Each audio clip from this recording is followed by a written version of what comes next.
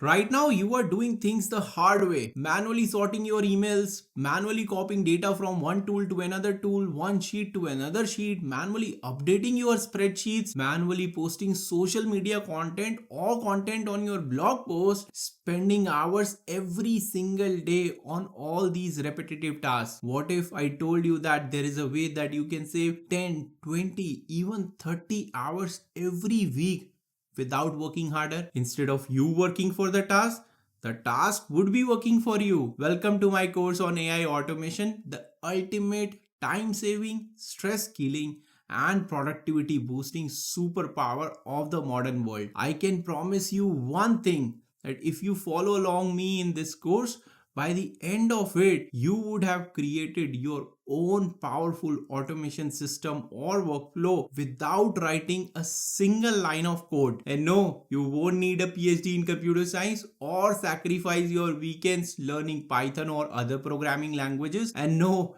your job won't be replaced by AI unless you miss this opportunity. Let's get real for a second. How does a normal work day look like for most people? Well, first thing in the morning, you see your inbox and hundreds of emails are there. Half of them are junk, many of them are got it thanks kind of replies or emails, but you still have to go through them manually, sort them out, and look for the most important information that is applicable for you. If you are working in the data entry field, well, you're copying manually all the data from one sheet to another sheet, worrying about all the formulas that are correct or not correct. Have you made any kind of manual mistake? Will it goof up any kind of dashboards for the analyst or BI people? Or you may be a content creator like me, posting content on various social media platforms, repurposing the same thing, maybe like a blog post or a video announcement, to various social media channels, all doing it manually. Hey, it's 2025. Why are we still doing all these things manually? Every single task steals your precious time. And the worst part is, as the business grows, the worse it gets. At this rate, you are not working for yourself, rather you are working for your to-do list. Ever feels like that the task manager is owning you rather than the other way around? But it doesn't have to be like this always. Automation nowadays has become more of a necessity rather than a convenience. Now imagine this. Instead of spending hours every week on sorting your emails, what if an AI assistant sorts all the emails, find out what exactly is important for you in all those emails, mark them, label them, and send a summarized version to your text message or a WhatsApp message or a Telegram message to you, that this is the summary of all your emails. These are the actions that you have to take. These are the events that are already planned for you. If you are into data entry, what if the AI assistant is already following all the rules that are there, updating all those spreadsheets, updating all those numbers and the dashboards, and even summarizes everything and sends a message to the BI or the data analysts? And if you are a content creator, instead of you logging in, the AI assistant is formatting all the posts, repurposing them for different social media platforms, posting them, even generating blogs and content and saving them as draft for you so that you can review and post it. All this is happening without you lifting a finger. Everything is automated from zero to the end. Won't that be a great reality to live in? With automation, you get back hours every week into your life so that you can focus more on strategy, more on creativity. Automation is not just about saving time, it is freeing yourself from those boring, mundane, repetitive manual work and try to focus upon how you can grow your business, how you can grow as a professional, how you can grow your skill, how you can focus on strategy, creativity, so that you focus on what you deserve. Maybe you just focus or get that time back into your life to your loved ones so that you can spend more time with them. And that's exactly what we will unlock in this course, and you will learn how to build all these automation workflows without writing a single line of code. Now I know what you must be thinking. All this automation talk sounds very interesting, but how do I start on this journey? You must be thinking, another tech tutorial, another course, another automation tool. Well, if you are thinking that ways, Trust me, this is not going to be the regular tech tutorial or a software walkthrough where you would see me click on various screen parts and learn from it. This course is designed to take you on a real journey from beginner to an automation expert, all by doing hands-on labs, creating AI workflows, and following industry best practices. By the end of this course, you would not have just learned what automation is, how it can help, rather you would have created workflows that would save time for you in real world. Now let's look at the entire course outline, which is divided into 9 different sections. In the first section of this course, we'll start with absolute basics. Even if you have never automated anything before, the introduction lays the foundation of what is automation, why it matters, what is actually n8n. We'll give you an overview of it, and then we'll talk about how it compares with other industry automation tools such as Zapier and make.com, and how the open source nature of n8n makes it apart from them. In the second section, we'll get started with n8n. We'll talk about the installation process,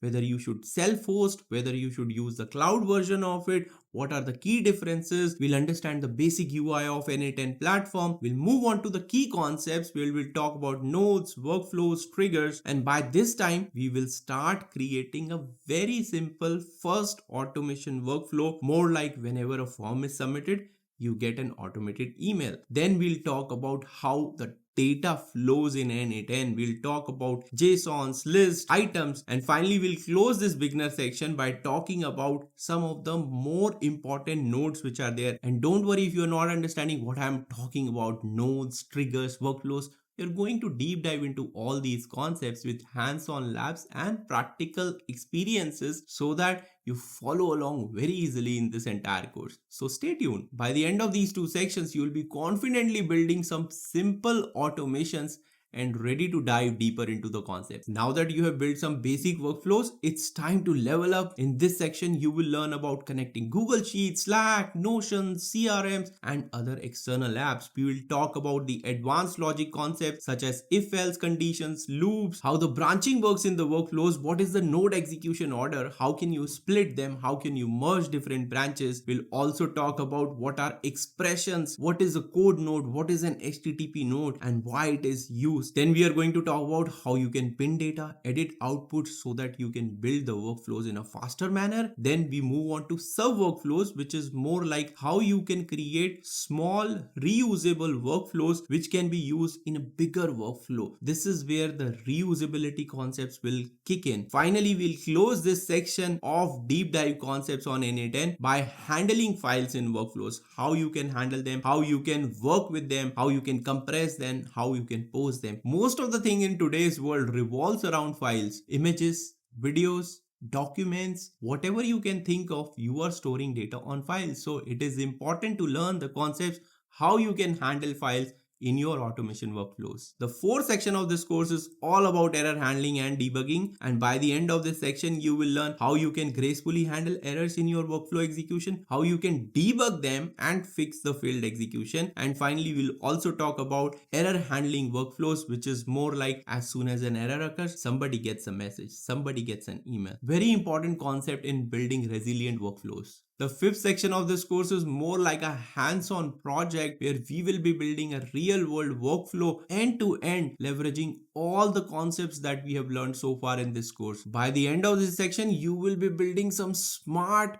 error-proof automations that run on autopilot. Now that you are an automation workflow expert, it's time to harness the power of AI and build some smarter workflows for you. In section number 6 of this course, you will learn about how to use OpenAI, ChatGPT APIs in your workflows to make them smarter. We will talk about an automation content generation system, an end-to-end workflow which can power your blogs with AI. You can generate social media captions through AI, and how you can schedule your content for bulk posting. Then in the next lesson, we'll talk about how you can build AI-driven decision-making workflows such as automating approvals, fraud detection, or process optimization. In the next lesson, we'll take a hands-on project on automating customer responses and summarization. Then in the 7th section of this course, we are going to bring everything together what we have learned and build a real world example or real world workflow for a content creator where you can create a faceless YouTube channel running on autopilot and powered by AI. Won't that be a great output for you in this course, that you will be able to build your own faceless YouTube channel which is running on its own, powered by AI, powered by automation, without you writing a single line of code? Well, we are not going to stop over there, and in the 8th section of this course I'm going to talk about the n8n enterprise grade features, which talks about how you can collaborate with your team members if you want to scale your organization or AI automation agency, how you can share your workflows, how you can manage different credentials, as we would have seen that we have to create so many credentials to so many different services, what is about security, user management, advanced monitoring. So we'll close this section, and finally in the last section, which is conclusion and next steps, I'm going to talk about what are some of the industry best practices, what could be some of the biggest takeaways from this course for you, what could be the next steps that you can implement, and how we can stay connected in my private community so that we can learn from each other in this AI automation journey. In this lesson today, we are going to talk about what is automation and why it actually matters. Well, in the introduction of this course, I told you that we tend to do a lot of things manually sorting emails, manually copying data from one sheet to another sheet, manually posting content on social media. And all this manual work takes a lot of effort from us, takes a lot of time from our lives. But what exactly is the problem with the manual work? The first problem that I see is it's very subjective and prone to human error. We tend to make decisions based on intuition, and at times that produces inconsistent results. The second problem is manual work is slow and time consuming. The repetitive tasks that we keep on doing can be automated so that we can focus on something else, and that task can be done in a faster manner. Third problem is higher resource costs and scalability issues. More work means you need more employees, longer work hours, and bigger budgets. And the fourth problem that comes to it is low employee satisfaction. Nobody likes to do all that repetitive, mundane task each and every day continuously, right? But when you automate things, you eliminate those human errors, you scale effortlessly, and you save more time. But how does automation solve the problem? Well, automation relies on data-driven decisions. The AI solutions or the automated workflow based on logics that you implement in it are totally focused on data which is coming in and the logics that you have put in. No more human intuition is there in the play. Secondly, it boosts productivity as well, because now employees can focus on better tasks which are more creative in nature, which are more productive in nature, rather than those repetitive mundane tasks. Of course, not just productivity, it helps with the employee satisfaction as well. And finally, because it's more like a computer program doing the work instead of a manual human person doing it, you can scale it in an effortless manner. You can buy more compute power, more data power, so less time is wasted, so that means higher efficiency and lower cost. Automation is one secret weapon behind smarter workflows, scalable businesses, and stress-free operations. Let me explain it with a real world example. Well, if anybody is running business, or if you are running a business, you would be selling things to the customer. The moment you are selling things to the customer is someone who will be onboarded onto your business. You would want to maintain a relationship with the customer, so you would need the details of the customer to be put into some sort of CRM, more like a customer relation management system, or it could be just a file, it could be an Excel, but somebody would be asking the details from the customer and putting the data into your CRM software or some sort of a sheet. And as soon as that data is entered, as a good business, you would like to send a welcome message to the customer so that they get a feeling of belonging next to a business. If you are doing all these things manually, then you would have someone calling into that person, asking for the details. The person or the employee that you have or yourself, you would be putting that data into your CRM, then sending an email, which is more like a welcome message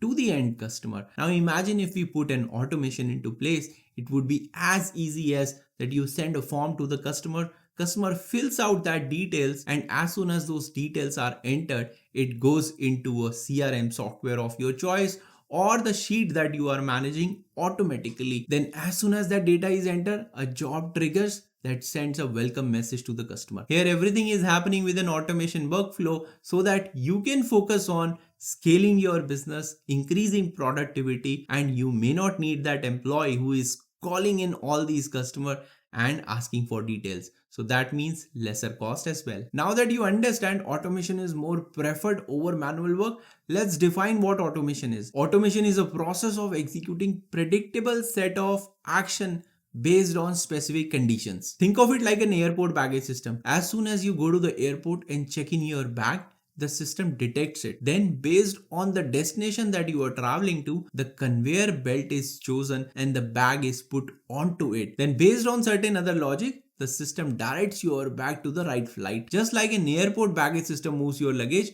the automation helps you move data between different applications based on predefined set of rules. Now that you understand automation, let's talk about what is an automation workflow. Workflow is a term that you're going to hear a lot from me in the entire course because everything in n8n is a workflow. A workflow is nothing but a structured automation that has following key components. Number one being is a trigger.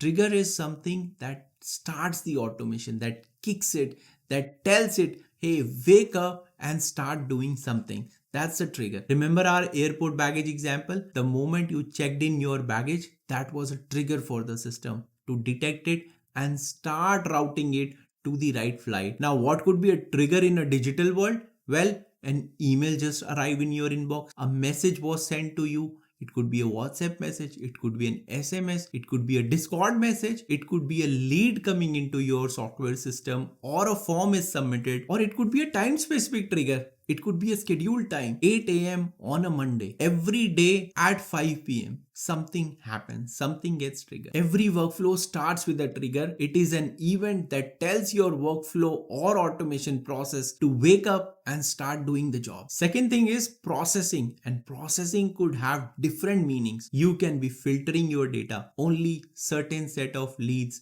which has email IDs are relevant to me. Rest you are filtering out. Then it could be segmenting data. If a particular condition is true, that data goes to this set of condition. If the particular condition is false, the data goes to that kind of condition. For example, spam emails goes to your spam inbox, whereas your right email comes to, or primary email comes to your primary inbox. You may want to modify or transform data, convert everything into uppercase, convert everything into lowercase, strip off the last name or the first name, howsoever you might be converting or modifying the data or transforming the data for your end use case. Think of this step as a train station.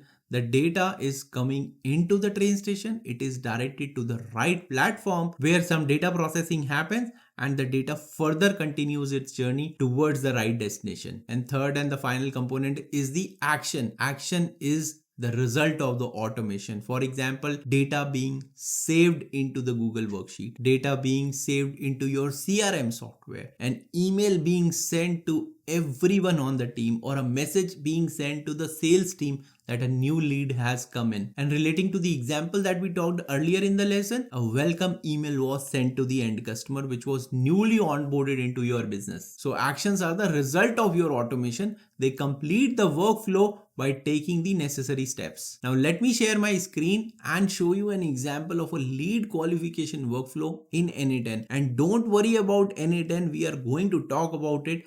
Just let's have a look at how an automation workflow looks like in n8n when executed. So let's say a visitor submits a form on your website. Depending on the details they enter, if the company has information missing in it, the lead is totally ignored. If it is a low value lead, add them to an email sequence from where we will warm up that lead. If it's a high value lead, save them to a Google Sheet. If they match your ideal customer profile, then you should notify the sales team in the Slack instantly so that somebody can reach out to them and try to convert that customer. Now you can see that as soon as I clicked on it, the workflow got triggered. It started processing the data, started executing those predefined set of rules that we just talked about, and then took a final action based on the data that was fed to it. More like the company information was ignored, or the lead was high value lead, low value lead, or if it was my ideal customer, then a notification would have been sent on a Slack channel. Without automation, all this would have been a manual task which would have been time consuming, because now with just click of a workflow, the entire workflow kicks in, automatically sorts the data, filters the data, and takes the right action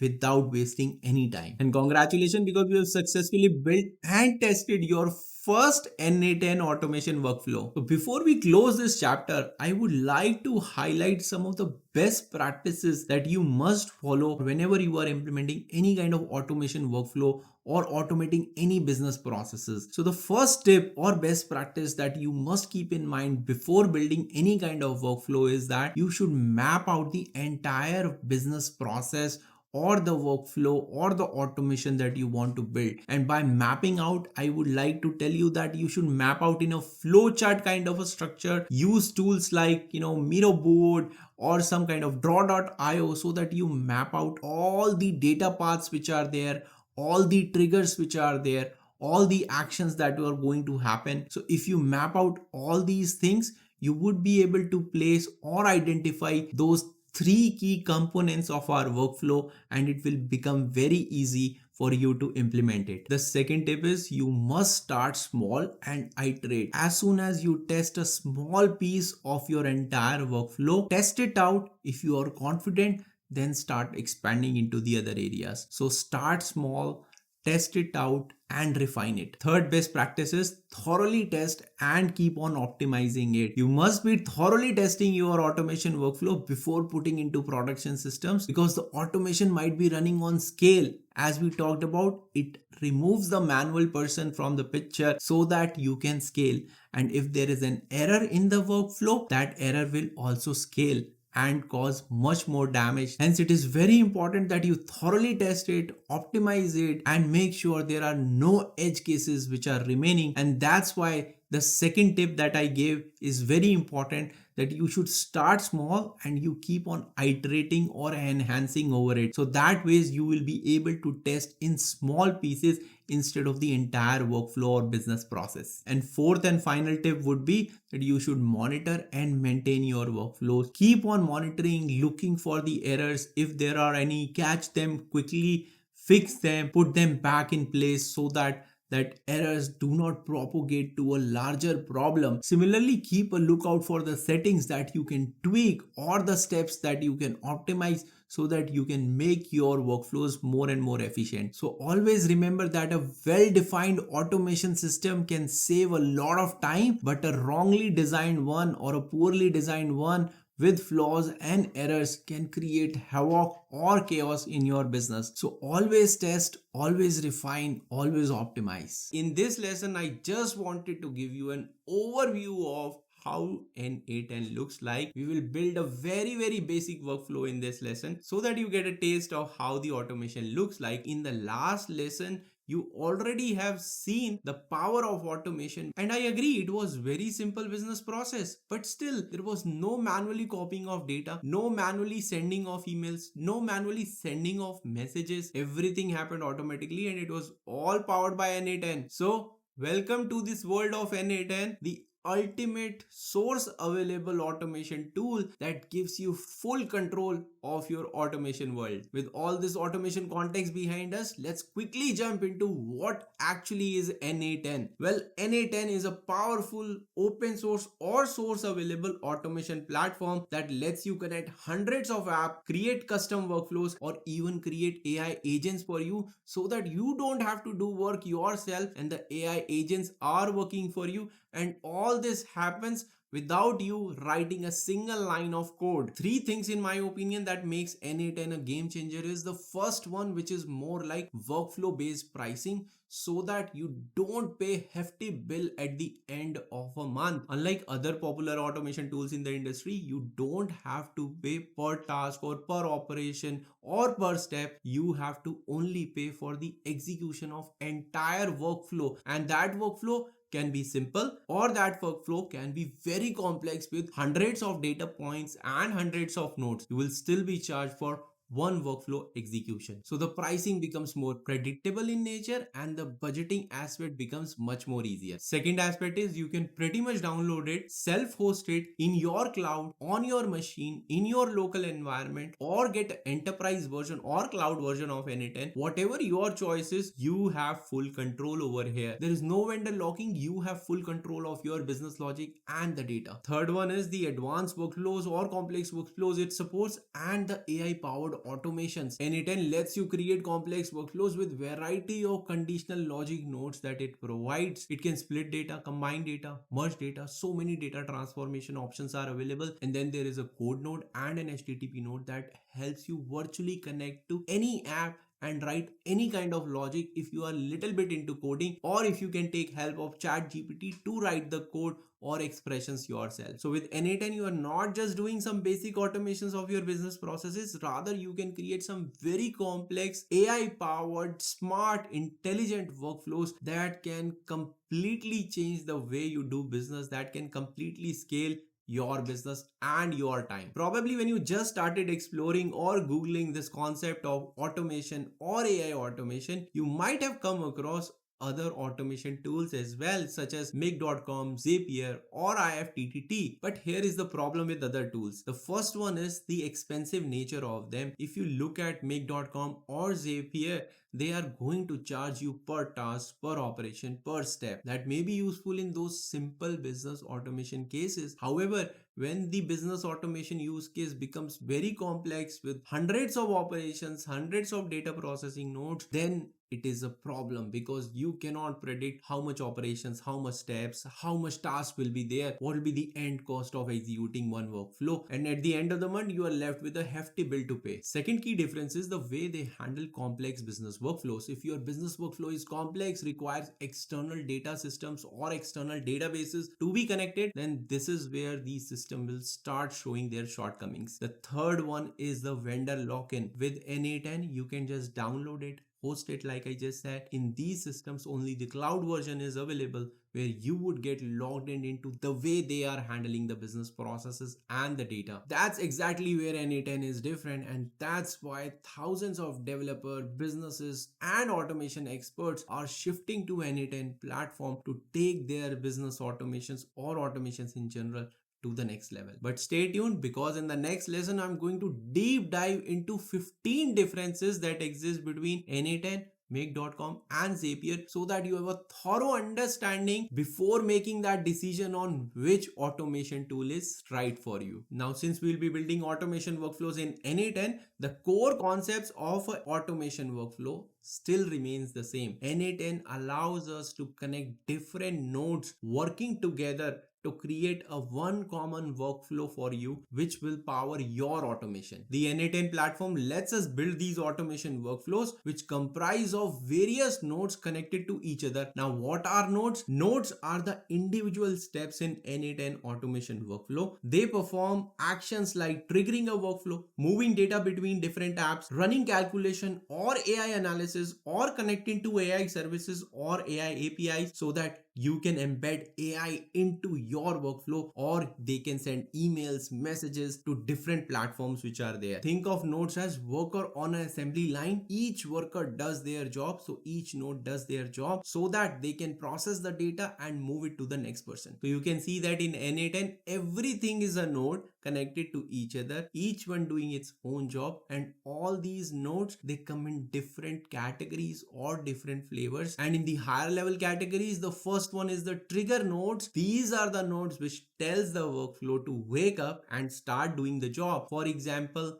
an email coming to a Gmail inbox, a row added to a Google Sheet, a entry to your CRM system, or it could be at a scheduled time or at regular intervals like every Monday 7 a.m. All these are kind of trigger nodes that tells your workflow to wake up and start doing the job. Then comes wide variety of data transforming nodes that lets you filter your data, segment your data, route your data, or transform your data. In this course, we are going to deep dive into each of these nodes and understand fully where they belong, how they are used, why they should be used, and which scenarios they should be used. So don't go anywhere and stay tuned to the course. And finally, there are action notes that completes your workflow, such as sending a Slack message or a Teams message or a WhatsApp message or Telegram or Discord. There are so many types of services or apps that you can connect and send messages to. Or the final action could be sending an email or creating a document or saving an entry to a database. Now let me share my screen and deep dive into our first automation workflow. Although you have seen one in the last lesson, but in this one I'm going to explain all these concepts that we just learned about. So let's go to the screen. Alright, you are looking at the n8n cloud version where I have logged in using my credential, my subscription.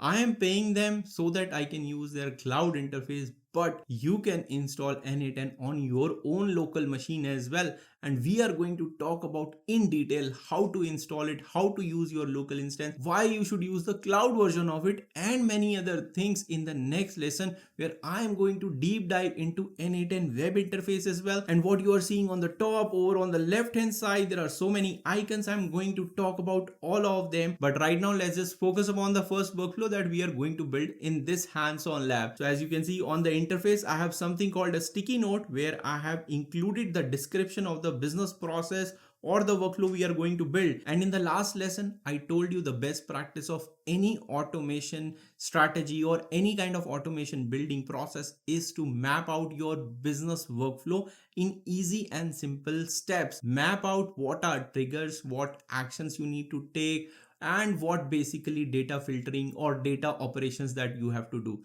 So over here, I have done that only. I have divided my workflow into 4 key steps. First one is listening for incoming emails, which will act as a trigger for waking up the workflow and taking some action. The second one is checking if the email has an attachment or not. Only if the email has attachment, then only the rest of the workflow continues, otherwise not. So for that, we are going to filtering the data that is coming in, and then third step would be we are going to process the data. That means we are going to save the file into a specific folder on my Google Drive. And finally, I would be sending a message to my team or myself on Discord. So you can see that I have written it in plain English in generic terms so that you can map this business process to other apps or services as well. At the top in the title, we are saying that we'll be using 3 services or apps, which is more like we are listening into Gmail emails which are coming into my inbox.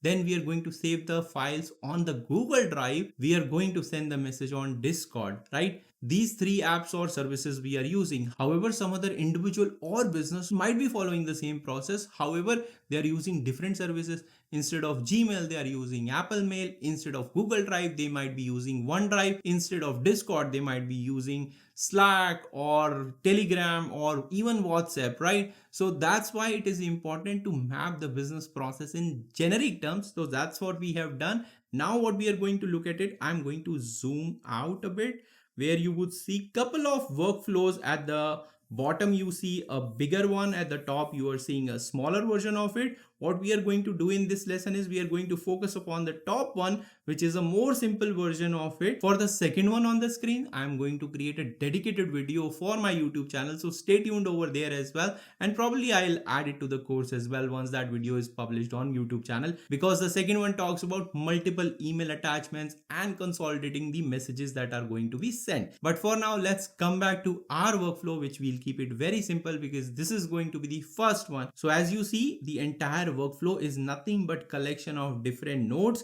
and there is a Gmail node, there is a filter node, there is a Google Drive node, and there is a Discord node. And again folks, don't worry, because we are going to talk about all these nodes, what these nodes are, in subsequent lessons, which are going to be upcoming ones in the course. However, over here these 4 nodes are there. What I'll do is I'll show you the environment as well. This is the Google Drive where we are going to upload the files. This is my email box which is tied to this workflow. As you can see, there is one email that has an attachment, which is GenAI Unplugged, and then there is another email that has 3 attachments. And as I said, I'm going to take care of this use case later sometime in next video or some other video. And final action was sending the message to the Discord channel. So you can see I have my Discord server up and running, which is by GenAI Unplugged. there is an automated messages channel which is hooked to this particular workflow, where the message should arrive as soon as the workflow is successfully run. So now let's go back and give a test run to our workflow.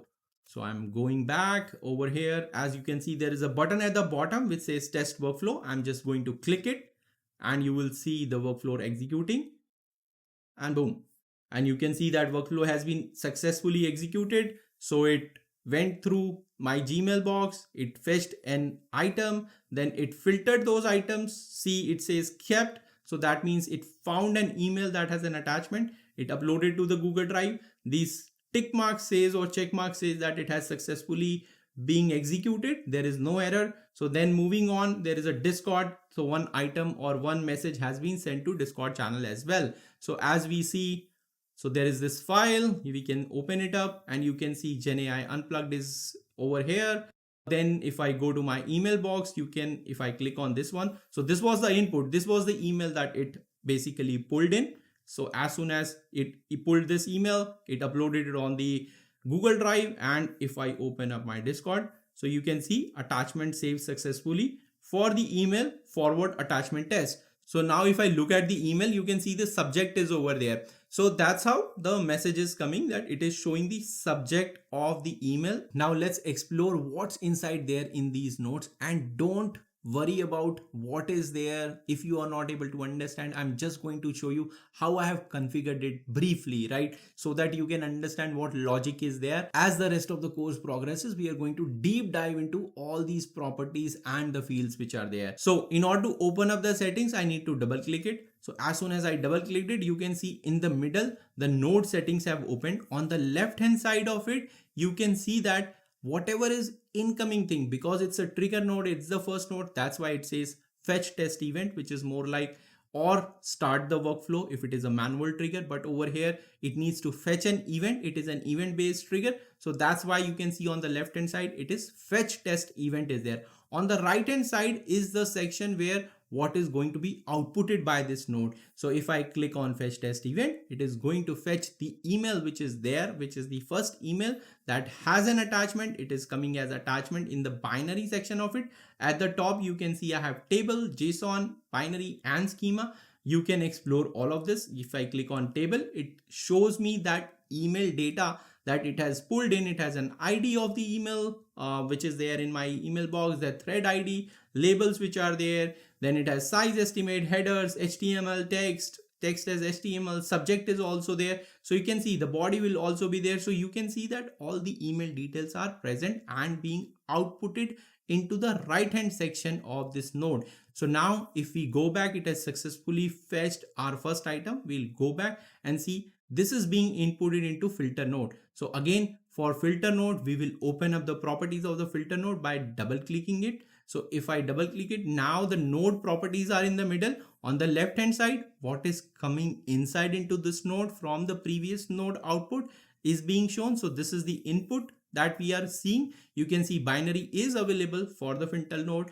Then JSON is also available for the filter node. Table is also available. So howsoever you want to see the data, it is available and you can access it. Different properties, different expressions are there. So you can extract all this data into your properties of the filter node, work on it. So over here, I have Gmail trigger.item.binary. Again, we are going to cover in detail how we need to form these expressions and all. But for now, just imagine that we are just checking a binary file exists or not. If yes, there should be an output over here. So if I click on the test tab, you can see that the email that was provided as an input to this node has attachment. So that's why it says in the kept item branch of it that yes, condition has been successfully met. So now what we are going to do is again go back to canvas. Now that the condition has been met, we have successfully fetched an email item that has a valid attachment. We are going to look at the Google Drive. As you can see, again, this attachment is coming as an input because the condition was met for the filter node. You can access all the previous nodes over here. So it says one node back, two nodes back. You can access the properties, but over here we just need to work on the previous node. So I'll select the filter node, which is by default selected. You can see attachment is there. And what I have done is I have configured my Google Drive credentials to it. So you can create new credentials over here, or you can use an existing one. So I already have an existing one. So that's what I have already selected. So that's my Google account too. And we are going to talk about in detail how you need to set up all these credentials in more videos and more lessons which are going to come in the subsequent part of this course. So as of now, credentials are set. There is a file operation that we are going to work upon. We are not going to work upon folder. That's what it is set over here. Then operation is upload, and you can see I have attachment_0, which is the name of the file that is being inputted into this Google Drive node. That's what I have mentioned, that you have to upload this file, and the name of the file that you will be uploading is, which is more like the message ID that is there. I can easily change the expression to say file name uploaded, or let me say uploaded underscore file name. So now you can see the preview of the output. The message ID uploaded file name is coming over here. So at the bottom, I have parent drive. Parent drive is my Google Drive, which is selected over here. If I want to select, from list, from URL, from ID, that those configurations are there. Then at the bottom, last option is from list. I want to select hands-on labs. And as I showed you that my drive, and in that I have another folder, n8n course material, in which I have this hands-on labs folder or directory that is selected over here. So as I click on this test step, it is going to upload the file. As you can see, the output is there. The file has been uploaded. All the properties are outputted so that we can further access this file uploaded on the Google Drive later in the workflow. And you can see that now I have a new file over here which has a message ID underscore uploaded underscore file name. And you remember that we just changed or updated this setting in our Google Node Drive. So now this is also successfully executed. We go back. The final step is sending the message over Discord. Again, I'll click on it. You can see all the data from the Google Drive node is coming in as an input. We can use that. I can use this name over here. However, I can also go back and choose any of these nodes and the output from it. So over here, what you can see is that, let me expand a bit. So you can see that I have attachment saved successfully for the email, and then an expression is there. Again, we are going to talk about the expression. I'm just pulling in the subject. So that's why you see attachment saved successfully for the email forward : attachment test. Again, pardon my typos in the attachment spelling over here. If I just let me close it, I go back, I click on test tab, and you can see that node has been successfully executed. You might have heard a little beep as well. That's a message notification on my Discord. Attachment successfully saved for the email forward attachment test. Now let's go back onto our canvas, and you can see all the 4 steps have been successfully executed.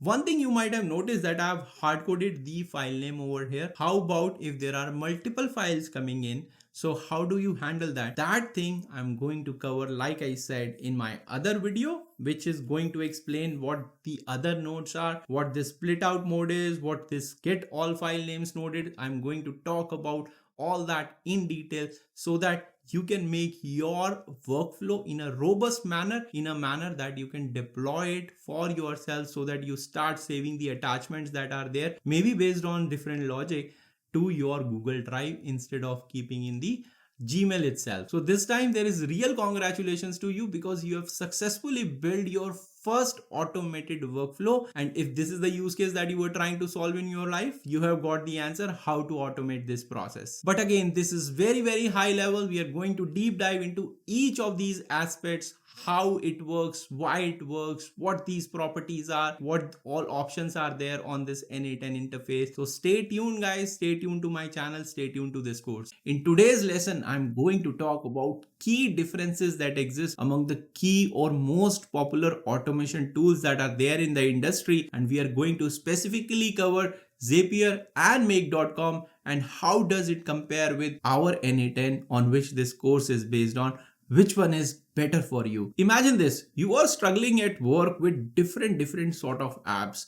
These spreadsheets are there, emails are there, project tools are there, files are there, and everything is taking your time. So you think that let's automate certain parts of my job, and you go on Google, type in AI automation tool or general automation tool, and you find the most popular ones, which are mainly make.com or zapier.com, and then there is IFTTT as well. However, in today's lesson, I'm going to particularly focus upon Zapier and make.com because they are very much closely related to how n8n works. Since you have at least 3 choices, you must be confused which one you should choose among them. Which one will save time for you? Which one will save money for you? Which will be faster? Which will give you more flexibility? Which will give you more control? Well, in today's lesson, I'm going to give you 15 real differences among them that will give you enough confidence to pick which one is best for your business use case. In the very first point, let's talk about money.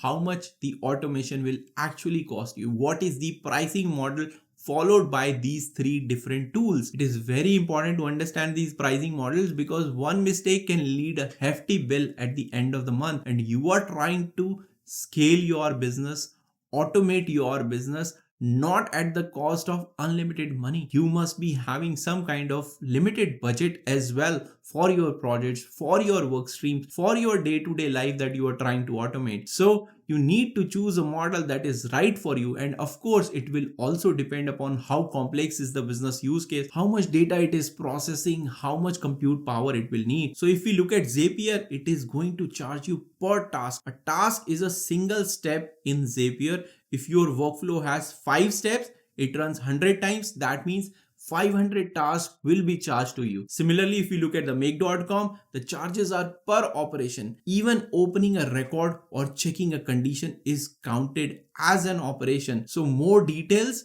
more charges are there that will be incurred in a make.com automation workflow that you would implement. Then comes n8n, which charges you per workflow execution. Now, if you have a very complex workflow or if you have a very simple workflow, the charges would be based upon one single execution of the workflow. If the complex one has 100 different nodes doing 100 different activities and the simple one has 5 different nodes, the charges would be similar in nature because both of them will count as single execution, and n8n charges you based on execution of a workflow. So in this point, clearly n8n is a winner because you can define complex workflows, execute them and pay them only for one execution, which will be very costly when we talk about make.com or Zapier, which are going to charge you based on tasks or the steps. The second advantage of this kind of model is it is predictable in nature, so it can help you with the budget planning as well. It won't be like you won't know how many tasks would get executed, steps would get executed, and what will be the bill at the end. You can easily predict the number of execution your big or complex workflows would be having by the end of the month and budget accordingly. Second point is who controls the data, where it resides, who controls the logic of your automation workflow that you will be implementing. You may be in the field where sensitive data is being transferred from one tool to another. You may be handling that kind of sensitive data, for example, medical records or client information, which is PII in nature, personally identifiable information. There may be internal tools or internal business logic that you don't want to expose it to the outer world. Then in that case, the only option that you have is n8n because it allows you to have an on-premise version, or you can self-host it because it is a tool that has source code available. You can deploy it in your own local environment and create all the automations around it. Of course, there's a cloud version as well for n8n, which you can always opt if you don't want to maintain your infrastructure. If the need is that you have to have your own control, then you can have n8n on your own instance or in your own network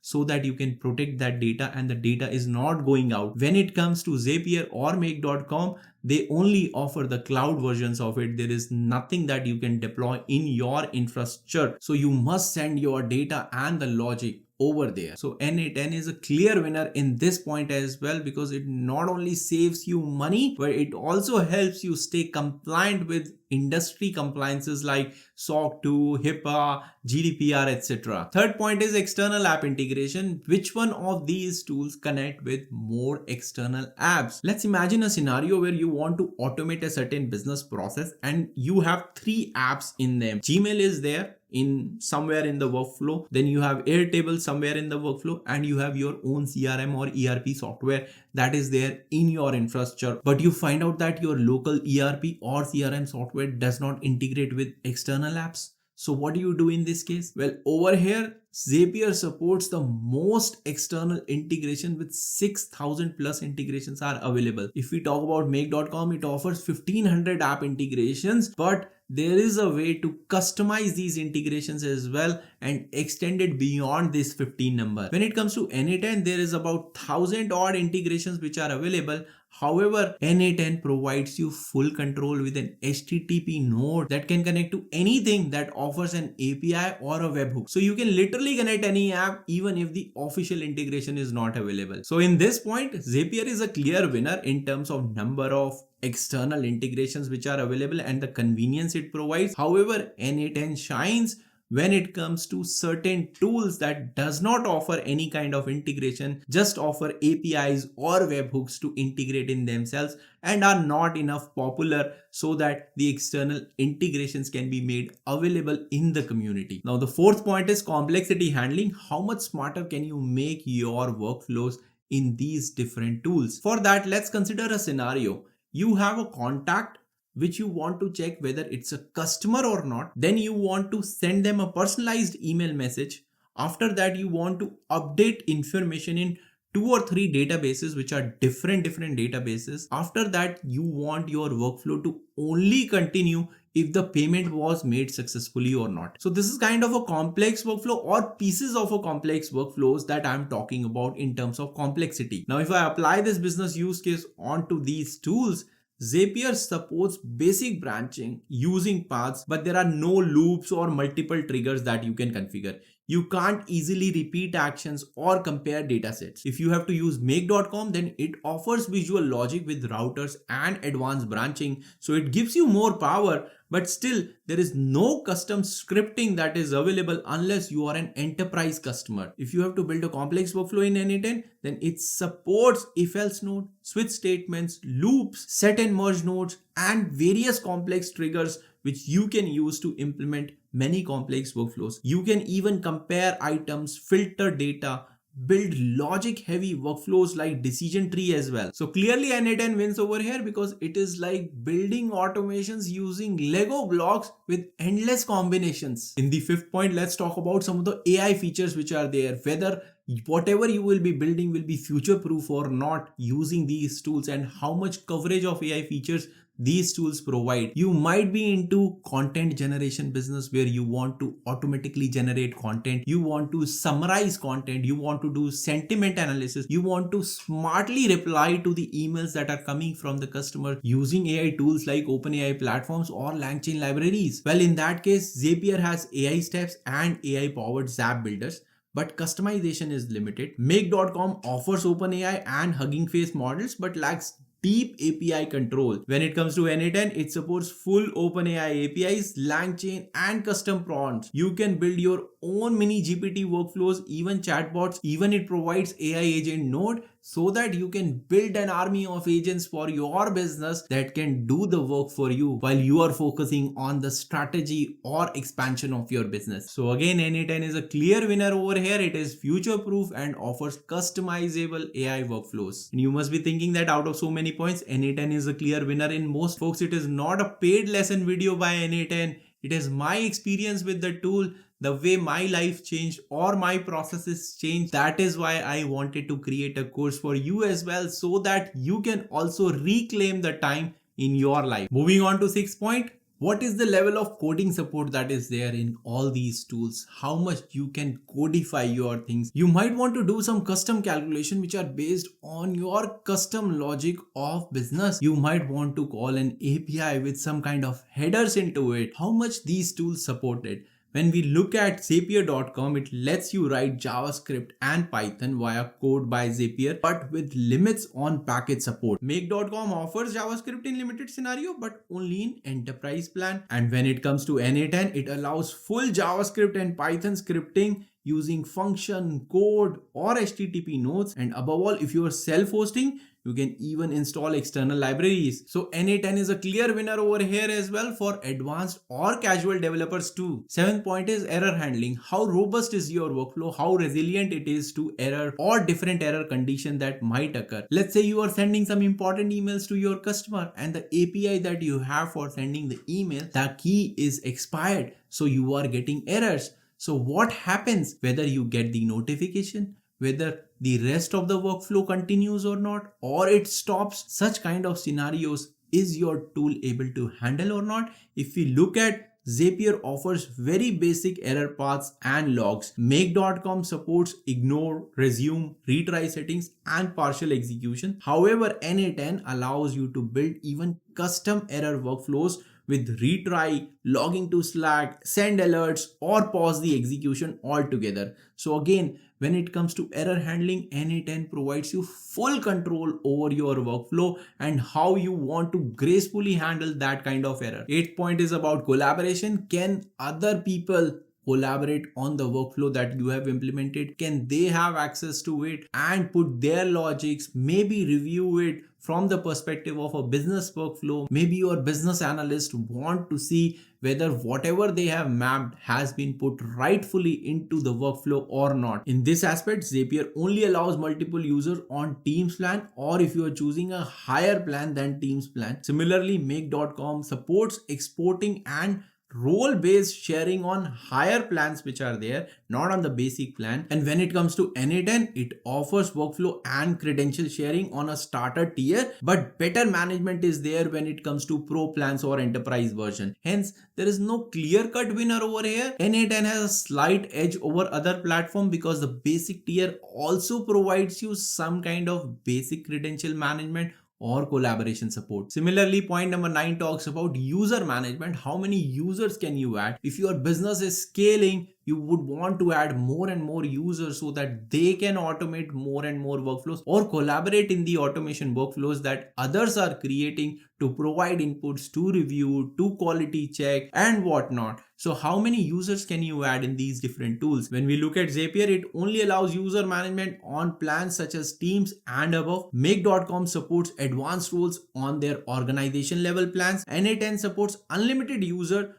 with role management on pro tier and plans which are above it. Again, not a clear winner, but if I look at or do the math in terms of costing, n8n will come as a winner because it can help you with the scaling teams at an affordable price, because you can choose a pro plan and add unlimited number of users over there. Point number 10 is about data storage. Can you save the data and use it later in these tools? For example, you might be in the middle of the workflow and you may have got some kind of form submission data that is there, or you have fetched the emails or fetched the data from Google Drive. Can you save that data for later use in the workflow so that you don't have to repeat the step again? Again, point number 1 was Make.com as well as Zapier, they charge you per step. So you would not want to execute the step just to fetch the data and test the next step which is there. So can you do that in different platforms? If we look at Zapier, it offers tables which are very easy to use,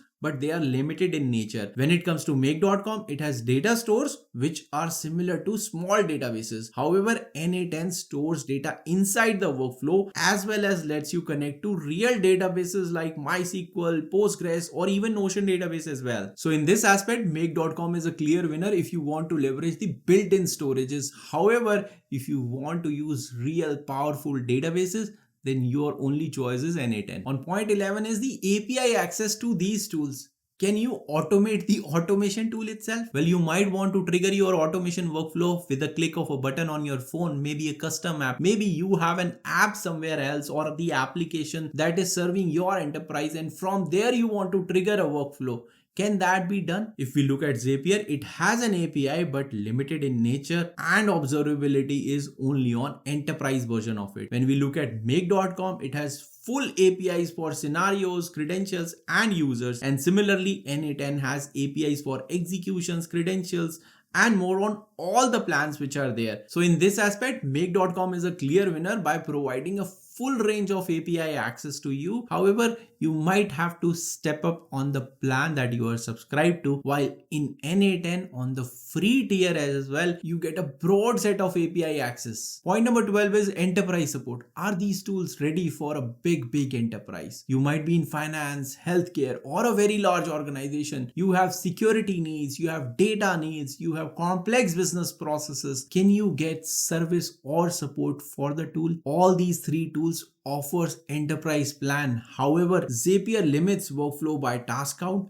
Make.com offers flexible pricing and roles, but n8n provides self-hosting, unlimited workflows, SSO, audit logs, and much more features. So n8n is a clear winner and it is built to scale for enterprise level automations. Point number 13 is the scalability. Will it work as you grow your business, as you scale your business? What might be working for one or two teams with 10 or 15 workflows might not work for 500 workflows across 15 or 20 different teams. Well, in this aspect, Zapier becomes very expensive and hard to manage at scale. Make.com handles complex workflows very well, but it is limited in customization. However, n8n supports scaling with Dockers, queues, self-hosting, and external integration. So in this aspect as well, n8n is a clear winner because it grows with your business and lets you tweak every part of it. Of course, you need to put the infrastructure in place to manage the n8n instances or Docker containers. On point number 14, we have community and support.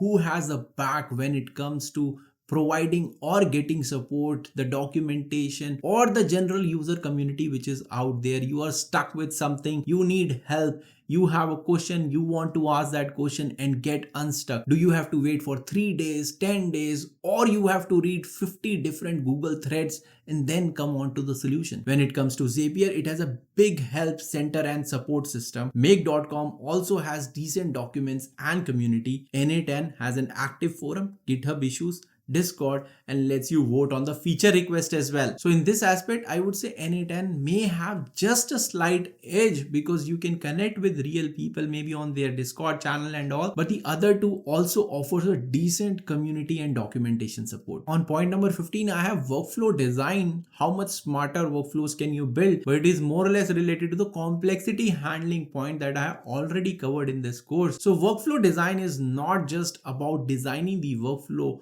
You want to visually represent how you are thinking about a process, how the workflow will react to a certain condition, how it will split the data among different nodes or different branches so that different paths can be followed, how your automation or workflow can adapt to different scenarios. So when it comes to Zapier, it supports basic if this then that kind of a logic. Make.com offers routers, filters, as well as branching. However, n8n gives you full canvas of loops, merge, data comparisons, custom functions. You can write your own expression. The full JavaScript library is there for you so that you can build your own logic to do comparisons and split the data or transform the data. Hence, I would say n8n again has a very big advantage over here when it comes to workflow design as well. So that ends the comparison of these 15 parameters or dimensions, and you can see that n8n has been a clear winner in most of these aspects. However, I would still like to give a summary of where you can use the other tools as well. So if you look at the simplification, you can use Zapier if you need something quick and simple and you are okay with some sort of higher cost as you grow. You can use Make.com if you want visual, powerful tool without getting technical and you are fine with staying on their cloud. And you should use n8n if you want full control, better pricing, deep customization, and long-term growth, especially if you are ready to level up your skills. So that's it for this lesson. Now that you understand the limits and the strength of each of these tools, and you also know that n8n is a clear winner, and that's why we are on this course, because I want you to learn n8n from end to end. Hence, without wasting any time, in the next lesson, we are going to jump deep dive into n8n. We will install n8n as well as we'll look at the cloud version of n8n, and we'll start walking through the web interface of it. How does it look? What components it has? And finally, we'll create a real workflow that solves a business use case. In the first section of this course, we talked about what is automation, why does it matter, and what n8n is. How does it compare with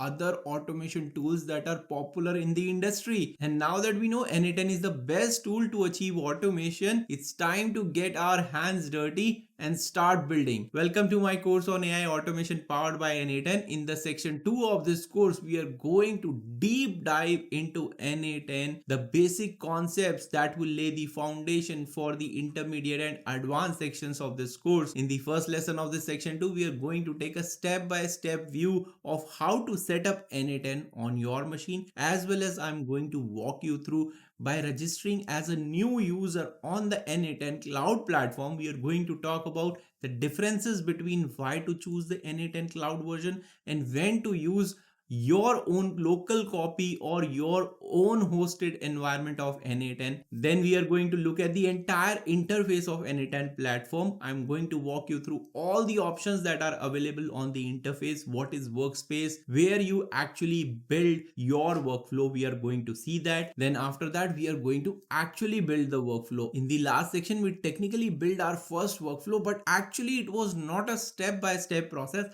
I already had created a workflow and we walked through the details of the workflow by going through what were nodes, how they were configured, what the settings were. But in this section, I'm going to take a step-by-step approach, dragging one node at a time and showing you how to build an entire workflow from scratch so that you can follow along and build your own. Further in the video of this lesson, we are going to deep dive into the core concepts which exist, like nodes.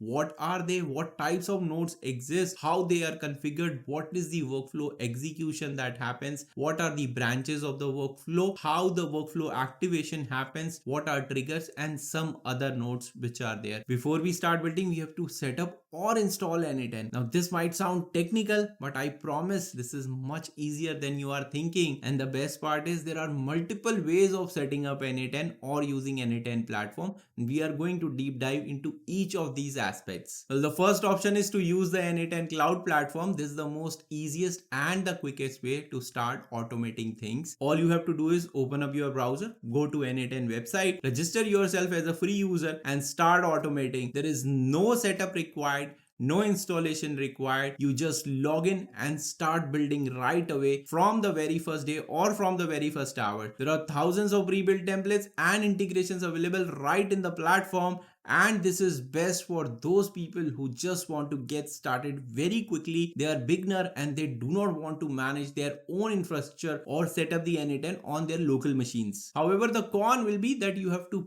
pay for the subscription because the free tier has limited access, limited usage. If you have higher automation usage, then you will end up paying for one or the other plan which is available, and we are going to talk about these plans, what these are, how they are set up, how much they cost. And the second disadvantage is that you lose control and flexibility of your data and the logic, because now you are relying on n8n cloud platform. That is where your data resides, that is where your logic resides, so you lose control on it. So if you want to just quickly get started without any kind of setup or installation, n8n cloud is the way to go. If you are beginner, I would highly recommend that you try it out. Link is in the description of the video or this course. But like I said, if you are technical in nature, you know how to manage servers, you want more control, more flexibility over your data as well as logic, then you can have the setup on your own machine or on your own server, which we are going to talk about. Now let's quickly go on to the screen share and I'll show you a step-by-step process how you can register on n8n cloud platform. So first of all, I have opened up an incognito window so that I can register as a new blank user because I have already set up my account. I wanted to show you the entire journey or step-by-step process. So I'm going to register as a fresh new user so that you can also follow along. So I'm going to type in n8n.io. So this is the official website of n8n. I'm going to click on it. You can read everything about n8n on this website. However, we want to just quickly get started. So I'm going to click on get started for free over here. It is going to open up a form. So you can see this a very small and simple form that we have to fill in. I'll just write my name, Sharma. Then I have to write or specify a company email ID. So it needs to be a company email ID. So I'm going to just use one of my emails with dheeraj.com. Next, I'm going to specify the password, something that you can remember and something that is secure. So next is the account name. So in the account name, we have to mention something unique. So I'm going to use the domain name itself. So I have discover with Dheeraj and probably I'll add course into it. Or yeah, that's pretty much it. So you can see discover with Dheeraj course .app.n8n.cloud. So this will be the URL of your workspace that you are going to use when you are registered as a n8n cloud user. So everything that you do would be under this URL and you would see at the top as soon as we register it. Next, you can subscribe to the newsletter, and you can see at the bottom we have start free 14-day trial. It is not asking for any kind of payment option or credit card or any kind of payment, so you can try it risk free if it is working for you or not, if you see the potential in it, whether the AI automation world is meant for you. 14 days is enough if you follow along this course. So now I'm going to click on start 14-day trial. All right, it is going to set it up. So you can see there are some questions. What team are you on? I'll just say ID and support. It says the second question, what is the size of the company? Less than 20 people. Have you ever coded? I have coded a lot, but I'll just mention, just a little. How did you hear about n8n? Probably Google. I'll just click on submit. So the survey is complete. Here it is asking us for other team members of my team or my company that I would like to add over here as users, so that they can also log into this instance and we can collaborate with each other. For now, we'll just skip it. I'll just skip it because we can basically invite these users later on as well. And now it's saying that our workspace is ready, and as soon as I click on it, we can start automating. And you can see that within just few minutes, few clicks, very short form that you used as registering as a user on this n8n cloud platform, you are up and running. The n8n interface is right over here. You can click on this create workflow button and start creating your first workflow. The canvas is open. You can drag and drop nodes and start automating your business workflows or your personal live workflows. It is that easy to set up this n8n cloud platform workflow. And at the top, you can see that our account name that we mentioned, discover with Dheeraj, course.app.n8n.cloud, is over here. This is telling us that our workspace is hosted under this URL. So that's it. We are going to come back later in the lesson. Each and every element of this UI interface that you see of n8n, I'm going to explain it. So stay tuned till the end of this lesson. So we just looked at the n8n cloud platform, which was our first option of setting up n8n or how to use n8n. The second option that I wanted to tell you was how you can install it on your own local machine. And for own installation or own setup, you have multiple options again. So the first option that is there is using the Docker image, which is already available over there. And if you don't understand what Docker is, I'm going to talk about the step-by-step process. You don't need to get technical into what is Docker, what are containers. So we are not going to talk about that stuff. We'll just skip the entire techie stuff, just follow certain steps. And as I said, this option is more suitable for people who are more technical in nature. You need to have some sort of technical understanding, but if you follow along the steps over here, you can definitely install the n8n on your own local machine for further testing. If you want to have some sort of production ready automation workflows, then of course you need to understand how you can set up as a server and install n8n over there. You need to be a bit technical in nature in order to follow this path where you would have more control of data. You don't need to pay for subscription that is there because they are managing your instance. So now you are going to manage your instance. So that hassle of management of the server, maintenance of the server, maintenance of the configuration of n8n lies on you now. So that's why you don't end up paying, but you end up paying on your own time or the technical skills that you have. If you don't have that, you are beginner, better start with the n8n cloud platform. Get a hang of it. Once you are building automation workflows, you want to scale and you are not ready to pay the fee that they are charging, then come back and choose one of the installation options that I'm going to demonstrate to you. Before going into the practical screen share step-by-step process of installing n8n, let's look at some of the concepts or some of the basic differences that exist in these couple of options which are there. The first option is using the Docker image which is available. This is ideal for production use cases where you have to deploy your automation in production. That means those automation would be running your businesses. It is ideal for those complex and heavy duty automation workflows which processes large amount of data and require scaling, horizontal scaling or vertical scaling. Hence it is more suitable for the deployments which are there in cloud, maybe DigitalOcean, AWS, GCP, or Azure. And because it runs inside a lightweight secure container, it isolates itself from the other software that are running on the server or the machine,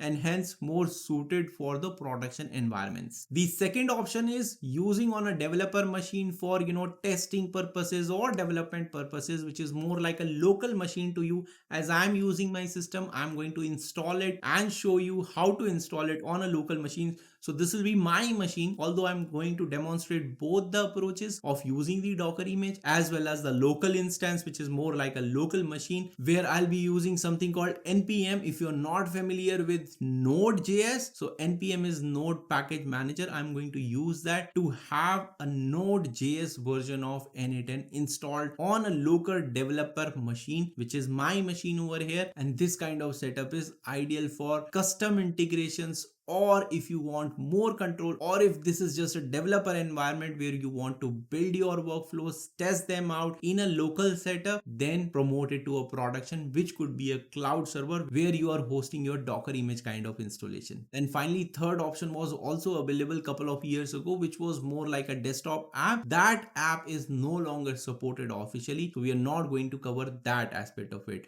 So now let's get onto the screen share and see how the first installation option looks like. And I'm going to reverse the order of it. First, I'm going to set up the Node.js version, which is more like using the npm to install the n8n instance on my local machine. Then we are going to talk about the Docker image. All right, you can see that I'm on the documentation page of n8n website, and I'm going to follow this so that you can have a reference to yourself as well to follow along these steps. In case you have missed, you want to go back and see what the documentation was. Over here you can see this is a self-hosting option for n8n, and here the options are available that you can install n8n on any platform using npm or Docker, and we can follow the guide which is available. So right now what we are going to do is we are going to click on the npm version of it, and we are going to just follow along whatever this guide suggests. So over here you can see that it is telling us the quickest way to get started is on your own local machine, and you must have Node.js installed. So what I'm going to do is click on Node.js. So I have uninstalled everything on my local machine. I'm going to click on this Node.js download button. It is going to download it. It is right now downloading on my local machine. So we are going to first install Node.js on my local machine. I had it uninstalled just to demonstrate the entire process over here, so that if you are starting from scratch, I am also starting from scratch. All right, so it has downloaded on my downloads folder. I'll click on it so that I can start installing. So you can see it is going to install the 22.14 version of it on my this user path. And then I'll click on continue. I accept the license, agree. Then we click on the install. It's asking for the password. All right, so it is installing now. All right, so the npm, you can see the npm Node Package Manager version is also installed, as well as Node.js installed. Since this is installed now, we can open up the terminal. I'm using the MacBook, so I'm going to talk about the terminal. You can open the command line option, and once you have the installation on your Windows machine, you would be able to access the npm as well as Node. So what I'm going to do now is I'm going to quickly open up my terminal. So here you can see the terminal is opened over here, and first option that we can do is we can say that node-v. So it should tell us that a Node.js version is installed, and you can see that whatever version we installed, that version of 22.14 is being shown over here. Same goes with npm. So I'll write npm -v, it is going to show me the version. So you can see that 11.2 version of npm is also installed. So now that we have basic prerequisites set up on our local machine, let's get to the next step of it. So now I'll go back and I'll go back to the documentation over here. So now you can see that the first option, it is letting us try n8n without installation. You can issue the command npx, which is more like Node Package Executor. So we had npm, which is Node Package Manager. We have npx, where you can use npx n8n to just try it out. It is not going to install it. It is just going to let you try out the n8n, but we are not going to do that. We are going to install the n8n on our machine for global users, like all the users on my machine. So I'm going to copy paste this command, npm install n8n/g. So let me go back to my terminal. I'll just put this and you'll see quickly it will start installing the n8n on our local machine. All right, the installation process has started. So now you can see that it has successfully installed on our local machine. We are going to go back onto the documentation and see what's the next step. Now you can see that after installation, it is asking us to just issue this command n8n start. So what I'm going to do is n8n start. Now it says that it is going to open up my browser. I can press O to open up my browser. And there you go, n8n is up and running on your local machine. You can see this localhost 5678 as setup. So the first time it is setup that we have to do, we have to set up our own user. So I'm going to like specify my email over here. So here I can specify a personal email as well. I'm going to specify my name and then password. And I can select this checkbox if I want to receive security and product updates. I'll just skip that. I'll click on next and there you go. Again, that kind of form that we saw in the cloud version setup, this is also over here. I can specify, how the company is. I'm the business owner. Who will your automation mainly be? So it will be like myself. How big is your company? It's like less than 20 people. How did you hear about us? Maybe again Google. So again I click on it. So what this form is telling us that I can get some of the paid features which are available for free, and that is for forever, by activating my instance that I have installed and receiving a license key. So these features are like workflow history, and we are going to talk about these features: advanced debugging, execution, search and tagging, as well as folders concept. All this we are going to get by receiving a license key over email that I have mentioned. So what I'll do is send me a free license key so that I can set up and receive free updates. And you can see that our local instance is up and running of n8n, ready to start automating our workflows. So the last step in this video would be to go over to my inbox. They must have already sent me the license key. As you can see, I have opened up my email and the license key is over here. I'm going to just copy it and I'm going to come back on my local instance of n8n, and as you can see, your license key is on the way. We can check the email, and I need to go over here, which is like my name over here. You can click on the settings, and then over here you can see you can unlock some of the paid features which are there forever. So on this screen I can click on this enter activation key button, and it will open up a pop-up where I can paste the activation key or license key that I have received in my email. If I click on the activate, and you can see that my n8n version, which is locally installed on my machine, is now successfully registered as a community edition, and a lot of paid features which are there are unlocked in this instance. So before ending this lesson, I wanted to come back on the documentation and show you how you can update the n8n version which is installed locally, or move to a specific version of it. So you can see at the bottom of this page which we followed, there is this command npm update/g n8n. So this is going to update to the latest stable version of n8n. Now you also see that there is another one which is like @next. So symbol n8n symbol is being used to specify a specific version that you want to download or install on your local machine. So you can see over here that if I want n8n version 0.126.1, I have to specify npm install -g n8n symbol 0.126.1. So this is going to install this specific version. And what n8n does is it maintains two versions. One is the stable release. So if you're not specifying anything like or anything, it is going to install the most up-to-date stable version of n8n. However, if you specify a particular version, it will install the particular version. But then there is this next thing. Next thing is that a version has been released, more like an alpha or beta version, that you can also install, but the guarantee of stability is not there because that is just alpha or a beta version. So use that version only if you really want to test out or develop on some of the latest features which are not there in your stable build. And later in this lesson, we are going to come back to this interface and talk about each and every element which is there on the entire interface.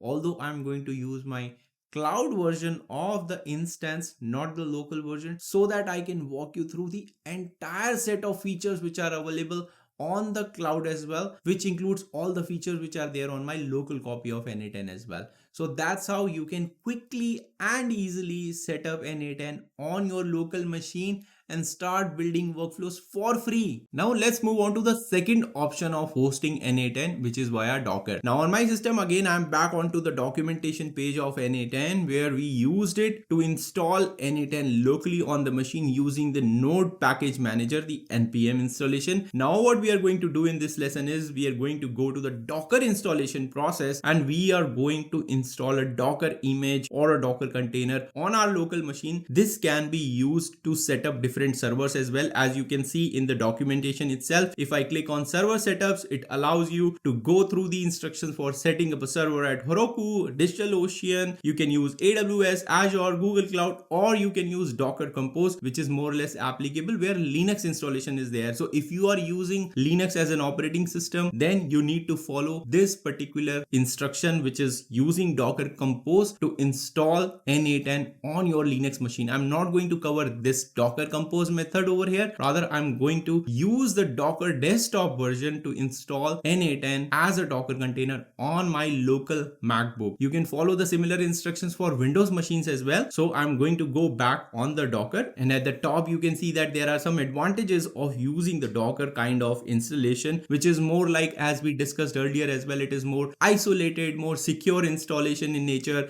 Then it is easier to set up your own preferred database. By default, the n8n installation uses the SQLite version of it. Again, it is getting a little technical. You can ignore it if you really don't want to like use the Docker version of it, but the general installation uses the SQLite version. But if you want to use Postgres version, then you have the control to do it in a Docker based installation. Similarly, if you are using different operating system, you want to move your n8n installation in different operating system to avoid incompatibility issues between different configurations of these operating system or tools that you may be using in your local environment, you can use the Docker container of n8n so that your installation of n8n stays isolated from all these incompatibility issues, and hence it helps migrating to new host in an easy and quicker manner. Now that you understand some of the advantages, you can see that self-hosting n8n requires some technical knowledge like setting up or configure servers or containers, managing application resources, and scaling. Configuration of n8n is up to you. Securing servers and application, again, it's part of you. If you are going to the cloud version of n8n, all this is managed for you by the cloud platform, which is provided by n8n as a company. So if you're not technically experienced to do all these things, better use the cloud version of n8n. So the first prerequisite of this Docker installation is that you have to install something called Docker Desktop, and this Docker Desktop is only available for Windows and MacBooks. So if you are using Mac operating system or Windows operating system, then only you can continue ahead with this lesson. Otherwise, if you're using the Linux based operating system, then I'm going to make a dedicated video, because for Linux operating system users, you need to install the Docker engine and Docker Compose on your Linux platform or distribution, and then have this n8n Docker installation run for you. So we will cover that in a dedicated video on my YouTube channel. So subscribe to it and stay tuned to it. Now coming back over here, I'm going to click on this install Docker Desktop. It is going to take us to the page. So here we are at the official documentation page of Docker,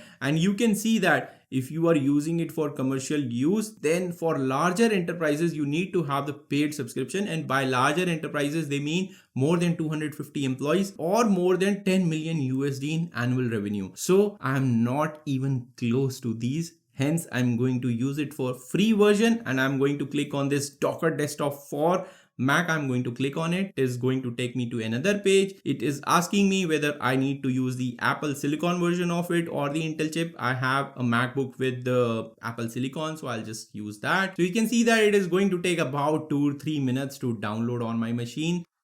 Alright, so the download is complete. I'm going to head over to my downloads folder where it has downloaded. So you can see docker.dmg over here. I'm going to double click on it and it should start the installation process. So it's saying just I need to drag it onto my applications. So I just dragged it over here. and it has started copying. It's about 10 seconds. Alright, so I have the Docker desktop installed on my MacBook. So I can go to my applications or just type in Docker. So you can see that it has been installed. I clicked on it, it should open up. But what we are going to do is we are going to go back onto the terminal. It's right now verifying Docker image. So once the Docker desktop has opened up, you can click on use recommended settings, requires password. I'll just click on finish. It is asking me for the password. Going to put in my password over here and it should work. Oops, again I forgot. Wow. I'm going to try again. All right. So this is up and running. I'm going to again click on it and allow. So you can see that it is asking me for some personal email or work email. I'm just going to skip it. Again, I'm skipping the survey as well. So as you can see, Docker desktop is up and running on my local machine. So what we are going to do is we are going to head back into the n8n documentation. So we are back on the n8n documentation page. And as you can see, now we have the installed version of it. What we are going to do is we are going to follow and open up the terminal. And first of all, create a volume called n8n data. So again, I'm going to open up my terminal. It's opened, it's clear. So I'm going to click on this. And it has successfully created something called n8n data over here. Maybe I think I should look at this. And if I come over here and you can see in my volumes in my Docker desktop, I can see n8n data up and running. So the volume is created. This is where we are going to put the installation. So again, I'm going to go back. So now I'm going to copy this command, which is the second command, and going back to my terminal and paste it over here. So you can see that over here it said unable to find the local image. So now it is fetching the image, downloading it. So we'll wait for the process to complete. And by the end of it, our n8n version should be up and running. All right, so you can see that the installation has finished. It has got the latest copy or the latest stable version of n8n and installed as a Docker container over here. You can press O to open up the browser, or basically you can go onto this URL, which is localhost. It's a similar URL that we had earlier as well. So you can click on this. So you can see again, we are asked to set up the owner account. In the previous video, when I installed locally, it asked me the entire step or this process.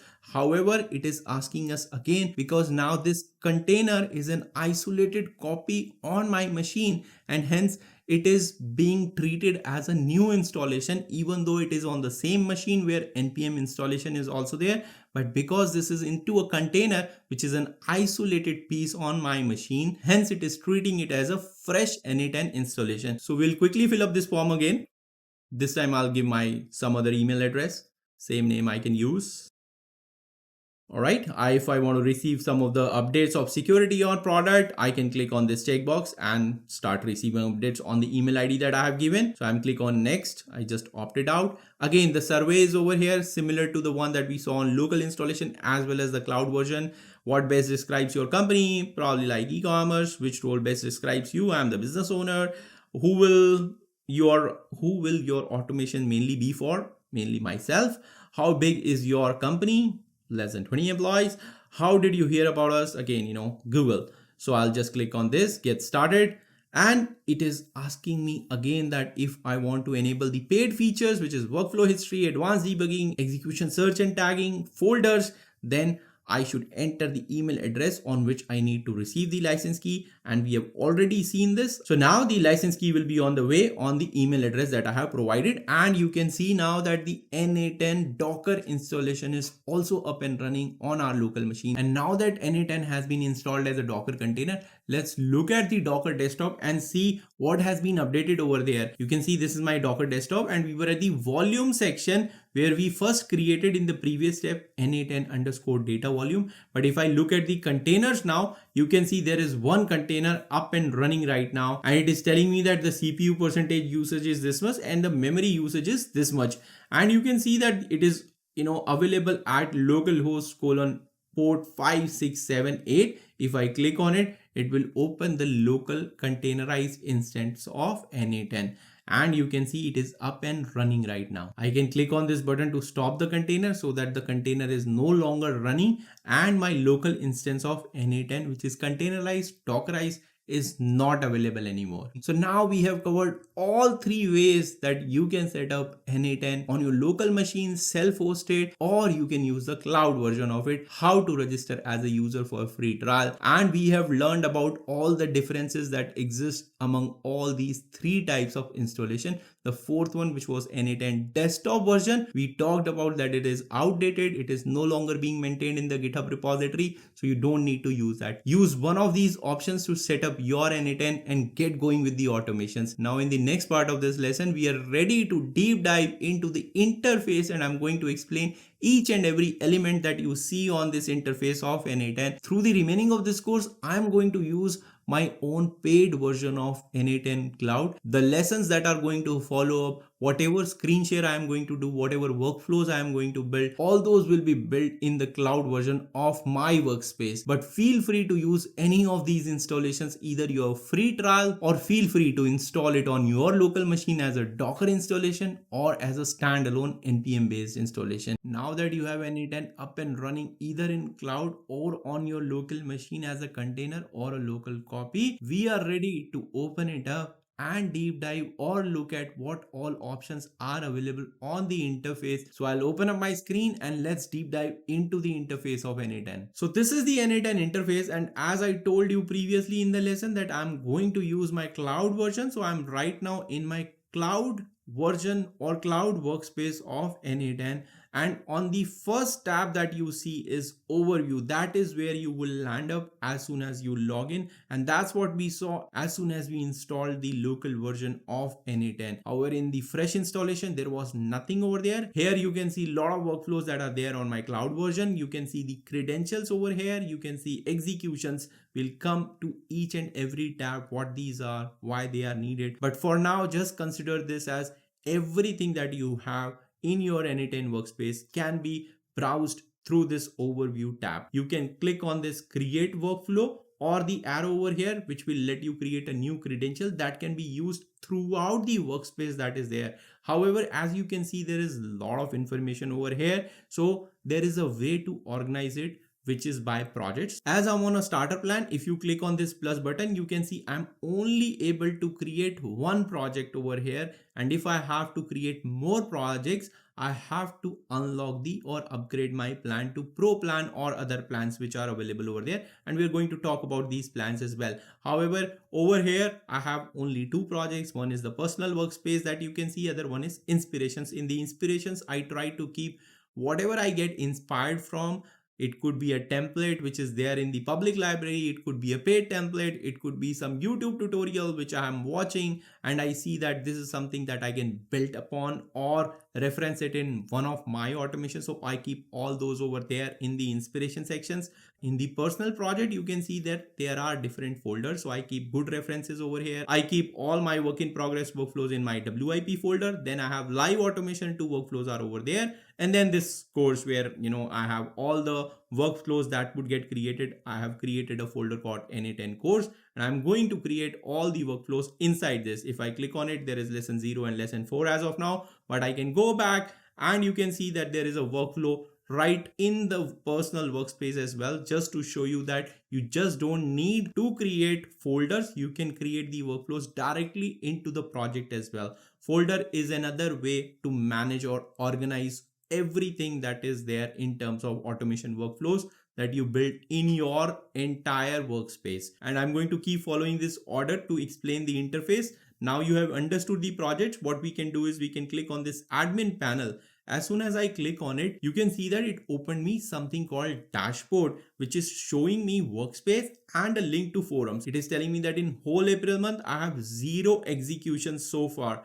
And these executions are for the active workflow that you activate, and we'll come to it. What do you mean by activation of it? However, right now I don't have any active workflow executed out of my quota. If I need more execution, I need to upgrade my plan from here. You can see I can click on this open button. It will open up the workspace again. It is telling me that my workspace is currently online and it is telling me the version on which it is running. If I click on this gear icon over here, I can go to the workspace settings, and you can see that right now I am on the starter plan and I am using the stable version of n8n. If I have to change the version, I can click on this. This is the beta version. I don't want to go over there. And as I explained, when you're using the local copy of it, you can use the @next notation in order to install the latest beta version onto your local machine. Right now I'm on the stable version. This is the time zone, which is very important aspect. You need to have time zone set to wherever you are residing, wherever you want your workflows which are active in nature to act upon, because the triggers and all will act upon the time zone that you have over here. This is shared across your workspace. Otherwise, you need to override this setting into your workflow setting. So I can save the changes over here. I can cancel my plan or I can change my plan. At the bottom, you can see workspace status, which is like currently online. And over here, I can restart my workspace. And you might be thinking, why do I need to restart? Because it is being managed on cloud by the n8n. It can happen that you might run an infinite loop in your workflow. Maybe like while true, you set it out and the workspace has become unresponsive. So this is more like rebooting your phone or rebooting your instance so that it kills that work that workflow is doing in infinite loop and get back control of your workspace. That's where it could be possible that you might have to come over here and restart your workspace if it does not come back online after a while. So this was all about the workspace settings. Over here in the billing section, you can see all your transaction history and your payment method. I'll go back over here and I'll show you some of the plans. If I click on this change plan, it will take me to the 3 plan options that are available. In fact, there are more than 3 plan options. I'm on the starter plan, which is $24 a month. If I want to pay annually, then I get 20% off. So the plan ends up being $20 a month. In this plan, starter plan, I get 2,500 workflow executions.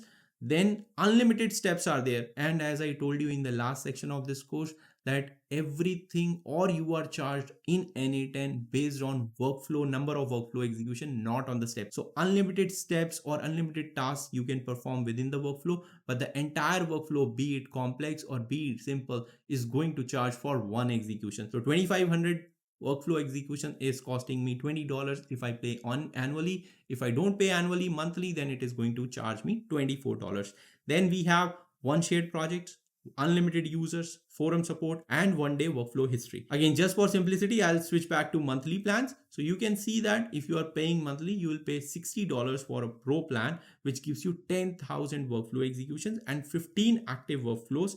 We'll come to it. What do you mean by active workflow? Then there are 3 shared projects, admin roles are there. Global variables is what you can set over here, which can be used across your workflows. Then we have 5-day workflow history and execution search.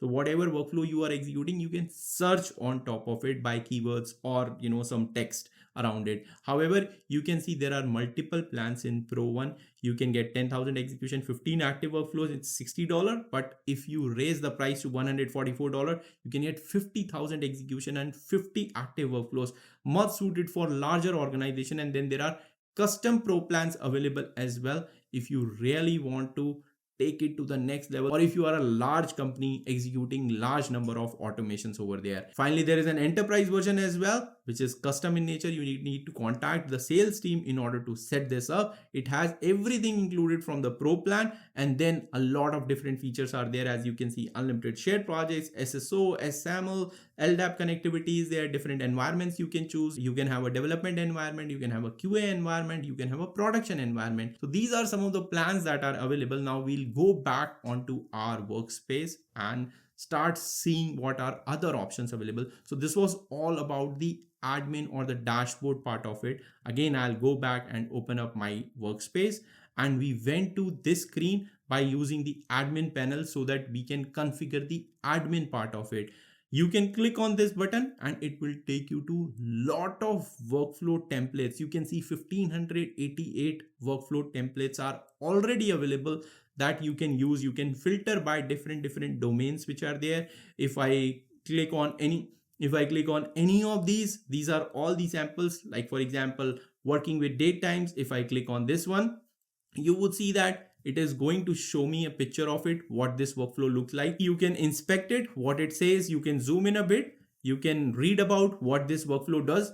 If it suits your needs, you can click on use for free, and you would see that there is these options which are available. So what you can do is you can either directly import. So this import to my GenAI Unplugged Cloud Workspace, it is going to copy it directly over there if I click this option. Or what it can do is it can copy the template to JSON, and I can install or save it as a JSON file, import it into my local version of n8n. So that's how you copy or you import a template which is already there. But if I'm using cloud, I'll just click on import to my cloud workspace, and you can see that it has automatically imported into my cloud version of my workspace. So over here, if I click on save, so this was titled working with dates and times. If I go to my personal workspace, you can see at the bottom working with dates and times are available. So that's how you can import any templates which is made available to you in the templates library on the official website of n8n.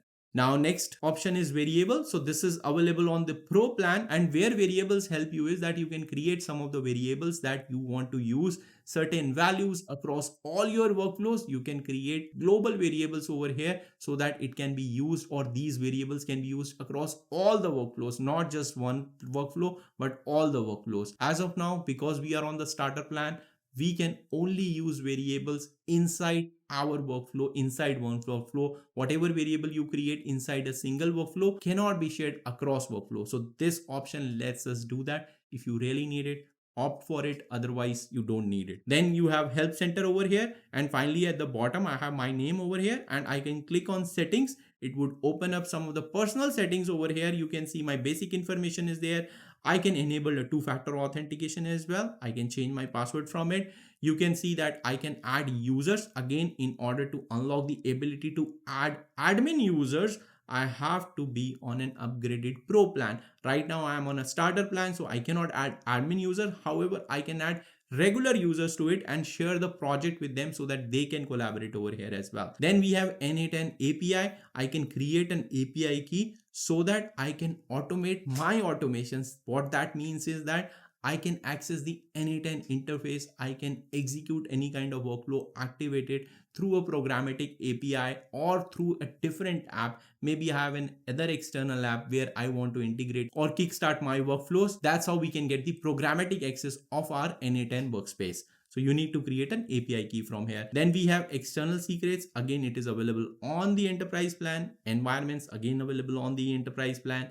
SSO, LDAP, and log streaming, all three options are available on the enterprise plan. So if you are on the enterprise plan, you can access these options. Otherwise, let's just go back and see what else is there in the n8n interface. So I have covered everything which is there on this section of the interface. There is a single arrow over here. I can click on it to get more real estate, more screen area over here. So you have more space to work upon.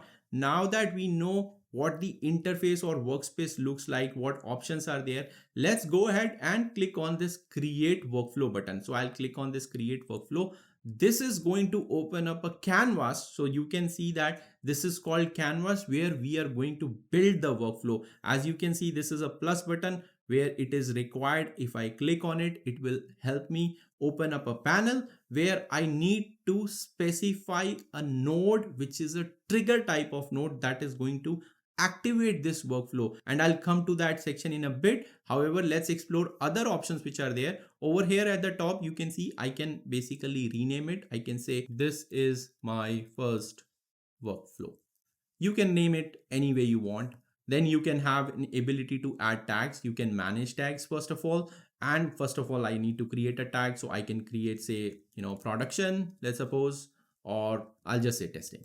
So I'll create a tag and then it says done. So it will allow me now to add testing tag over here. So I can add tags to my workflow so that I can filter them easily. I can better organize them. Folders are already there. Here, this something called inactive active. I'll come back to it. I can share this, right? I can share with other users that I have added into my workspace. Again, admin users I cannot add, but however, other users that I have invited into my workspace, I can share this workflow with them as well. Here it is currently saying saved, as we have nothing over here. Nothing is there to save. Once we have something over here, it will turn into a button which we have to keep on clicking in order to save our progress.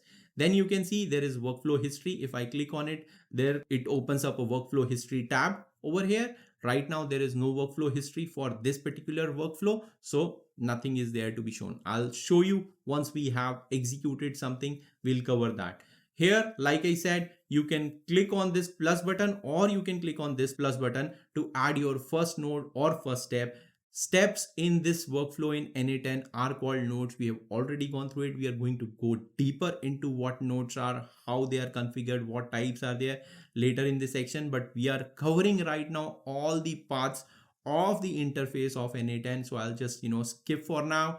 You can click on the executions again from here, and it will show the executions here as well. Again, there is nothing executed, so nothing was being shown over here. I'll come back to it later on.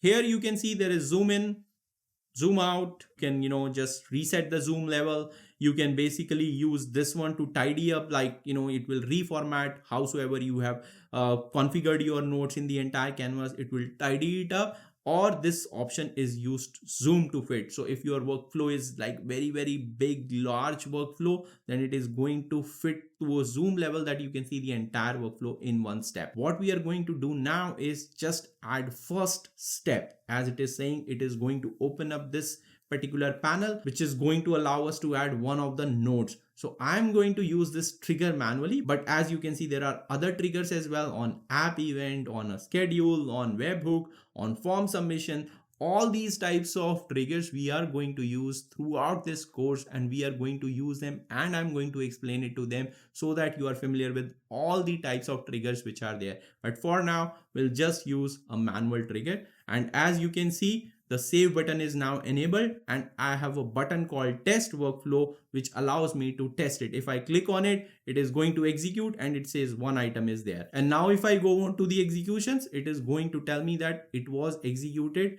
What happened in that execution was, when clicking, a test workflow got executed. If there are more nodes, it is going to show the output of it. That's how we are going to get back to the execution to see what exactly happened, and maybe troubleshoot errors or something else as well. But for now, let's just stop over here and go back to our editor. Now you can see that I have save button enabled, so I need to click on this save button, otherwise I'll lose my progress. So that's how I need to click on this save button so that I save my progress. Now if I go back to my personal workspace, you can see that this is my first workflow is over here. It has a tag called testing, which I can use to filter other workflows which are there in my workspace with the same tag. If I click on it, because we saved the progress, it is basically showing me the node that I have added. I skipped one thing, which is called active or inactive. What does this mean? Activation of workflow. Well, activation of workflow is required when you want to run your workflow in a production mode. If you want your workflow to keep on monitoring some external event, or schedule it based on a particular scheduled time, maybe like every 7 a.m. on a Sunday, then you have to activate your workflow so that those triggers can happen and the workflow can wake up and execute the process. So if I click on it, right now it is inactive. I have to have a particular trigger node. As you can see there, the workflow has no trigger nodes that require activation because I have a manual trigger node over here. That's why it is not allowing me. But if I go back, let's suppose I have a couple of live.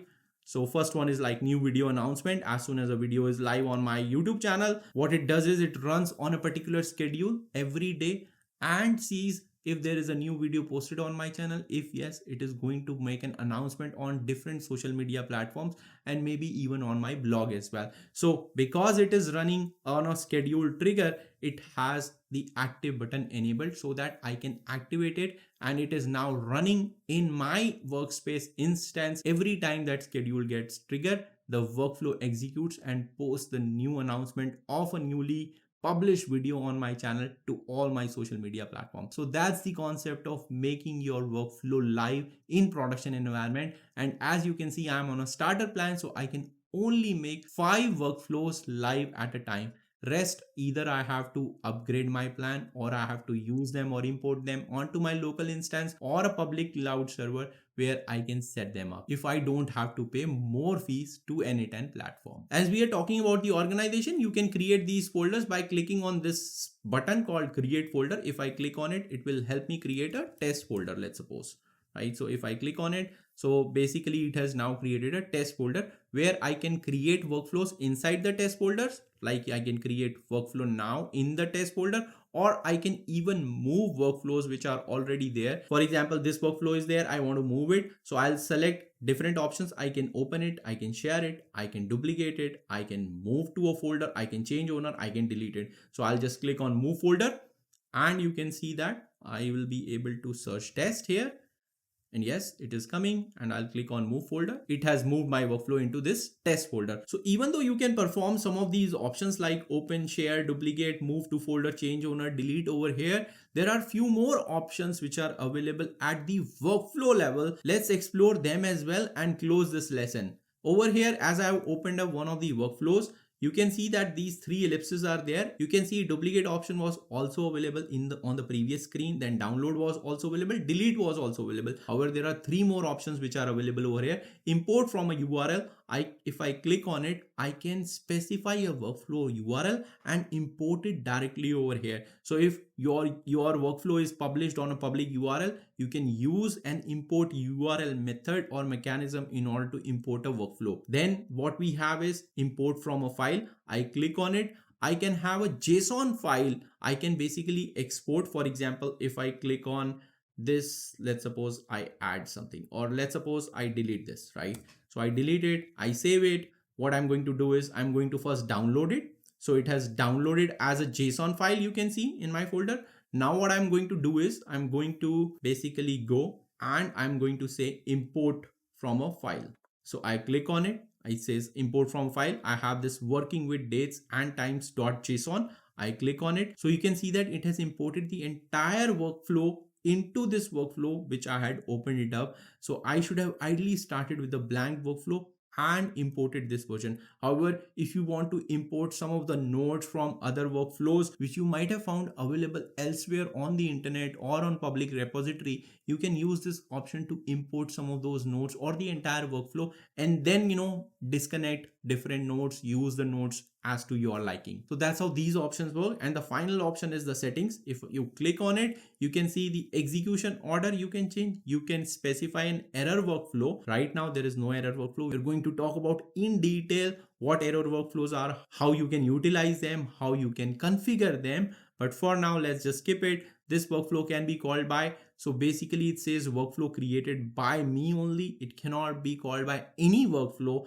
I can set it to it cannot be called by other workflows. And again, we are going to come to it that why I would like to call a workflow from another workflow, right? Then we have a time zone as well. And as I told you earlier in this lesson, that in the entire workspace, there is a time zone which is imported or inherited by all the workflows which are there in the entire workspace. So if you want to override the timing of your particular workflow, for example, this workflow should run in India or should run in Australia, then you can configure the time zone based on that, and your workspace time zone can still remain to New York time zone. And then you have some other options like save failed production execution, save successful production execution. You want to save both of them, you don't want to save the successful one, you can just skip it, that don't save it. You can just save the ones which are failed so that you can basically troubleshoot them, debug them.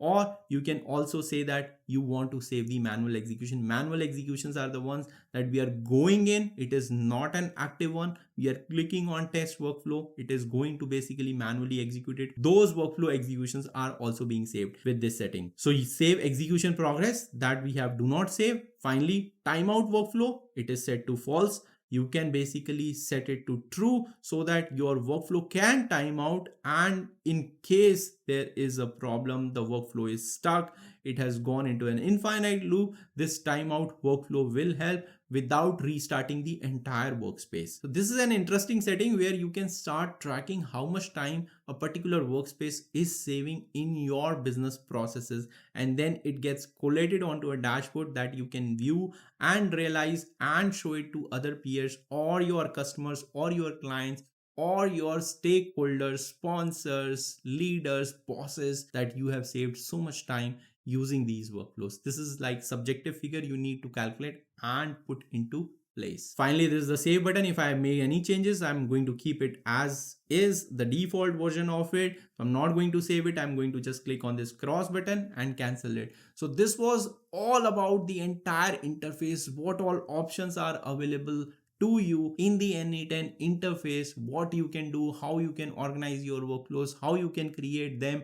So that's what I wanted to cover in this lesson. Now that you have complete understanding of n8n interface, what options are there in the interface, how do you create a workflow, which button to use, which options to use, it's time to deep dive into the other concepts, starting with nodes. Nodes are the building blocks of n8n workflow, and as I told you previously, an n8n workflow is nothing but a collection of nodes that starts with a trigger node. So the workflow kicks in, the automation begins from the trigger nodes, then it goes series of various nodes to start performing some of the tasks, processing data, and then there is a final action node that completes the workflow. Based on their functions, n8n classifies nodes into 4 different types. The first one is trigger node. I have repeated it many times. This is the one that triggers the workflow, that tells it wake up and start doing its job. Second one is app node or action nodes.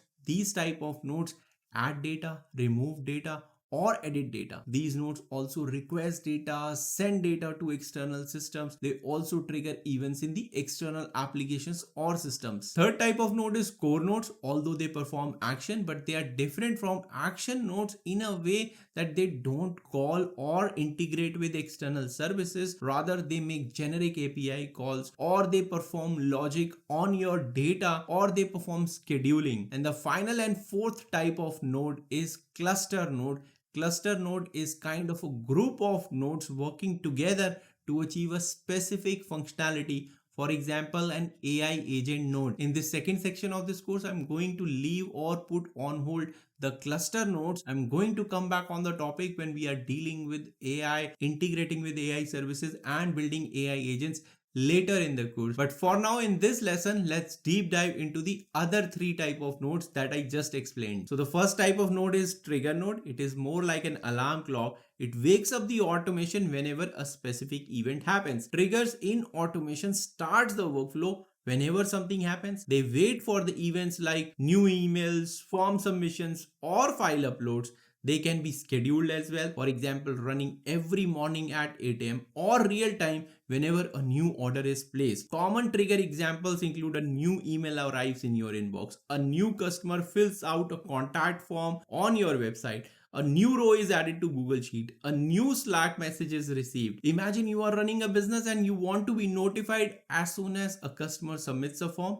In this case, form submission is acting as a trigger that lets you know that somebody has submitted a form. And that's where you can start plugging in your other processes that you may have in your business. A trigger node is a special node which is responsible for executing a workflow in response to certain condition. All the production automation workflows that you are going to build or deploy must have trigger nodes so that these workflows can determine when to execute themselves. The second category is app nodes or core nodes. These nodes filter, modify, transform, or analyze your data before passing it forward in the workflow. For example, a filter node that can check if the data meets certain condition. For example, only process orders which are over $100. The set node adds or modifies data before sending it forward to the next node. There is a code node as well where you can write JavaScript based code or Python based code so that you can have some advanced transformation logic put onto your data. And there is an AI node which uses OpenAI or other GPTs to generate text and process data. The third type of nodes are action or output nodes. These are the final steps which are taken in any kind of automation workflow. These nodes generally send data to external app or complete specific actions. Examples: Google Sheet node updates a spreadsheet. Slack node sends a notification out over there to any kind of team or a person. Email node may send automated responses as email to someone. Similarly, database nodes are there which saves or updates information in a database. In n8n, workflow starts with a trigger, process the data through the nodes, and ends with an action. Alright, now enough of theory. Let's go to our n8n workspace and start building. I'll show you the example of all these types of nodes, how you can drag and drop onto your canvas and start building your workflow. So now I opened up my n8n workspace, which is on cloud. As I have told you, I'm going to use my cloud version throughout the rest of this course. You can see I am currently in n8n course folder of my personal workspace or personal project.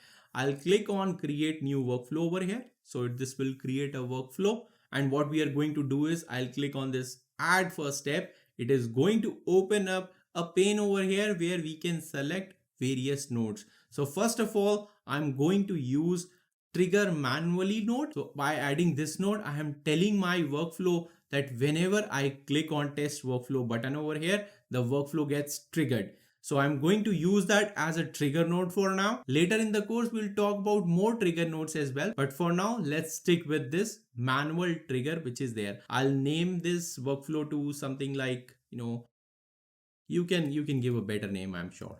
So now this is there. I have saved it. Right now, we just have a single node, which is more like a trigger.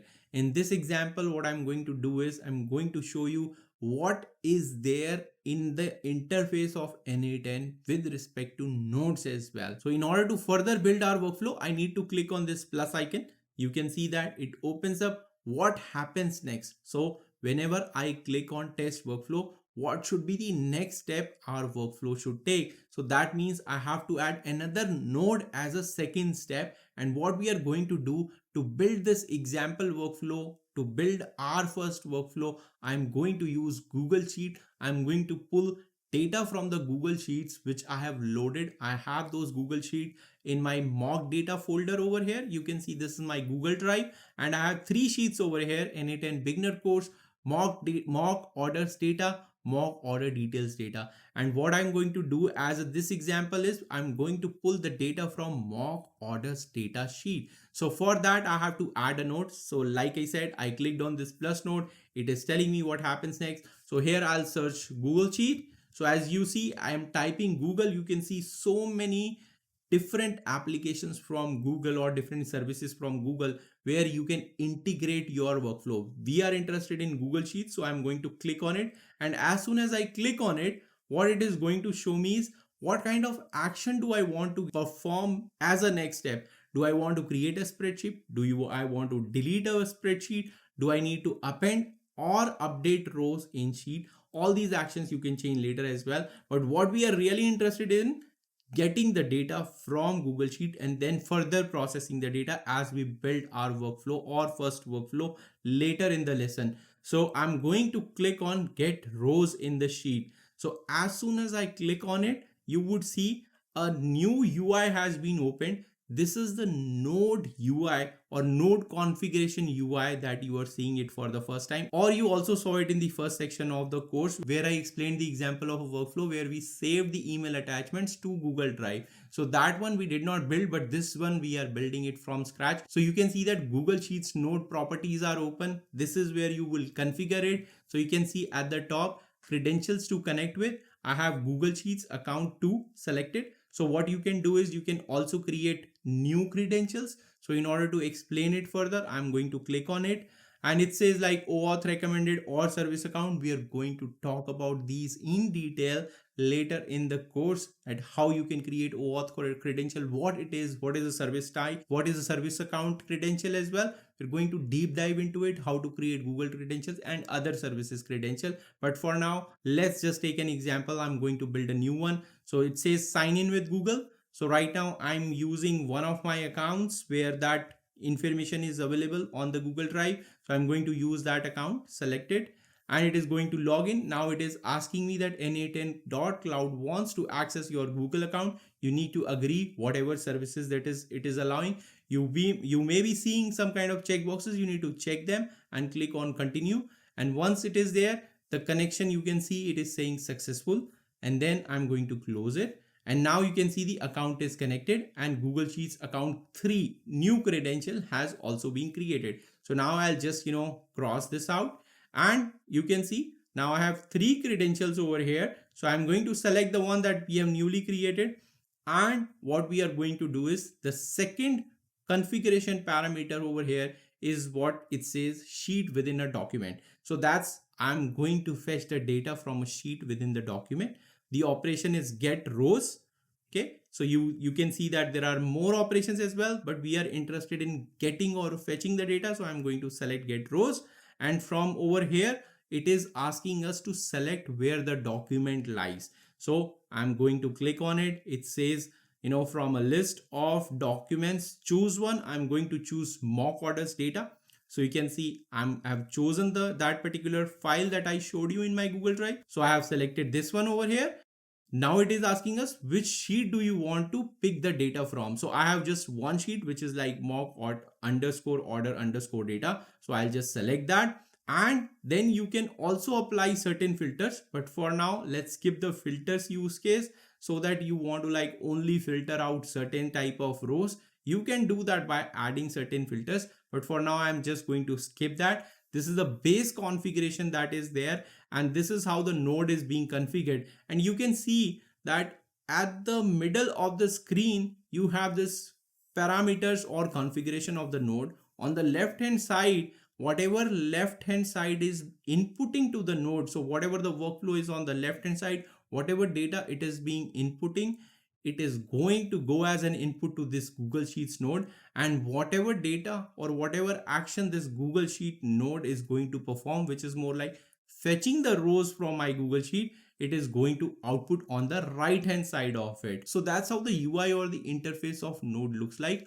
How do you configure a node? How do you set different properties, different things or actions in a particular node? That's how you do it. As soon as I added it, it opened up by default. But if I close it, I go back to the canvas, for example. Now you can see a new Google Sheets node has been added. If I double click on it, it will open up the same thing. At the top, if you hover over it like Google Sheets, you would see a pencil icon, so that you can edit the name of it and make it like more meaningful, that you can understand in your workflow. So what I'm going to do over here is get orders data.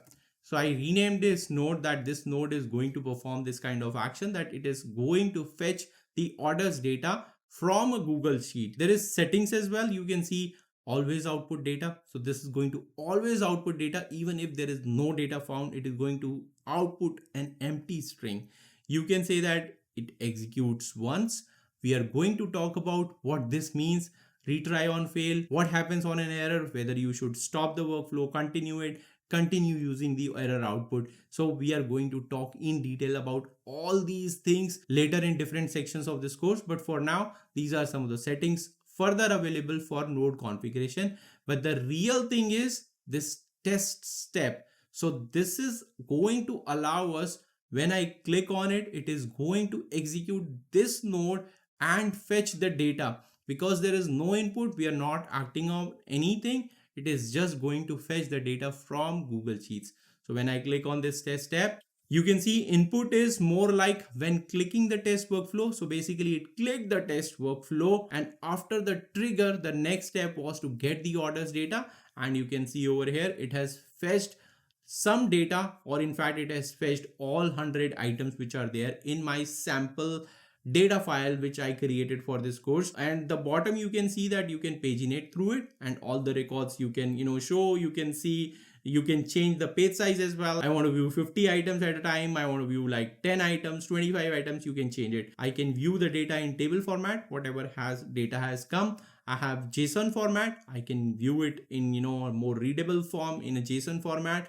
Over here you can see the schema. It is going to tell you what the schema looks like. Schema is more like the structure of the data. It is telling us that it has row number, it has an order ID column, it has a first name, last name, customer email, order status, and order date. And it is also showing us what kind of data values are there corresponding to the schema. For now, don't worry if you don't know what is JSON, how the table data is there, what is schema. In the subsequent lesson of this section 2, I'm going to talk in detail how n8n processes data using JSON format or table format, and how it is structured, how you can use it, how you can access it. We're going to talk about it in detail, so don't worry for now. What I can also do is I can even edit this data so that I can change something over here before passing it to the next node. This is very useful when we are debugging it, or when we are, want to test out a particular condition. I can right away edit it in the edit output mode and then process the data to the next step. There is another option which says pin data. If I click on it, then I don't need to execute this particular node again and again for rest of the workflow. I can use these 100 items always throughout the rest of the workflow that I'm going to build. So if I click on it, now the data is pinned, and you can see a blue icon has come at the bottom of this node. This means that these 100 items will continue to stay throughout my workflow, so that I don't need to execute this node again and fetch the data again. So this was like a more simple example, but there could be complex workflows or complex data fetching that is coming up. You might not want to process that step again and again just to save time. It is not going to cost you, because like we said, n8n is different from other automation tools. n8n does not charge you on step by step or task by task basis. It is going to charge you for the entire execution of the workflow. So over here it is not going to cost you, but it will save time if you pin the data or you edit the data inside the node itself. So this was all about deep dive into the concepts of nodes, what the type of nodes exist in n8n, how you can configure a particular node, what the UI looks like for the configuration of node, how you can fetch data, and how you can connect different nodes. I hope if you are following me along this course, you are getting a hang of building these workflows, and in a while we are going to keep on continuing this particular workflow step by step. Now that we understand nodes completely, the interface of n8n, what triggers are, what action nodes are, what are different types of nodes, let's build our first automation workflow. We will be creating a very simple business workflow in this lesson, where as soon as user submits a form, it could be any kind of form, a Google form or any kind of web form that you may have on your website or blog, where you are asking user to submit some details, and as soon as the user submits it, you want to send them an automated message or an automated email. It is pretty much a need of any business out there. So let's get to the screen share. Alright, so I'm currently at the overview section of my n8n's cloud instance workspace. I'll go into the personal project over here and click on this n8n course folder that I have. I've kept organized everything in different folders in my personal workspace, as well as another one that I have. You can always click on create workflow to get started. Otherwise, I have this workflow 1 user sign up first workflow as a template created over here. It's a blank workflow over here right now. So if I just zoom in a bit, you can see we just discussed that in any business there could be an operator or yourself. You might be dealing with some manual review of new customer sign up alerts as soon as a form is submitted, like a Google form. Then you might be manually going in and sending them personalized welcome email to all the customers who are signed up using that form. And finally, you may be taking some kind of an action, maybe like submitting a Google Sheet entry if the customer has provided a company email. It could be something related to that. Okay, you want to like further reach out to them or send them into a different kind of a sales funnel, or maybe notify your sales team or marketing team, so that because it's a corporate user, corporate customer, you might want to follow up or cross sell something else. So these could be different paths that you might be taking. But first we are just dealing with a welcome email, and I'll give you some ideas as well how you can extend this workflow further as well. So let's start building now. You can see I need to add the first step, and the first step is always a trigger. So right now, what could be a trigger, right? We do not want this workflow to manually trigger, that's for sure. What we want is automation, right? So as soon as that form is being submitted, I want the workflow to trigger and send the automation email. So for that, what we'll be using is something called Webhook. And don't worry, I'm going to deep dive into the topic of what are webhooks, what are API calls, what is an HTTP nodes later in this course. But just for the basic understanding of this lesson, a webhook allows any kind of workflow to wait for any kind of external event to happen so that it can be triggered on that particular event. For example, over here we would see that as soon as a Google form that I have configured, it gets submitted. A Google form is a form which is outside n8n. It is provided by Google Form service. So I'm going to create a Google form. You might create some other kind of form. Same way I have configured my Google Forms as well, that as soon as someone submits that Google form, a webhook gets triggered so that this automation can be triggered automatically. So basically out of all these triggers, what we want is on webhook call trigger. So I'll click on this. So now you can see the configuration parameters of this webhook node, and at the top there is a button called listen for test event. So this is basically as soon as I click on it, you can see the webhook has started listening for external events to happen. So right now it is not going to receive any kind of event because we have not integrated it. So what I'm going to do is, for now I'll click on stop listening. I just wanted to show you that. And then next thing that you see over here is there is this test URL and then there is this production URL. So what you can do is you can test your workflow with the test URL, and as soon as you are ready, you are satisfied that your workflow is working as per your expectation, you can make it production URL and configure it using a production URL. Don't use the test URL. So for now we are going to do a test. So I'm going to use the test URL and I'll show you where this will get used. Now there is second parameter that we have to configure, which is more like an HTTP method. So what kind of method are we going to listen to? Is it more like a HTTP GET request? Is it more like a POST request? So for this example, I'm going to use POST because I'm going to receive data. I don't want to like give back data. I want to receive data, which is my user data submitted from Google Form on this particular workflow. So right now we have post method configured. You can leave other parameters like path, authentication as is, and respond immediately is what I have configured. What you can do is as soon as the last node finishes, then you can respond, or using respond to webhook node is also a configuration that is available. But for now we are going to leave all other properties as it is. What I'm going to do is I'm going to copy this URL. I can click on this. I have copied this URL. Now I'm going to go into the Google form that I have built. So you can see that I have this new user sign up form, which is kind of a temporary form that I created for this particular tutorial. And over here you can see I have first name, last name, email, and role. Very simple, very basic form. You might have some kind of a different form, maybe more complex form, but just wanted to like give you an example. So this is my Google form. What I have done is I have gone into, you can click on this, three ellipses button, and then you can go into this app script. So Google form do not allow you out of the box functionality where you can integrate Google Forms with a webhook.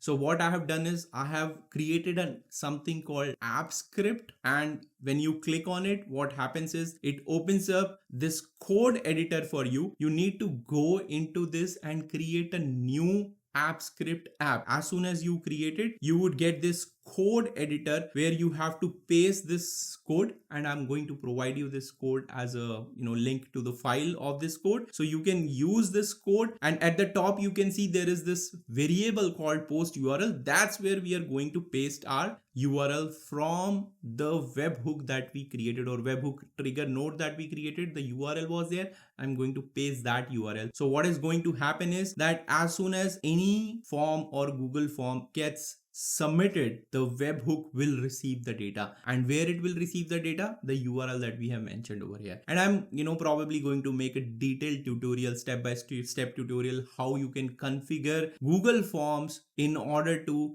integrate with webhooks. But for now you can follow these steps, use this code, and go over here. As you can see, there is a trigger here as well. So in the trigger section, what you have to do is create a trigger. Deployment would be head, and the event type that you have to select is on form submitted. So as soon as the on form submit event gets triggered, this code over here, which is in the editor section, will get fired or executed, and it would send the data on the post URL that you have configured over here. As soon as I change it to the production, like as soon as change my configuration of my workflow to production, I have to come back over here and change this post URL to the production URL. This is something that you must keep in mind, because if you are going to use this workflow in production, then make sure that you are using the correct URL, not the test one. I have put the test one over here. What we are going to do is we are going to like just save it. So I'll just click on this save. All right, so this is saved. I'm going to give it a quick run. Let's see what happens. It should give me an error. Okay, rightly said, it has given me an error. So what this error is telling us is that the requested webhook, whatever the URL is not registered. So what this means is that right now our webhook is not listening, right? So if I go back onto my webhook, you can see it is not listening for any kind of event. So it's not registered over the internet to listen to external service events. What I have to do over here is I have to click on listen for test event. So as soon as I click it, now it is listening for a test event. And now if I go back over here and I click run, we should at least see, you can see execution is completed. And if I come back over here, you can see some sort of data is here. And you can also see that some data has come from a previous form submission. So this is not the data that has come. I have not submitted any form. It is coming from a previous execution that I tried. So the first name is here, last name is here, email is here, role is here. So this was from a previous run. What I'll show you is a live run right now. So we'll click again, listening for test events. So now again, our webhook is configured to listen for post requests of a Google form that would get submitted. So over here, you can see that on the right hand side, I have an incognito window open where I will basically submit a form, a new Google form. And on the left hand side, you can see that we have our webhook listening to the event. I'll just stop it for once and I'll click again, listen for test event, so that it starts listening again, so that it does not time out. It basically times out sometimes. So I'll just paste the URL on my incognito. You can see a new user sign up form has come up. So I'm going to like, write test customer, last name test Ellen. The email could be again test@gmail.com. We are just testing it out. So I'm not putting like any real data. So then role could be developer. I'll click on submit. So as soon as this form has been submitted, you would see a response is received. So as you see, it has stopped listening now because it was in the test URL and we were listening to the test event only. And I'll just expand this window now. So let me expand this. And at the bottom, you can see that we submitted these details. First name, test customer, last name, test LN, email, test@gmail.com, and the role is developer. So that's how you integrate Google Forms with a webhook. Now that we have our webhook configured, a Google form configured, where as soon as a Google form is submitted, you're going to send an email. Let's go ahead to the second node that we'll be using now. So I'll go back to the canvas. I'll just expand it. So the first step of our workflow is more or less automated. Now what I'm going to do is I'm going to click on this plus, because the next step that we have to do is send an email. So for that, more like an action node that we have to select. So let's search for email. So you can see there are different services that are there through which you can send an email. You have Gmail, you have Outlook, you have an email trigger as well, but this is more like a trigger. We need an action node right now because we need an action which is more like sending a welcome message to the customer. So either you can use send email, Gmail, or Outlook, or there is another service. So let's say I use send email node. I'm going to like just show you the details of it. So if I use send email node, I have to create a credential, which is more like as soon as I click on this new create credential, I have to set up a SMTP account. So you would need your username, password, the host name of SMTP, the port if it is SSL or TLS enabled, and if your provider requires any kind of a host name that you have to provide over here. So I generally don't use any kind of personal email box, more like Gmail or Outlook, while sending out emails. I have something configured in Amazon SES, which is like simple email service. I use that so that my reputation of the IP address gets maintained and I maintain a high deliverability rate so that my emails do not end up in a spam box. In some other video, I'll discuss in detail how you need to set up the SMTP credential, but for now, I'm going to use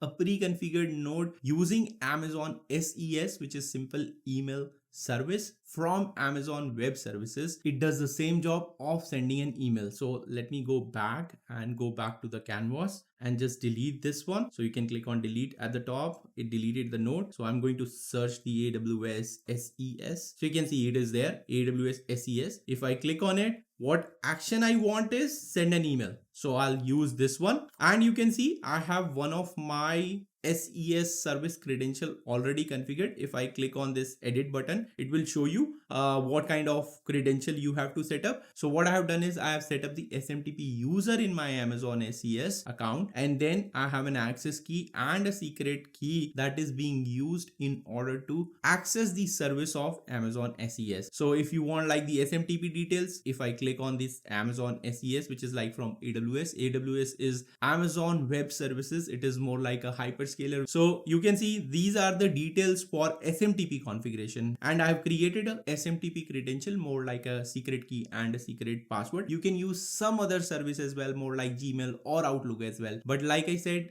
on a business, you should have some kind of a professional service, more like SendGrid or other services, which ensure that you are following high deliverability best practices. But for now, let's come back to our workflow. So I'll go back over here, and as I said, this is the credential that I've already set up. So rest of the node configuration looks like we have email. So I'm going to work on the resource called email, not template, not anything else, because we have to send an email. The operation is send email, not send template or a custom API. So is the body HTML? I mean, if you are sending an HTML response, if you have pictures, you need formatting on your text, you can turn on this flag by clicking on it so that you can send the HTML body. But for now, we are just testing it out. So I'll just leave it blank. So over here, what I have is subject. So we'll just write welcome. So the next parameter is the body. So I'm going to click on this icon over here to expand a bit so that you can see it clearly. So we'll write hello. So now the question is that you have to send all these emails that should look personalized welcome message. So how do I get the first name over here? So for now, let's just use angular brackets and I'll come back to it. So here we have to write first name. Okay. So I'll just write this and let's drop the rest of the message. That's the body. I'll just click on this cross button to close it. And now you can see that over here, I have hello and the first name. So this is going to send the email as it is. Next is from email address. So I'll just mention my email address, connect. So we are sending an email, a personalized email from our brand. So it is a best practice that you use some kind of a brand domain emails, not the generic one like the gmail.com or hotmail.com, because they more or less will tend to fall into the spam folder, considering some kind of spammer is trying to reach out to the email box of that particular customer. For now, let's come back. So now we have basic things configured.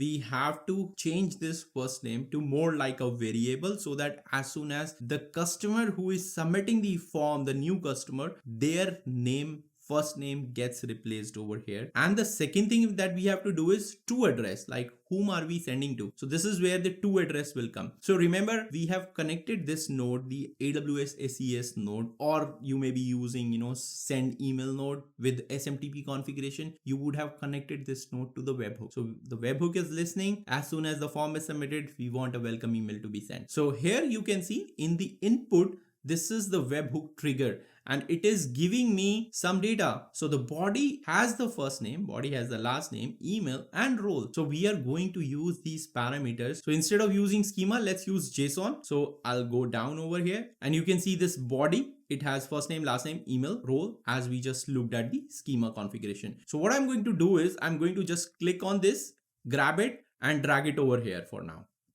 I just remove this first name. And now you can see that over here it says hello and then these double curly brackets starts, and we are going to come to it what this means. But I just clicked on the first name and dragged it over here. It automatically converted into a variable kind of notation. And also what you see is from fixed, it has turned into an expression. So expression, as soon as you have any kind of configuration parameter in the expression mode, you have access to the JavaScript. And when using JavaScript kind of thing, you can use double curly braces to enable that portion into the JavaScript mode. So you can write any piece of code inside it. And right now we have not written code. We have just dragged and dropped the first name over here, and it has automatically converted into kind of an expression. So what you can do is you can use $sign JSON, because JSON is the interpretation that we are using, then dot, then it comes to body. And again, I'm going to deep dive into the detail of how the data works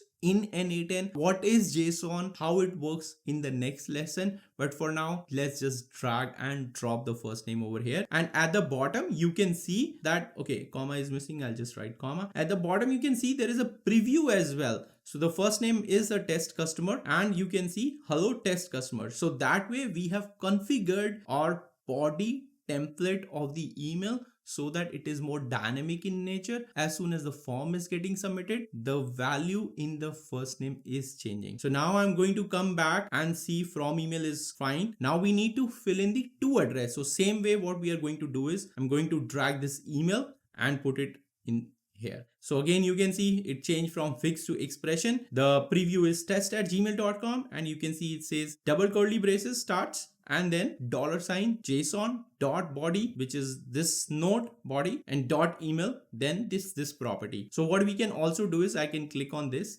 and I can say send welcome message. So my node is now renamed to send welcome message. So if I click on test step, it is going to send the email.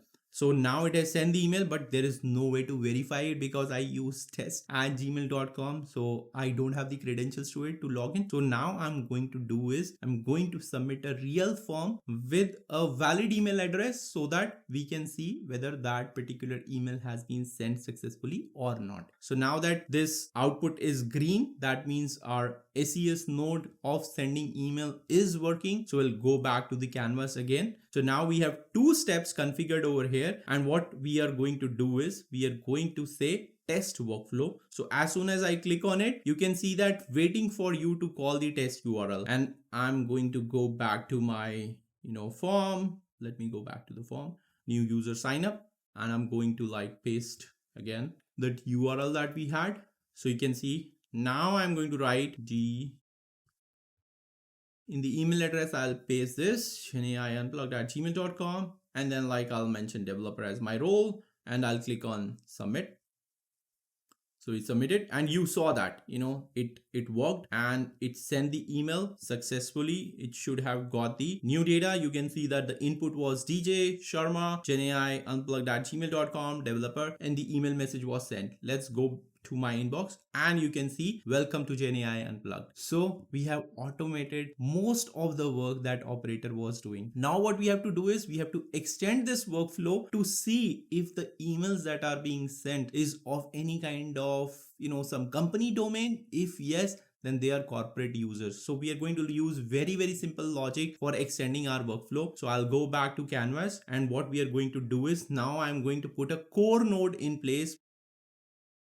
So you can see the configuration screen of if node is opened up. So here it's condition. So right now we are checking on a value, and over here it says whether it's string. So what we are going to use is we are going to check for the logic if the email ID ends with gmail.com or hotmail.com. So we are going to just use these two. You can use code or you can use expression, regular expression, to verify in much more valid kind of scenario if you are putting this kind of workflow in production. However, we are going to use very simple logic to identify whether a particular email is a corporate email or a generic email. All these generic email tends to end with the domain which is more free kind of a service in nature, more like Gmail, more like Hotmail or apple.com. So we are going to just use hotmail.com and gmail.com for now. And because it is ending with, in the string you can see I have an operation, so many operation, exists, does not exist, is empty, but at the bottom you will see does not end with, does not start with.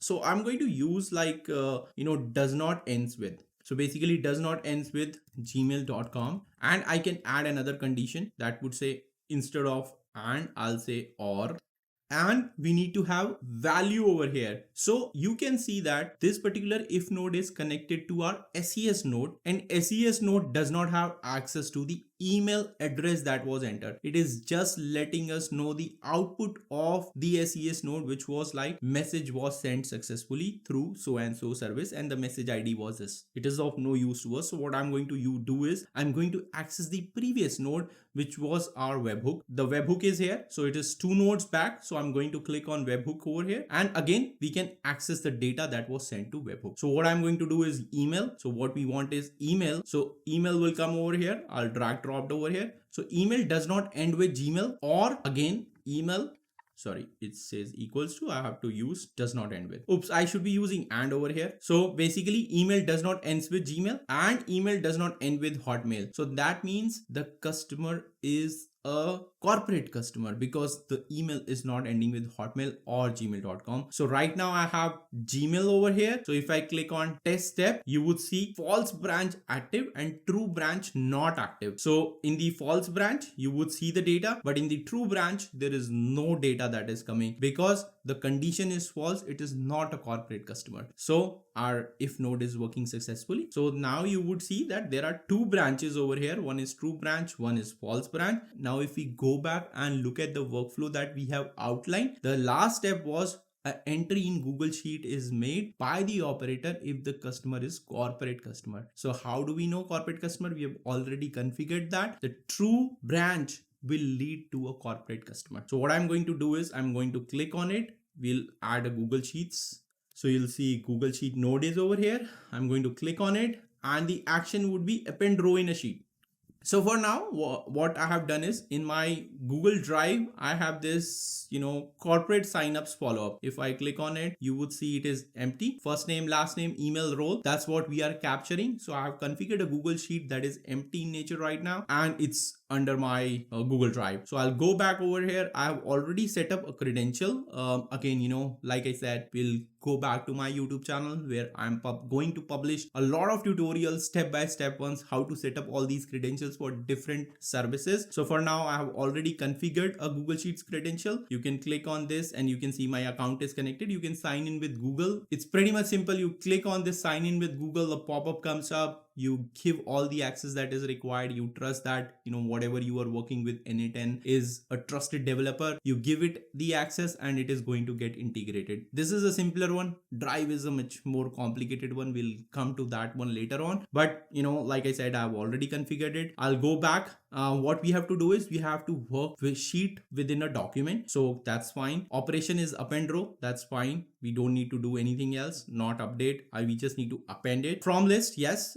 I'll click on this. So because it is already authenticated, it has access to my Google Sheets and the Google Drive. So that's why it is showing me all the sheets which are there in my Google Drive. So we had this corporate signups. So I'll use this one, and sheets within it, there is nothing much. So sheet is sheet 1. So as soon as I selected sheet 1, you can see mapping of column mode is enabled. Map each column manually. So right now we have first name, last name, email, role. It is asking for us to map columns manually, but what I can also do is map automatically. Over here, let me click on this. So it is now going to basically map all the data that is coming into the sheet automatically, but we could have also used the manual option to map them. What I'm going to do is now I'm going to go back, and because it is selected to the true one and there was no item over here, that's why it was not showing. So what I'm going to do is for now, let me just first submit a data and show you with example that how we can map manually as well. So let me submit a valid response, which is a valid corporate user. So I'll go back to my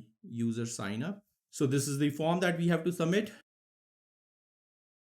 So I'm not use the Gmail ID or Hotmail ID. So it should end up being a corporate email. Before I submit, I have to click on this test workflow. Now I'll go back over here and click on submit.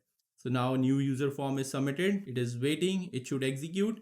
So you could see that a new item should have been entered. So if I go my sheet, All right, so this has corrupted. So you can see that it has entered the send email response, which is incorrect because we ended up using something called automatically map. So now I'm going to like just delete it and we are going to go back and fix the workflow. So here, if I open it up, so you can see that it is basically acting on the if node, and if node is receiving the response from welcome message, which was 2 nodes back, and it did not have any kind of data. So here what we have to do is we have to map each column manually. So if I click on this, then it is going to fetch all the columns which were there, first name, last name. And what we are going to do is we are going to click on this and we are going to go 3 nodes back, which is webhook. And from here, we are going to drag all this. So I'm going to drag first name, I'm going to drag the last name, I'm going to drag the email. So now this node would have access to the data which is coming in the webhook,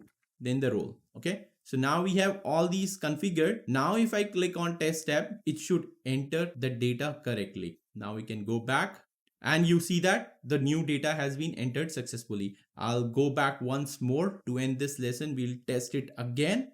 So now it is again waiting for fresh data. So we'll go back to our form.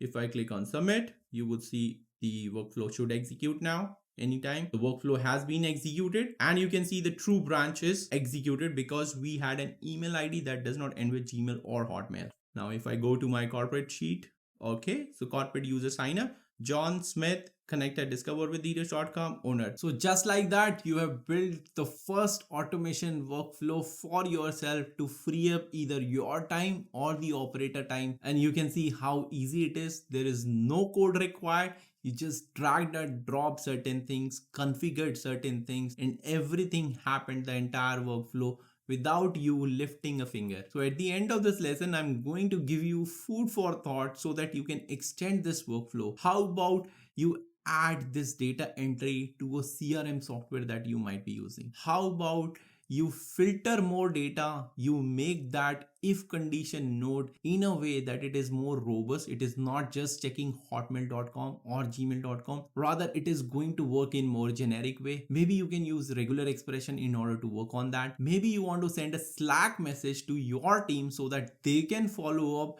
with a new corporate customer, or you can use delay notes so that you can send a follow-up email after 1 day or 3 days or 7 days. I hope this step-by-step tutorial I provided you in depth for your first ever automation workflow was useful in breaking up that hesitation you might be having, in making you understand how easy it is.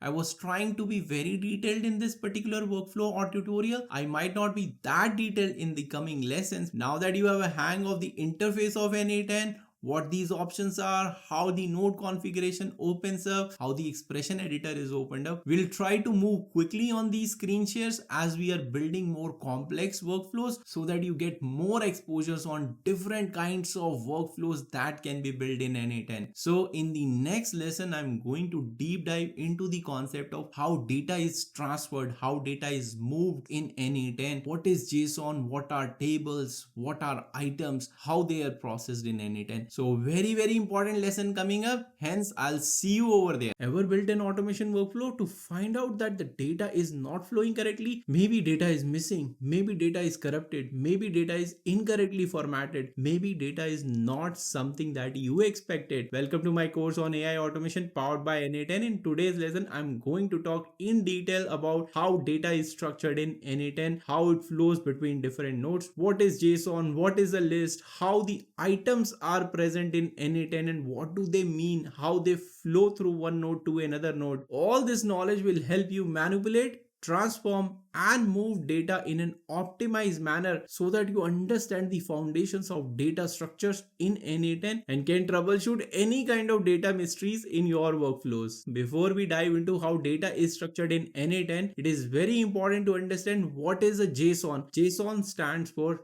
JavaScript Object Notation. It is a standard structured format in which different applications pass data or share data between each other. Imagine you are placing an online order on an online store. You could place an order like smartphone, or you could also place an order like a t-shirt. So both these orders get stored in the system where you are placing the order. For example, Amazon. So if you are placing an order on Amazon, the data is stored in Amazon database. What kind of data? The order number, your name, your details like address, phone number, how to contact you so that the orders can be delivered to you. What item did you order? What are the properties of that item? What was the price of that order? The payment details. All this information gets stored. But how is this information stored? The first thing that comes to mind that you can store this kind of information in a tabular format that has rows and columns. Columns could be like different properties like the order number, your item details, your order details, your address, your shipping address details, and so on, right? However, this kind of tabular format does not give you flexibility because a smartphone will always have different properties than a t-shirt. A t-shirt could be like a cotton t-shirt, linen t-shirt. However, when you are ordering smartphone, it could have screen size, it could have memory size, it could have capacity. So all these properties of a smartphone are always different. Hence, whenever you need such kind of flexibility as well as you require a structured format to save your information, that's where JSON steps in and it provides you the ability so that you can be flexible and still store data in a structured format. Let's look at the example. Think of JSON as a digital data storage containing key value pairs. So over here, if you look at the order number, this is more like a key, and ORD001 is the value. Similar to when you are storing this kind of data in a structured table format, then order number could be your column, whereas a row value would have a value of ORD001. Similarly, we have customer name, address, there is order. In the order, you can nest another object called product. You can see that product is a key over here and the value is a list of properties the product has. So over here, this order number ORD001 with order details has a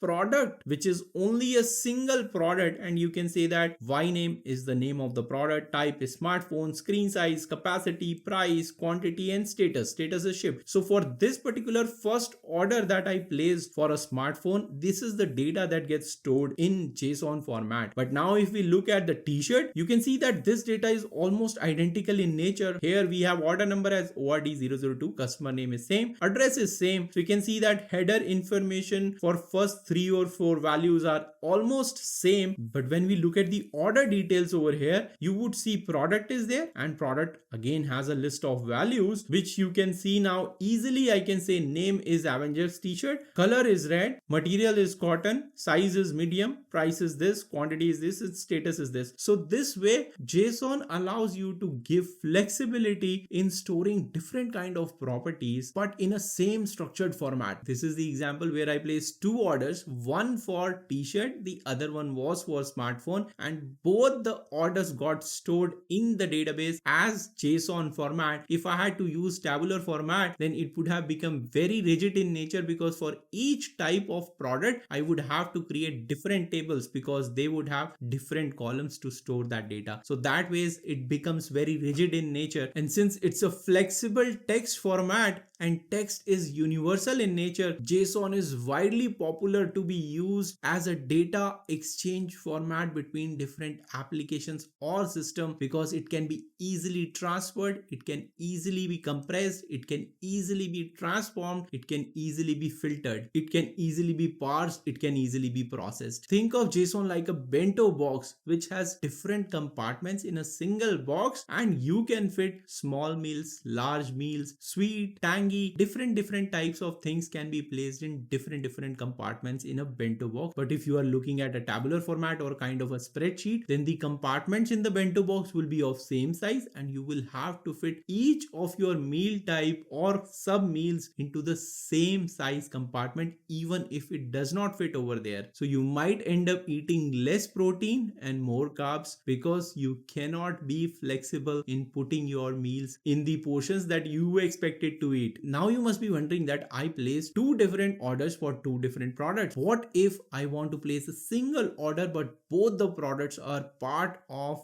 that single order? Then how will JSON store the information for multiple type of products having different kind of attributes? That's where a data structure called list or an array will come into play, and we will see how we can store multiple items in the form of a list. So now let's look at a single order with multiple products in it. So you can see the header kind of information is still remaining same. We have order number as ORD003, customer name is same, address is still there, then the order node is still there, and the value of order node is products instead of a single product. Now I'm calling the key over here as products, and you can see there is this square bracket that has begun. So the notation of this square bracket, it is starting over here and it is ending over here. Anything in between is considered as a list or an array. So there you can store multiple items inside these square brackets. The moment you put square brackets in JSON, anything inside it is considered a list of items or an array of items. So here, first product, you can see again it starts with the curly braces. The first name is iPhone, type is again smartphone, screen size is this, storage capacity. Now if we look at the second product over here, you can see I have placed a comma. That means the first item is complete after the first curly braces end. Then you can place a comma and start another item, and you can see now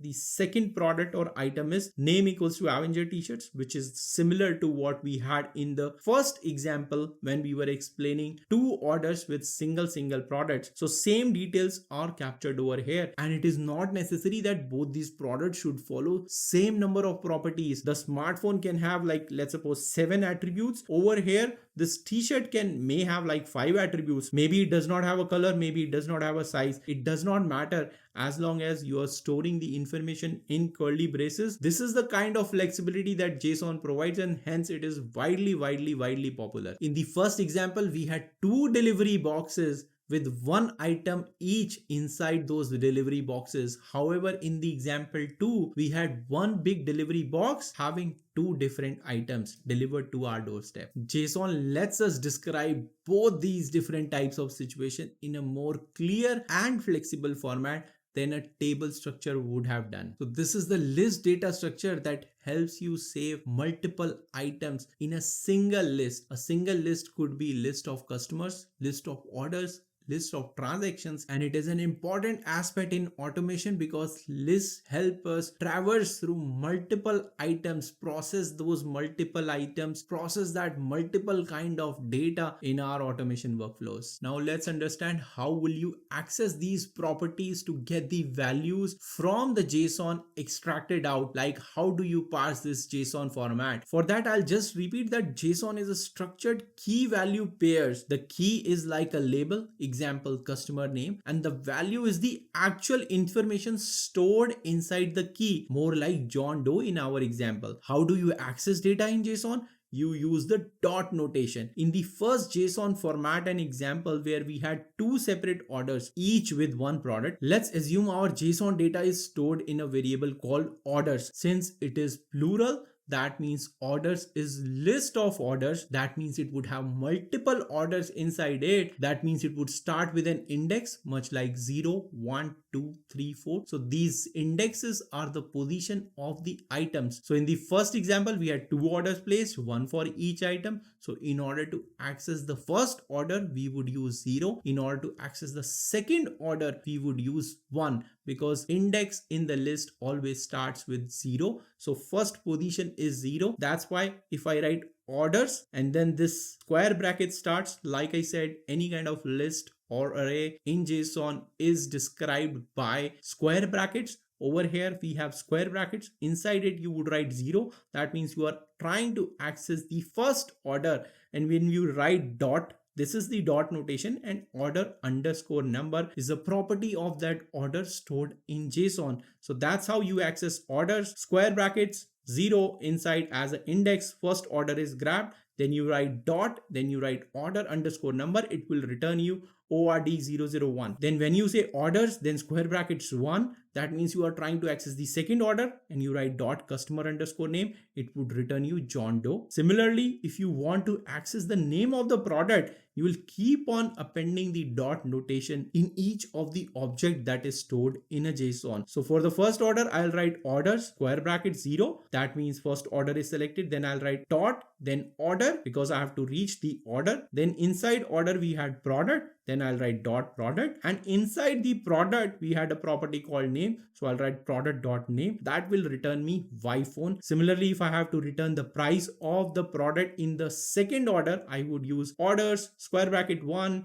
dot order dot product dot price. That would return me $19. So what's happening over here is you're trying to access the array which is stored inside. Since the outer structure is an array or a list, you would use an index, example orders square bracket 0, to select a particular order. Then you would use the dot notation to access one of its properties, for example order number or customer number. And finally, because we have nested objects inside it, for example in our case order is an object which is the parent object. Inside the order we have a product object as well. So in order to access that, we'll keep on expanding the dot notation. That would be orders square bracket 0, which is the first order, then dot order, then dot product, then dot name, would take you to the product name. Similarly, in the second example where we had one order with multiple products, let's assume our JSON data is stored in a variable called order data, because a single order was returned, so we don't have the array or list of orders. Hence order data dot order underscore number would help us get to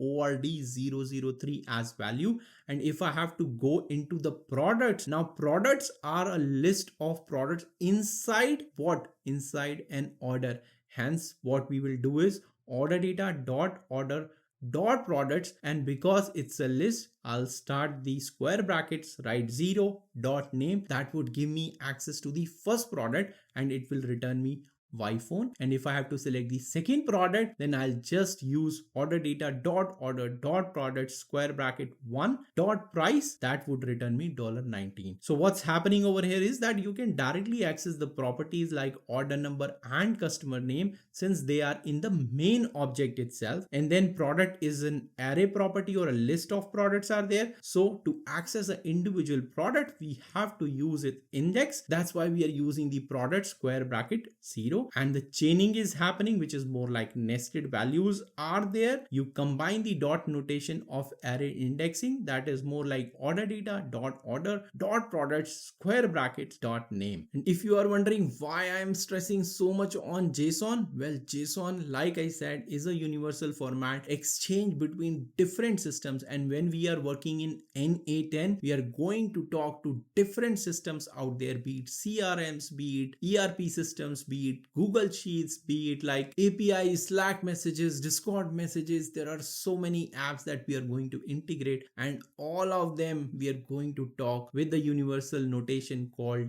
JSON. Hence, understanding JSON is a very, very critical and foundational aspect for building AI automations in n8n. In n8n, these lists are handled as items. Items is nothing but a collection of individual items which are individually processed by a single node. So if you have a list of items entering a single node, that single node is going to process all the items that are coming from input and then produce the output in the same number quantity of the items. What this means is that every single node processes each single item separately, applying every logic that is configured inside that node to each of the items which are coming as a list of items as an input into the node. And don't worry, it is going to get very clear as soon as I'll share my screen and start working in the n8n workspace, start showing you how the data is flowing, how the data is processed. Just stick to this theoretical part for a bit,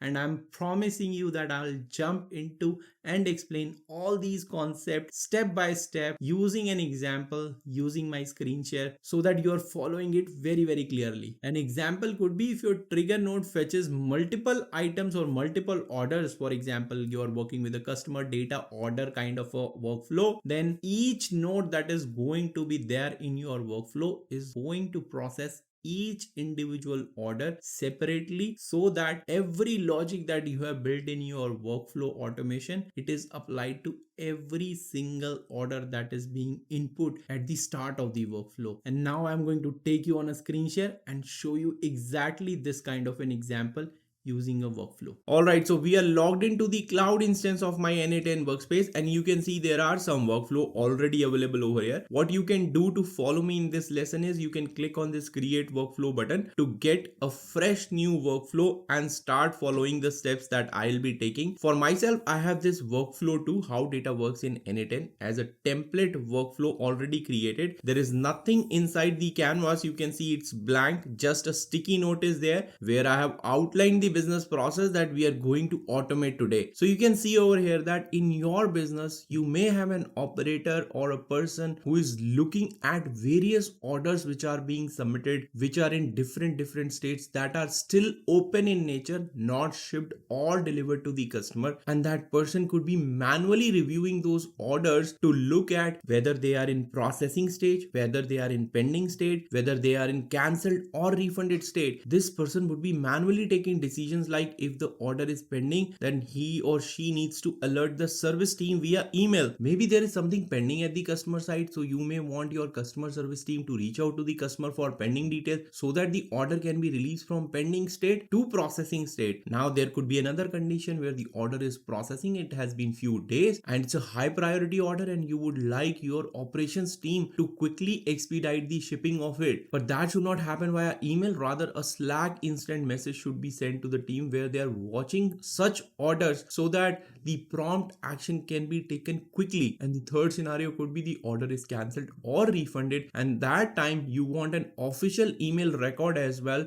to go to finance team for their records, as well as you want them to notify on Slack as well if there is a situation like end of month cycle is running, which is important finance time where they would like to have or consolidate everything that has been cancelled or refunded. So in that case, the finance team would be part of a Slack channel or a Microsoft Team channel where they would be receiving these instant messages. If a person is doing all this stuff manually, that means that person have to evaluate all these orders. They have to keep a track of what they have done to which order, whether they have been sent it to customer service team, whether they have sent it to finance team, whether they have notified the operations team. So they need to keep a log of all this activity, and all these manual activity may be prone to error or may be taking a lot of time, maybe 2-3 hours easily a day. So let's jump into n8n and automate the entire business process without writing a single line of code. So I'm back on the canvas. So first step, we all know that we have to add a trigger. So for this particular use case, we have to fetch the orders. I'm going to use a Google Sheet that has all the order data, and I'll quickly show you that as well. So this is my Google Drive, which is already connected to my n8n workspace, as I've showed you in the previous lesson as well. So this mock orders data is the sheet where the sample data is present. If I double click on it, so it opens up. It has an order ID, first name, last name, customer email, order status, and order date. If I exclude the header, there are 100 records which are there. So now if I go back to my workflow, what we have to do is we will start with something called manual trigger so that we can test out this workflow. But this is a workflow which is happening every day in your business. So hence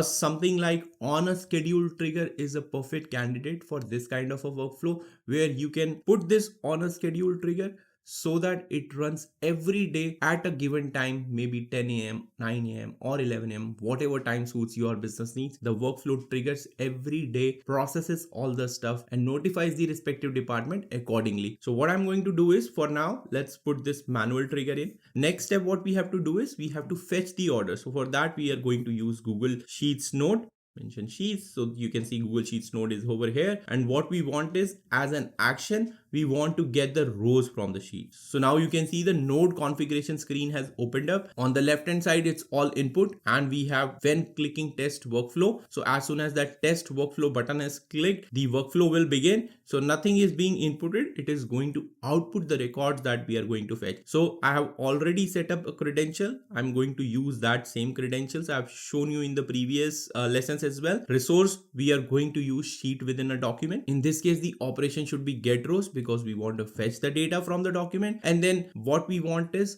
document is from a list or a URL or a ID. We will say by list because we have already connected our Google Sheets account. So now I'm click on choose. So you can see all the sheets which are present in my workspace or my Google Drive are already available over here. And we saw that this mock order data was part of it where our sample data lies. And finally, we have to select the sheet in which that order data is. So there is only single sheet. So I'll select mock order data. And now what you can do is you can also have some sort of filters. You can combine filters, multiple filters could be there. You want to filter out certain records that you do not want to fetch in this workflow. You can do that. You can apply some filters but for now, I'm going to fetch all 100 records. So as soon as I click on test step, you can see that all 100 items are basically fetched. There is pagination at the bottom, so you can click on these different pages to see. You can change the page size as well. If I want like all records, it will show me all 100 records on a single page itself. So you are seeing this data in JSON format. If I click at the top and click on table,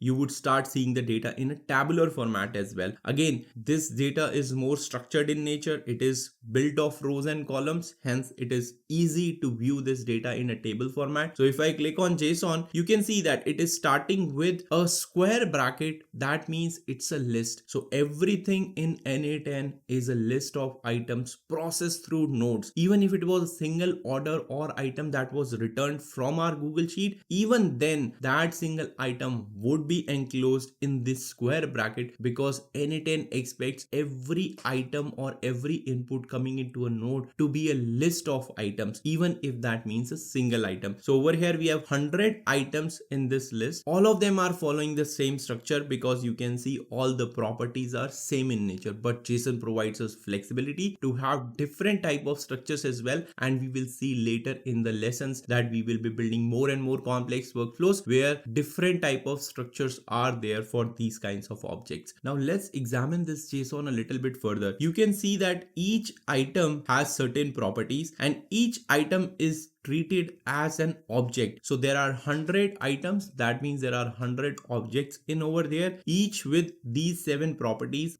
row number, order ID, first name, last name, customer email, order status, and order date. So going further in the workflow, we will be using dot notation to access these properties because we want to work on something called order status property because we have to base our logic on order status. For example, if it is pending, processing, refunded, cancelled, that's where we have to build all our logic. So let's go ahead and build the logic. This particular node is configured, data is coming successfully. So we'll go back to our canvas. You can see 100 items are being outputted from the Google Sheet nodes. And then what we are going to do is we are going to add something called a switch node. So in the past examples or lessons, we have seen if node produces binary output 0 or 1, true or false. So there will be like 2 branches coming out of if node. That's what we saw: one true branch, one false branch. If the condition is true, the item goes in the true branch. If the condition is false, the item gets filtered to the false branch. But in this case, we have 4 different scenarios to work with. One is pending status, one is processing, one is refunded, one is cancelled. So in this case, we cannot use if. We can use if block, but there'll be like multiple if blocks that we would have to traverse it to. But n8n provides a simple way of branching out or filtering out this kind of data using switch node, in which we can add different rules for different branches. So what we are going to do is we are going to have some routing rules configured for this particular thing. We are going to work with order status. So value 1 is equals to value 2. So basically the value 2 is the output value, what we want to configure or what we want to evaluate. So here we want pending. So first we have to act on pending. So I'll just write pending as text. So it's a text thing. So you can select over here as well whether you are working with string, number, date, time, boolean, array, or object. And different comparisons exist for string. There are so many of them: contains, is equals to, does not contain, starts with, does not start with, number again greater than, equal to. You can see a lot of them. Date also different types of operations: boolean, does not exist, exist, empty, true, false, more like, if and else, array, again, length is greater than, length is less than. So many comparison exist based on the type of object we are working upon. But here we are working on simple text object, hence I'm going to use string. String is form of a text, so I'll just leave it over here, and string equals to pending. And what string needs to be pending is order status. So we are going to click on this and drag it into the value 1. So you can see now the format has changed for this text box from fixed format to an expression format. So expression format is something, as soon as this expression format is enabled, you can use double curly braces in n8n to access the scripting language, which is JavaScript over here. And you can see at the bottom the tip says anything inside double curly braces is JavaScript, and you can write any form of JavaScript. So if you are hands-on on JavaScript or any kind of programming language and okay to learn JavaScript as well along with all what we are going to learn in this lesson or course, well, you are going to build some very complex workflows in a simple manner. But again, this course does not require any kind of prerequisite that you must learn JavaScript, because 99% of this course is going to be no code or very low code. Over here, you need to understand that as soon as you drag and drop a particular property, it gets converted into an expression editor, and the expression editor would access the property that you are trying to target in a format something like double curly braces. And then you see over here that it says $JSON. Let me just delete this status property for some time. So now you can see that if I just write $JSON, it is nothing but it is a shorthand where you need to access the item. A single item can be accessed using $JSON symbol. It is equivalent to $input dot item, which is more like this is an input that is coming. So this input is denoted by $input. And then if you write dot item, that means you are currently accessing the current object this node is processing. So currently what object we are at or what item we are at is row number 2, sorry. So this is the first item. It is at the 0th index. If I go to the next one, for example, so you can see now $JSON is showing me the second item, which is in this row number 3, and so on. Like you can, traverse and preview the results of what items this node is processing. And as we have already talked about, that if you're going to input 10 items into a particular node, it is going to process each single 10 item based on the logic that you have configured. Hence, every single order in this case is going to be processed through every routing rule that we are going to configure, and the output would be based on the rules that we are going to configure. So that's what I wanted to show. So you can see now object notation can be there because I have got access to the item. So item is an object, and then we can write dot, and you would see all the properties that are over here. I can use first name, last name, order date, order ID, order status. So we are interested in status, so I'll click on this. So now order status is over here. So what we have done is JSON dot $JSON dot order status is equals to pending. Then a branch should cut out of this switch node. What we have to also do is let's rename this output to say pending orders. This way, the branches this switch node is going to create, we will know which branch is which. Otherwise, it is going to just use output 1, output 2, output 3, and then we'll get confused. So it is a best practice to rename the output so that you know what routing rule is applied to that particular branch. So for this, I have written out pending orders. Let's quickly add the other one as well. Again, I'll copy this and I'll put it over here. So as soon as I put this, you can see fixed to expression, it has been converted. Next was processing. So I'll just write processing. I'll rename the output for this one too. Then third one again, I'll rename this to cancelled. So this one we are checking cancelled. So these will be cancelled orders. Then I'll click on add routing rule again, and I'll say again this one order status is equals to refunded. And for now, I'll just leave this rename output just to show you what happens. So if I click on this, so you can see 13 out of 100 orders are pending orders, 22 are processing orders, and then like you have 9 cancelled orders and 20 of them are output 3. So that's what I was trying to say, that if you are not renaming the output that is there, then it is going to show output 0, 1, 2, 3, and then you will be confused that what kind of output these are, and you have to open up switch node again and again from your canvas to understand what these output means. So that's why it is important to rename the output. So now I'm going to say refunded orders, and I'll click on test step. All right, so we have refunded orders as well. You might be thinking that all this does not sum up to 100 orders. Well, because you have other statuses as well. For example, there is shipped, there is delivered as well. So there are whatever is left over maybe belong to other status. So in that case, what do? Well, at the bottom of this switch node, you have this add option, send data to all matching outputs, fallback output, and ignore case. So fallback output is something that you must configure in a switch node, that in case no condition met, what do you want to happen with your data? So in that case, you can just simply ignore it, stop the workflow, or you can have some other logic built for it. For now, we want to just ignore it, so I'll leave it blank. Another important option over here is this ignore case. We want our workflow to work error free, right? In your system or worksheet, somebody might put refunded in small case, right, or all caps, but over here we have a particular casing. So I would like to ignore the case that is being used to compare the order status with the value that we have entered. So hence I'll just use ignore case, and I'll just test step again just to see everything is working fine. Everything is working fine. This green tick means that node has executed successfully. Now we'll go back to the canvas, and now over here we can see that there are 4 different branches on which we can act upon. For the first one, that was pending status, we want an email to be sent to our service team. So for that, I'm going to use my Amazon SES node that we configured in the last lesson as well. So I'm going to click on this Amazon AWS SES. So this is being used to send email. You can use send email node as well and configure it based on the SMTP parameters or SMTP configuration. So I'm going to use send an email. So the credentials in my SES node is already configured. I'm going to use my AWS SES account. I've already configured, set it up. Next is we want to work on resource. You can work on other resources as well. For example, custom verification email template or a custom API call, but we are interested in sending an email. We want to have an operation of send, not send template or a custom API call. We don't want an HTML based body. Here we have to mention the subject. So in this case, we want customer team to act upon. So we'll just say order, and what I'm going to do is drag the order ID again.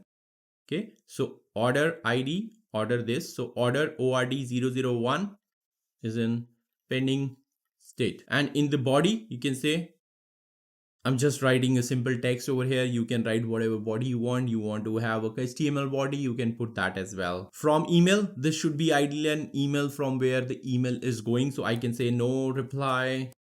And this is the to address. To address would be the address where you would like to send the email. It should be a distribution list, which is more like a group email, which is accessible to all the service team members, so that not single person is looking at that email box. That's the general practice. So for this example, I will just use a Gmail one where these emails can be delivered. That would be GenAI.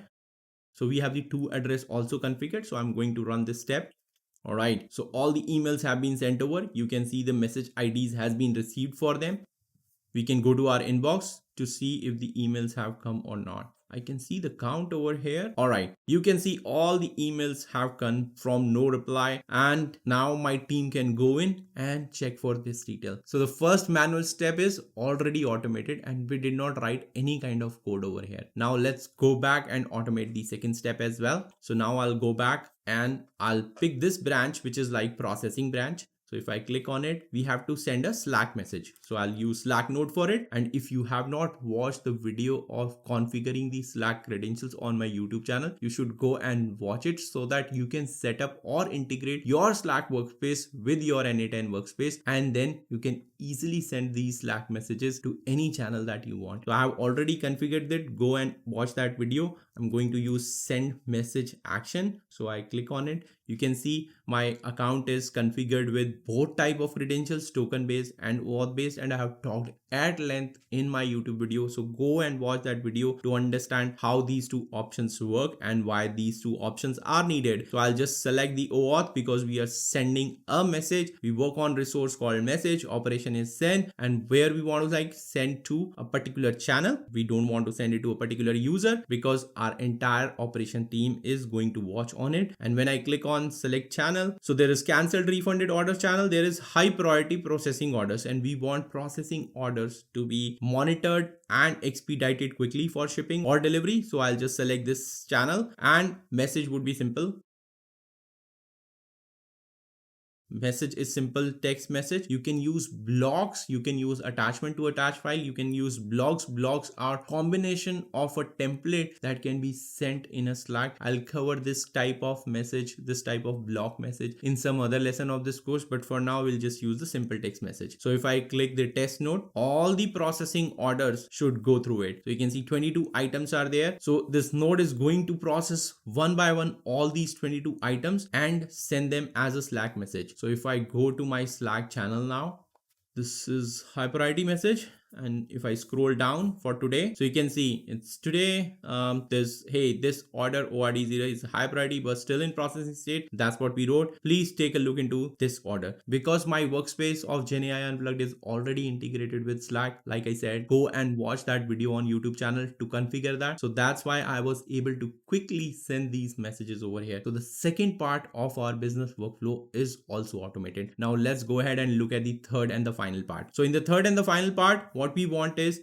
we want both cancelled and refunded order to be sent as an email, as well as we want a Slack message as well. So both these nodes will be used again. So I'm just like going to use copy. You can see click on it and you can control C, which gets copied to the clipboard. You can paste it over here. Again, I'm going to use the same thing for Slack as well. So this gets pasted over here. So now you can see that I have two nodes copied over here. We still have to configure it. But what I'm going to do is from the cancel line of things, I'm going to like click on this and it gets inputted into again my email sending node, because we have to send an email to our finance team. Again, I'll select this dot, which is more like a connector of our switch node of cancelled branch, and I'll again drag another line into Slack node. This means that I want cancelled operation to perform two types of jobs. One, the cancelled order should be sent as an email to finance team. The other one, cancelled order should also be notified on Slack message. That's why I dragged out two branches out of it. And the other part that you have to do is, because we want the same actions to be performed on refunded as well, so I'm going to drag two branches out of refunded node or refunded branch too. So I'll select this arrow over here, or maybe like plus icon is still here, so I'll just drag it into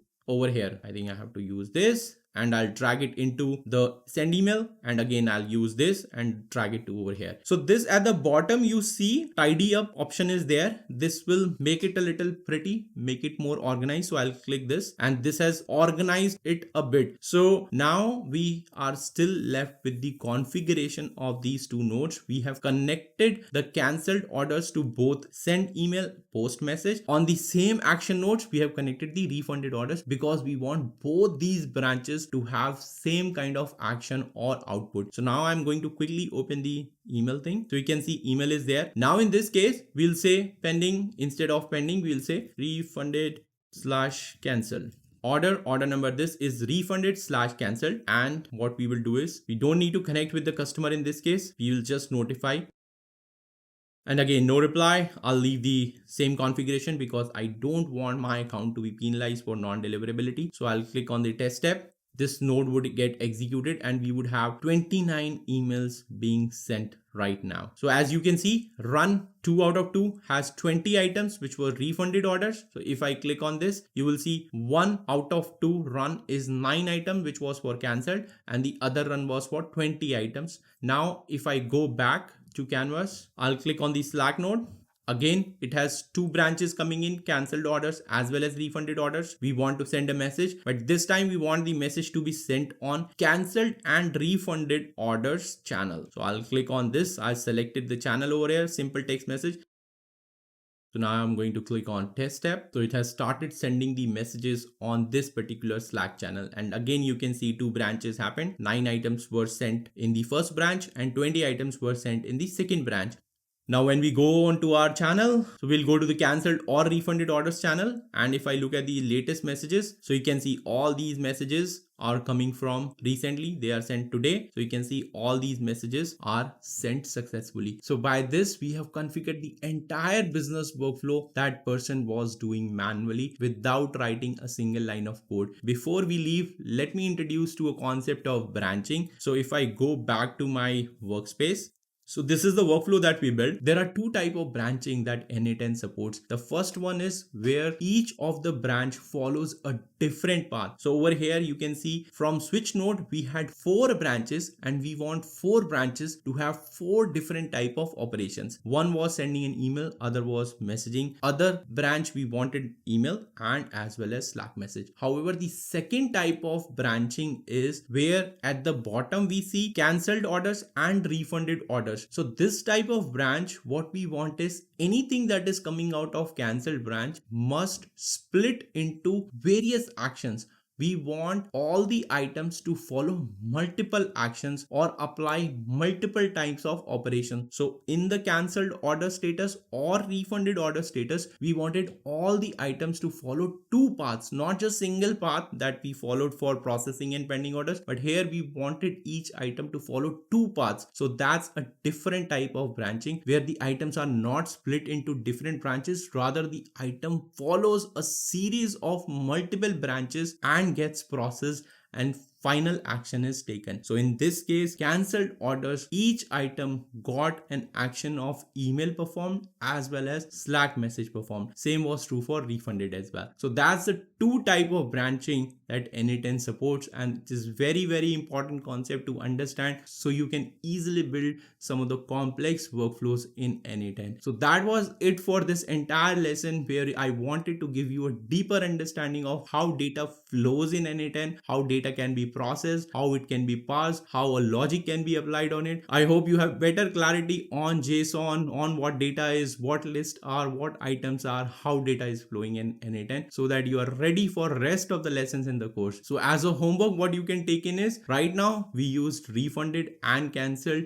in a single message. Maybe you can apply some sort of a logic so that you are not communicating to the team that this order is cancelled or refunded. Rather, you are sending an appropriate message that this order was cancelled, this order was refunded, instead of using cancelled/refunded. If you have any question doing this kind of exercise, let me know in the comment section or the discussion forum of this course. So I'll see you in the next lesson where we are going to deep dive into some of the very important nodes that exist in n8n, so that it lays the foundation for rest of the course where we will be using these nodes again and again. So I'll see you in the next lesson. So far in this course, you have already built a couple of business workflows and automated those processes, and you understand the power of automation and what n8n brings to the table. You have an understanding of what nodes are, what are action nodes, what are trigger nodes, how data flows through an n8n workflow. But what if you want to clean that data? What if you want to group data? You want to remove duplicates? You want to transform some of that data? You want to send messages in bulk? So how do you do that? In today's lesson, I'm going to deep dive into some of the very essential nodes that you will keep on using as you build more and more complex workflows throughout this course and your automation journey. So welcome to my channel on AI automation. In today's video, we will see how you can clean data, aggregate data, how you can merge different data stream, and how you can receive data from external systems. And remember this, automation workflows are not just about connecting apps. It is about how you cleanse your data, how you prepare your data, how you share your data, how you process your data. And that's where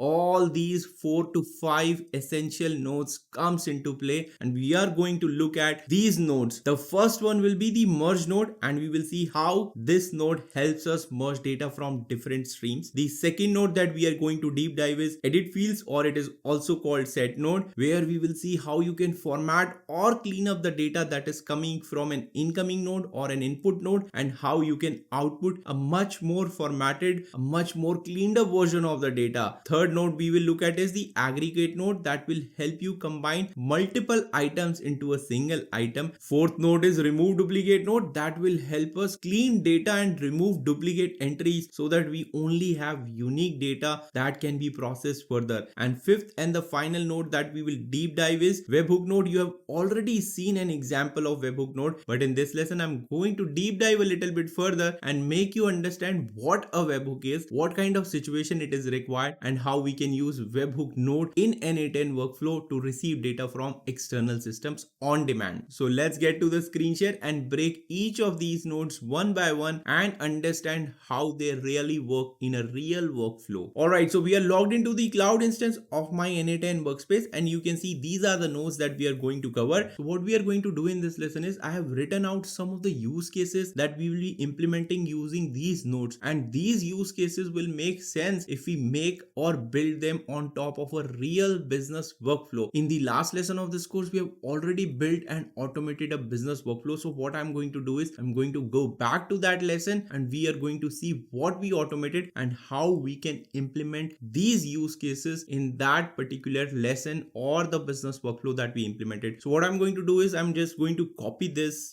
Control C, the sticky note, and I'm going to go back, and over here you can see this was the workflow that we built. So you can see in your business, an operator daily manually reviews orders, check all recent orders from a system or a sheet, then manually decide if the order is pending, then alert the service team via email. If it is in processing, then notify operations team via Slack channel. If cancelled or refunded, then official email as well as Slack message is sent to a finance team. So that's what the business process that we automated. So we are going to use this workflow and see how these nodes that we are talking about, especially the first 4 nodes which are related to data transformation, how they can be helpful and what scenarios or use cases we can use in this particular business workflow. So in order to do that, I'm not going to change anything in this workflow. We are going to go back again, and what we are going to do is I'm going to click on this 3 ellipses icon next to this workflow, and I'm going to click on duplicate. So let's duplicate it, and you will understand how you can duplicate an existing workflow, and instead of building it from scratch, how you can reutilize what you have already built in. So I'm going to say workflow 3 and maybe like essential. I'll duplicate this. So you can see now we have workflow 3 essential nodes lesson as a new workflow. So what I'm going to do is I'm going to just delete this one and I'll press Ctrl V. This is the sticky note that I copied from the blank workflow that I showed you earlier in the lesson. So I've just pasted over here so that we can keep a track of what we are doing and which use case we are going to implement. So the first node that we are going to look at is merge node. It helps us merge data from different streams, and I have 2 use cases over here. First one is combine order data with product line items. So as you see over here, like if I just zoom in a bit, what is happening in this workflow is there is a manual trigger over here, and then there is this Google Sheet node. You can see in this Google Sheet node, what we are doing is we are going to fetch this mock orders data from our Google Drive sheet. And if I go to the Google Drive, you would see I have this mock orders data, which is more like header data, like the order ID is here, first name is here, last name is here, customer email, order status, and order date. But there are no details of the order, like what product was ordered in this particular order. So for that, what I have done is I have another sheet called mock order details data. So over here, you would see order ID 0001, ORD 0001, I mean, then product ID is PROD 001. It's a graphic novel. Category is books, quantity 2, unit price this, and total price is this. And then again for order 1 and 1, we have 2 more. One blender is there and the fiction novel is there. So you can see that within order 1, we have these 3 products ordered. Now you can see I have like about 291 rows if I exclude the header row. So there are 291 line items ordered across the 100 orders. So if in our business process that we implemented in lesson 2, how about we merge this detail? How can we do that? How can we access what orders placed, what kind of product? So let's go back and try to use the merge node. All right, I'm on the wrong screen. So this was the screen. I'll just close that one to avoid confusion. So over here, like I said, we are just fetching the mock orders data, which is more like headers data of the orders. So I'll click this tab and you would see 100 records being returned. All right, so 100 records are returned and only order header data is being returned. Now what we are going to do is we are going to go back, and for now I'm going to delete this connection between Google Sheets and Switch node. And before that, I'll just open again Google Sheets, and what we'll say is, and I'll rename this so that we know which node is doing what. And I'm going to delete this connection now to the switch node. All right, so the connection is deleted for now.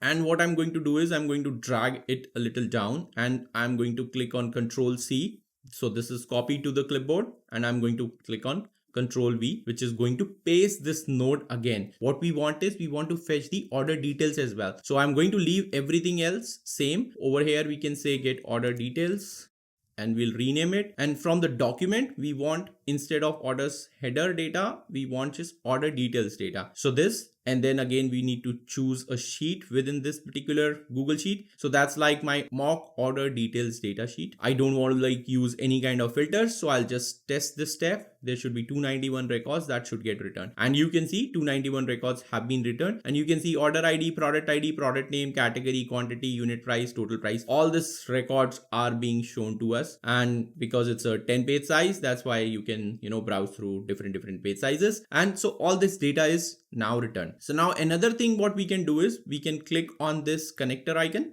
and attach it to our get order details data. So now what will happen is as soon as we test our workflow, both orders data as well as get order details data would get returned. And I would like to tell you that the sequence in which n8n executes the workflow is that it is going to start from the leftmost node. First, it will process the topmost branch that you have. So over here, you would ideally get order details data first and then get orders data. Since I have disconnected everything, let's, just take an example. I'll click on this test workflow and you would see that this node is getting executed first and then this node is getting executed because it is the second branch which is down. So it works from left to right and top to bottom. This is very important to understand because something like this, what you would want is ideally you want to fetch your orders first and then order details. So what we have to do is we have to switch the positions of these nodes. So I'm just going to drag it at the top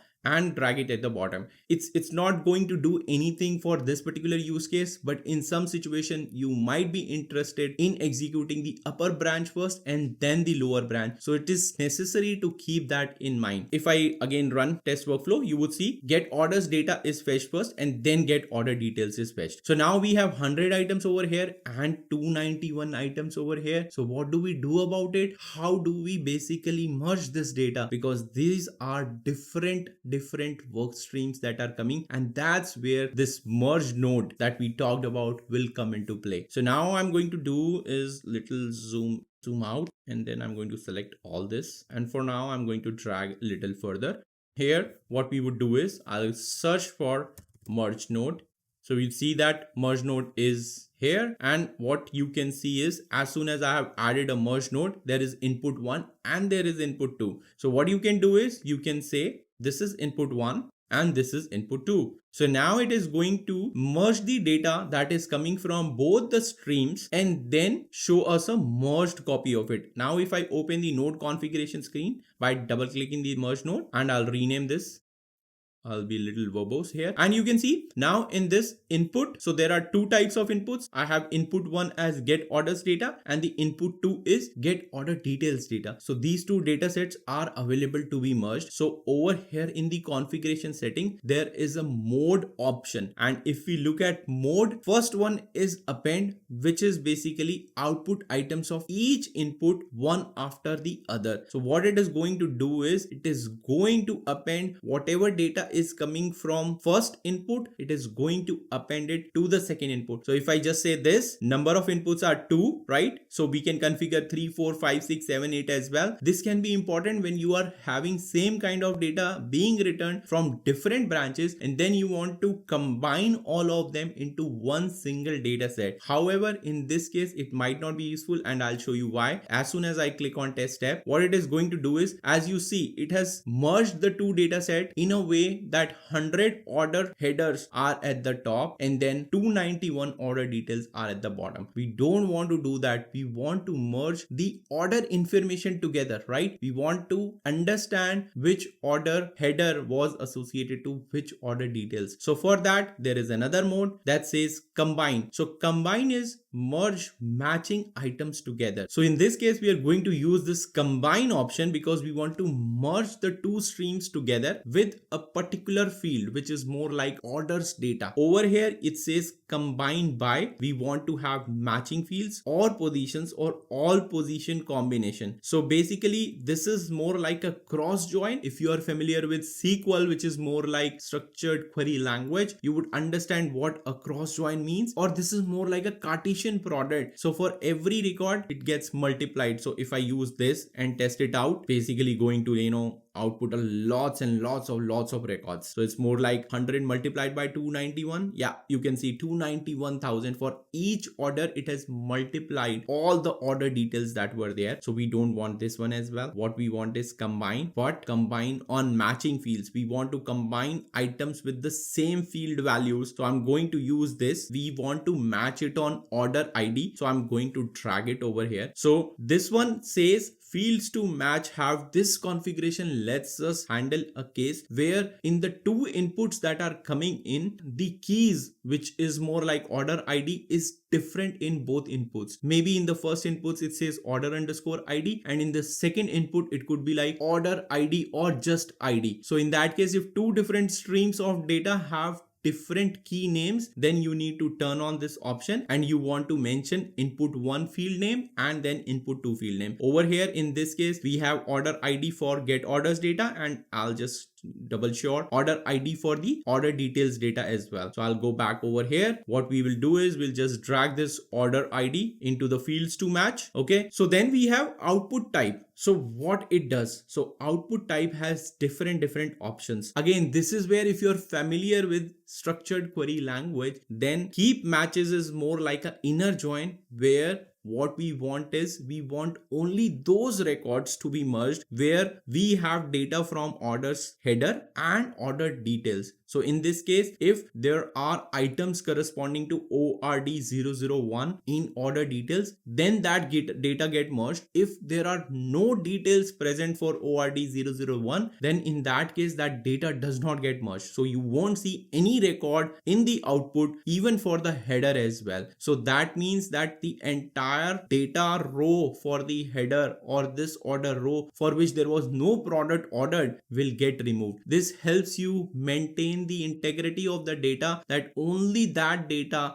that has valid products ordered are being shown. There could be a possible scenario where there is some corruption in data, where you are pulling from the system and the order header is only pulled but the order details are not pulled. In that case, at least the data is not going to get further processed if we are going to use keep matches. If we say keep non-matches, then in that case it is going to return us everything that is not matching. So in that case, if we have an order header that does not have a corresponding order ID values in the order details, then that would come, and vice versa. So that could be a helpful scenario in some of the situations where you want opposite of this kind of data. Then you have keep everything, where everything gets merged together. Enrich input 1, which is more like you enrich the input 1 data or you enrich the input 2 data. Enrich input 1 is like on the left side, so it's more like a left join. So let's see what happens over here. If I say keep matches, it should return me 291 records.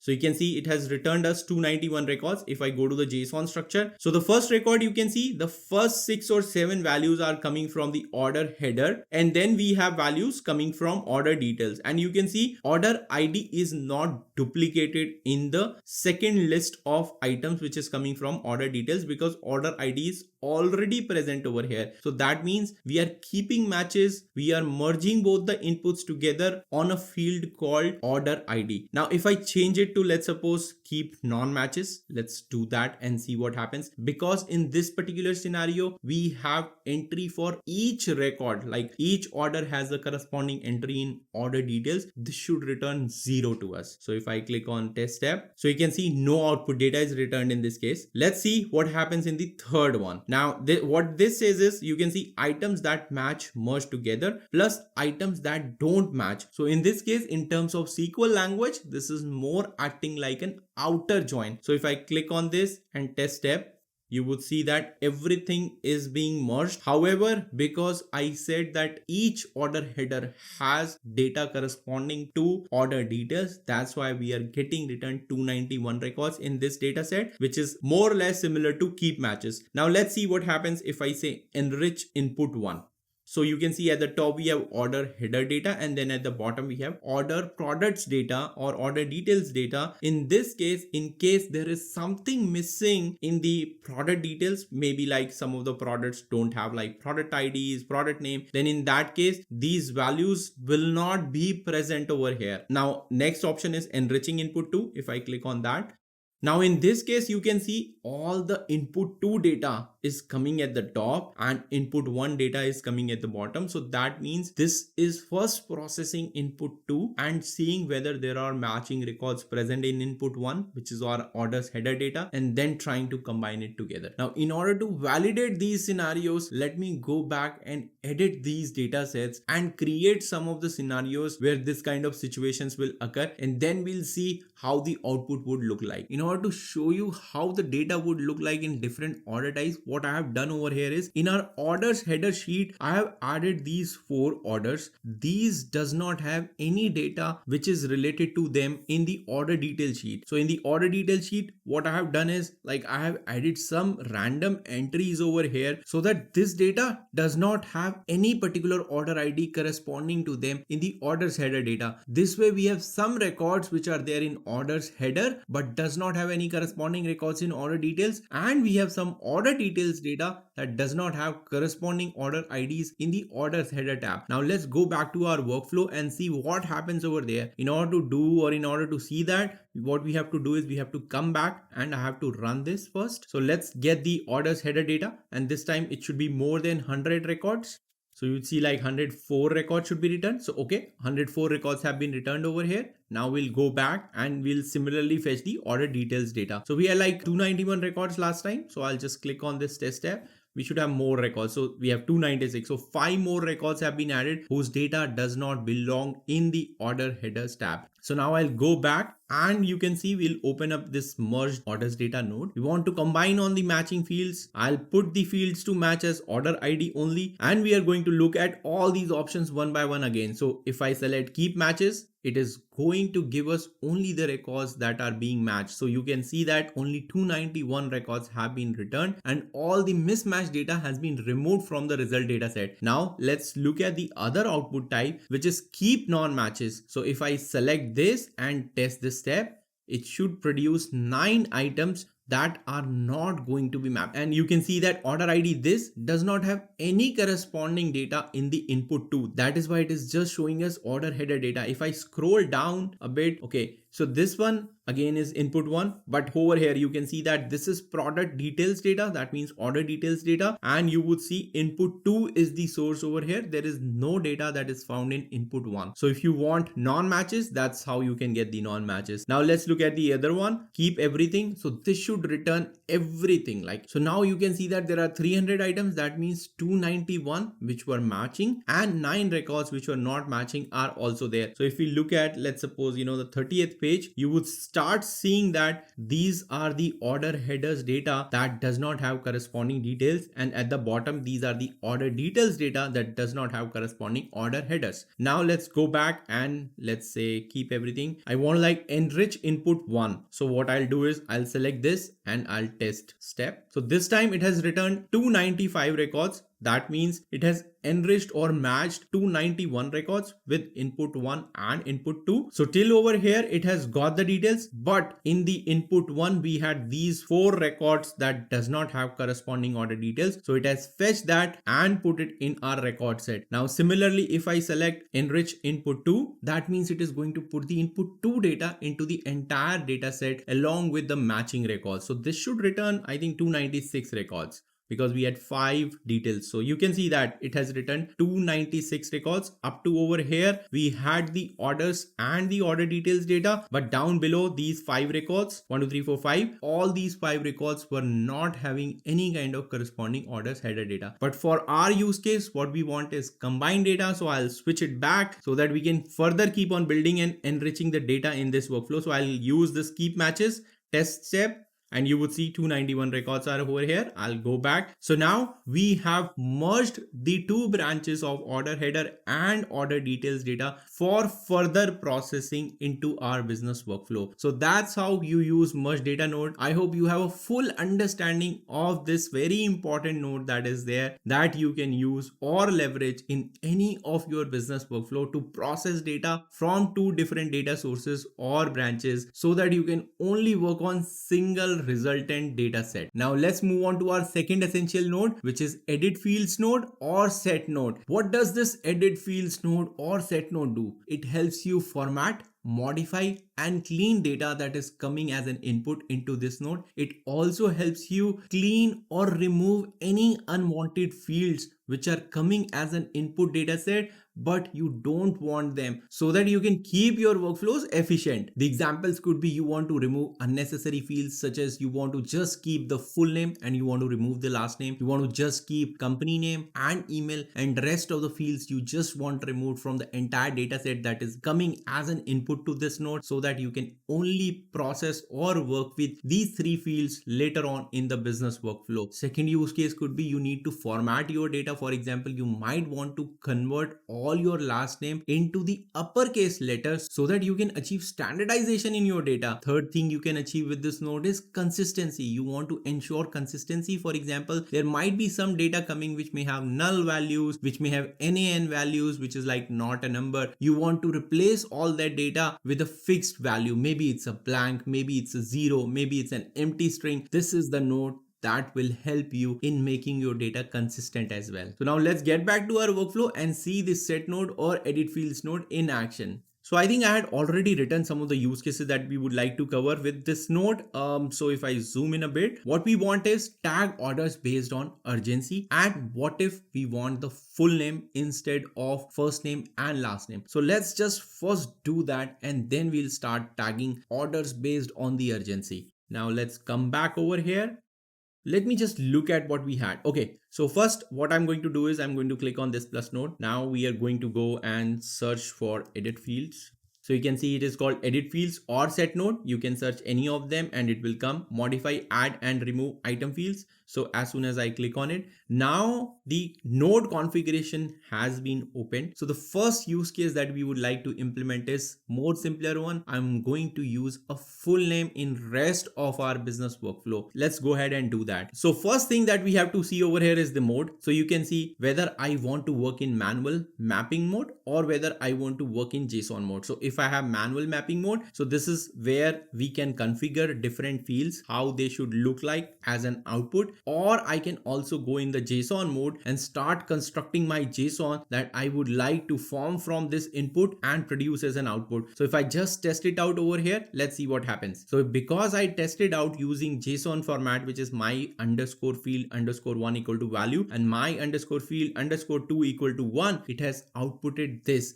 and it has excluded everything that was being input into it. So what it can do is it can even truncate what you are processing and you can start afresh on the right hand side of your business workflow. However, we don't want to do this. So what I'll do is I'll go back to the manual mapping, and what we are going to do is I'm going to click on this add field, or we could have drag and dropped as well. I'll show you that in the next example. Over here, what we want is we want to basically have a full name. So I'm going to first name that. I'm going to follow the naming guidelines or naming convention that my data structure is following so far. It says like row underscore number and everything is like small cap. So I'm going to use full underscore name. Okay, so this is my key that I would like to use to have the full name populated into this column. So now I'll click on the value. So what value do I want? We can select the type as well over here. It's a string, it's a number, it's a boolean array or an object. However, because we are interested in full name, so this would be basically a string over here. So what could be a full name? So basically the full name can be formed using first name and last name, right? So what I'm going to do is I'm going to drag this first name over here.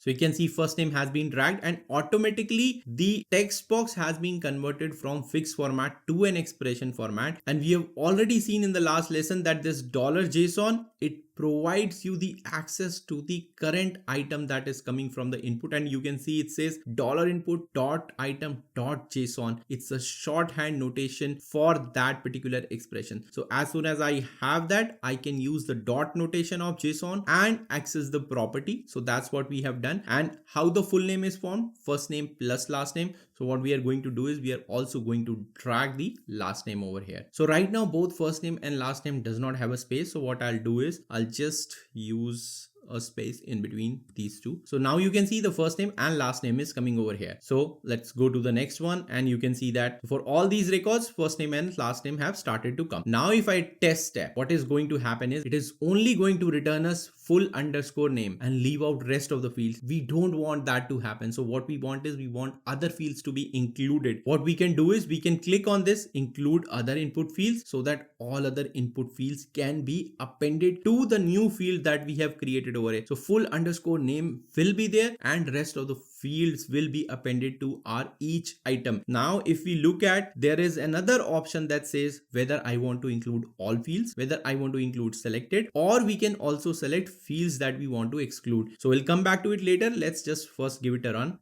So now you can see that we have a full name value as well over here, and all other fields are included. However, this is still a little inefficient because we don't want first name and last name to come. So what we are going to do is we are going to use, instead of selected option, I have to select many of them. Let's try all except. So over here it says you can separate the two fields with comma. So I'm going to drag first name fields to exclude, and then I'm going to drag the last name as well. So you can see that it has already created a comma separated list of our keys, first name underscore last name. These are the fields that would get excluded and rest of the data would get appended with our full name. So let's test it out. Alright, so you can see that in the new record set, we have only full name over here and first name and last name has been removed. So you can see that that's how you can process or enrich your data or transform your data. Another example that I would like to show you is if I go back to my canvas. In the previous workflow, what we did was the operator wanted to send email in case there is pending orders. And in case of processing orders, we wanted to notify our operations team. However, we just looked at if the order was processing or not. So if I click on this,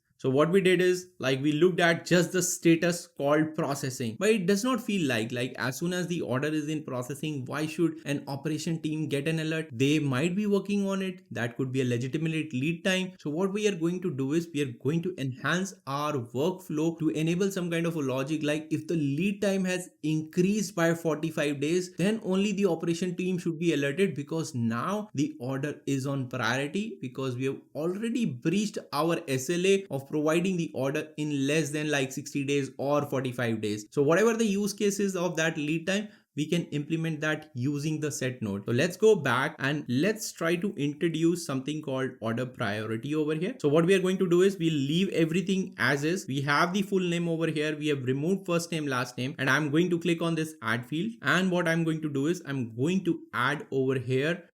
And based on this, we are going to check whether a Slack message to the operation team must be sent or not, instead of just looking at the processing order. So in this case, how do we set the order priority? Well, what we want to do is, you can see that we already have something called order date. So over here, you can see there is order date, and some of these orders are like from January. What we would like to see is that if my order date is beyond 45 days, then the order priority should be made as high priority. Otherwise, if the order date, the day the order was placed, is less than 45 days, that means I still have time to meet my SLA, and I don't want the priority to bump up. I want the priority to only be standard. So that's what we are going to implement over here. And how we are going to implement over here, it's a string value that we have to put in. So how do we do that? That's where the expression editor will come into play. So I'll click on the expression editor, and what I'm going to do is I'm going to open up a pop-up so that we have more real estate and you can easily see what I'm trying to do over here. So in this case, we can write an expression, and as you see, anything inside double curly braces, you can access the JavaScript. And what I'm going to do is, because we have a string type of variable where we have to assign standard or high priority as the priority of our order, I'm going to use something called ternary operator. Ternary expression is nothing but it's just like an if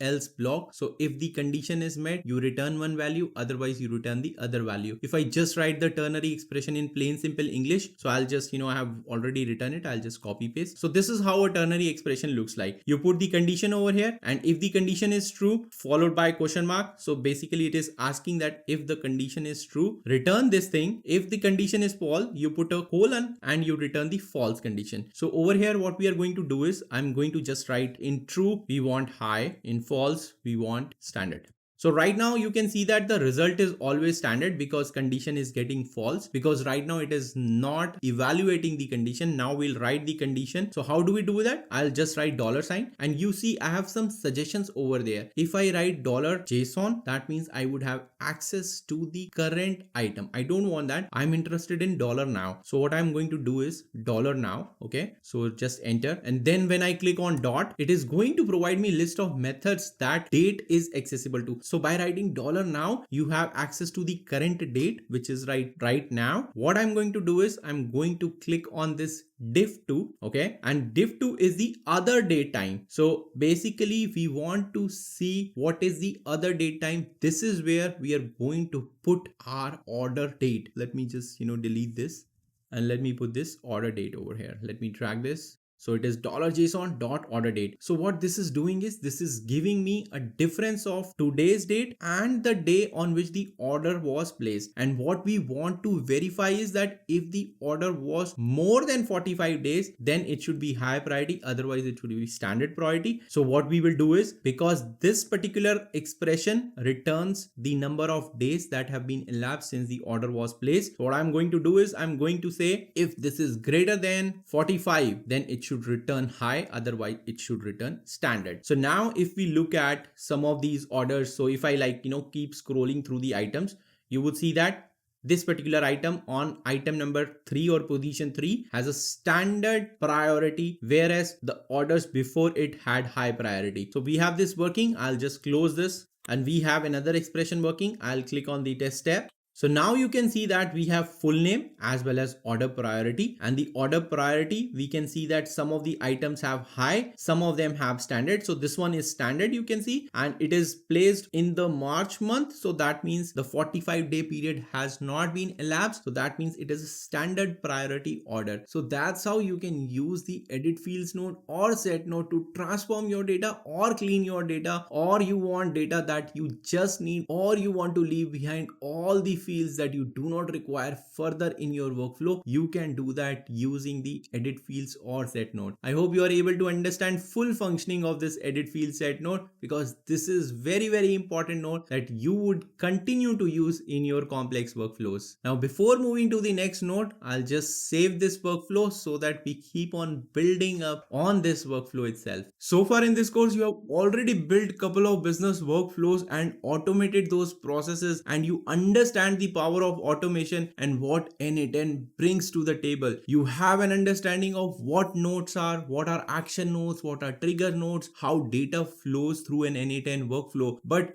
what if you want to clean that data? What if you want to group data? You want to remove duplicates? You want to transform some of that data? You want to send messages in bulk? So how do you do that? In today's lesson, I'm going to deep dive into some of the very essential nodes that you will keep on using as you build more and more complex workflows throughout this course and your automation journey. So welcome to my channel on AI automation. In today's video, we will see how you can clean data, aggregate data, how you can merge different data stream, and how you can receive data from external systems. And remember this, automation workflows are not just about connecting apps. It is about how you cleanse your data, how you prepare your data, how you share your data, how you process your data. And that's where all these 4 to 5 essential nodes comes into play, and we are going to look at these nodes. The first one will be the merge node, and we will see how this node helps us merge data from different streams. The second node that we are going to deep dive is edit fields, or it is also called set node, where we will see how you can format or clean up the data that is coming from an incoming node or an input node, and how you can output a much more formatted, a much more cleaned up version of the data. Third node we will look at is the aggregate node that will help you combine multiple items into a single item. Fourth node is remove duplicate node that will help us clean data and remove duplicate entries so that we only have unique data that can be processed further. And fifth and the final node that we will deep dive is webhook node. You have already seen an example of webhook node, but in this lesson I'm going to deep dive a little bit further and make you understand what a webhook is, what kind of situation it is required, and how we can use webhook node in n8n workflow to receive data from external systems on demand. So let's get to the screen share and break each of these nodes one by one and understand how they really work in a real workflow. Alright, so we are logged into the cloud instance of my n8n workspace, and you can see these are the nodes that we are going to cover. So what we are going to do in this lesson is I have written out some of the use cases that we will be implementing using these nodes, and these use cases will make sense if we make or build them on top of a real business workflow. In the last lesson of this course, we have already built and automated a business workflow. So what I'm going to do is I'm going to go back to that lesson, and we are going to see what we automated and how we can implement these use cases in that particular lesson or the business workflow that we implemented. So what I'm going to do is I'm just going to copy this,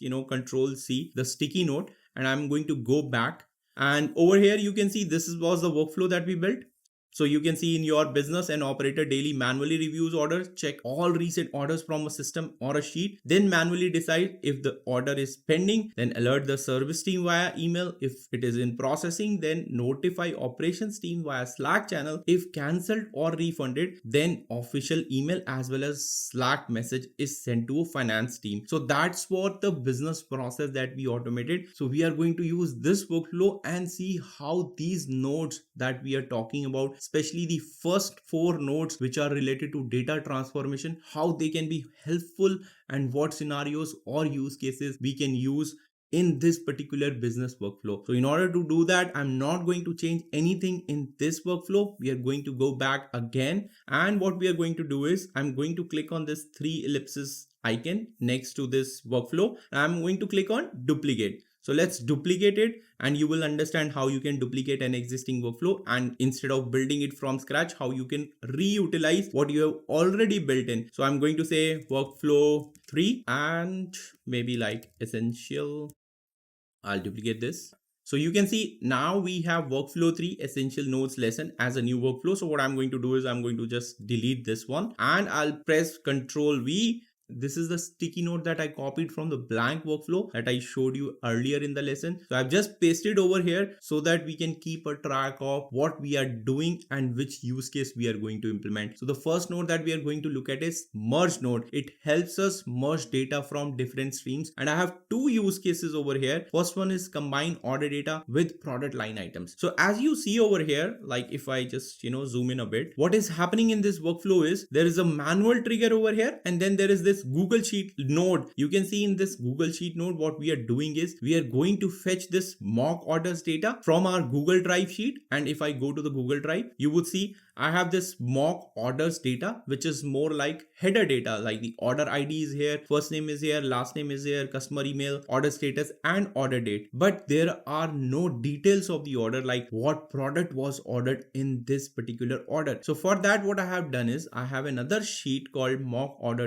details data. So over here, you would see order ID 0001, ORD 0001, I mean, then product ID is PROD 001. It's a graphic novel. Category is books, quantity 2, unit price this, and total price is this. And then again for order 1 and 1, we have 2 more. One blender is there and the fiction novel is there. So you can see that within order 1, we have these 3 products ordered. Now you can see I have like about 291 rows if I exclude the header row. So there are 291 line items ordered across the 100 orders. So if in our business process that we implemented in lesson 2, how about we merge this detail? How can we do that? How can we access what orders placed, what kind of product? So let's go back and try to use the merge node. All right, I'm on the wrong screen. So this was the screen. I'll just close that one to avoid confusion. So over here, like I said, we are just fetching the mock orders data, which is more like headers data of the orders. So I'll click this step and you would see 100 records being returned. All right, so 100 records are returned and only order header data is being returned. Now what we are going to do is we are going to go back, and for now I'm going to delete this connection between Google Sheets and Switch node, and before that I'll just open again Google Sheets, and what we'll say is, and I'll rename this so that we know which node is doing what. And I'm going to delete this connection now to the Switch node. All right, so the connection is deleted for now. And what I'm going to do is I'm going to drag it a little down and I'm going to click on Control C. So this is copied to the clipboard, and I'm going to click on Control V, which is going to paste this node again. What we want is we want to fetch the order details as well. So I'm going to leave everything else same. Over here we can say get order details, and we'll rename it. And from the document, we want, instead of orders header data, we want just order details data. So this, and then again, we need to choose a sheet within this particular Google Sheet. So that's like my mock order details data sheet. I don't want to like use any kind of filters. So I'll just test this step. There should be 291 records that should get returned. And you can see 291 records have been returned. And you can see order ID, product name, category, quantity, unit price, total price. All these records are being shown to us. And because it's a 10-page size, that's why you can, browse through different page sizes. And so all this data is now returned. So now another thing what we can do is we can click on this connector icon and attach it to our get order details data. So now what will happen is as soon as we test our workflow, both orders data as well as get order details data would get returned. And I would like to tell you that the sequence in which n8n executes the workflow is that it is going to start from the leftmost node. First, it will process the topmost branch that you have. So over here, you would ideally get order details data first and then get orders data. Since I have disconnected everything, let's, just take an example. I'll click on this test workflow and you would see that this node is getting executed first and then this node is getting executed because it is the second branch which is down. So it works from left to right and top to bottom. This is very important to understand because something like this, what you would want is ideally you want to fetch your orders first and then order details. So what we have to do is we have to switch the positions of these nodes. So I'm just going to drag it at the top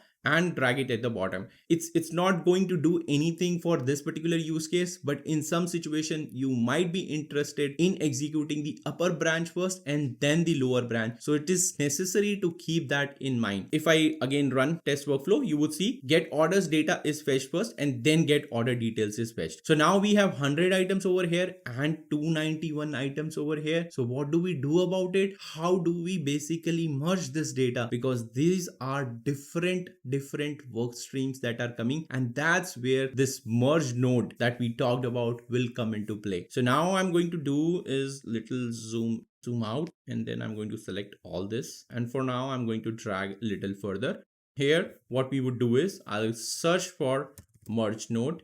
So you see that merge node is here, and what you can see is as soon as I have added a merge node, there is input 1 and there is input 2. So what you can do is you can say this is input 1 and this is input 2. So now it is going to merge the data that is coming from both the streams and then show us a merged copy of it. Now if I open the node configuration screen by double clicking the merge node, and I'll rename this, I'll be a little verbose here, and you can see now in this input, so there are two types of inputs. I have input 1 as get orders data and the input 2 is get order details data. So these two data sets are available to be merged. So over here in the configuration setting, there is a mode option, and if we look at mode, first one is append, which is basically output items of each input one after the other. So what it is going to do is it is going to append whatever data is coming from first input, it is going to append it to the second input. So if I just say this number of inputs are 2, right? So we can configure 3, 4, 5, 6, 7, 8 as well. This can be important when you are having same kind of data being returned from different branches, and then you want to combine all of them into one single data set. However, in this case, it might not be useful, and I'll show you why. As soon as I click on test tab, what it is going to do is, as you see, it has merged the two data set in a way that 100 order headers are at the top and then 291 order details are at the bottom. We don't want to do that. We want to merge the order information together, right? We want to understand which order header was associated to which order details. So for that, there is another mode that says combine. So combine is merge matching items together. So in this case, we are going to use this combine option because we want to merge the two streams together with a particular field, which is more like orders data. Over here, it says combine by. We want to have matching fields or positions or all position combination. So basically, this is more like a cross join. If you are familiar with SQL, which is more like structured query language, you would understand what a cross join means. Or this is more like a Cartesian product. So for every record, it gets multiplied. So if I use this and test it out, basically going to,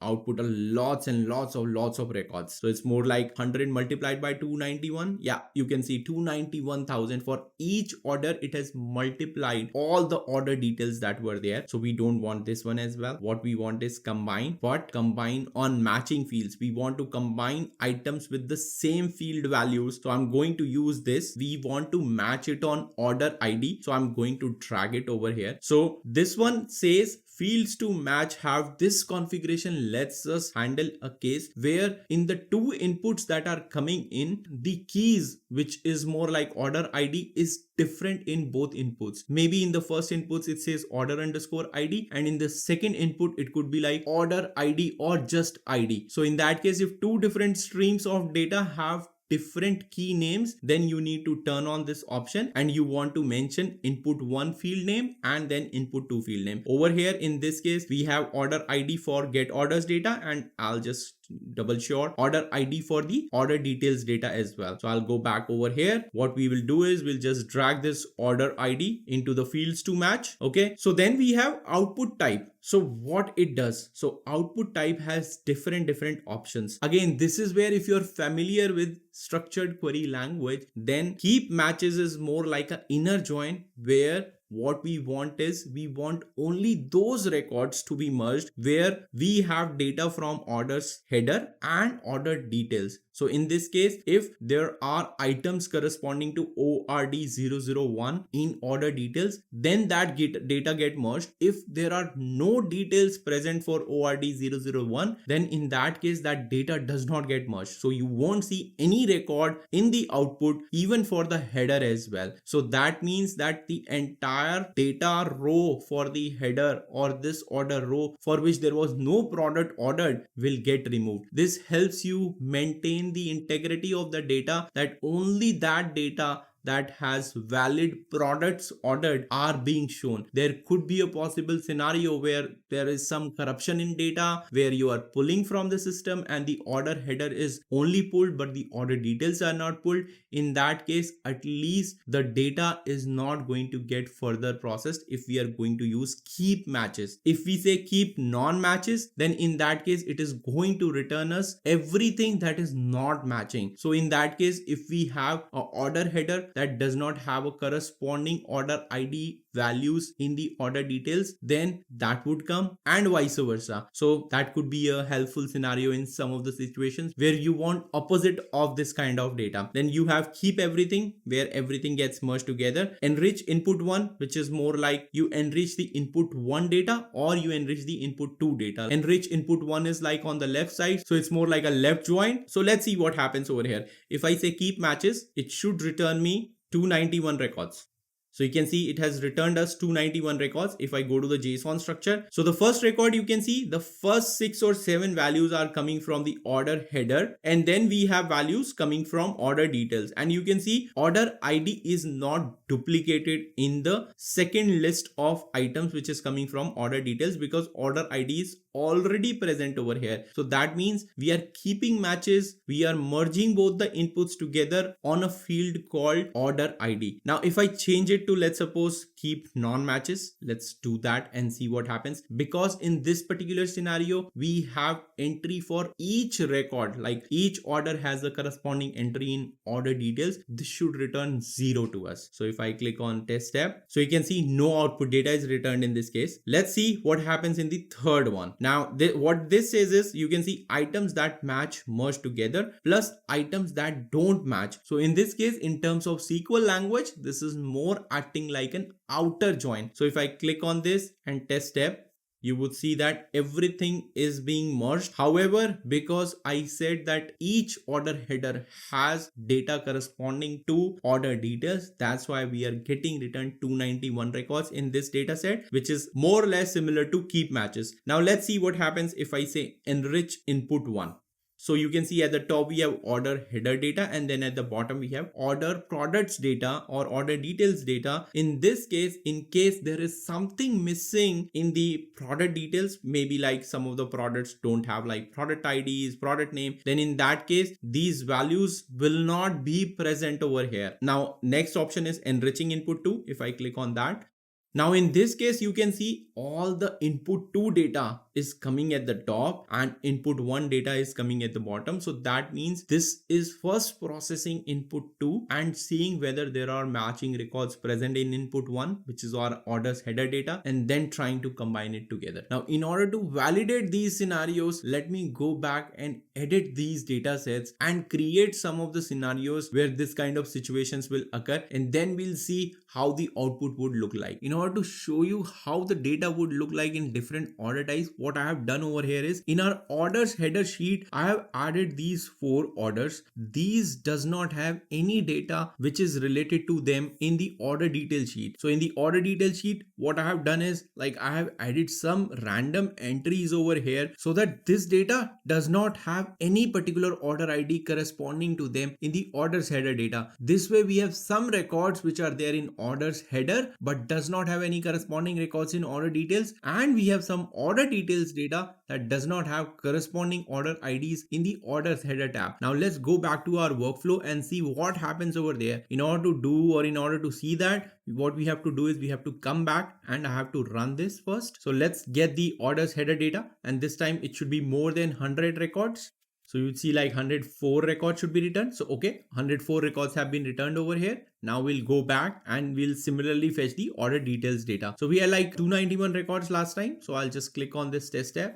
We should have more records. So we have 296. So 5 more records have been added whose data does not belong in the order headers tab. So now I'll go back and you can see we'll open up this merged orders data node. We want to combine on the matching fields. I'll put the fields to match as order ID only, and we are going to look at all these options one by one again. So if I select keep matches, it is going to give us only the records that are being matched. So you can see that only 291 records have been returned and all the mismatched data has been removed from the result data set. Now let's look at the other output type, which is keep non-matches. So if I select this and test this step, it should produce 9 items that are not going to be mapped. And you can see that order ID this does not have any corresponding data in the input 2. That is why it is just showing us order header data. If I scroll down a bit, okay, so this one again is input 1, but over here you can see that this is product details data, that means order details data, and you would see input 2 is the source over here. There is no data that is found in input 1. So if you want non-matches, that's how you can get the non-matches. Now let's look at the other one, keep everything. So this should return everything. Like, so now you can see that there are 300 items, that means 291 which were matching and 9 records which were not matching are also there. So if we look at, let's suppose, the 30th page, page, you would start seeing that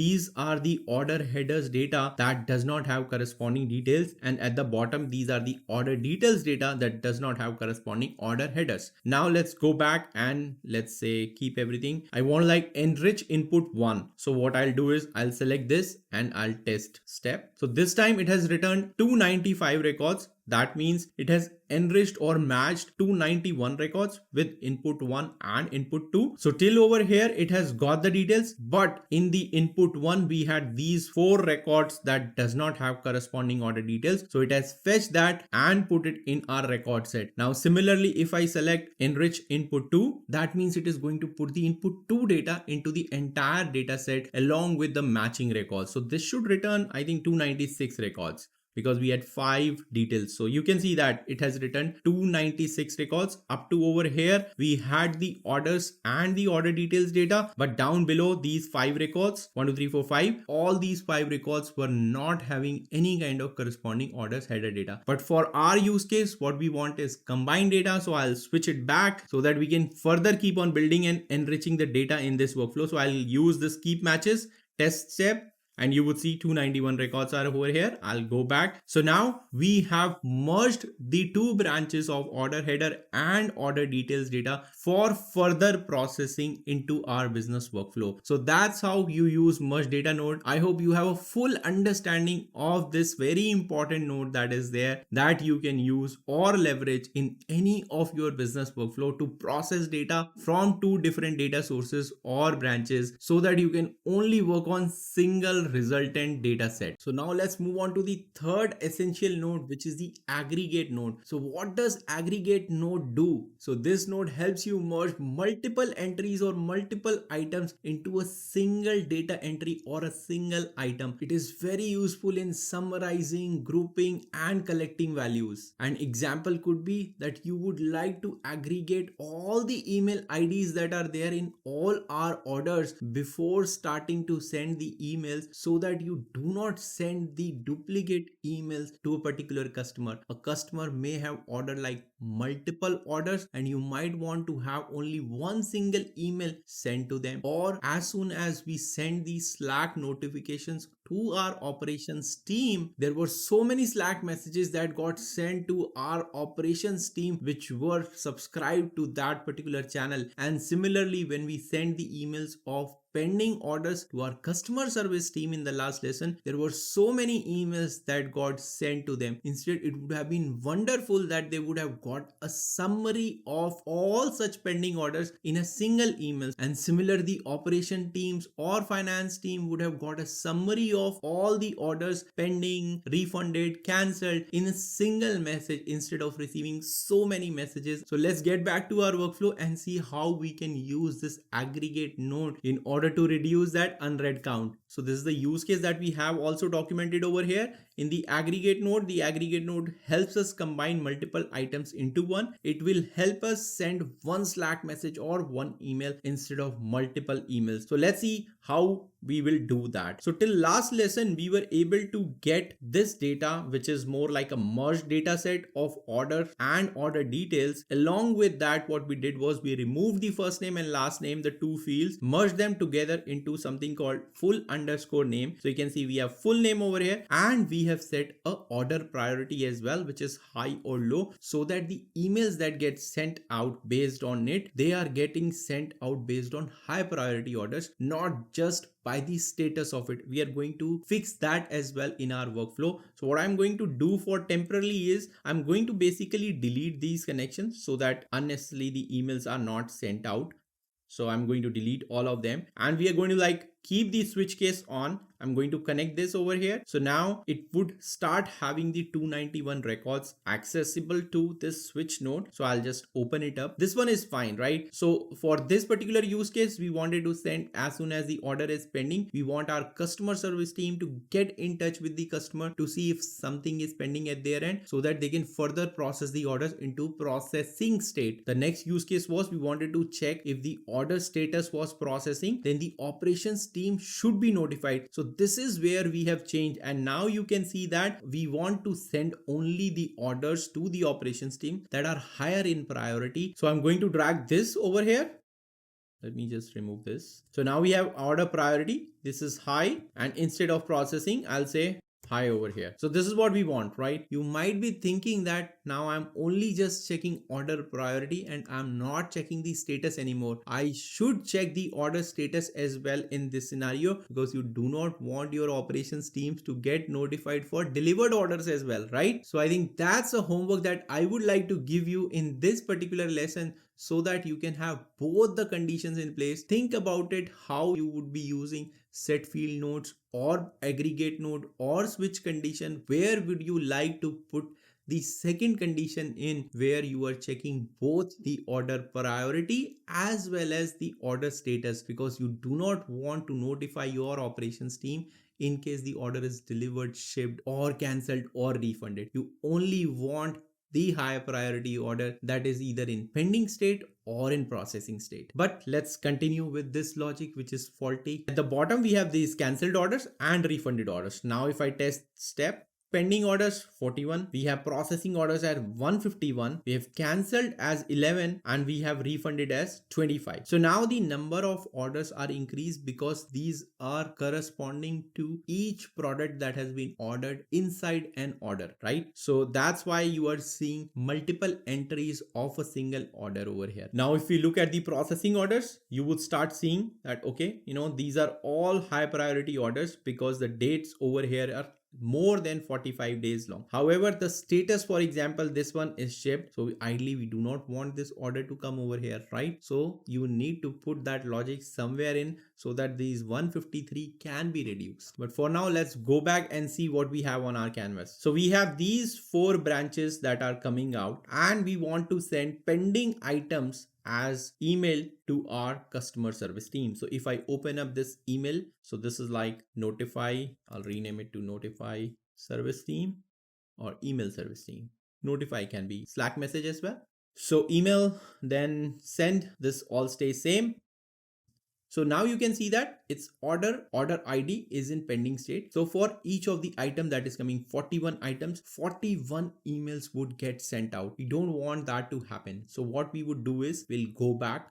I'll disconnect this connection over here. And what I'm going to do is I'm going to search for aggregate.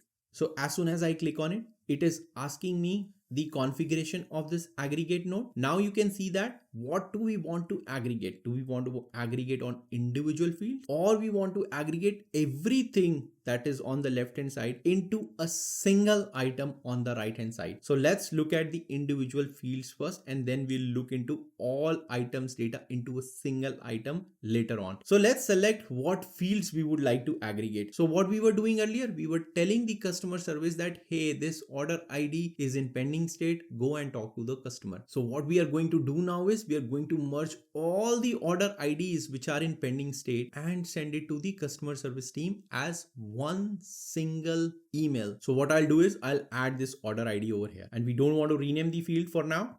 All these order IDs you can see are accessible. However, what I'll do is I'll click on order IDs and it's order ID, and I'll click on this test step just to see everything is working. Everything is working. Now I'll rename this field and I'll say, and then I'll test this.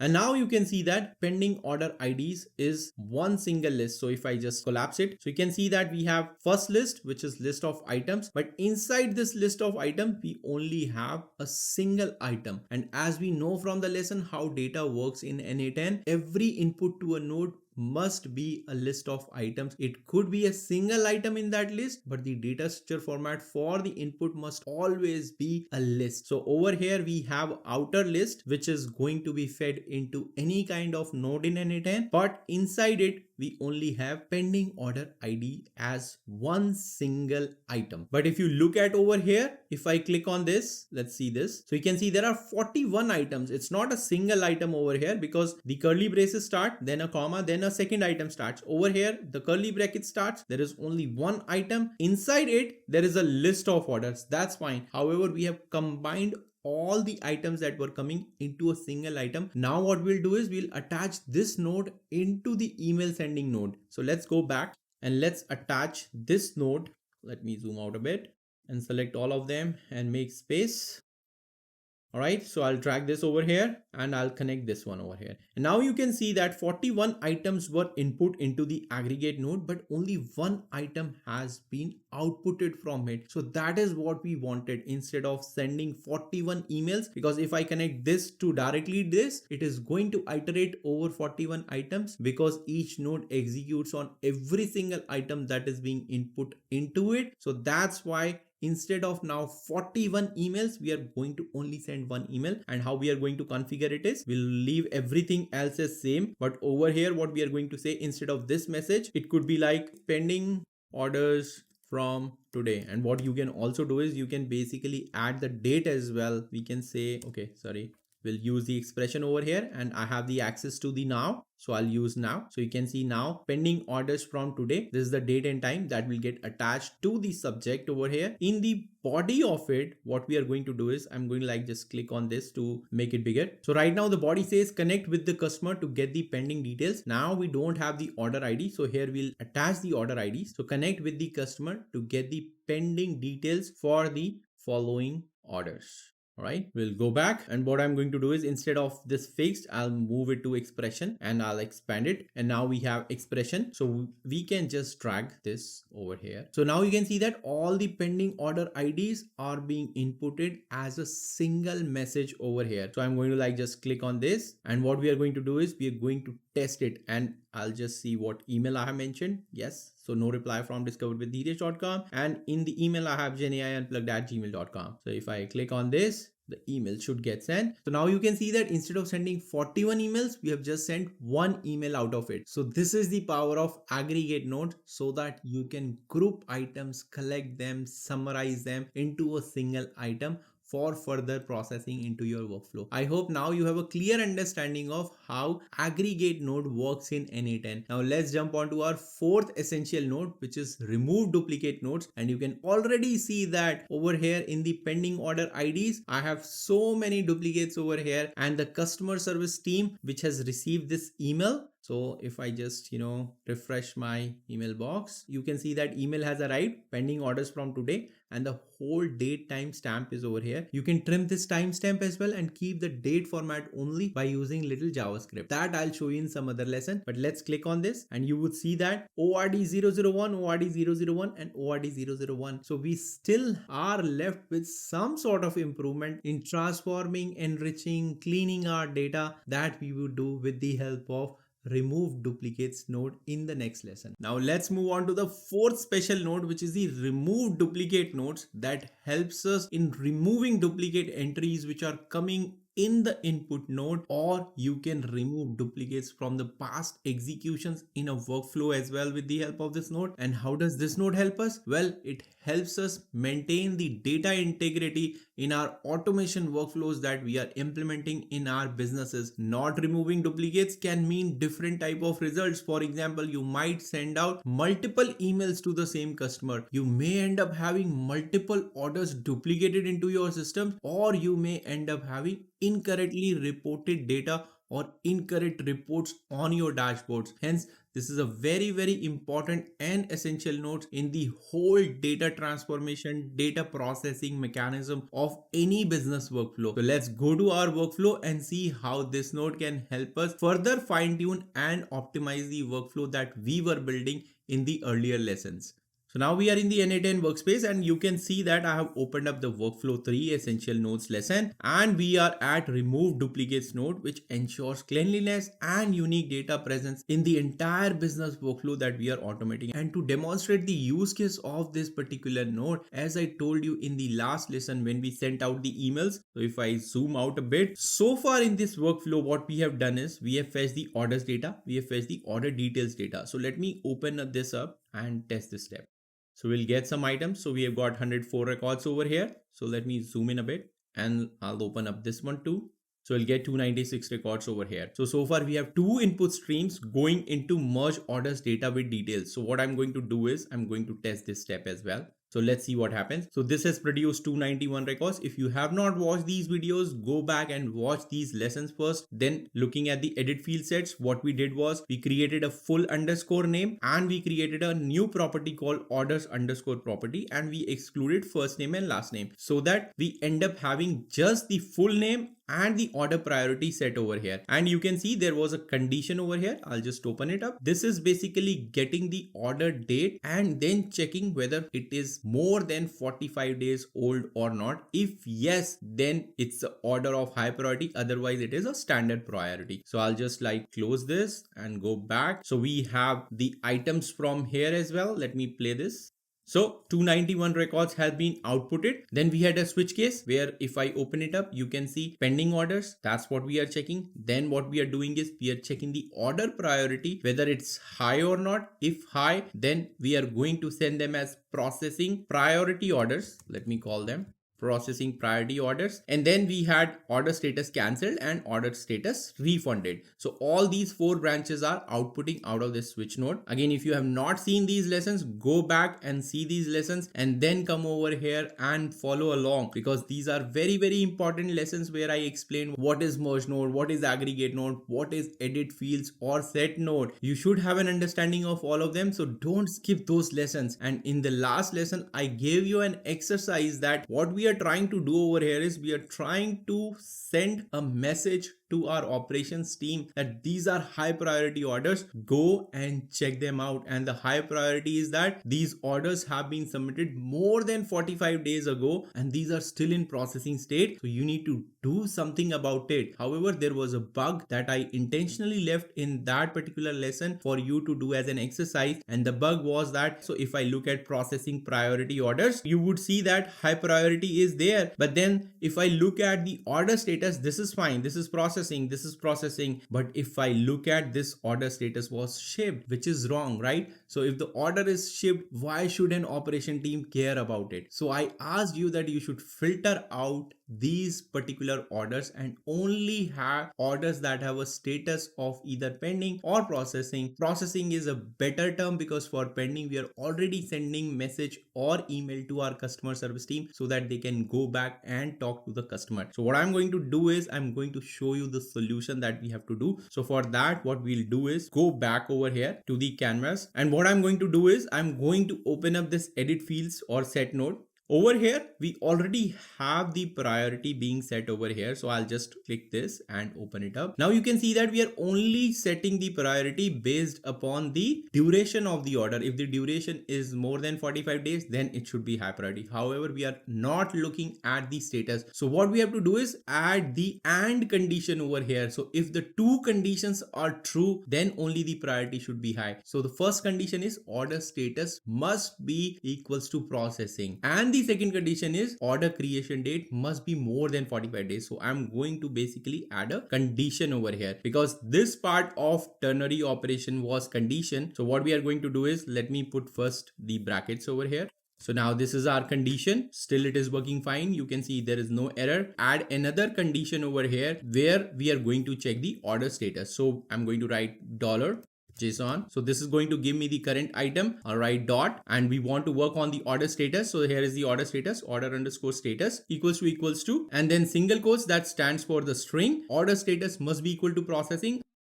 This is where the first condition ends. But then the next condition start, we have to use both of them. So what we can do is we can use AND operator, that is 2 ampersand. So as soon as I do this, that means that this condition and this condition must be true for an order to be of high priority. Otherwise, it should be a standard priority order. We can see now is the first one has been filtered out. And if I go to the next one, so these records, so you can see that item which is on the 5th position or 4th index is going to be high priority order. Before that, all our order items were standard priority order. So that's the solution for the problem. So now I'll again go back. Let's go back to the canvas. And let's save our progress so far and let's run this node. It's showing this exclamation icon. That means I have changed the setting of the node, but I have not run it. So I'll test the step again. So now you can see the order priority is standard. Over here, standard, standard, standard, and then we have a high one because this is processing order and more than 45 days old. Now I'll go back. So far so good, but we are interested in removing the duplicate entries. But first you need to understand where we have to remove these duplicate entries. We have already talked about switch case rule. So what I'm going to do is I'm going to run it so that it processes. So now you can see that I have 41 items being sent to the aggregate one. So as a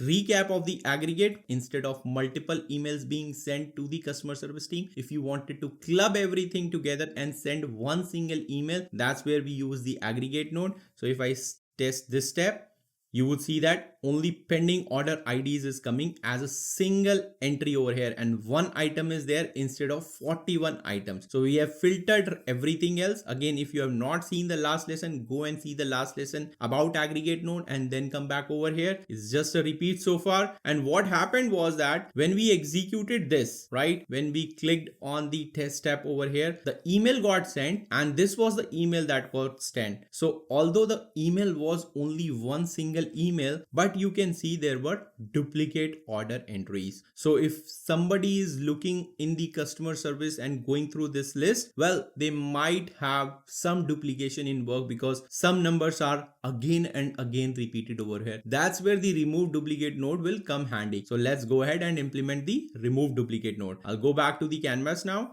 Okay, so from here, so in order to implement the duplicate node, here only one item is there, but over here the 41 items are there. So what I'm going to do is I'm going to disconnect this.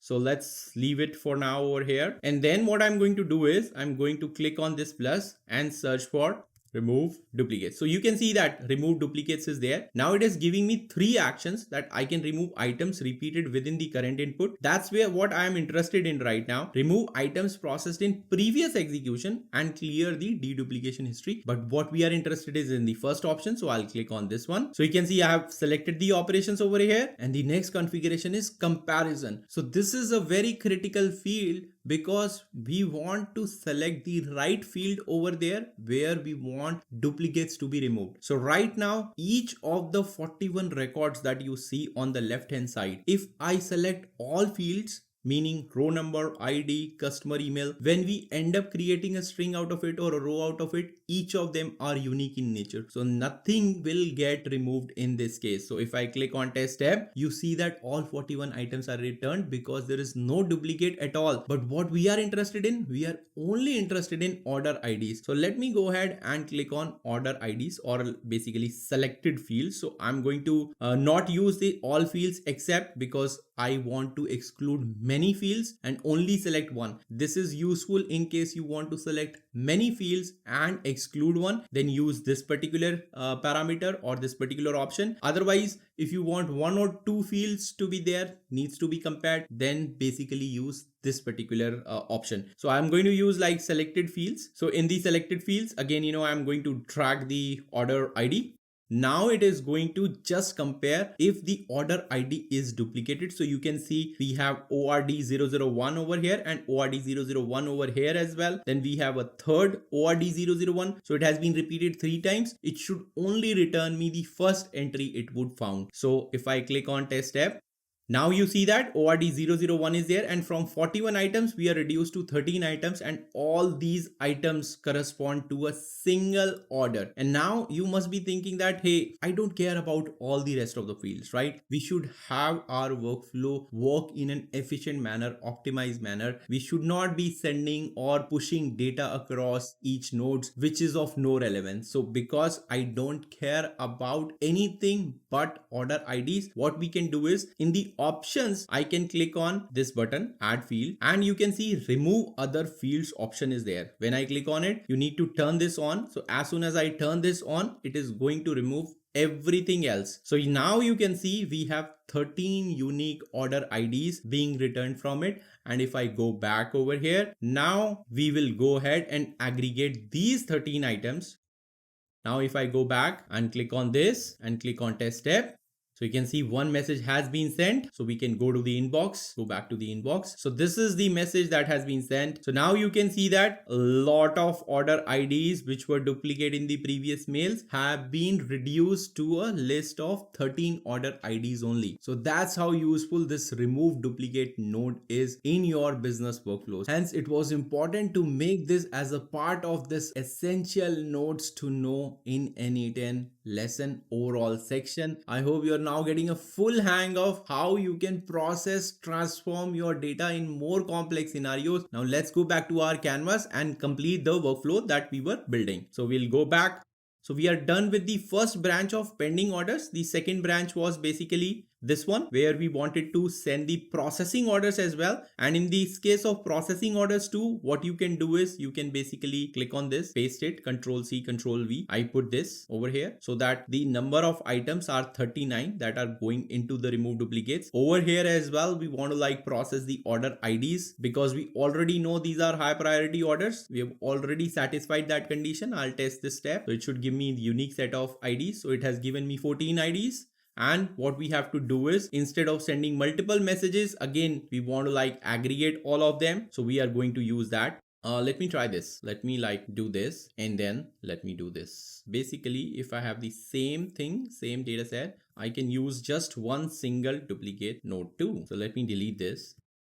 Go over here and let's put this too. Okay, I'll connect this to here and then we are going to drag this and we are going to have. Let's see what happens over here. So let's first play this. So these two branches have been processed. Then it's going to click on this. So it has aggregated both the branches. So this was like first branch, 14 items. The second branch had 13 items. This one we already executed. So I'm going to like click on this one.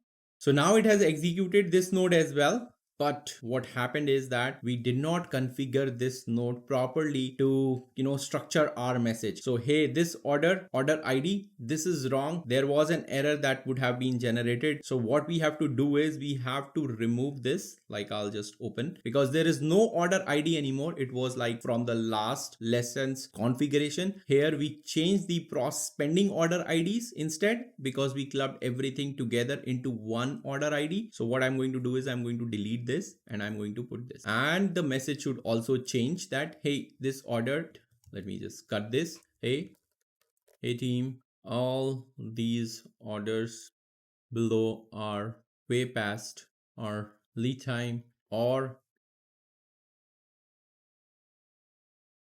So now this is configured, everything is fine. So I'll test this step. So it should basically send a message.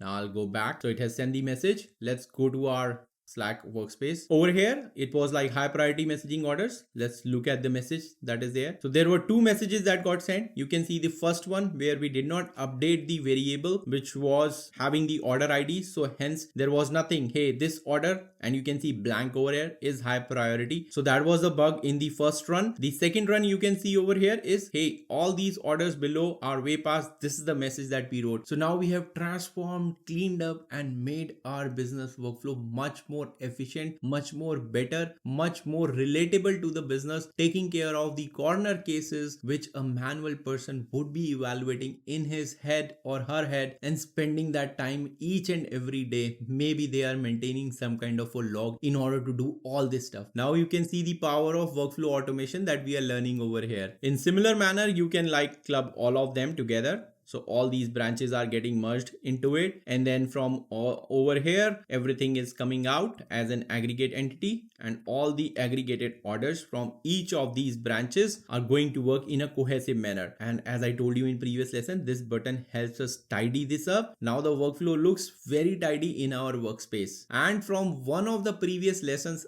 I have already told you that the execution of workflow is in the order of left to right and top to bottom. So starting from here, the workflow execution will start. First, it will process this, then it will process this, then it will go through all these nodes. And then since we are merging, each of these are going from top to bottom. So first, the pending orders, then processing, then cancelled, then refunded. All of them are being inputted into remove duplicates node. And then for each branch, if I go over here, you would see 4 runs have happened for each of these branches. And if I go into the aggregate node, you would see 4 different runs over here. First one had 13 items, second 14, then 9, then 20. So everything is running from top to bottom. And after that, if I run this step, what is going to happen is first this node will run, then this one, and then this one. So all, if I click now, let me zoom out a bit and click on test workflow.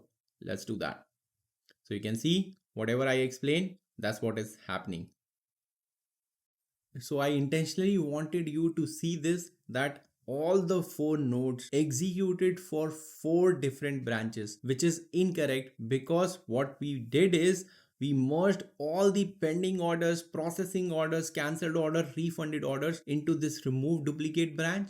Since we merged all of them over here, everything is happening 4 times. This node executed 4 times, and then each of these nodes executed for each branch, and you may end up having 4 emails. So for this one, instead of pending, so if I go to the inbox over here, you would see 4 emails, this one, and the cancelled one as well, which is not the thing that we wanted. We wanted that pending orders should end up over here, the processing orders should end up in this, the cancelled and refunded orders should end up in this channel. So that means what we have to do is we have to go back over here and basically remove duplicates. Needs to be duplicated for each branch, and then each branch should follow individual path all the way to their respective final action, which is either a Slack message or an email, or email and Slack message both. That's what we will have to do in order to fix this particular workflow. This is how the final version of our corrected business workflow looks like. What I have done over here is that till over the switch node, everything was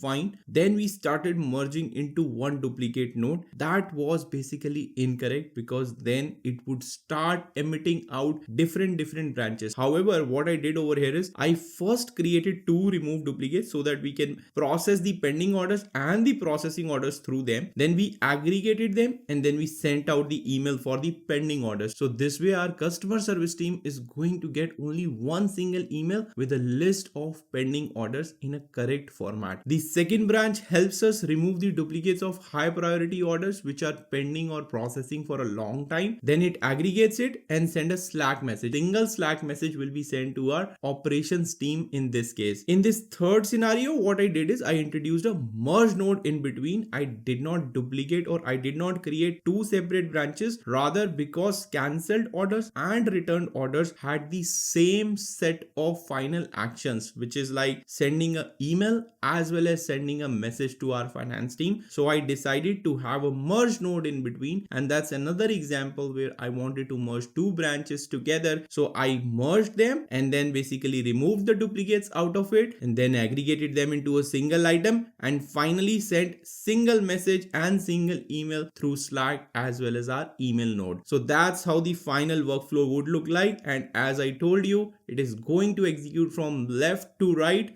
top to bottom. So let's give it a final run and close this lesson.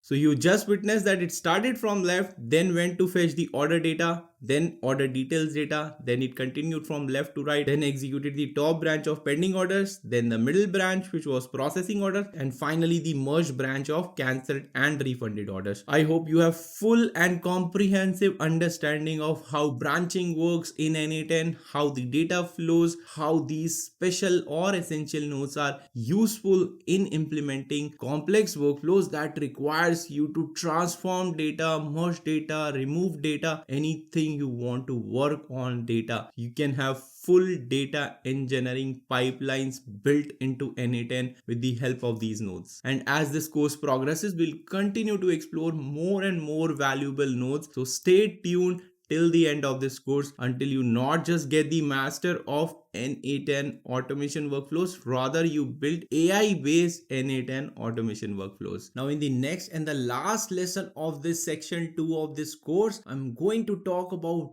webhook node in detail. I'm also going to talk about what webhook is, how it is different from an API polling kind of a mechanism, and why in what situations you would need webhook node. So stay tuned and I'll see you in the next lesson. Hello and welcome to my course on AI automation powered by n8n. In today's lesson, I'm going to deep dive into the topic of webhook node. I'm going to talk about what is a webhook, how it is different from an API or API polling mechanism, and after this brief theory, we will deep dive into the n8n workspace where we'll go step by step on configuring a webhook node by implementing a simple workflow. However, in this simple workflow, I'm going to talk about how you can integrate Google Forms with external webhooks. Google Form does not provide you out of the box capability of integrating with webhooks. So in this tutorial, I'm going to deep dive into step-by-step process how you can configure your Google Form so that as soon as someone submits a Google Form,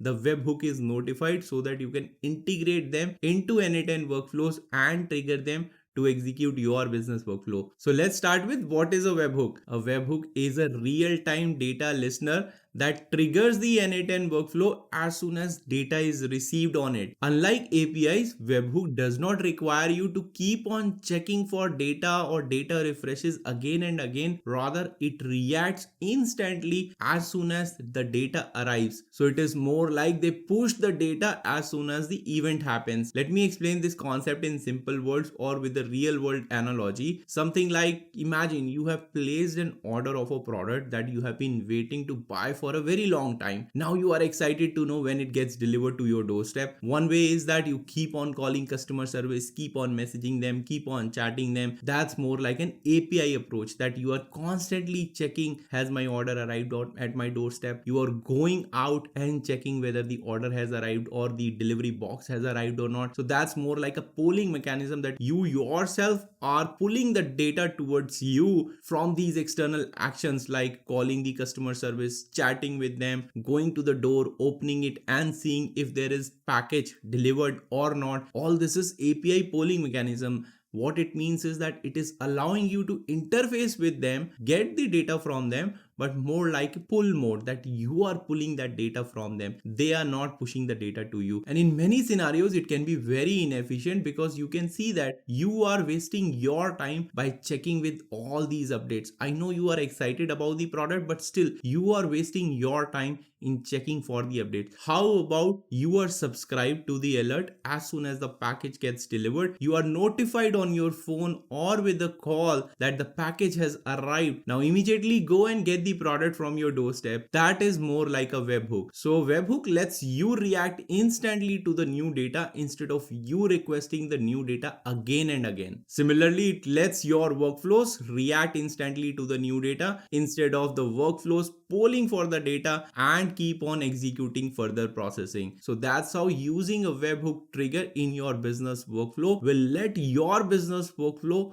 run instantly as soon as a new data has arrived, such as a form is submitted and now you want to process that form or react or send an email to that particular customer or message your respective teams to take some kind of an action based on the form that has been submitted. It could be a form, it could be an entry made to your CRM system or an ERP system, or it could be just a blog that got published on your website and there are some reactions that are coming in terms of comments that you don't like and you want to take that blog article down from your website. You might want to respond to a security incident where a webhook is watching as soon as security incident happens in your infrastructure. Could be a cloud infrastructure, and as soon as the event receives, you want to trigger some actions in your business workflow. All these are different examples where you want to react in your business, automate certain things based on an event that has happened instantly without checking whether that event happens or not. Because sometimes, for example, security event might not happen for years, but it might happen one day suddenly after 2 years. So it's an inefficient use of resources to keep polling via API and see whether the security incident happened or not. And it could be a delay as well, because polling requires you to wait and then check. Probably you are checking every second, 5 seconds, 10 seconds, 5 minutes, but still you are not close to real-time reaction. Webhook lets you do that. Now with this kind of solid theoretical knowledge, let's jump into into the screen share and first configure our Google Forms so that it can react to Webhook node. Alright, I am logged into my cloud instance of n8n workspace and we are in the n8n course folder. In this particular workflow, which was workflow 3 essential notes lesson, we have already covered a lot of essential notes. This is the last note that I'm going to cover in section 2 as a part of this essential notes to know lesson series. And what I'm going to do is, instead of using the workflow 3, I'm going to create a new workflow.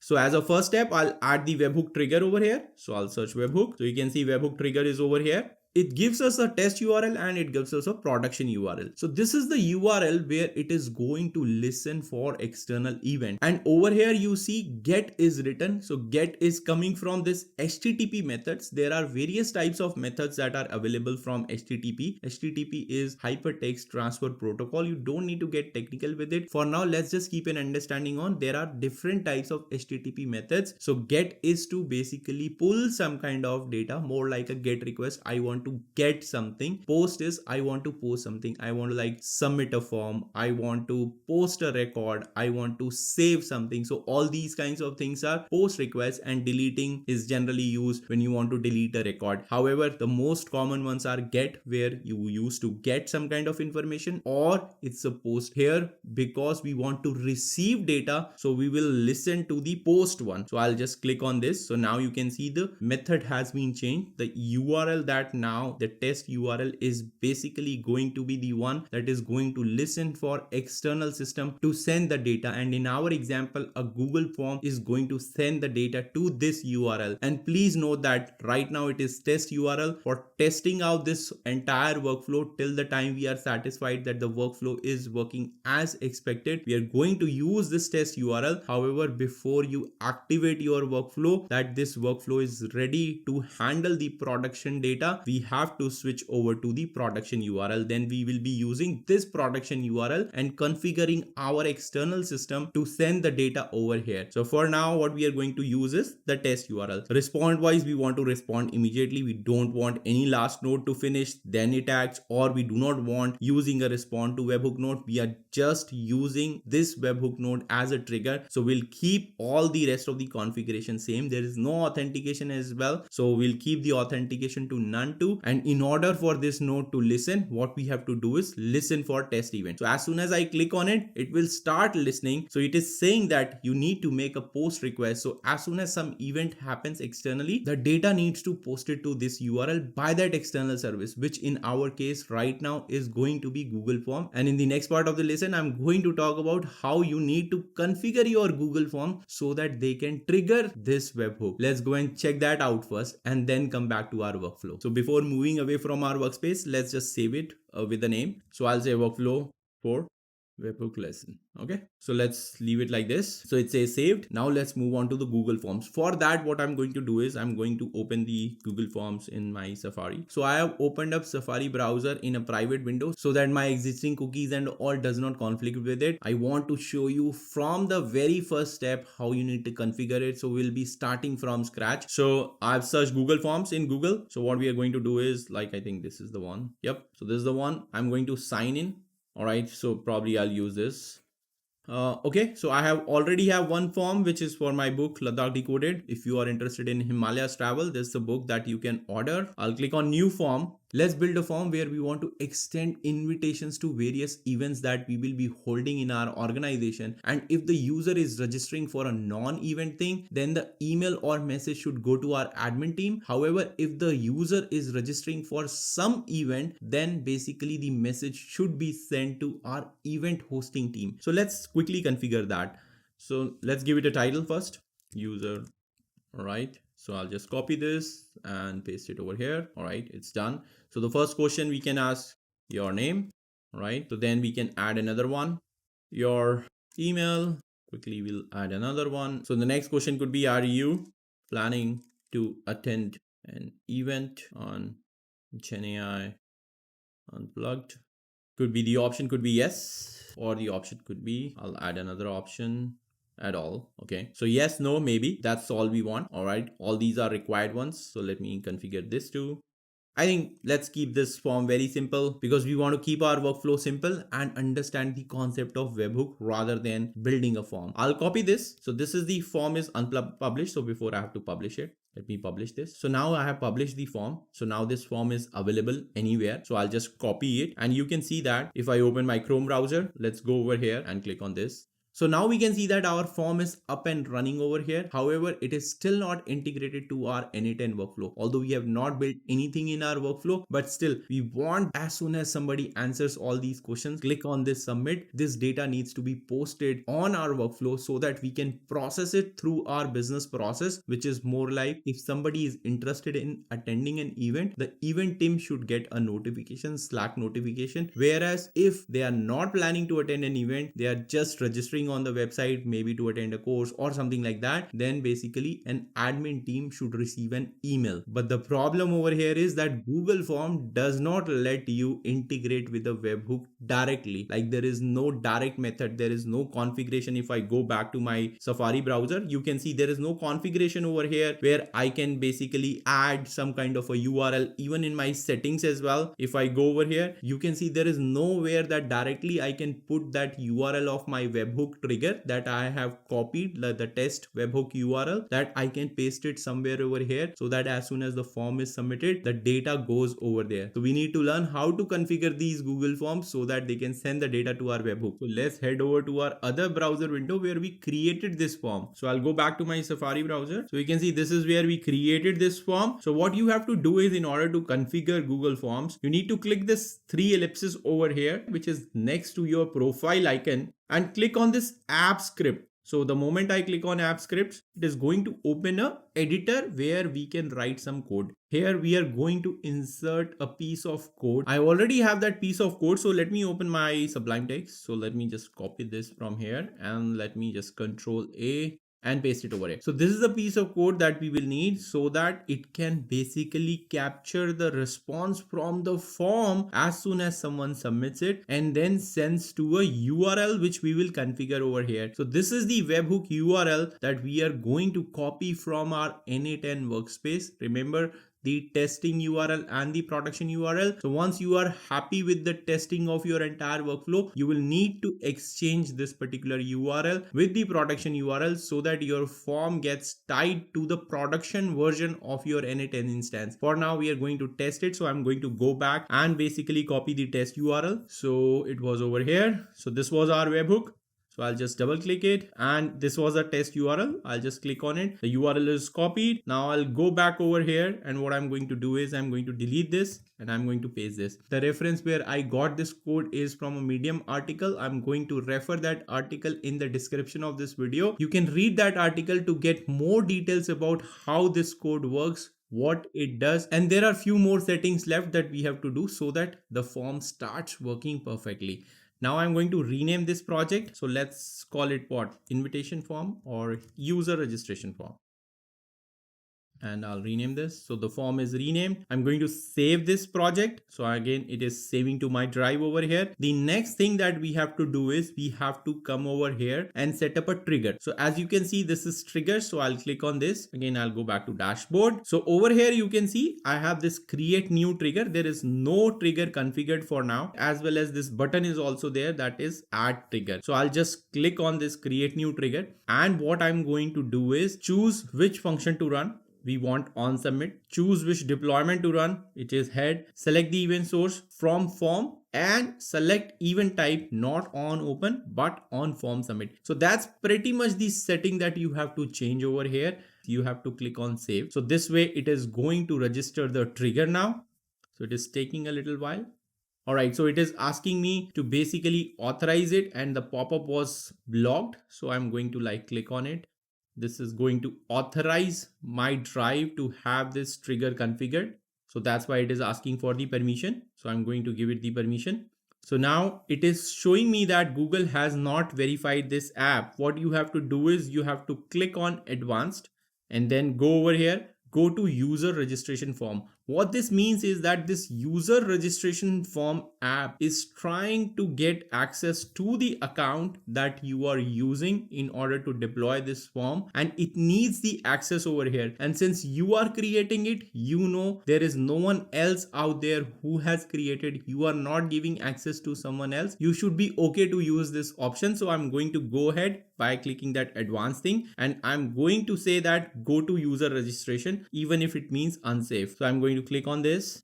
So now you can see a user registration form wants to access your Google account, and these are the permissions that it would allow: view and manage your forms in Google Drive, connect to an external service. So basically this is what the permission that you have to give. Please review it yourself. If you have any kind of security concern, feel free not to do it. Otherwise, this is the only way that I know at least how you can integrate your Google form back to any kind of webhook. So I'm just going to go ahead and click on allow over here.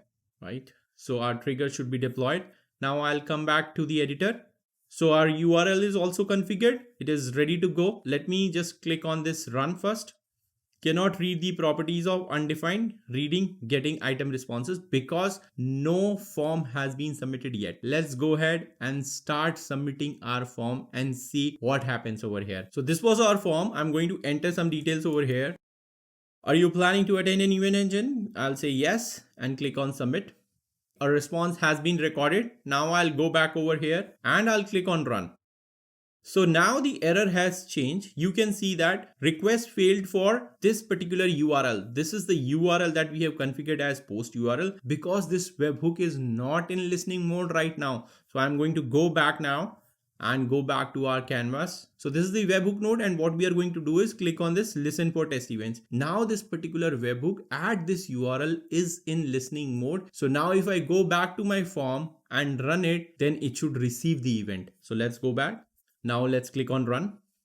So you can see execution started, execution completed. Now if I go back to the canvas, you can see the data as well. You can see your name John, your email Vic. Of course I messed it up. Are you planning to attend an event on GenAI? It says yes. Right now I showed you the execution from the code editor of our app script. However, what we will be doing in real time is people would be submitting those forms, right? So let's go ahead and submit it as I am a real user. So I'll open up a incognito window again. So this time I'll use Chrome and I'll go back to the other window and copy the URL.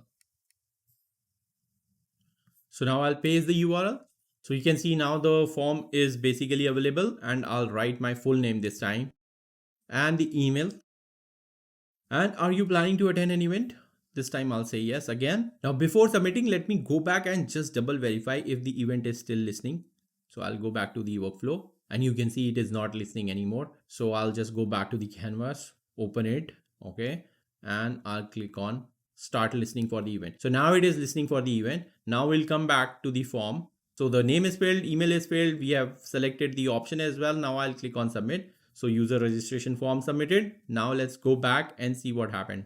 All right. So the data has been received. You can see the new data has arrived over here. So now you can see as soon as someone submitted the form in real time, the workflow has been triggered. So now what we can do is we can do whatever we want with the data that we have received. I'll go ahead and click on, let's suppose, if node. All right. Are you sure you want like this one?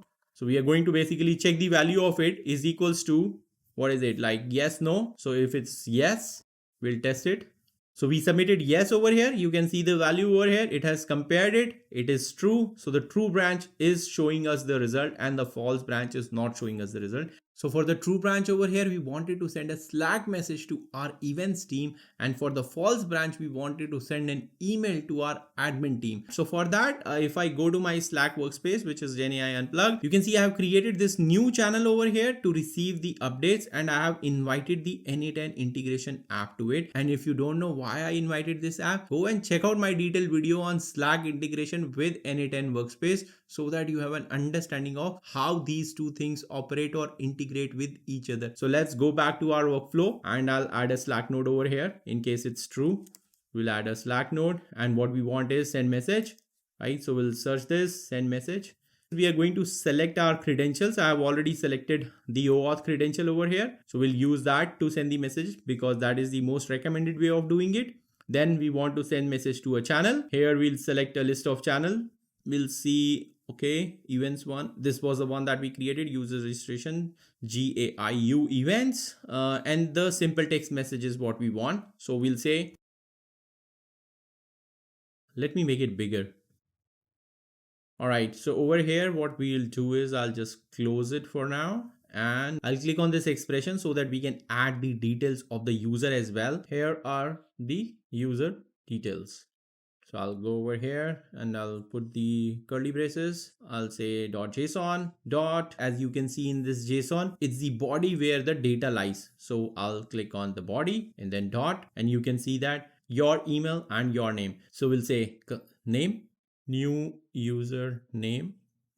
And similarly, we'll just copy this, paste it over here, new user email. So now if I just expand, and we are using the dot notation to access the body element, and then inside the body, we are referring to the key name, your name. And over here, you can preview the response of the message that our events team will get. Now let's go ahead and test this step.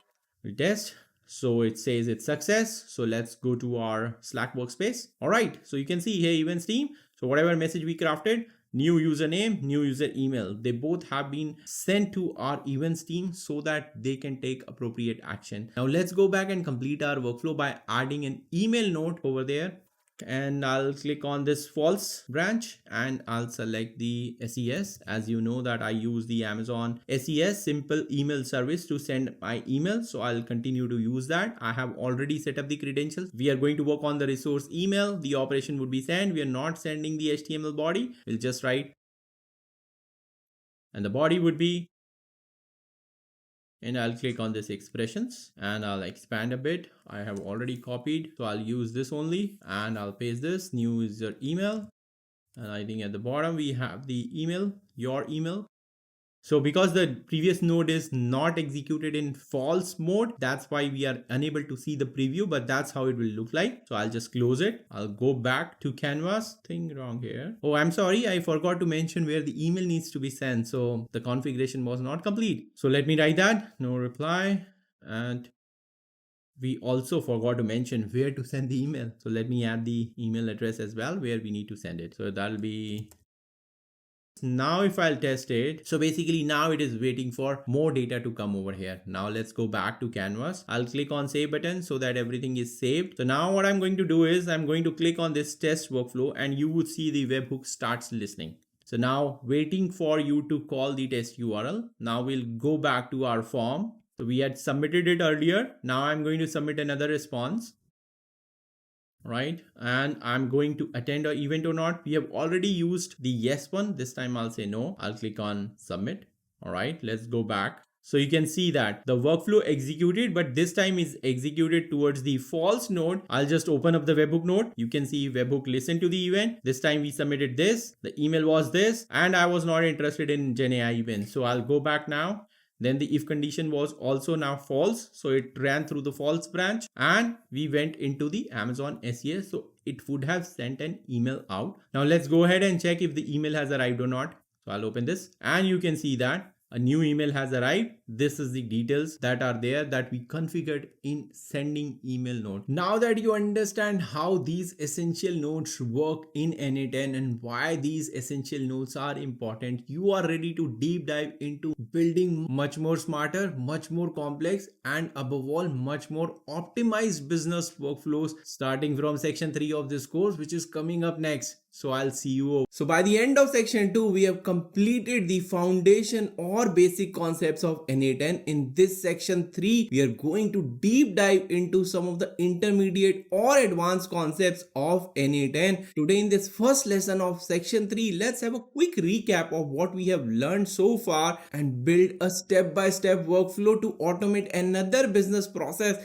so that you can get an understanding of how multiple apps connect with each other. What is the role of n8n in all these connections that happens between various apps out there in the business world or productivity world. By now you have already got a basic understanding of how different apps are connecting with each other via n8n, but in today's lesson we'll be expanding the number of apps. We'll be adding Notion to add tasks to a task tracker, and we will also see how you can integrate n8n with a CRM like Airtable. Before we deep dive into building the workflow, let's first understand how these different apps connect with each other via automation platforms like n8n. Well, traditionally, the apps that are there, when I say apps, these are more or less software that you are using on day-to-day life. These could be Google Sheets, these could be Airtable, these could be other CRMs like HubSpot, Salesforce, these could be Slack notification, Gmail notification, you are sending emails to your customer. So many different apps we come across. Most of these apps don't talk directly to each other. They do not provide any kind of integration capabilities which are inbuilt into them. For example, if you want to update your CRM with a new lead that has been added as a row in a Google Sheet, you cannot do that. You have to write some sort of code, hire a programmer, or you have to do this task manually. n8n acts as a bridge between all these apps and let them talk to each other. We have already seen it uses trigger. As soon as something happens in an app, the n8n can start a workflow. It can then start performing actions, sending emails, sending notifications on Slack or MS Teams, updating a CRM, updating a worksheet. All these actions can be built with n8n into your workflow. If the apps are not able to connect with each other natively via n8n nodes, then HTTP node can be used to talk to these different apps and connect with each other. So think of n8n as a universal translator for all your apps connecting with each other and moving data between them seamlessly. Now, without wasting time, let's get to the screen share and start building our workflow. Alright, I'm logged into the n8n workspace of my cloud instance. I'm currently in my personal project where n8n course folder is created, and under which I have created a blank workflow 5, connecting different apps. We'll be automating the lead management for a small business, and if I zoom in a bit, so in your business, an operator can collect leads via surveys using many Google Forms. In the previous section, we have seen that how you can integrate Google Forms with your n8n workspace or Webhook.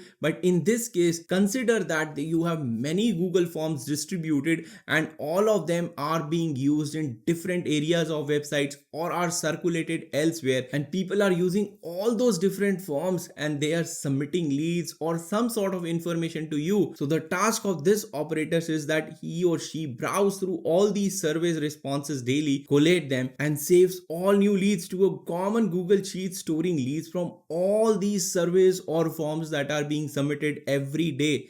Lot of work, right? Someone else then evaluates these Google Sheet if the lead is qualified or not. Maybe a company email is mentioned so that it makes it a qualified lead. You can also have AI too to validate whether the lead is qualified or not, whether the company exists or not, whether you want to enrich the information of the lead with the company information. But AI topics will come later in this course. So for now, we'll be using conditional logic in order to interpret whether the lead is qualified or not. If the lead is qualified, then that person sends a Slack notification to sales team, creates a task for sales team in Notion task board to follow with potential customer, and create an entry in CRM like Salesforce or HubSpot or Airtable. We'll be using Airtable today. So this is a very simple workflow we'll be building. You have seen similar workflow, but we have added two new apps to it. One is Notion and the second one is Airtable. And knowing about more and more of these apps and their integration with n8n will help you build more and more complex business workflows to solve many business problems out there in the world. Alright, so let's start building this workflow. I'll add a trigger which will be like on webhook call. So you can see that Webhook configuration screen has opened, and what we want is a test URL for now, and the HTTP method should be post because we want to receive data and process or act upon it. We don't want to fetch data. So I'm going to use post over here and I'll leave rest of the things as is. Now we are going to go to the Google Forms, and I've already created one form. We can open it and see. Okay, it has first name, last name, email, role. Let's edit this form and add another field called company so that we can verify whether the company was mentioned or not for this particular user which is signing up using this form somewhere in our website. So let me add another question over here, and it has added the company name.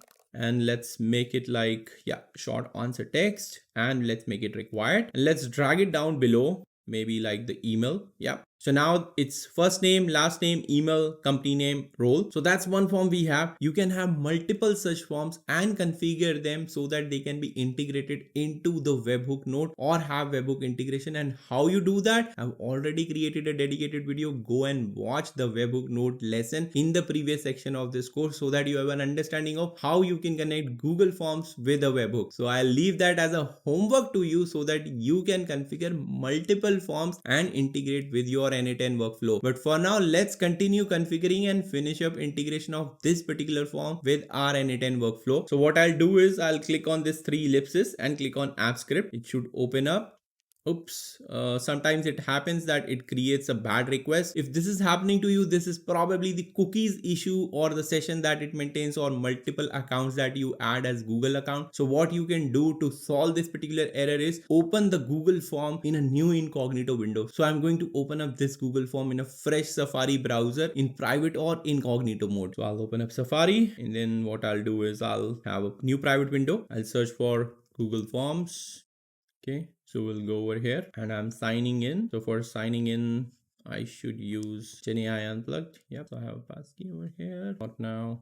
All right, so you can see this form is also over here. So I'm going to click it. So this is the form, first name, last name, email, company name. We just added it. So I'm going to click on this and now I'm clicking on script.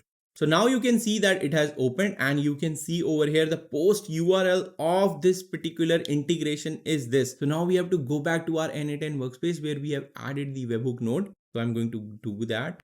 And then like copy this URL and paste it over here. So I'm going to click on it. The URL is copied and I'm going to go back over here and let me just paste it and you will see why. So you can see that this URL is different from this one because this was created for a previous lesson. So I'm going to use this instead of this particular URL. So I'll just delete this here. All right, I'm going to paste this. Okay, and I'm going to save. So I'm going to click on run. You would see that execution started, but nothing happened because right now nothing is listening. So what I'm going to do is I'm going to go back to our workspace and I'm going to click on this listen for test event. So now our webhook is listening. So what we can do is we can go back and again click on run. And you can see that there is no error anymore. So that means this particular form is successfully integrated with the webhook node that we just added on a newly created workflow. You can replicate this process for multiple forms and integrate multiple forms that particular workflow. So now let's come back. So you can see that it has fetched the last response that was submitted and the last response did not have a company name. So let's submit a new form so that we have a company name to work with. So let's go back over here, go back to our form. So let's copy the responder link from here. So I'll copy this and what I'm going to do is I'm going to open up a new page, or let's open up a new window and let's paste it over here. So now the form is open. All right, so let's submit the details. So I'm going to write Dheeraj Sharma. Maybe I'll use this. The company details, I have to mention it. I am the owner. Let's submit. The form is submitted. We'll see a new response. All right, so node executed successfully. You can see the newly created form was submitted and the response was received. So the active integration is working now. Let's go back. So that means we are ready to automate the first step where he or she browses through these surveys daily, collates and saves all this information to a common Google Sheet, storing all the leads from all the surveys. So now we have to add a Google Sheets node. So I'm going to search here. We have to append a row. So I'll use this append or update a row in a sheet. So let's use that. So I already have a Google account added to it. So let's see what we have. Okay, I need to work with sheets within the document. Append a row from a list of documents, corporate signups follow up. Let's open that. Let me open this file first. So you can see that it does not have a company name. So I'm going to also have company name over here. So let's add that and let's remove this data. All right. So let me do this. Let me keep the order same as well.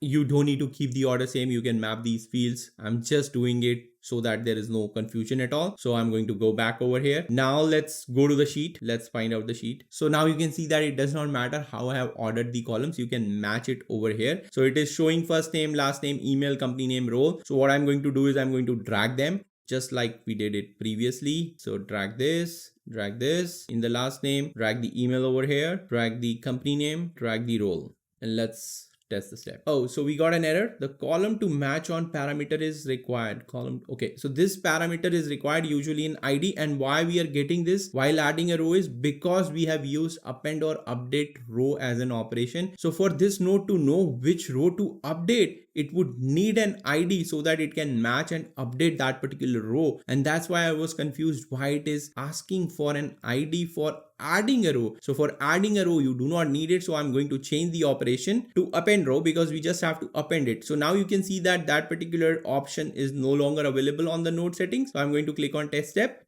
So the operation is successful. It should have successfully added the row to our Google Sheet. So let's open that. And you can see the data is added. Dheeraj Sharma, the email is there, company name is there, owner is there. I just realized that I've done a simple mistake while configuring the form. So I'm going to go back and show you what I did. So let's go back over here and open up the configuration of our form, which was over here.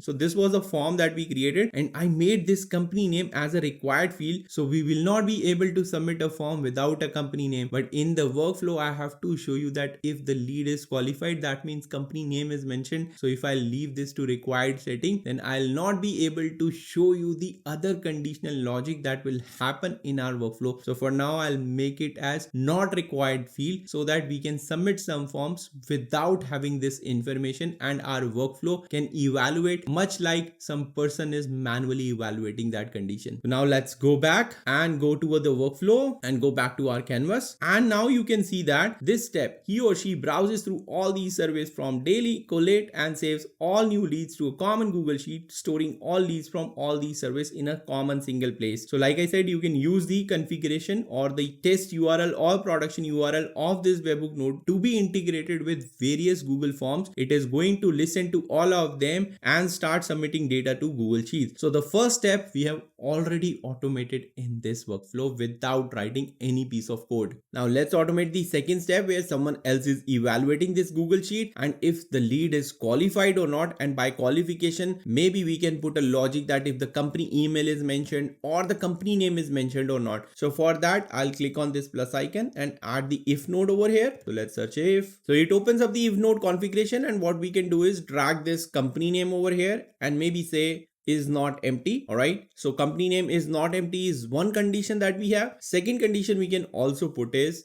email equals to, maybe like we can find out email ends with or does not start with, does not ends with. We can say gmail.com. Then we can add another condition and say email does not ends with hotmail.com. So this could be the logic that you can put to evaluate whether the lead is qualified or not. There could be some other logic that you may be in your business or any business that you are trying to automate the workflow for. They are evaluating the leads on a different qualification criteria. You can put that kind of logic over here. Now let's test this node. So based on this input, it is giving a true branch return because we have specified a company name. That condition is true. We have specified an email that is not ending with Gmail or Hotmail. Hence, we are getting a true branch over here. So now we have automated the step 2 as well of this workflow where someone was evaluating all these leads and identifying which are qualified leads or not qualified leads. Now let's move on automating the third step, which is if the lead is qualified, then first step is the person is sending a Slack notification to the sales team. So let's use our previously built or integrated Slack node. So I'll add a Slack node over here. All right. So we need to send a message. All right. So sending a message should be down over here. Search, send a message. I've already shown you how to integrate the Slack account. If you have not watched that video, go and watch that video on my YouTube channel. I'm going to use all credentials for this. Resource will be message, operation is send, and where we are going to send is a channel. And what channel we can select? We can select probably user registration events. Okay. Message type is simple text message. For the message text, what we can say is new lead alert, and then I can enter. We can put the name here and let's drag this first name. Right, then let's drag the last name as well. So it's showing me name Dheeraj Sharma, new lead alert. That's how the message preview looks like. All right, so this message is configured. Let me test this step. All right, the message has been sent to my Slack workspace. Now let's go to our Slack workspace and check it out. So you can see I'm in my GenAI Unplugged Slack workspace, and over here this channel was there, and this was the new alert that we have sent just now. So now we'll go back to our workflow. We'll go back to the canvas. So we have automated the step 4A. Now it is time that I introduce two more new apps to you. First one, we are going to integrate Notion and we are going to create a task for our sales team so that they can basically communicate with the new lead that has just been registered. So for that, I'll go over here and click on this plus icon. As all these steps could be sequential, first the Slack message is sent, then a Notion task is being created. So I'll search for Notion.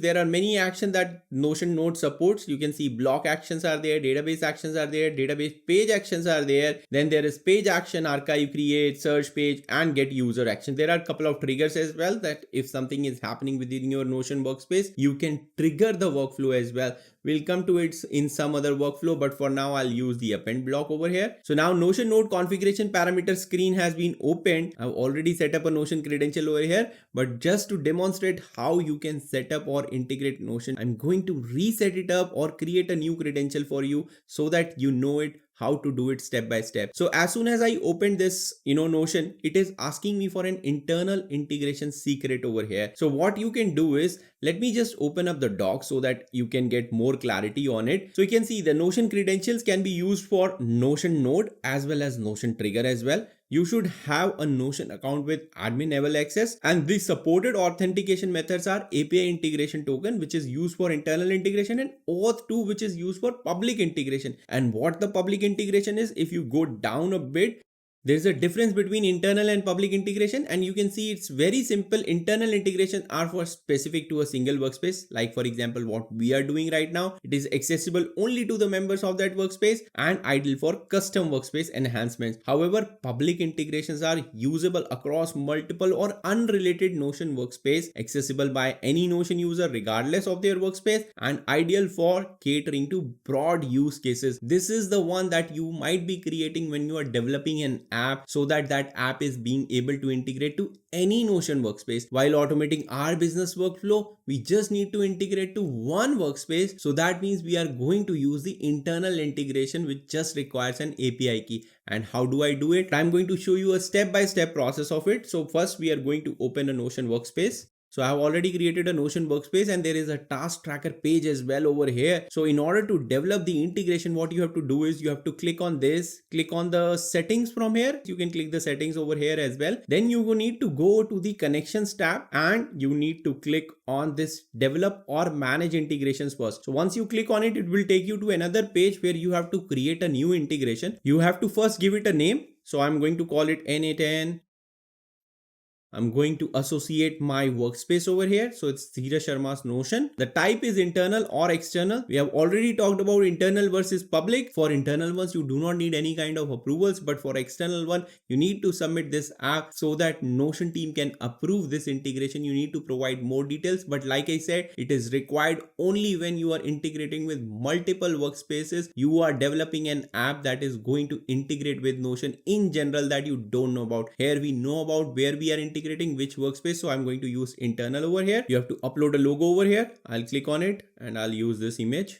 So the logo is updated. I'll click on save. So now configure integration settings. So this is where you are going to get the integration secret that you have to basically copy it. I'll click on show and I'll just copy this. So this is copied now. Then you are going to scroll down and select the capabilities, which is nothing but more like permissions, that you are allowing this integration to read content, update content, and insert content. You can have capabilities for comment as well, read comments and insert comments, but I'll leave it blank for now for this particular integration. And the user capabilities, whether you want to share any kind of user information, whether you want to read user information without email address. So I'll select this. This is more secure in nature. This one also includes the email addresses with the user. But for now, we'll leave these settings and click on save. So this has created an integration with this name over here. If I go back to integration, you will see that this integration, which is of internal integration type, has been created, and I can again go back and select the settings if I want to do anything about it. Now the last step that is required is I have to come over here. So again, I'll just click over here. You will see that this is my Notion workspace where the integration has been created, but I have to invite this integration to participate in this particular page. So for that, what I do is I make a connection. So if I click on this three ellipses, you would see there is this connection. Over here, you have to search this particular name. So the name was n8n GAIU integration. So I'm going to go back again and click on connections. And here I'll write n8n. It should show up. So you can see it has shown up over here. I'll click on this. Now it is asking connect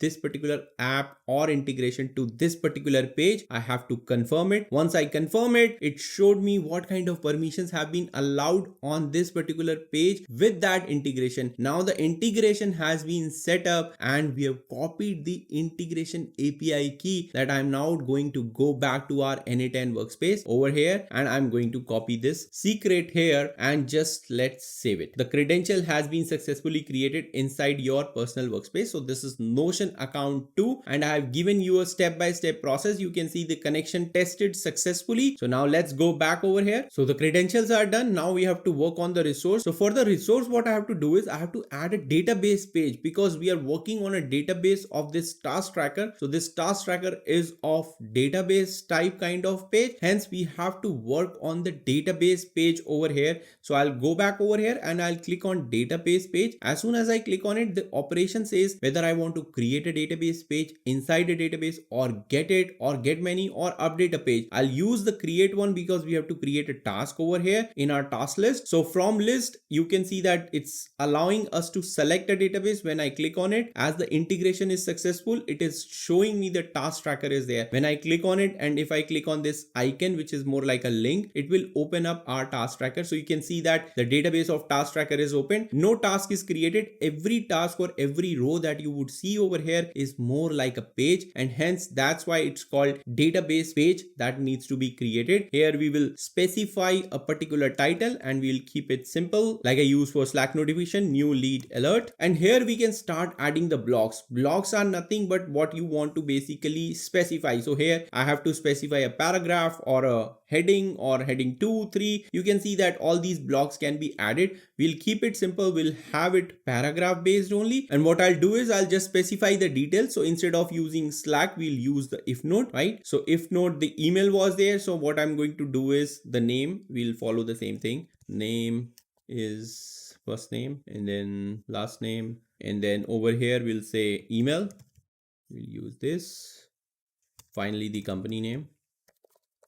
Now, if I test this step out, you would see that this particular block will get created over here.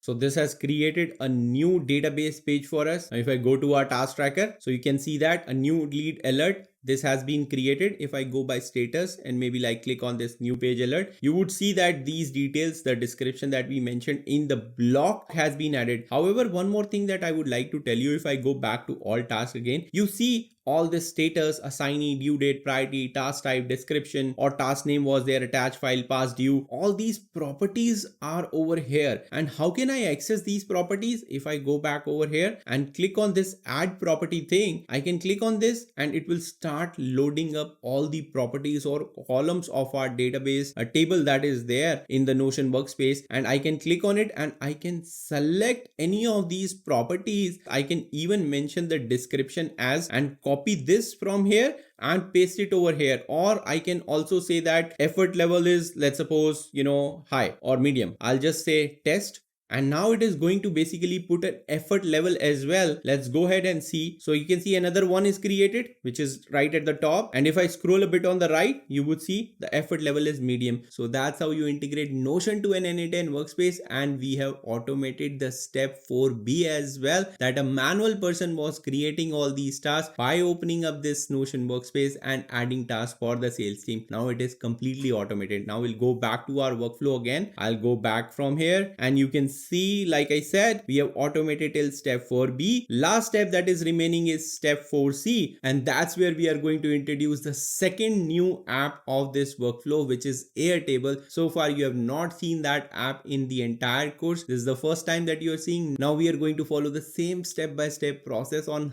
how to integrate Airtable with n8n, how to create a credential of it, and then finally how to add an entry of this particular workflow into the Airtable database, which is acting as a CRM for us in our use case. As we continue to build this workflow, I'm going to add the Airtable node over here.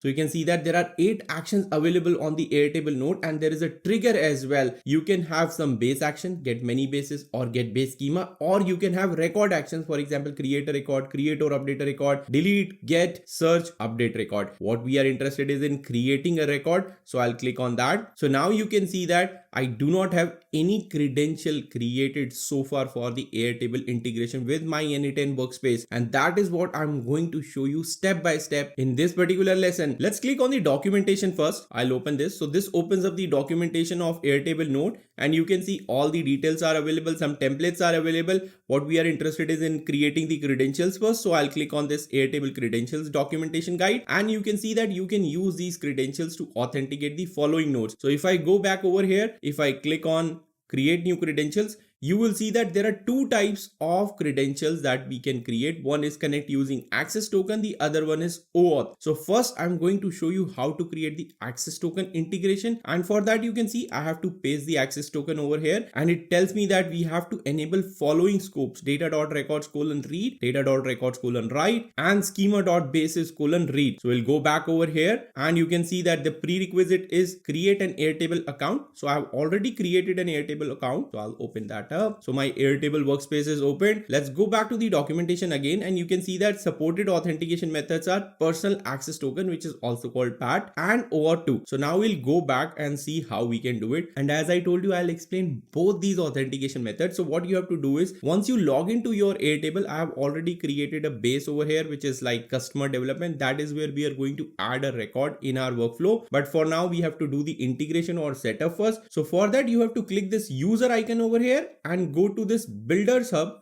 You can see that it has library, developers, and resources. We are interested in this developers section, and first, like I said, we'll talk about the personal access token. So I'm going to click on it, and it says you have no personal access tokens for now. So I'm going to create a token, and first it is asking me what is the name of this token. So I'm going to just say n8n.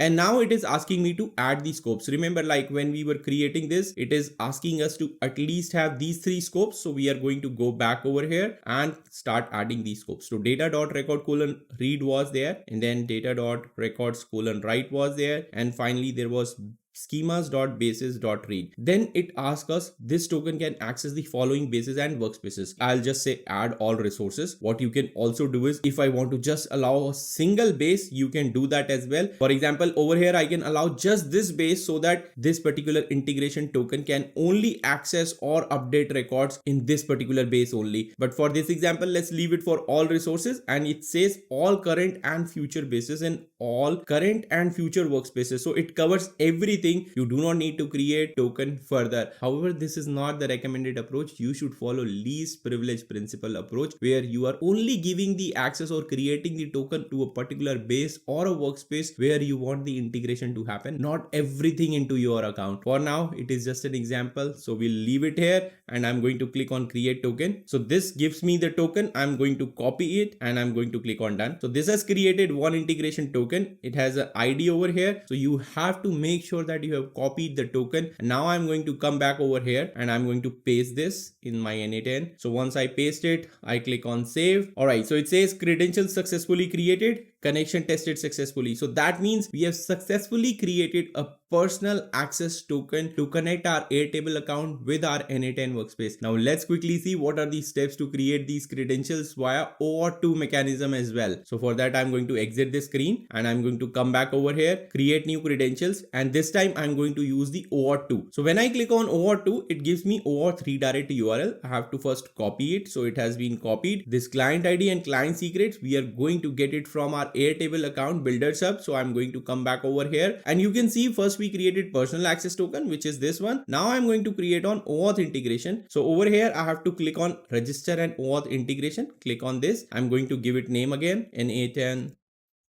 And it is asking for a redirect URL. I'm going to paste the redirect URL that I copied from here. So this was the redirect URL. Let's go back and verify. Yes, this was the one that I copied. So I pasted over here. Click on register integration. Now it is asking me to provide some of the details. So I can have a tagline. I can have a homepage URL about my integration. I can upload a logo as well. I'll click on it. I'll select the icon of GenAI Unplugged. Now this is the client ID that we have to keep a note of. I'll copy this, go back to my n8n workspace, and I'll paste it over here. So client ID has been provided. Now we have to generate a client secret. Let's come back over here. You can see that it says generate client secret as a link. So I'm going to click on this. It says, are you sure you want to generate this client secret? I'll click on generate. It has generated the client secret. Now I have to copy it and make a note of it. So I'll click on done over here, and I'll go back and just paste it for now. So I've just pasted it. I'm not clicking on connect my account because we still have some settings to do in our integration. So here we have to select the scope, which is data.records:read, data.records:write, and finally we want schema.basis:read. So these are the minimum permissions that n8n requires to integrate with Airtable. So we'll leave it over here, and then we'll keep scrolling down and click on grant access. And finally click on the save changes. So now we have to go back over here. So now I'm going to click on this connect my account. So it is going to open a pop-up, and over here you can see now it is asking which resources I want access on. So I'll click on this add all resources. Same setting that we did for personal access token. I'm going to click on grant access. Make sure that pop-ups are allowed on the window that you are doing, because this is a pop-up that is opening. If you're not seeing this screen, that means you have blocked pop-up over here. You can see that now account has been successfully connected, and this particular credential now can also access your Airtable account. So both the methods of integration has been successfully created in our n8n workspace. Before we go back to our workflow and add the record, I wanted to show you one more thing. So if you come back over here, you can see that this integration will be limited to development use. Basically what it is telling is that if you want to let other Airtable users authorize this integration, you will have to add support email, privacy policy, and terms and conditions. This is very similar to Notion as well, where when you have to create a public integration, then you would require your integration to be submitted to Notion team. They will approve it. Over here as well, if you want other people to use this kind of integration, you have to provide these details so that it can be used for production as well. But for our example, where we are integrating to the workspace or the base where you have full control or your client has full control, you do not need to publish these details. So now let's go back to our workflow. I'm going to click on cross over here. So you can see both the credentials are created. I'm going to use the personal access token for now. So the resource that we are going to act upon is record, not the base. So I'm going to just leave it over here. Operation is create. There are other operations like I showed you. Then over here, we have to select a base and we are going to use it from the list. So if I click on it, it is going to fetch. So you can see that customer development CRM, that was the base that we had. If I go back, so you can see that this is the base that I have. If I click on it, it would have some records of the customers. So let me just cross it. Let me cross this one too. So you can see that in this customer development CRM base, I already have 5 records. So I'm going to go back now and like select this one. Okay. So the base is selected. What table we want to select? It is asking us customers, interview, problem statements, features. So we want to select the customers. Now it is similar to the Google Sheets node where it is asking us to map the column mode. So I'm selecting map each column manually. You can select map automatically as well. So over here, I'll go back to our if node where the filter data was there. So values to send, name is first name. So I'm going to click on this and drag it over here. Let me expand this to make it more readable. So now I'm going to collapse this. Let's open the if node where the filter data is there. So first name we have already dragged. Now we are going to drag the last name as well. So it is like Dheeraj Sharma. There is no space. So I'm going to click here and provide a space. So now the first name property or name property has been filled over here. What we want is an email as well. I'm going to just drag the email too. So the personas are mapped to this, but we are getting owner. So what you have to do is you have to basically configure your Google form so that you are only accepting the personas that the CRM is expecting. But we did not do that. It is a free text. So if I'm going to add a role over here or drag the role over here, it is going to give us an error. So I'm going to leave this field empty, maybe like just delete these two and even this one. So let's test this out. So new record has been added. So now you can go back over here and you can see a new user or new customer has been added with my name and the email address. And like I said, persona is a list column which allows only certain values. Maybe when the sales team connect with this customer, they will better understand who this person is, what their role are, what is the usage type, and when they can schedule an interview with them. So that's how the Notion task that we created can become more useful in enriching this customer information in your CRM. And if we go back to our workflow step, now if I go back to the canvas, you can see that We have also automated the last step, which is create an entry in CRM like Salesforce, HubSpot, Airtable. Maybe in future videos, I'll try to show you the integration with Salesforce or HubSpot, but for now, Airtable was the choice of our CRM, and we have automated this entire lead management workflow without writing a single line of code. I hope this lesson on connecting various different apps was again useful for you. You have got a better understanding of two new apps, Notion as well as Airtables, and how to integrate them. In the next lesson of this course, we are going to deep dive into conditional logic, branching, and execution order of the workflow. So stay tuned and I'll see you in the next lesson. Hello and welcome to my course on AI automation powered by n8n. In the last lesson of this section 3 of this course, we learned about how you can connect various different apps. We talked about Notion as well as Airtable, which were not introduced before in this course. In today's lesson, I'm going to start to deep dive into some of the intermediate and advanced concepts of n8n. So today we are going to talk about conditional logic, execution order, as well as the branching that happens in n8n. By the end of this workflow, you will be able to build some intelligent workflows that can adapt and handle some unexpected scenarios like a pro. Before we start building workflows in this lesson, let's break down these key concepts that will make your workflow smarter and flexible. The most common form of conditional logic is if and else condition. It is like asking a question: if this condition is true, then do X, otherwise do Y. For example, if the ticket is marked as urgent, notify the manager, otherwise assign it normally. In the marketing domain, if the customer opens up an email, send a follow-up, otherwise add them to a different sequence. Similarly, if you are working in the sales side of things, if a new lead is from a high priority industry, you need to fast track them, otherwise assign them to a normal pipeline. This brings the concept of branching in n8n, which is more like splitting your workflow in different branches. Branching allows workflow to take different paths based on various conditions. It is very useful when incoming data needs to have some kind of different actions performed on them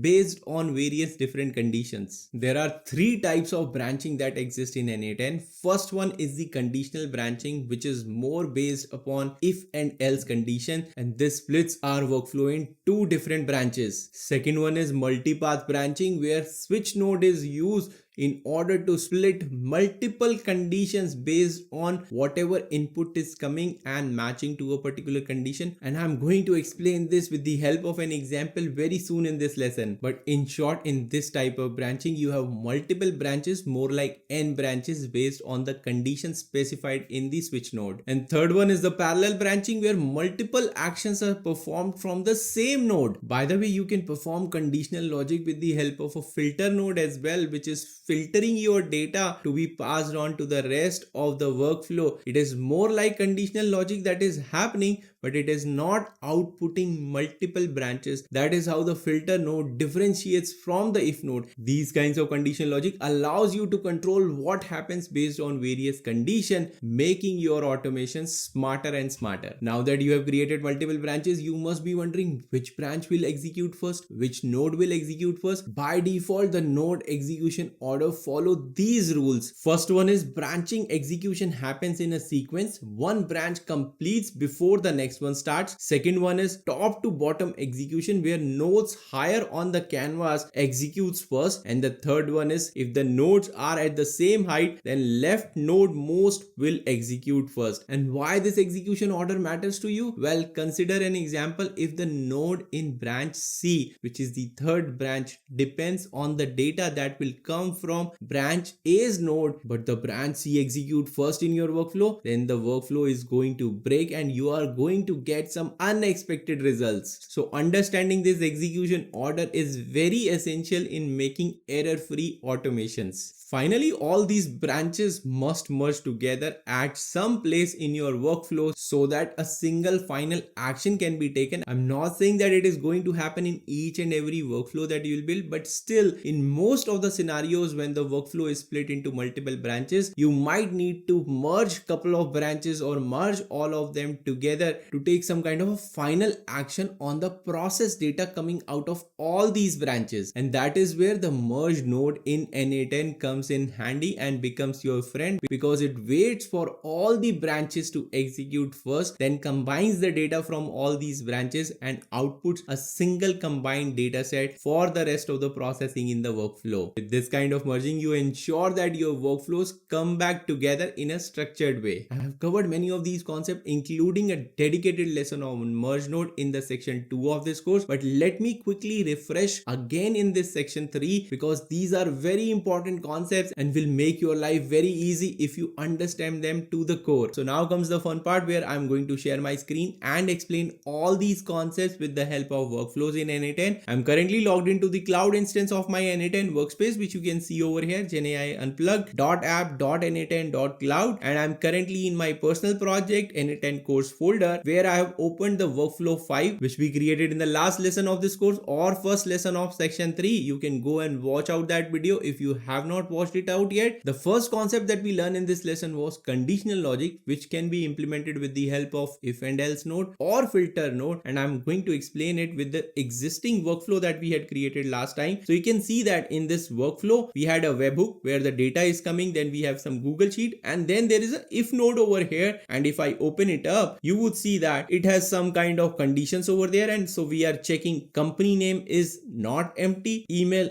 does not end with gmail.com, email does not end with hotmail.com, and all these are and conditions. So if all of them are true, that means the condition is going to be true and the output will come in the true branch. And you can see that there are two branches over here. True branch is one item because the condition was true, and then there is a false branch. And if I go back to the canvas, you can see that it is outputting two different branches over here. First one is the true branch, and it is basically sending a Slack message, then creating a task in Notions, and then sending or creating an entry in our Airtable database. However, if I have to perform some kind of action or logic in terms of false branch when the lead is not qualified, that means these conditions are not true, that means the lead is not qualified, and maybe I need to update the entry in the Google Sheet to mark it as unqualified lead. So any kind of logic that I have to perform in the false part, I can do that with the help of second branch that would be there. But in this case, you can see that in the false branch, I don't need to do anything. That's where the second conditional logic node comes in handy, which is more like a filter node. Let me add the filter node to this workflow and see how it will change. So let's search for filter here.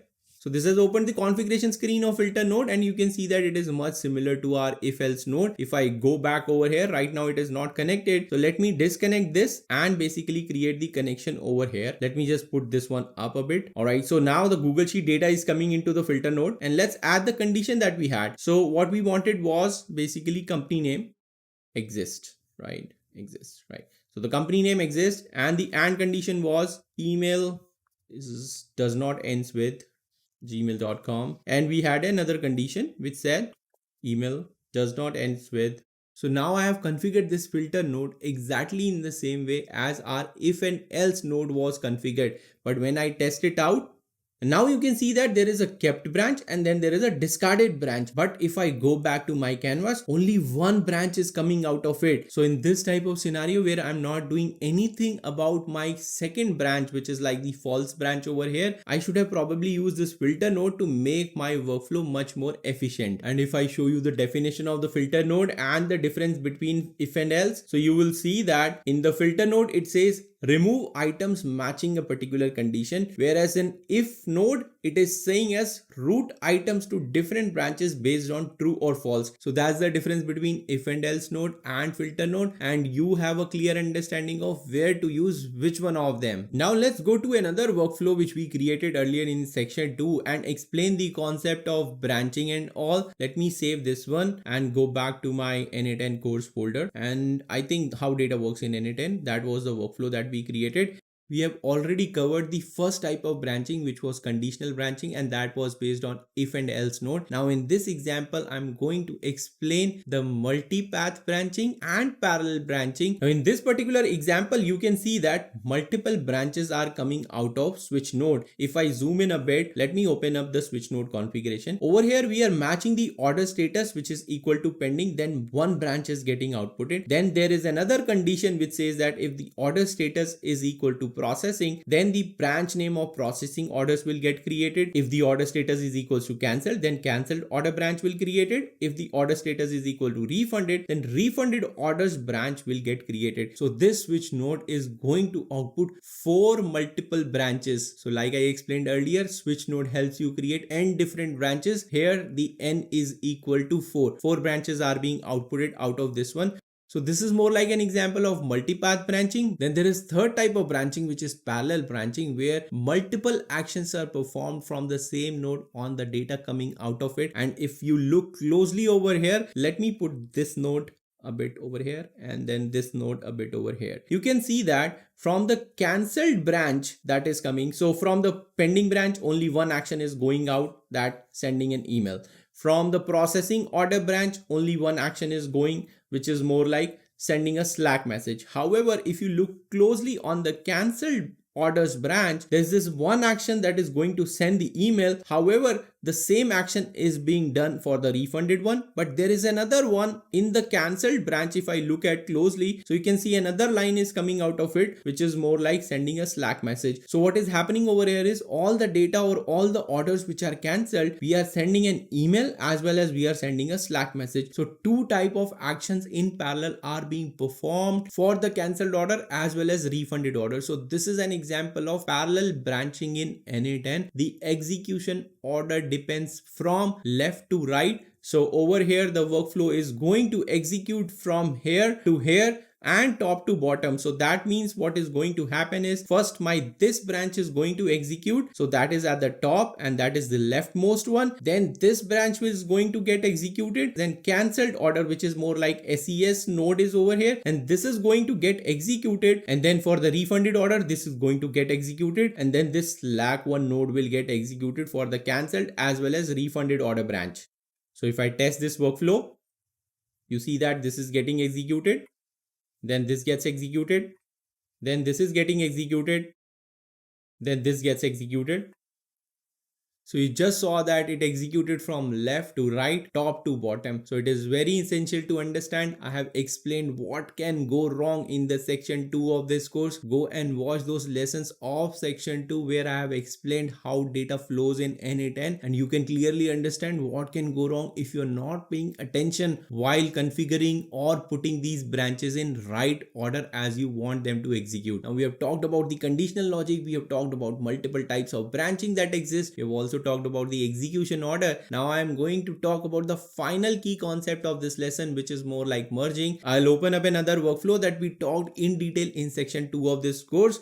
And you can see that this was much more detailed example of multipath branching as well as parallel branching. But now we are interested in the last concept, which was more like merge data. So if I zoom in a bit, so over here what we are doing is as soon as the workflow is triggered, we are fetching orders data from Google Sheet and then we are fetching the order details data from Google Sheet. And if I open this merge node up, what you are seeing is we are combining the matching fields and we are matching the order ID over here so that we can keep or merge the data from order header and order details and they combine together on the common order ID. So wherever the order ID matches for orders header and order detail rows, the data would get combined into a common data set. So if I execute this step, let's see what happens. So I would have like two input data. So you are seeing that I have get orders data and get order details data. That was input 1. This is input 2, right? So in the input 1, we had 104 rows and it has row number, order ID, first name, last name, customer email, order status, order date. However, it does not talk about what items are added in this particular order. So that data is coming in order details data. So if you look at row number is there, order ID is there, product ID, product name, category, quantity, unit price, total price. So this is basically the order details and I can't do anything in rest of the workflow if I don't have both the data together. So that's where I need to merge the data from two different branches that are coming up. This is more like an example of parallel branching where as soon as the trigger is happening, first this node gets executed because it is at the top and then this node gets executed because it is at the bottom. But for rest of the workflow, I need to work on single common data set. So if I open this up, so this has merged my data from order details and order header orders into a single common data sets, making it 291 items. So you can see now that I have this order ID, but the product data is also merged into it. It is basically having multiple rows of the same order if the number of products are multiple for that particular order, but that I am taking care in rest of the workflow, where basically I'm using edit field set node, then switch node is there to identify what is like, pending orders, processing order, cancelled orders, refunded orders. It is outputting it into different branches. So this is removing the duplicate, then this is aggregating them, and then sending a common one email to the customer service team. Similarly, one Slack message is being sent because we are removing the duplicate and aggregating the data. And finally, again, we are removing the duplicates from both these cancelled orders and refunded orders. You can see that we were performing the same action on cancelled and refunded orders, but over here what we did is, because same action needs to be performed, we have optimized the workflow. First merged both the data over here, then we have removed the duplicates, and then we aggregated them, and then we are having a parallel branch of sending an email and sending a Slack message. If I test this workflow out, you would see that first this node is getting executed, then this one, then this gets executed. Then you can see that at the top, first this branch got executed, then this one, then this one, then this node, and then this node. And that's why it's important that you have an understanding of all these concepts, and hence this was a quick refresher lesson before we move to loops, error handling, and optimizing your workflow in the next lesson of this section 3. So I'll see you over there. Hello and welcome to my course on AI automation powered by n8n. In the last lesson of this course, we talked about conditional logic, how the execution order works, how the branching works. In today's lesson of this section 3, I'm going to talk about what are loops, why they are essentials, where they are needed. We are also going to talk about how you can handle errors in your workflow, and I am also going to explain some of the very common or essential tips that are needed to optimize the performance of your workflows. And all these things I'm going to explain it with the help of screen share, where we'll be building some workflows or editing them or modifying them by explaining each of these concepts one by one in detail. So first thing we are going to start is loops. So what is a loop? A loop allows an automation to repeat actions multiple times until a condition is met. It is implemented in n8n using loop over items node, which is useful when you need to process multiple items dynamically, perform batch processing of multiple items in a specified batch size instead of processing them all at once, deal with APIs that have some rate limits applied on them, or finally when performing actions that require some sort of step-by-step process. So what are some of the common examples of looping? Just consider an example from the past lessons where we fetched data or records of customers from a Google Sheet. We process them one by one in that workflow. However, what if there is a requirement that you want to process multiple batches of customers together, like a batch size of 10, 15, 20, or even 50? Second example could be, how do you handle the rate limits applied on the API calls? Some of the APIs that are publicly available, or any system that provides you APIs, most of them have some sort of rate limiters on them. For example, you can only send 100 emails per second. So in such cases, looping allows you to break your data set into different batches. In this case, it will be 100 records that can send 100 emails only. Then in between, you can apply a wait node that would wait for a few seconds and then process the second batch with 100 emails or 100 records. So that's how the looping allows you to overcome the rate limiting limitations of a particular API. Hence, looping or loop over items node is an essential part of any AI automation workflow in order to handle the large data sets efficiently without hitting any limits. So now let's get to the screen share and see this loop over item nodes in action. So you can see that I'm logged into the cloud instance of my n8n workspace. We are going to get started by clicking this create workflow button. This will open up the canvas where we'll be using the loop over items node in a fresh workflow that we'll be creating. We are going to fetch the emails from my Gmail inbox and see if the items or attachments are associated or added to that particular email. If there are attachments, we are going to post those files, especially the images, one by one in the Notion taskboard that we created in the last lesson of this course. Remember, I talked about how you can integrate Notion or Airtable with n8n in the last lesson. If you have not watched it, now is the time that you can go and watch that lesson and come back over here, or you will understand over here as well what we are doing, especially with the loop over items node. So in order to quickly do that, let's add the Gmail trigger node. So this time we are not going to use Gmail app node, rather Gmail trigger node. So the Gmail node offers a trigger on message received. This is what we want, that every minute my email inbox is being scanned by this particular node to see if the message has been received. Let me change the account to my Gmail account of GenAI Unplugged. Now we are going to turn off this simplify option. This will allow us to have or download the attachments. Then in the options tab, you would see two options over here.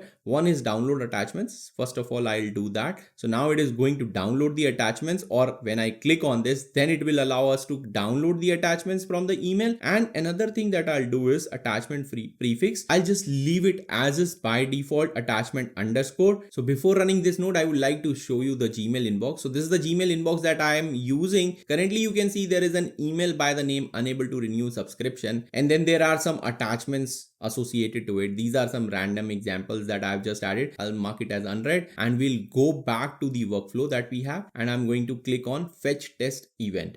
Okay, so we got like few attachments over here. You can see the 5 attachments have been received by this particular node. And now what we are going to do is we are going to have a filter node that would filter out any emails that does not have any kind of attachments. So over here, I'll click on this expression and we'll start writing an expression. So you can see that I have $JSON. So I'll just say this, or basically I'll just use this dot, we'll say item. And then you can see that if I click on item, I have both the options. I can access the JSON node or the JSON data which is here, and I can access the binary as well. So I'll click on the binary, and what I'm going to do is it is object, and I'll just say exist. So that's the condition that we want. If the binary exists, then allow the rest of the workflow to continue. So now we'll go back and I'll run this. So this returned one item, which is our email, because it had an attachment. In fact, it had 5 attachments. So this is where things will start getting interested, because we want to process one image or one attachment at a time. So for that, over here only one item has been returned, so we have to basically split out into multiple items. So to do that, we are going to use the split item node. So we'll just say split out. So over here we'll just mention $binary. So this should basically spit out multiple binary files. So now the output has 5 items instead of 1 item that you are seeing. Now we are going to start processing them one by one. I will search for loop over item nodes. So you can see that loop over item nodes split in batches. That's what the definition is. Split data into batches and iterate over each batch. So this opens up the configuration of it, and you can see that you may not require this node because n8n nodes automatically run once for each input item. So if there is a batch size of 1 that you are giving over here, then you may not need this node, because every node in n8n would run for equal number of items that are being inputted into it. So if I associate any node over here, because if I go back to the canvas, you can see 5 items are outputted by this split out node. The node that will be over here instead of loop over item nodes is going to run over those items one by one. So you might be thinking that for batch size equal to 1, you do not even need to have any kind of loop over items node. That's where the things could go wrong, especially when you are dealing with some sort of an API with rate limits in place, because those limits could be only few emails per second. But since you are using the default nature of n8n, you won't have any control on how many requests that particular node is going to send per second, and the workflow that you are trying to execute will break because of that rate limiting error. So in this scenario as well, where we have a batch size of 1, we would ideally want to have some sort of a wait, maybe just a second of wait before sending the second request. Now going back to the screen, you can see that the loop over item node has 2 branches coming out of it. One is the loop branch. So what you actually want to loop onto will come over here. That's why you have a replace me node. This is a node that is like doing nothing. It's a do nothing node. You can use it to stop the execution of the workflow, or explain some kind of a concept, or make your workflow more readable by having this node maybe at the end of the loop that you do not want to continue anything in the workflow. So if I just expand a bit, you can see that loop branch is going into replace me. That is where we are going to call the APIs and publish all these images into our Notion task board. So I'm going to replace that, and then you can see that after you perform one or multiple steps. Instead of this replace me node, you can have one or multiple set. It does not need to be just a single node. We'll see it in action in just a few moments. But then after the last step is completed that you want to loop over, you would connect the last node back into the loop over item node so that the loop starts executing. But how does the loop end? So whenever the condition is met, the loop will end and the done branch would get executed. So if you want to do something after you have processed all the items in a loop over items branch, you can associate that particular part of the workflow to this done branch of it. Otherwise, you can also have like do nothing. If I say do nothing, you can add this do nothing node and you can say that end workflow here.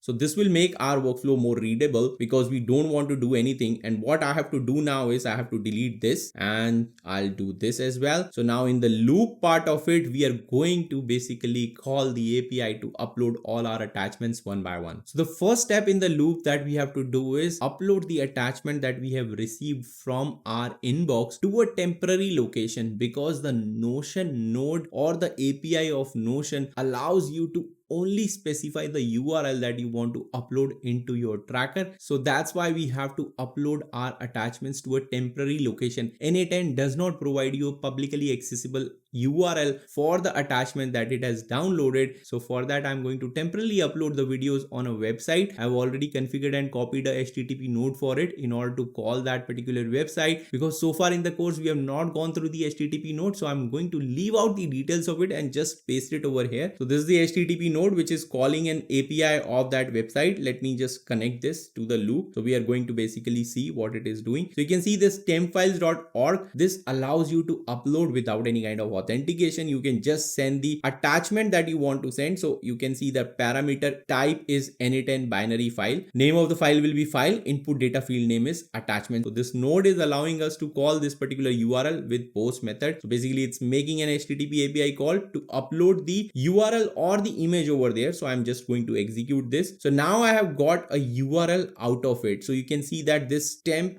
files.org has given me a temporary file which is uploaded on their website and I can access it. So you can see the preview over here as well. We are going to go back, since we have the URL of a temporary file. Now we are going to add a Notion node. So I'll just say Notion. I'll select create database page. So over here, we'll say Notion account, then database page, create. Then in the database, we are going to select the database that we created in the last lesson. So it's sales team task list. That's what we are going to work on. Let me just click on it to open it up and show it to you. So this is the task board that we created in the last lesson. Now we are going to come back over here. So over here, we are going to specify the title. So we can say new lead from, maybe just, this is an arbitrary example, so I'll use the subject of the Gmail that was there. So I'll open the Gmail trigger node and there should be subject somewhere. Yeah, this is over here. Now I configured the title. Now we'll add the properties over here. Let's add just one property, maybe like status. Let's call it to do. I think should be there. Yeah, to do is here. Now we are going to add a block over here. Block should be like an image. So you can see that in the blocks, you can have a paragraph, H1, H2, heading 3, to do, bullet, and there is an image as well. Now this asks you to provide the image URL. That is the reason why we uploaded the image to a temporary location first. And now we are going to basically use that. And over here, if I expand the data, you can see that data URL is there. And now this is done. So what we are going to do is execute this step. It is going to execute it. So now this is successful. We are going to go back to our canvas and basically add a wait over here. So I'll just say wait. And in the wait, I'll say 1 second or maybe like 2 seconds and then execute it. So it is going to wait for 2 seconds. So that's where my flow would end to process one single image at a time. So I'm going to connect this back to the workflow over here, because now we want all these to be executed one by one until all the items expire, which is 5 over here. Until all the 5 items are processed, this whole branch would get executed. And once it is done, then the done branch would get executed and ends workflow over here. Let's save this. So now let's execute the entire workflow and see what happens. Let's click on it. So now the workflow has execution started. So first item is uploaded. You can see the first branch has executed. Oops, there is an error. The item has no binary attachment 0. Okay, I got it. So basically if I open this, you would see that I have hard coded the field name over here, which is attachment 0, but over here it is coming as attachment 1, which is basically the second iteration. So first iteration happened successfully because it was attachment underscore 0, but the second one is attachment 1, third would be attachment 2. So that's where it is going to fail. So in order to fix that, what we are going to do is I'm going to change it to the expressions first. Okay, so this is change to expressions. Let's write this and access the binary file of it. So in order to do that, I'll write $binary. Okay, so this is giving me the object over here, and you can see that this attachment underscore 1 is there, and then inside it is the binary file and the other properties are also there. So in order to access this, I'm going to write on keys. So because this is going to return me all the keys, so you can see this is returning the attachment underscore 1, and now I'll say the first. Okay, so this is going to return me attachment underscore 1, which will be the name of the first object. Now if I go back and let's save it, and then let's again execute the entire workflow again.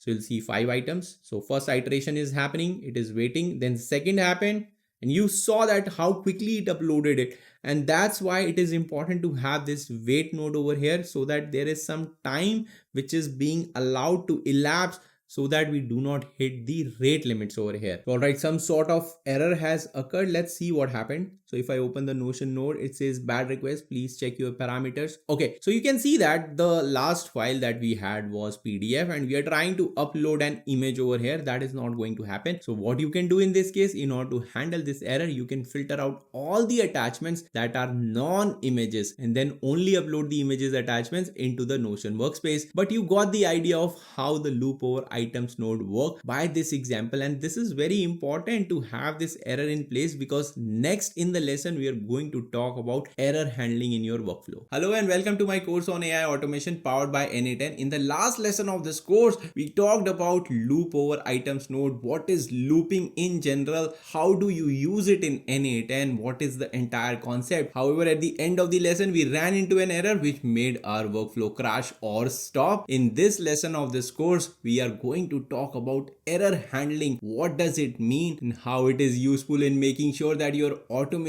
run smoothly even in case of errors. So what exactly is error handling? Error handling is a concept that ensures that your workflows or anything that you build keep on running smoothly even in case something goes wrong. It helps you keep your workflow from breaking up by setting up some sort of fallback actions when something goes wrong or an error occurs. Let's explain it with the help of some examples or use cases. In this course, we have already called various external services or APIs, and when you are calling those APIs, they could be sometimes temporarily unavailable. So in that case, what happens if the API returns an error? You do not want your workflow to fail. In that scenario, you may retry that API couple of times, maybe 1, 2 or 3 times to see if it is a temporary error. The error might resolve itself on the second or the third attempt. So in that case, your workflow will not fail if you have this kind of error handling mechanism in place. Similarly, if a file upload fails,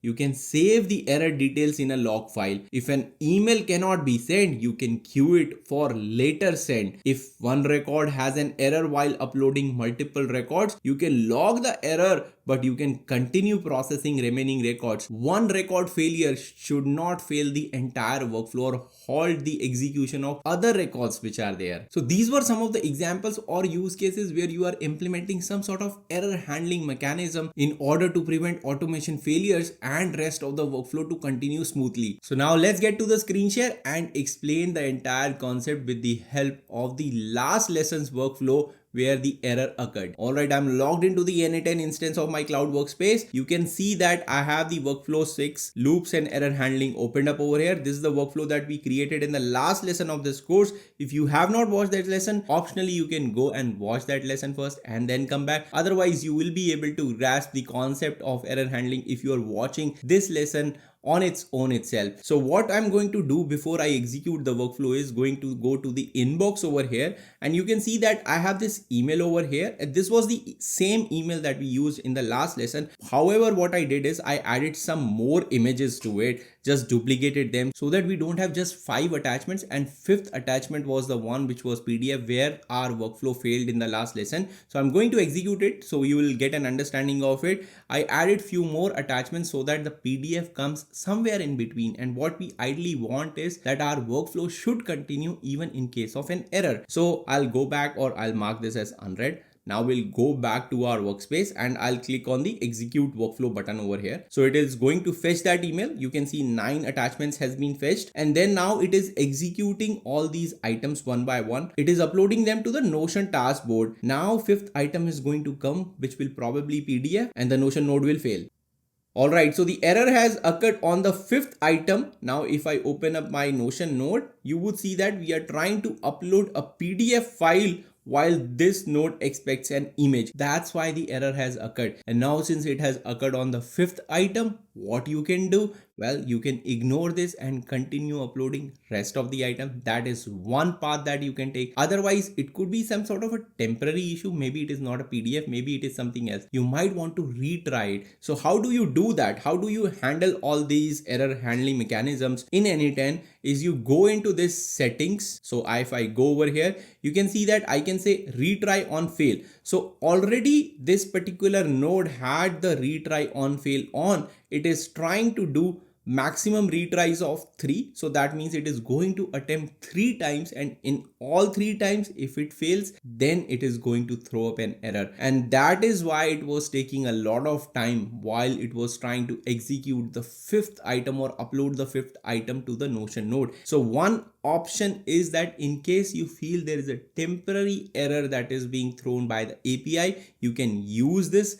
It is pretty much of no use for us because in this case PDF is not going to get uploaded when an image is selected. So what is the next best option for us? Probably we should ignore this PDF and upload rest of the attachments in the Notion task board so that at least 8 out of 9 tasks are successfully created and one has failed. The one that we have failed, we can do some sort of logging or we can send a notification to our development team in case of such errors. But how do you do that? So in this configuration screen, you can see that there is this option of on error, and if I expand on it, action to take when the node execution fails. Currently it is set to stop workflow. That is why on the fifth attachment, when it was trying to upload the PDF, the execution of our workflow halted because it is set as stopping the workflow as soon as error occurs. If I expand it or open it up, you would see that there are 2 more options which are there. First one is continue, pass error message as item in regular output. Second one is continue using error output, pass items to an extra error output. We will see how these 2 things work. Let me click first on continue and then we'll go back to the canvas. What I'm going to do is click on this and I'm going to clear the execution so that it restarts the execution of the workflow, and let's see what happens on the fifth item when it comes. So now let's execute it. So it is going to execute. So first item is being uploaded, second is also done, it is waiting. Now it is going to do the third one, it is uploading the third one is taking a bit time, third is done, now fourth. Now the fifth item should be successful even in case of all the errors that are happening. You can see that it is taking some time because 3 retries are being taken place with 1 second apart, and now you can see that it has successfully executed the workflow. It does not mean that it uploaded the attachment, it just ignored it and moved on. So now if I open this up and we go to the fifth item, you would see that there was an error that was reported, bad request, please check your parameters. So even though our workflow did not fail, but we should do something about this error. We should log it somewhere. So how you can do it? We can go back to our canvas and add a node over here. So I'll just disconnect for a while and I'll just click on this and let's put a if node over here. So this is going to connect the if node, and what we can say is let's go to the expression and say this JSON, and you saw that there was error, right? So we'll say just error and probably we'll say just exist. So if $JSON.error exists, so that means that there is some issue. Now let's go back and attach this node. So what we want is that if an error has occurred, that means it is true. So we want to do some sort of logging. So for that, I'm going to just send an email for now. So let's suppose this, send an email. I'll use my own credentials. Error occurred. Body is error occurred in your workflow. And from, we can say no reply. and 2 could be gmail.com, right? And we'll connect this node over here. So if the error is there, we'll send an email, otherwise false, we'll just continue. Okay, so this is the kind of workflow that we would like to have. Let me just organize it again. This is how it looks like. Let me clear the execution and let's see what happens now when I execute it. So again, same loop has started.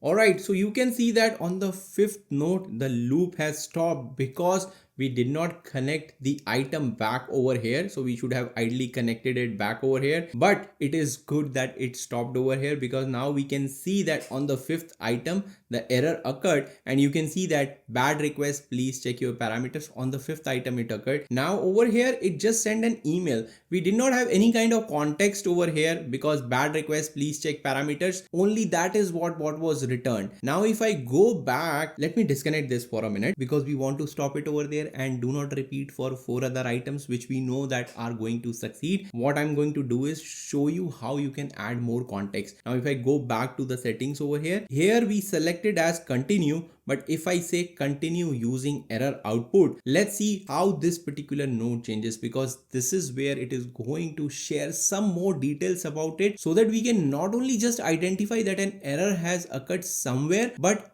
where exactly the error occurred, we can add some more context to it. That is how it is useful in this case. But if we go back now, some things will change. So now you can see that our Notion node is outputting two outputs. One is for success and the other one is for the error. So what this means that we essentially do not need this particular node of if and else if we are basically going over here and selecting on error as continue using error output. If we do that, we do not need to have some sort of if condition over here. So what I'm going to do is I'm going to disconnect this and this and this as well. Let's do that. Let's put this if node over here. For the success, we want to wait and then continue the loop. For the failure, we want to log it or email it. That's what we did with this if node as well, but we did not have any kind of context information for the error. Now we are going to have the context information as well. And last thing, I'm not going to connect this node back over here because I want it to stop for now as soon as the error occurs. But at the end of it, we are going to basically attach it in the last run when I execute it. For now, let's save some seconds of ours and execute this. Okay, let me clear the execution first. So this button you can use to clear the execution so that it does not start from there. So it is going to fetch all the 9 items. Now it has started executing. First one was successful, so it came in. Second is successful, again it is executing that. Third should be successful.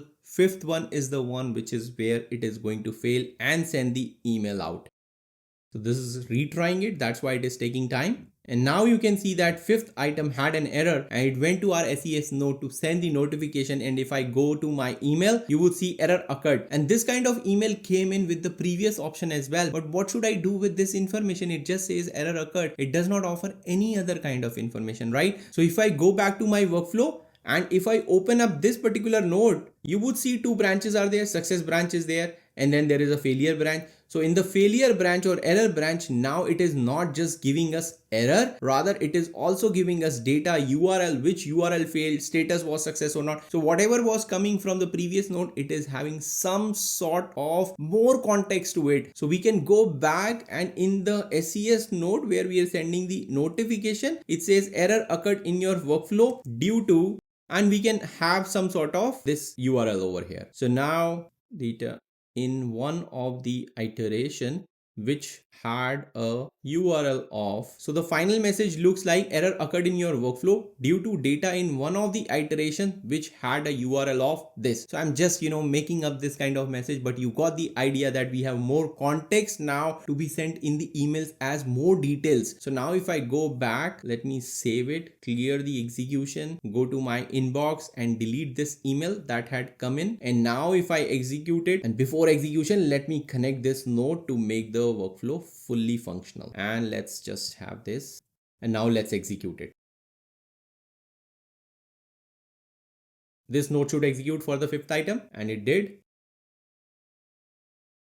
So you can see that now our entire workflow with all the 9 attachments got successfully executed without any kind of failure in it, even though there was one failure, and we have successfully logged that error as well, or sent an email to our developer team so that they can look into it, and that developer team has more context of the error. It is not something as abstract as there is an error occurred. So if I go to my inbox over here and if I click on it, you can see the new message has error occurred in your workflow due to data in one of the iteration which had a URL of PDF. Now the development team can understand more context that we were trying to upload a PDF instead of an image. So that's how you build your AI automation or in general automation workflows in n8n error free, and they keep on running even in case something goes wrong, and in real life things go wrong. So our workflow must address the error handling conditions. You should think about it. You should maybe brainstorm it with ChatGPT what kind of errors can occur while developing some of the automation workflows that you are working upon, and address those use cases with the proper error handling mechanism that I explained in this lesson of this course. There is one more concept on error handling that is remaining, which is more in terms of error workflows, how you can build them, but I'm going to come to that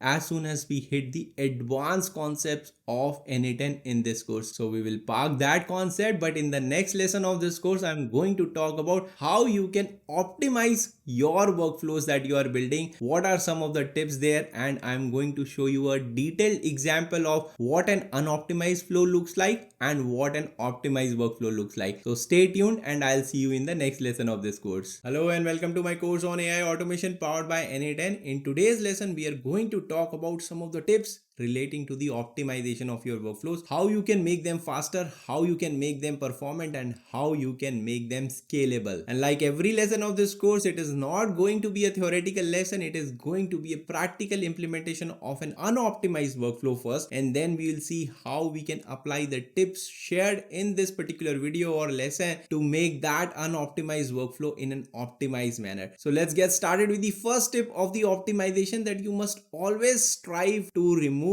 all the redundant nodes which are there in your workflow. You should always look out for those unnecessary nodes that can be removed from the workflow so that every redundant step is removed. And remember that node is an individual step in your automation workflow. So the less the number of nodes, the faster will be the workflow. Second tip is you should use parallel processing wherever possible. If the dependencies which are there in your workflow allows you to execute some of the tasks in parallel, you should always do that. You should never try to put them in sequential manner. For example, in this workflow, you can see that all the data is coming and inputted into a Google Sheet where someone is evaluating whether the lead is qualified or not. If the lead is qualified, based on that, 3 actions are being taken. One is Slack message, one is Notion, one is Airtable entry. But what is happening is all these 3 actions are being executed after this particular node, whereas in this case what you should have done ideally is you should delete this and put it over here. And because all 3 actions are required to be executed in parallel, maybe you can change the order of the branches, because remember the execution order follows left to right and top to bottom. So whatever sequence you had, you can basically put it as Slack at the top, then Notion, and then Airtable. So this would have been an ideal optimized configuration rather than having them sequentially in place. Third tip is you should minimize the number of API calls that you are making as much as possible. For example, if an API which is there that allows you to make some sort of a bulk API request that you are uploading or updating a lot of records at once into that particular database or whatever that application is, then you should always try to use that bulk API and send more and more data in one request rather than calling that API for each and every item that the node executes. An example could easily be an Airtable batch API that you can use to update multiple records at once instead of updating one record at a time. And the fourth and final tip is you should always use merging and looping very smartly and very efficiently, because each redundant loop out there is going to hamper the time it takes to execute your workflow. So now let's get to the screen share and see some of these tips in action. Alright, I'm logged into the cloud instance of my n8n workspace, and today we are going to build a very simple workflow which is for customer feedback survey processing. And what I'm going to do first, I'm going to show you an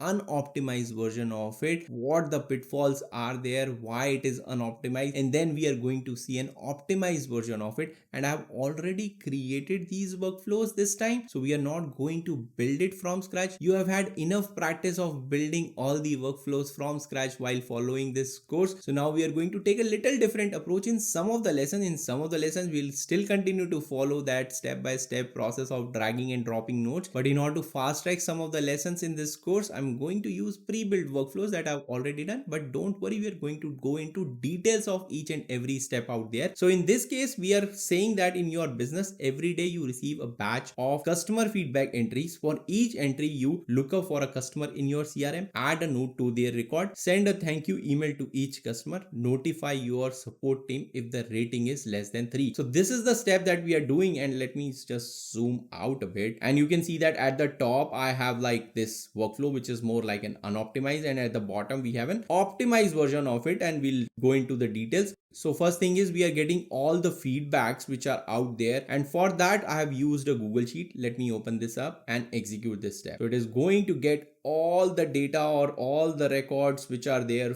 as feedbacks from various customers. You can see that the product is clay miniature set, gender is female, age is 24, it's John Swenson, very unique, well made, love the packaging. So this is basically the feedback out there. This is just a mock data. Now I'll go back. You can see that there is this loop over items node. We have already gone through the details of how the looping works, what the loop over item nodes is. So it is going to execute the loop for all the 100 items, and we are going to fetch get customer records for each item in the loop. Then we have this update customer feedback. So for each item where record has been fetched, we are going to update the feedback in our Airtable. Then we have a send thank you email. So we are going to send a thank you email, and if the rating is less than 3, then we are going to alert our support team. Otherwise, if the rating is more than 3, then the loop continues to the next item, and the next item iterates over till all these 100 records of all the surveys that were requested has been processed fully. Let me execute that. So you will see that it has started executing. Now you see that for each and every record, all these nodes are getting executed, and you would see that for each 100 records we are fetching get customer record, then we are updating customer feedback, then we are sending a thank you email. So that means 100 emails are going to be sent, and then we have an evaluation node which is also going to execute 100 times, and finally we have alert support team which is going to execute 38 times, because I know that in this record set there are 38 items which has a rating of less than 3. So that means how many executions are being done in this unoptimized workflow. So we have one execution of this, so second one is for this, and then from over here this loop over item nodes, let's suppose it is only one because it's a loop which has started, so we'll consider it one. Then we have 1, 2, 3 and 4. 4 of these are going to have 400 iterations, and then we have 38 of this. So 438 plus 3, which makes it 441 iteration. And while I'm explaining all this, the loop is still continuing on, going on and processing all these nodes one by one. So it is taking its own sweet time. So what I'll do is I'll just stop it right now. So it just stopped. So how can we optimize it? Let's come down and let me do one thing. Let me just delete this no operation do nothing node, like over here, and I'll delete this connection because I want to have a trigger for this workflow as well, and you can only have one manual trigger in the entire workflow. So I cannot connect this to multiple nodes, so that's why I have to connect it from the previous workflow, and now I can connect it to the new optimized version of it. So over here, firstly what we are doing is, now instead of fetching all the customer records and then updating them one by one, what I did was fetch all the feedback. So this is going to fetch all the feedbacks. It is same as what we did earlier. So we have fetched all the feedback. Now I'm going to get all the customers. So this node is going to execute once, right? So now I'm going to get all the customers which are there. So it executed. Now I'm going to merge both these records. So we have a merge node that match on the field named email. And if you found email in your Airtable record, and if you found email in the survey processing records, then merge both the records and give me one result set. So this is going to execute, and it is going to give me only one single data set. So you can see that now the customer record has been integrated with the feedback record or survey feedback record that we received as a separate data set. So both the customer and survey feedback has been joined together, and now you would see that 100 items are coming out of it. So in this 100 items, you can see that we have reduced this particular node which was getting one customer at a time and then updating. So this particular node which is like update customer feedback, that is still over there and it is going to execute one by one because I am not using the Airtable's bulk API, but you can use Airtable's bulk API over here and in fact reduce all these iteration to even single record. So all this data can be just sent to the bulk API of Airtable and all these 100 iterations will go away. So our workflow will be much more faster in that case. But for the sake of simplicity in this workflow and a comparison vis-a-vis of the unoptimized one, I kept it as update customer feedback 1, which is going to execute 100 times, and this also is going to execute 100 times. Second one is sending a thank you email. You can't really do anything about it because you want to send a personalized thank you email to each and every customer. I can write some code, do some kind of manipulation, and maybe I can come up with an idea of sending just one email, but then there is a risk of exposing other customer emails to the other customer. So we need to think a little more about it, how we can optimize it. But straightforward, you can't really do much about it because you have to personalize the message for each and every customer. Then comes another part that you can optimize, which is more like sending an alert to the support team. So this time we are sending 38 alerts because we found that there were 38 ratings which were less than 3. In this case, what I did is in the filter node, if I open it up, I have a rating less than 3. That's fine. This node is at the end going to give me 38 records, and then I have a code node which is run once for all items. And don't worry, in the next few lessons I'm going to cover code node in detail. Maybe next to next lesson is about code node only, and we are going to go into details of all the configuration which are there. But over here I have a simple code that is merging all the data that is being sent into one single string of record that I can send it using this alert support team. If you look at it, JSON.summary, so it is creating a summary of bad feedback alert and it is sending just one notification to our customer service support channel. In this case, there were 38 different alerts that went in. However, in this case, only one single message will be sent out having the details of all 38. So for that I have used a little bit of code node over here. So it is not essentially fully no code solution, but a low code kind of solution. However, we were able to optimize it. Now if I run it, let me clear the execution first. Let me run this execution workflow and see what happens. So it is fetching all the records. You can see that it is now updating customer feedback records. So first the topmost branch is executing, so it is updating one by one all the records, because remember each node executes equal to the number of input items that are there. So it is executing right now 100 times because we have 100 items outputted from the merge branch. So it is going to take a little more time. Then it is going to come to the thank you email. So it is going to send 100 emails out there. And that's why if you are using a batch API of Airtable, it would drastically reduce the performance of this particular workflow, because there will be just one single request. It is going to update everything. Now it has moved on and started sending the emails as well to the customers. So 100 emails are right now being sent. My email inbox is being bombarded with all these emails, and the last one executed very quickly. So you can see that this particular workflow,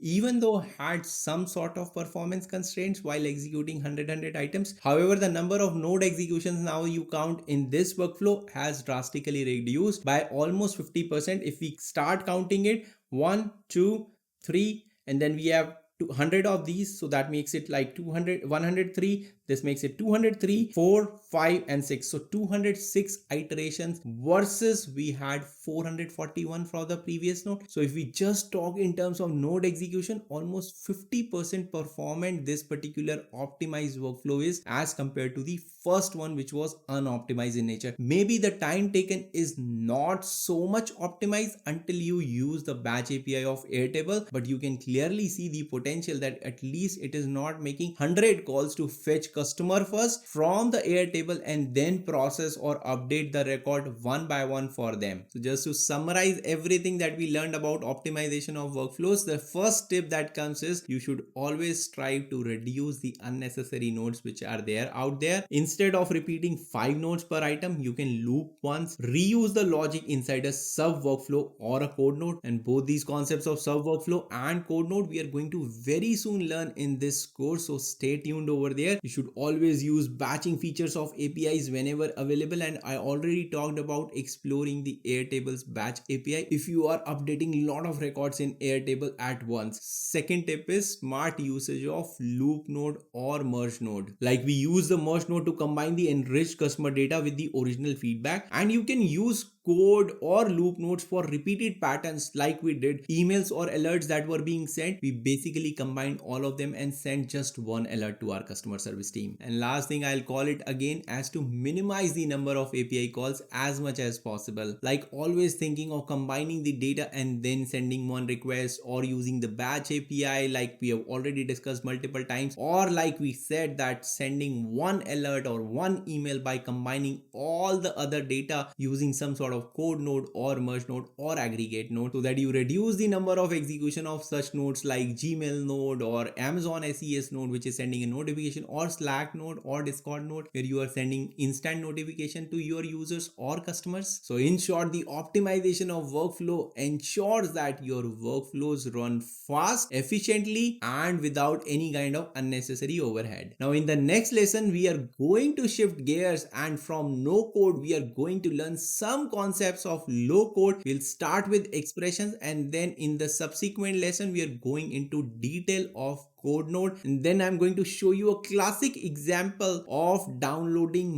multiple Gmail attachments to your Google Drive with the help of code node. So stay tuned and I'll see you in the next lesson of this course. Hello and welcome to my course on AI automation powered by n8n. So far in this course you have used multiple types of nodes which are provided in n8n, but have you ever felt limited in some way or the other while implementing some kind of logic using the built-in n8n nodes? Did you ever feel like having some more control over your data, writing some sort of custom logic or making API calls? Well, today I start a series of 2-3 lessons where we'll start deep diving into the real power of n8n. We will start transforming ourselves from no code automation professionals to low code automation professionals by harnessing the power of expressions that allows us to do data transformation, code node that allows us to write custom logic, and HTTP node that allows us to make API calls. But today's lesson focus will be purely on expressions, what these are and how do they help. Before we deep dive into expressions, let's understand some of the basics. Well, there are two places in n8n where you can use code. First one is expressions, which allows you to transform your data within the nodes itself. You can use JavaScript to write expressions. You can use built-in methods which are available in n8n. You can use variables and data transformation functions which are also available in n8n. And the second place is code node that allows you to write multiple lines of JavaScript or Python based code so that you can have some sort of advanced custom logic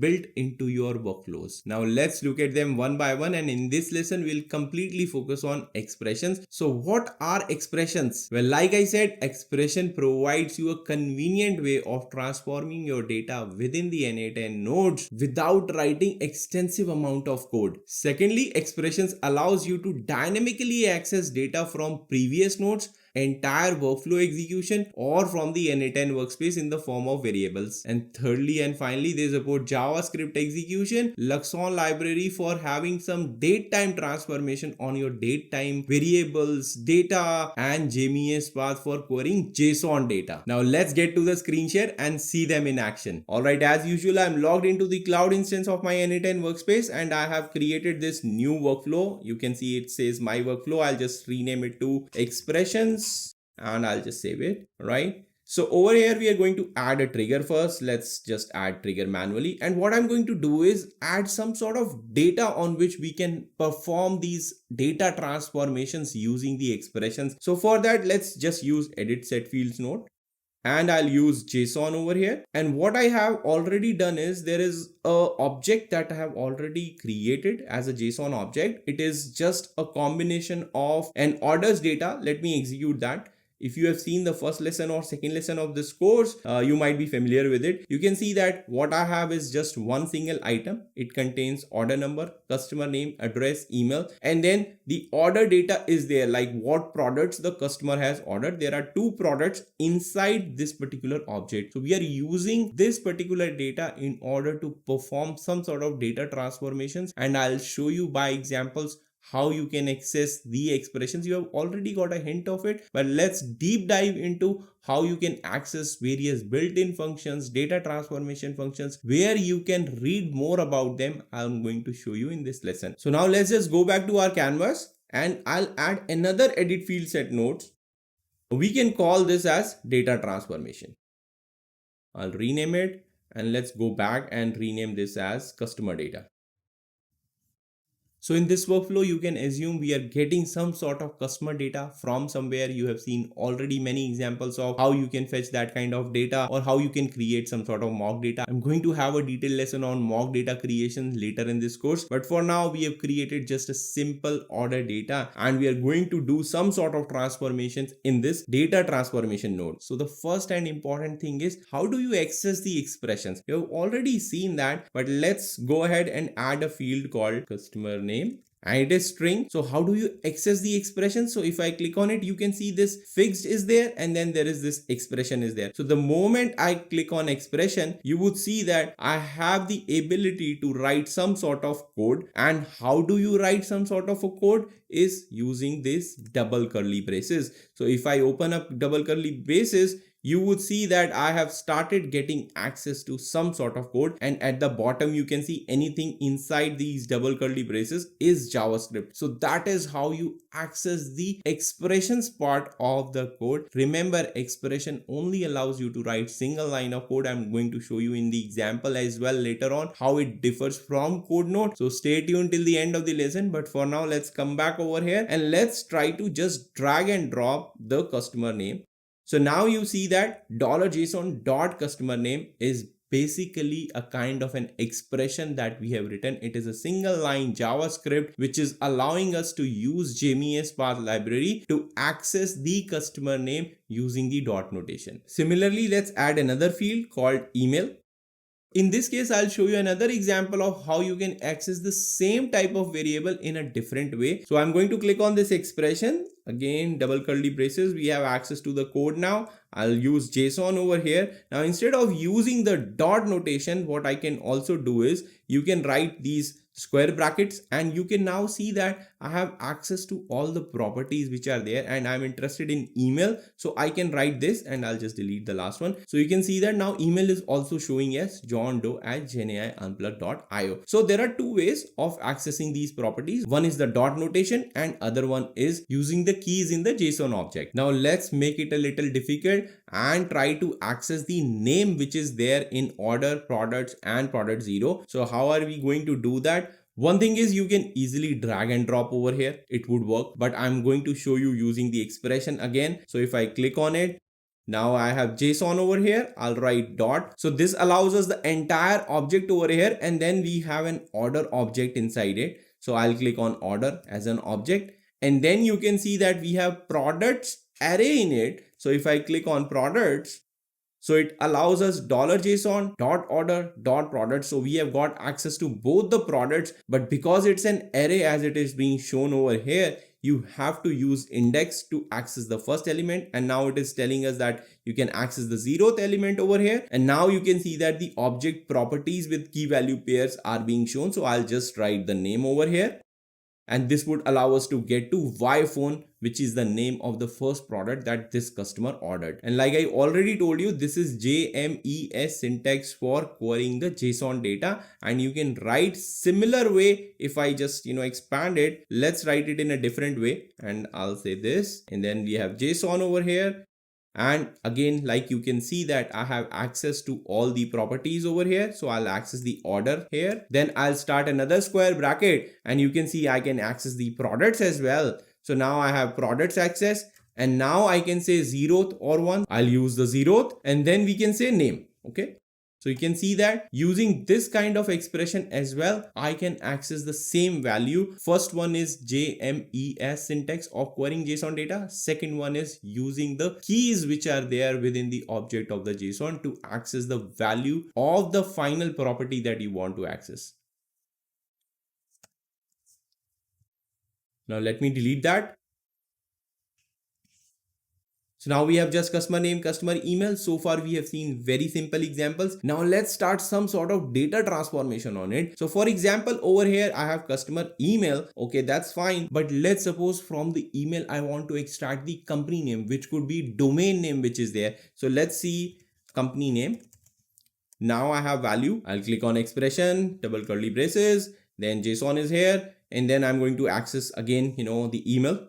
So now when you access the email, if I click on dot, you would see that I have some methods being suggested over here by default. These are called built-in methods which are available in n8n that allows you to do some or the other form of data transformation. So here, what kind of transformation we want? We want to extract the domain name from the email, and there is already a method that is available which n8n calls as extract domain. So if I just click on this extract domain, you would see that I can get an access to GenAI Unplugged.in. However, we can also do it in another way, like if I just copy paste it and let's put it over here, and then like I'll delete this. Apart from these built-in functions, you also have access to the JavaScript based functions, which is, for example, in this case, this email value is being returned as a string. So I have access to all the string functions which are available in JavaScript. One of them is split. I can basically mention where it needs to split. So in this case, I'll just mention the parameter as @. So now you would see that @ it has split our email into John Doe, GenAI Unplugged.io. So this JavaScript based string function will return us an array based on the character that we have given it as an input. It will split the entire string and return everything as an array object. So now we know that 0th index has the name of the person, and by any kind of email, how it is formatted, after @ is where the domain lies, and before that the username or whatever you choose to write as an email address for yourself, that lies. And hence I'm going to use 1 over here, and it would basically return us the GenAI Unplugged.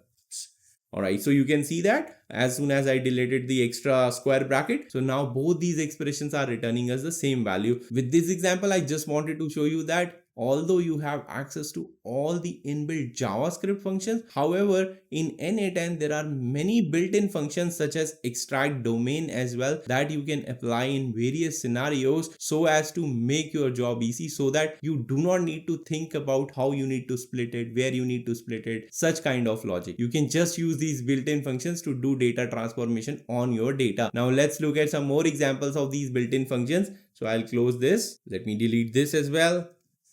Now let's look at an example where we want to find out whether there is an email in the record set or not. If there is no email, then we want to specify no email found as an input to other nodes which are going to follow in the workflow. So let's say is email found. We will leave this as string. Over here, I'll click on expression and I'll just expand it so that it becomes very clear. Let's start writing. Here, I wanted to show you another function that says if empty. So if I use this, it is directly available over here. We want to check the value whether that is empty. In this case, it will be email. So I'll again access the email $JSON.email.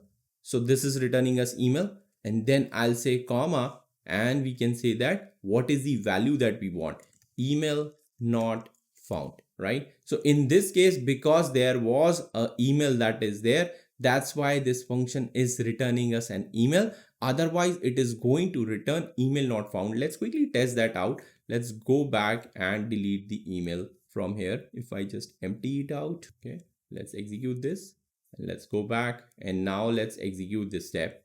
All right, so you can see that email not found is coming in here, and in this case, company name it is coming as null because there is no email there. Email is empty, so this function is already returning us null. But we were able to successfully test our use case that if some sort of data is coming into this node, we want to have no email found as a string. When there is no email, we can use this $if empty built-in function that will allow us to do this kind of data transformation or data cleanup. Now let's go back and revert our changes of email. So I'll just paste it over here again. Let's run it so that everything is working fine. Yes, everything is working fine. We'll come over here and we'll execute this. So everything is working fine, reverted to the back state. Now let's look at some date function as well. Let's input what is today's date.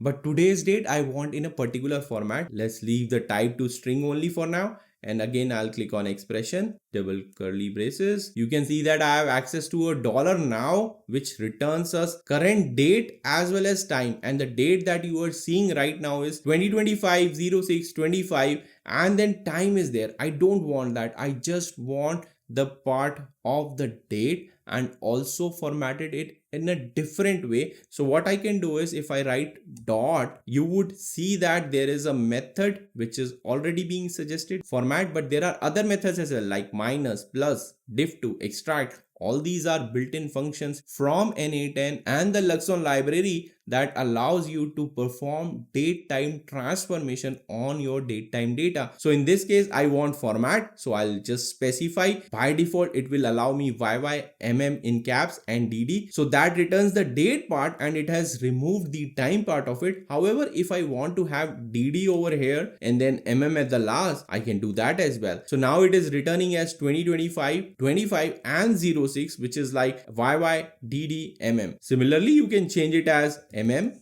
DD, and then over here you can say YY.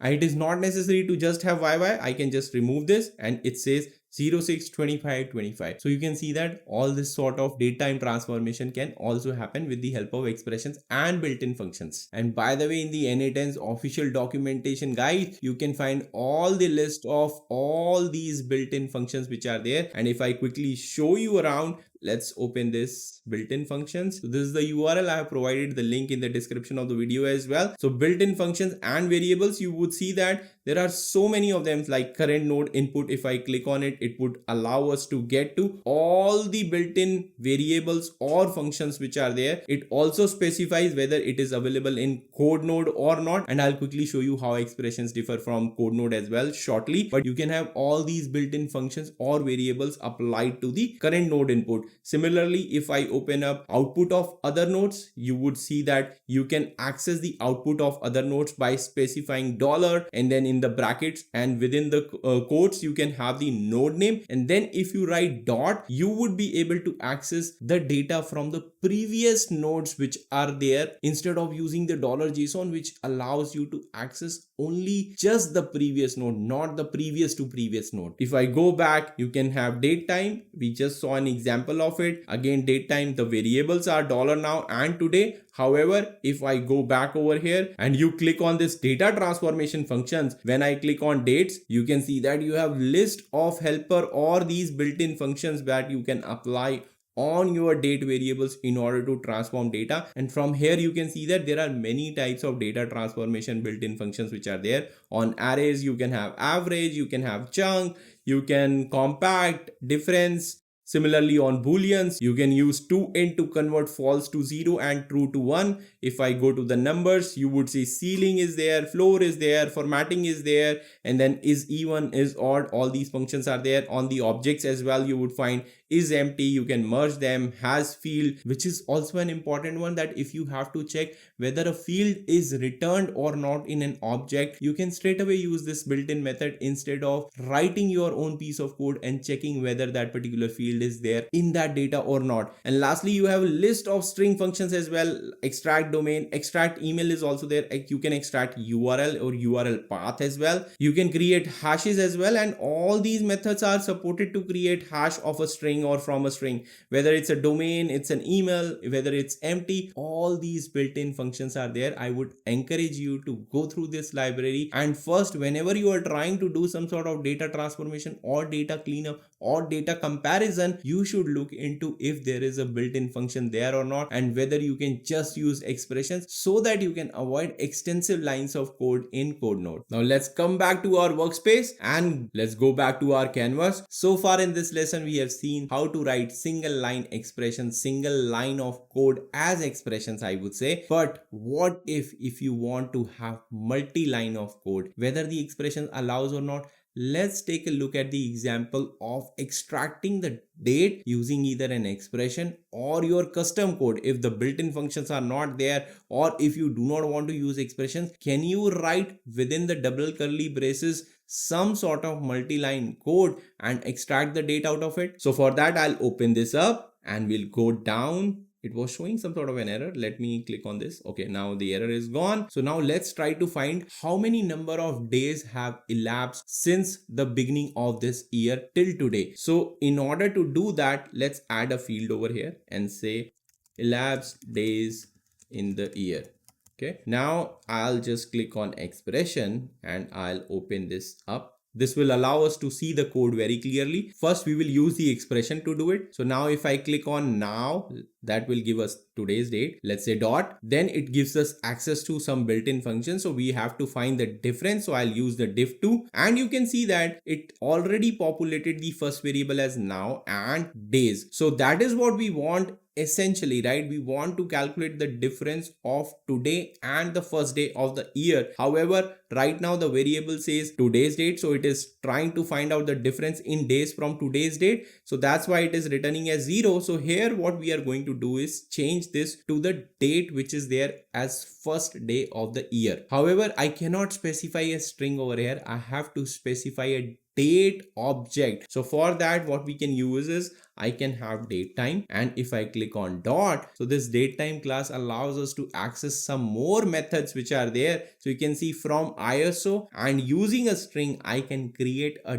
date out of it. So I'm going to use from ISO, and within this I'll specify the first day of this year as the start date. So it is expecting the date in the YYMMDD format. So I'm going to say 2025-01-01. So this is giving us 175.32 days have elapsed since the beginning of this year. However, if you want to do it with the help of code, can you write multi-line code over here? So in order to do that, let's just quickly delete this. And I've already created a short function which is doing similar to the job that we were trying to do over here, but it is calculating the difference between the two dates. So let me paste that over here, and you can see now it is already saying invalid syntax, even though I have written it for the readability purpose in the multi-line. But something like this, even if I write in a single line, I'll show it in a while, but let's see what this function does. So basically what we are doing is we are creating a JavaScript function called function example. There are no input parameters to it. End date, what we are saying is date time from ISO. This is the end date. The start date is this, and you can see that, like, end date I can mention now, and start date could be the first day of the year. And then difference in months we are calculating, we can calculate the difference in days as well. So it says end date, which is this one, dot diff start, which is this start date, and months. So in order to apply this to our example, so here it would change it from diff in months to diff in days. Here it will say days, and end and start date we can change it accordingly. And at the end we are returning diff in months dot to object dot to string, you can also say. So that returned as a not a date time object, rather as a string which can be printed or used somewhere in our calculation. And lastly, we are calling this function because this was just the definition of it, and you can see that it is in double curly braces, but it is not allowing us to do that. And even if I put them in a single line, let's start doing that.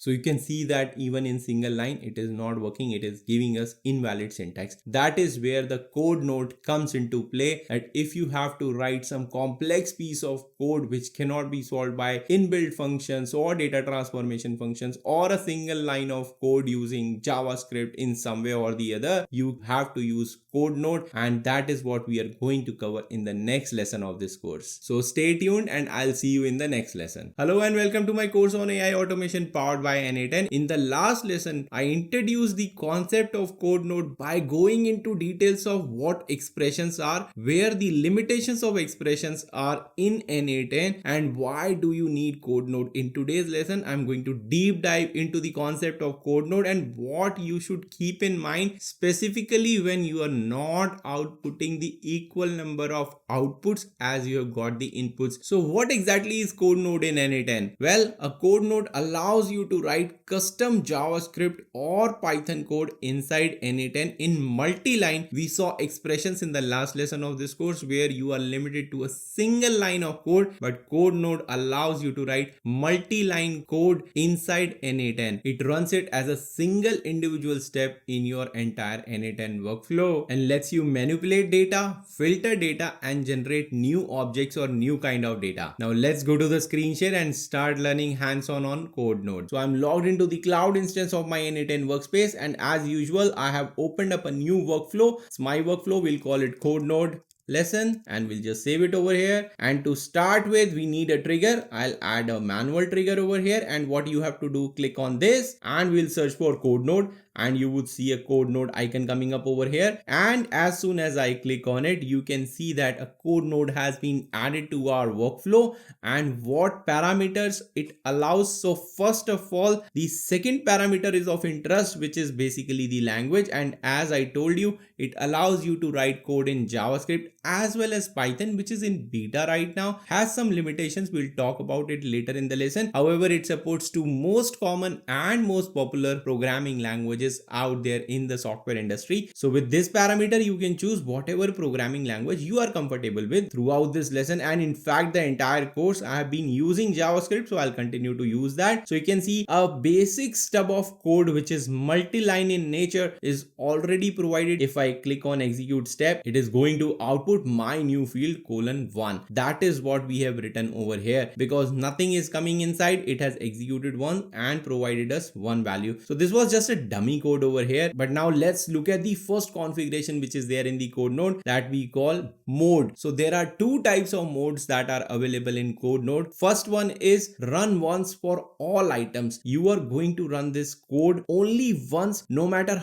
how many items are inputted into the code node. Remember from the past lessons that every node in n8n executes based on the number of inputs it is receiving. For example, if you put a if node, there are 10 items on it, 10 times the if condition will be evaluated. But over here in code node, you have the control over it that you want all those 10 items to be processed at once by the code that you have written. Then you are going to choose run once for all items. Otherwise, you can override it and say that I want to run my piece of code once for every item, which is more like a default behavior of other nodes. But for code node, generally the default behavior is that you want to run all the data transformation that you want to have on all the data that is coming as an input on the code node. But the next thing comes, how do you access the data in your code which is coming inside this code node? Well, for that, if you have chosen mode equals to run once for all items, then what you do is you use $input all. Otherwise, if I choose run once for each item, you see that it has already converted the default code to $input. So based on the mode of execution that you have selected in code node, the access mechanism for the data would change. Either you are going to use $input all or just $input item would give you the access to the item that is being processed one at a time by the code node. So since we have JavaScript over here, everything that we are trying to access is being accessed by $sign. So if I just delete it over here and type in $, I have access to all these things: $if empty, $if, $execution, $binary, the name of the node, $execution. So all these things, you can see $input is there. So many things are there that you can access using $. When you have language as JavaScript selected. However, if I change the language to Python, then you can see that you have to use underscore instead of dollar sign. So if you are using underscore, that means you have access to the same type of elements or data or functions that you were trying to use using the JavaScript as language for the code node that you are trying to write the code in it. So if I delete this and say underscore, you can see that many of the functions or properties or methods that were accessible using dollar sign in case of JavaScript are now accessible with underscore in case of language Python is selected. And again, I'm telling you that Python is in beta mode right now. It is not fully launched, but still the basic piece of code you can still write. Now that you have a basic understanding of what code node is, what kind of parameters it allows us to select or change, let's deep dive and write some pieces of code so that you get a better hang of this code node. So I'll go back over here, and for that we'll try to get some real data out of it. And in order to get the real data, I'm going to click on this and I'm going to add a Google Sheet. And because we have to fetch data, I'm going to use get rows in the sheet. So over here, I have selected a already configured account, one of my own. I have the operation as get rows, and over here I've select some, orders data. So I had this mock orders data. I'll select this one and let's open up mock orders data. And what we are going to do is execute this step. And it is going to fetch us all the order data that is there. So remember here, nothing is there. We talked about this example in first section of this course where we were talking about the basics. So I'm going to add order details as well, because I want to write a piece of code which calculates the total dollar amount for which the orders have been placed in my organization. So let's add another Google Sheet over here. And we had get rows, and this time I'm going to select order details.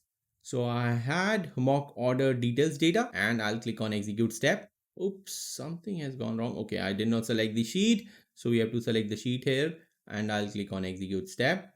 And now you can see there is unit price, there is total price. So it is going to tell us what orders were placed and the total amount of each order. That is the kind of logic that I want to implement using a code node. So now we'll go back. But first thing what we have to do is, so this was our headers data. This is like our details data. I want to merge both of them, and we have already seen merge node in action. So let's merge this. All right. And I'll put an input, another one over here, and let's configure the merge node with, we don't want to append, we want to like combine, and we want to combine on what, like if I execute this one, we want to combine on order ID. So let's click on execute step. Now there must be 291 records. Yes, there are 291 records, and you can see that order ID 001 is there, in which this particular product ID or product name was ordered, and then we have the same order under which a different product was ordered, and then there was a third product. So all the order header details are same for this particular order. However, the number of products that are ordered in this are 3 in quantity. So what I would like is that we write some sort of custom logic that basically parses all this data, find out order ID which are unique, and in order ID what was the total sum of order that was placed. So I want to calculate the total for each order. So let's go back and do that. Now we have the merge data. I'll just click on this to format it better. Now we'll add a code node over here.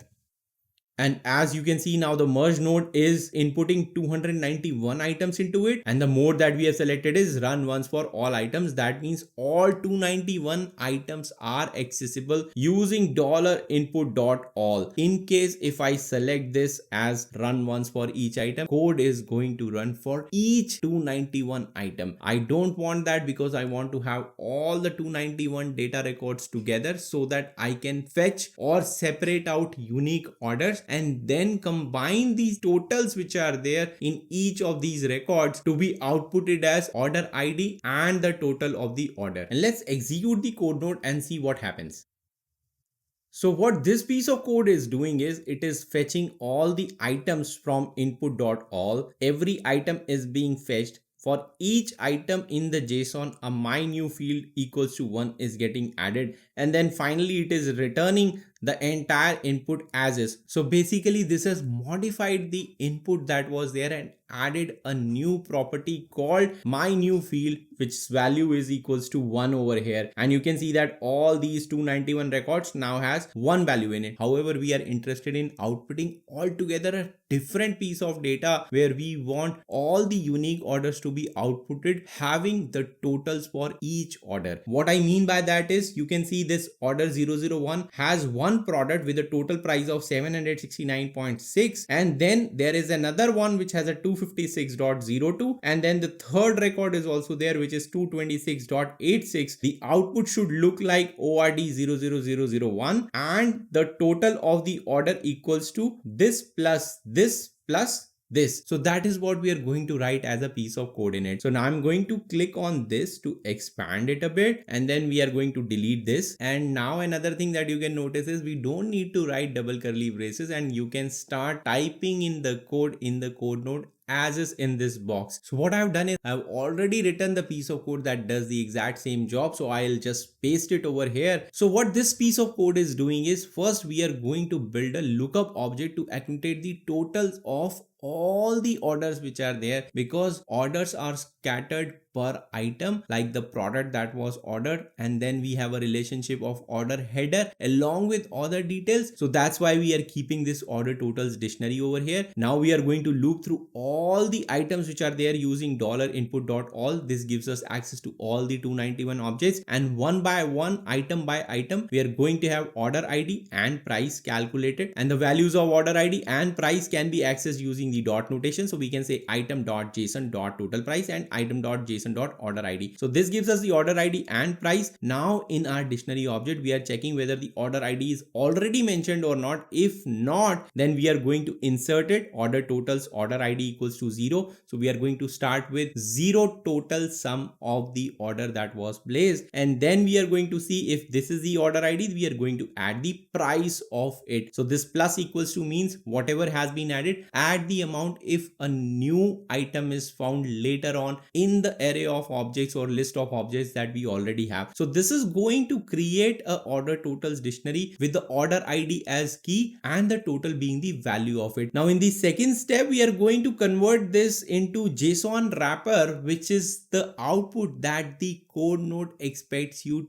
to output the data in. If you are not following this particular guideline, then the data that you are going to output is not going to be accepted by n8n, and your code node will fail, or there will be some sort of an error. And that's why you can see that I have some result list. This is the result list that we are going to return it at the end, because remember, everything in n8n must be returned as a JSON list, and it needs to be wrapped under JSON colon, and every item should be there, so that you can have this sort of mechanism of item.json.order ID to access the values of the data that you are sending. And that's exactly what we are doing over here. So first we have all the keys as order ID stored over here, then we are going to have an ID as constant. We are going through all the order IDs and we are pushing it and forming the JSON over here with order underscore ID colon ID and order underscore total equals to, again we have used an inbuilt function over here as number, which is basically transforming our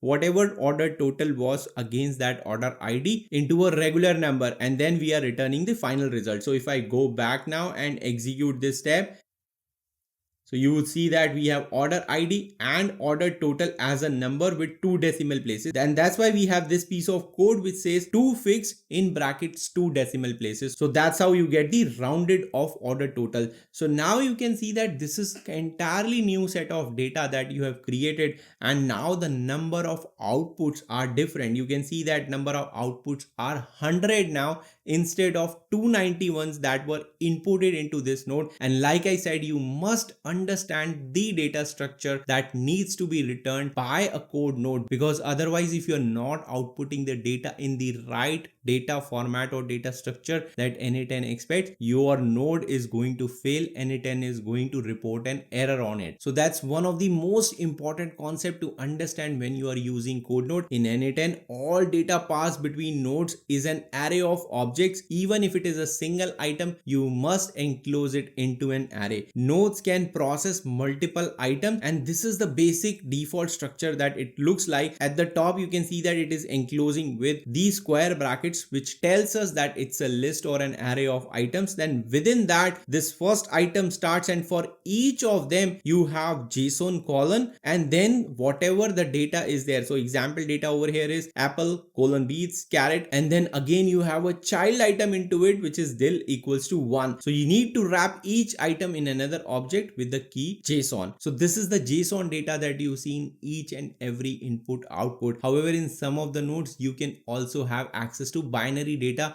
which is in terms of files. So for that, the data structure must be, if you are working with files, then you have to use binary colon, and within that you would have the example data of everything related to that particular file or binary that you are trying to work with in your n8n workflow. And you can see that the data colon part is the most mandatory field, and rest of the fields like MIME type, file extension, file name, all these are optional, but these are recommended best practices that you should have them, so that you are providing maximum amount of information with your binary data. So that is the data structure that each and every node in n8n expects. And when you are dealing with code node where you can break this data structure, you must understand the concept of this data structure so that you can return whatever transformation that you have done on your input. The output data must always follow this data structure. There are a couple of limitations as well when you are using code node that you must be familiar with. First one is related to the external libraries or external packages support. So if you are using the cloud version of n8n,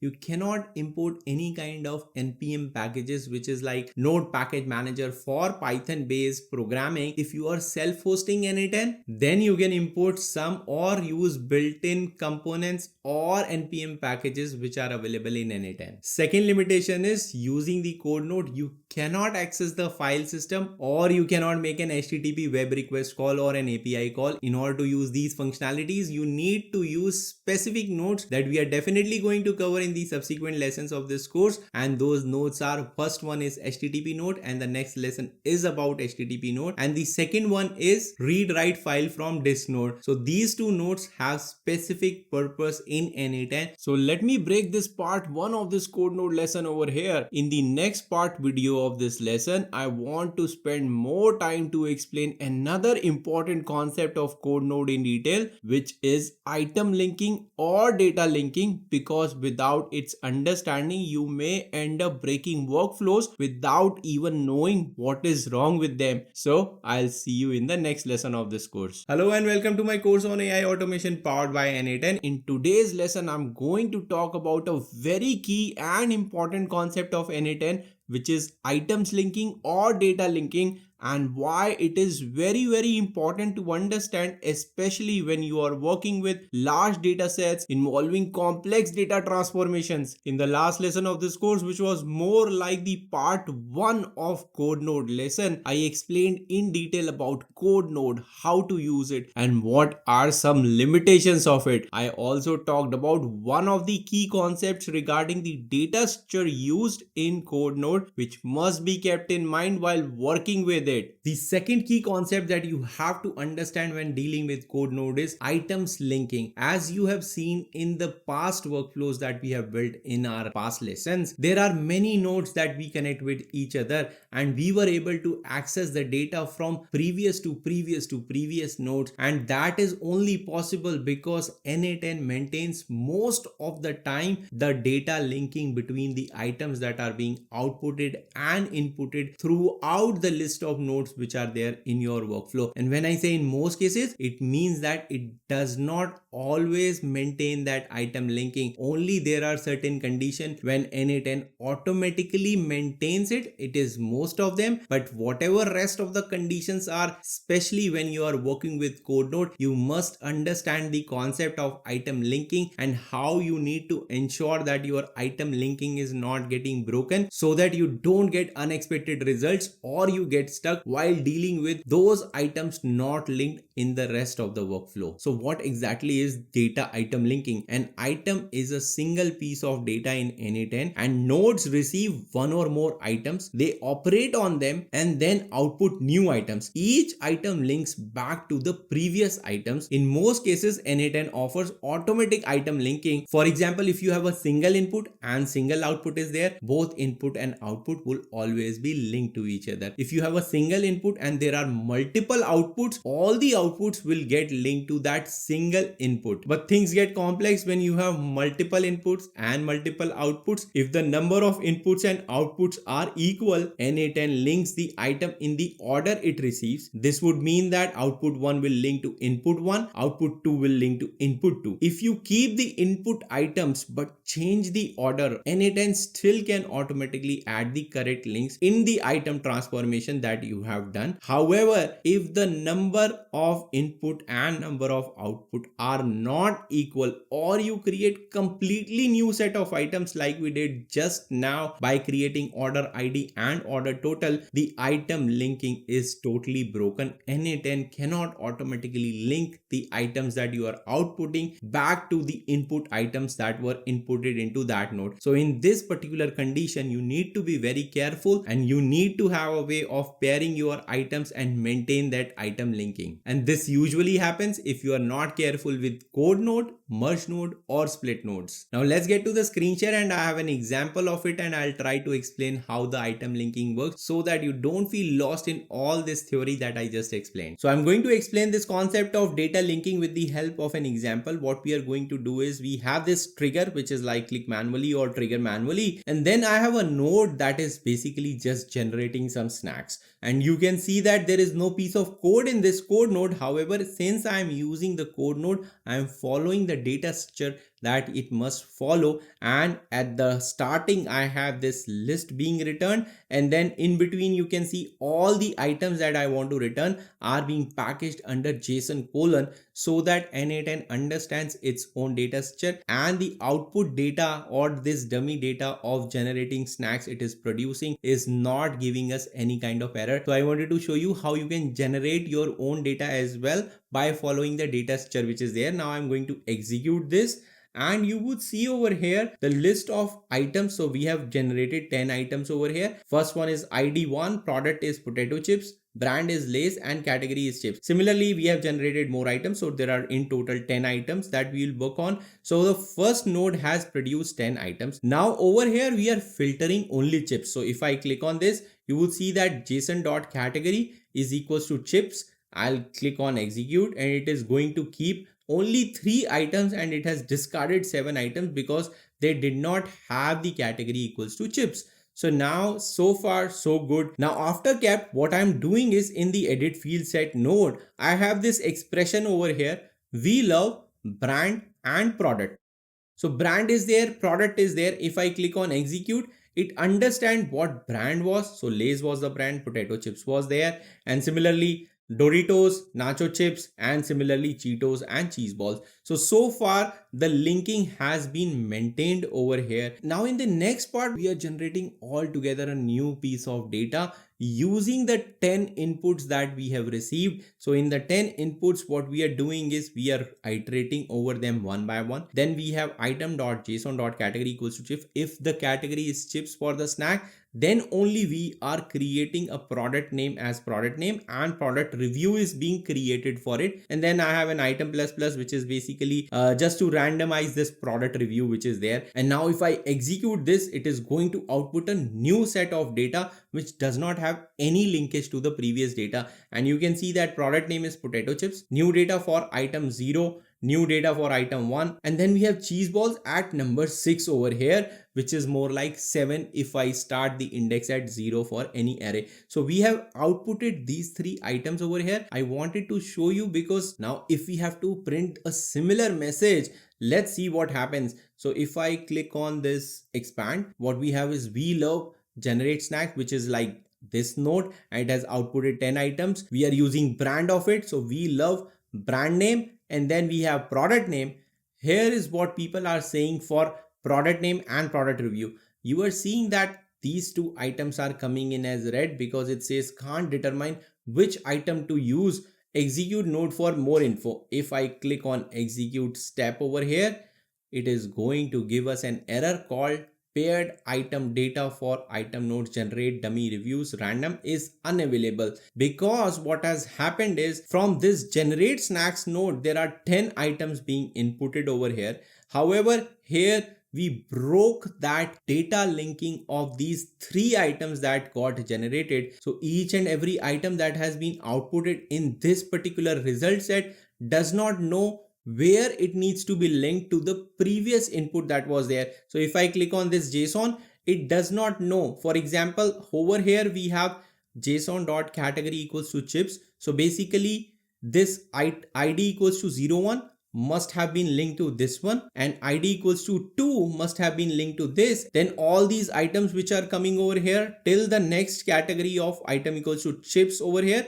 all these should be ignored and this item must be linked over here, and that is what the error is showing up. So in order to fix that, what we have to do is we have to pair each and every item, and how you can do is you can just write paired item and then the item count. So basically the item count is the index of the items that I want from input to be linked to my new items which are getting produced as an output. So now if I click on execute step, so behind the scenes, n8n has used this paired item field in order to link these items, chain these items with the metadata that you are passing in to the right input item that is being inputted into this node. Now if we go back to the canvas and try to run our edit field set node, and I'll just expand it, and you can see they have turned from red to green as well, and you can see the preview is being shown as we love Lay's potato chips.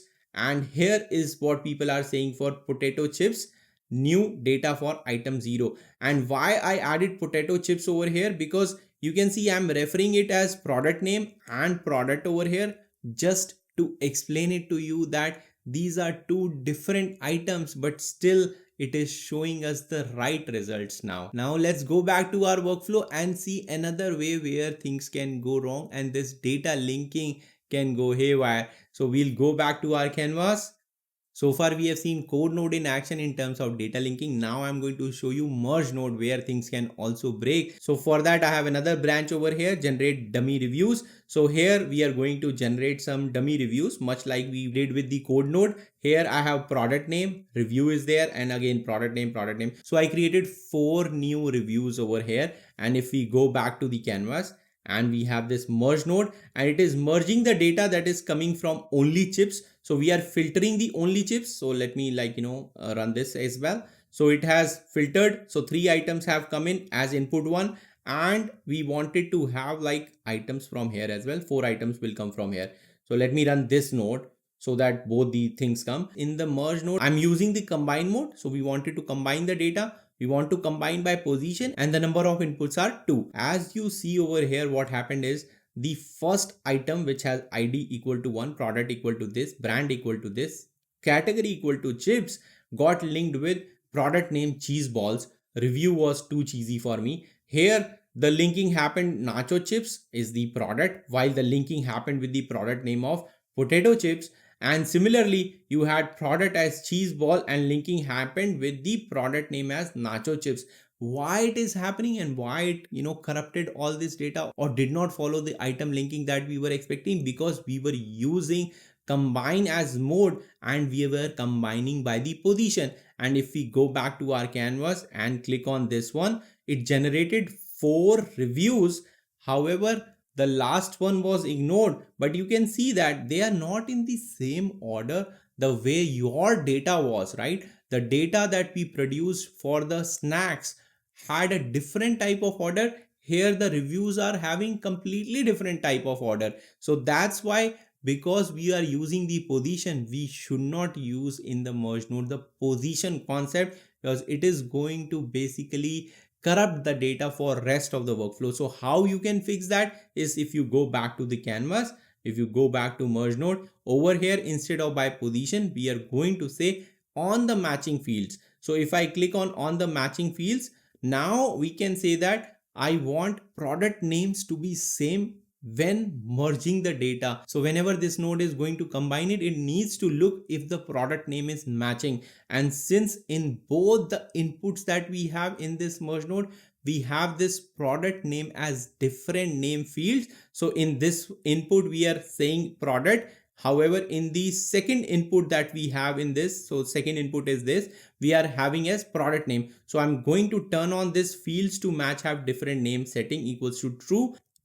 So input 1 is product, input 2 is product name. So now it is going to match on product name from input 2 to product of input 1. And if I execute the step, and now you can see that it has produced all 4 records and it has matched cheese balls with cheese balls as product name, and the review is retained. And similarly, the cheese balls are matched with another cheese ball. Here nacho chips are matched with nacho chips and potato chips are matched with potato chips. So if you produce the output, it is going to basically say right output for right snack. Otherwise it would have corrupted all the data because it was not able to link the items which are coming in one order to an items coming in a different order or positions which were there. So now you totally understand how the code node works. In the next lesson of this course, I'll talk all about APIs, how they differ from webhooks, and the HTTP node, which is one of the most important nodes of n8n, and I'll explain all this while building a practical automation workflow step by step. So I'll see you in the next lesson of this course. Are you building an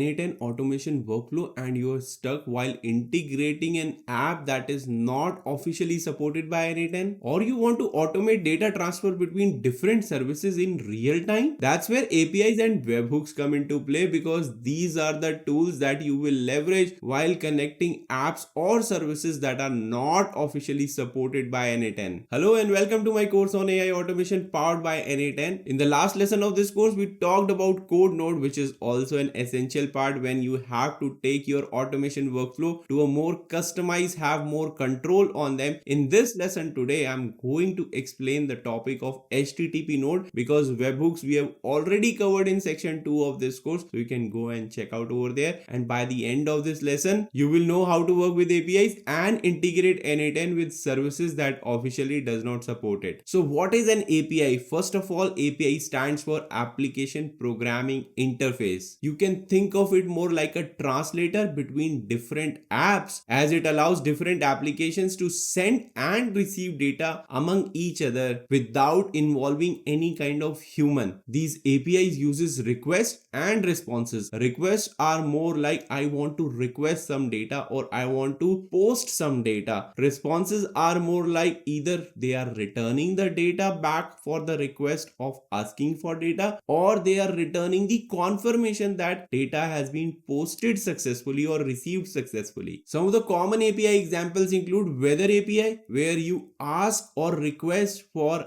weather information about a particular location, and the API responds back with the temperature data or weather forecast for that particular location in the response of that request. Second example could be Google Maps API. You send the coordinates and get back the directions from it. Third example could be CRM API. CRM is customer relationship management application, where you store all the information about your customers. So in such a case, you might be sending customer details to be stored in your CRM software, and the CRM application is responding back with a confirmation that user details were successfully saved. So with the help of APIs, you can have different applications talk to each other, fetch information, or trigger actions all automatically. I have already published a dedicated detailed lesson on webhook in the section 2 of this course. However, since both the topics are related to each other, let's quickly refresh the basics of webhook. So what is a webhook? A webhook is an alert that sends data as soon as an event happens. It's real time, meaning application gets the update instantly instead of checking manually for any kind of update. Unlike APIs which require you to ask for data, webhook sends the data as soon as an event has occurred. Some of the common example could be a Shopify application sending you an alert as soon as an order is placed, a Stripe application executing a webhook as soon as a payment is made, a Slack application sending you a webhook as soon as a message is received. So you can consider APIs like making a phone call and getting the information for yourself. Rather, webhooks are more like text alerts that come to you automatically when something is about to be shared with you. But in today's lesson, we are going to focus on APIs, and APIs in n8n are implemented with the help of HTTP node. So what is this HTTP node or HTTP request node? HTTP request node lets you make HTTP requests, fetch data from any application, post data to any application, and interact with external services with a REST API. It's a built-in API client, much like a Postman in n8n, and it is very useful when there is no direct integration or inbuilt node available in n8n for the services or application you are trying to build that workflow or integration with. In order to use this HTTP request node, you might need to be familiar with some of the basic API terminology or REST API terminology. However, if you follow along me in this lesson, most of the concepts are self-explanatory and you should get the understanding of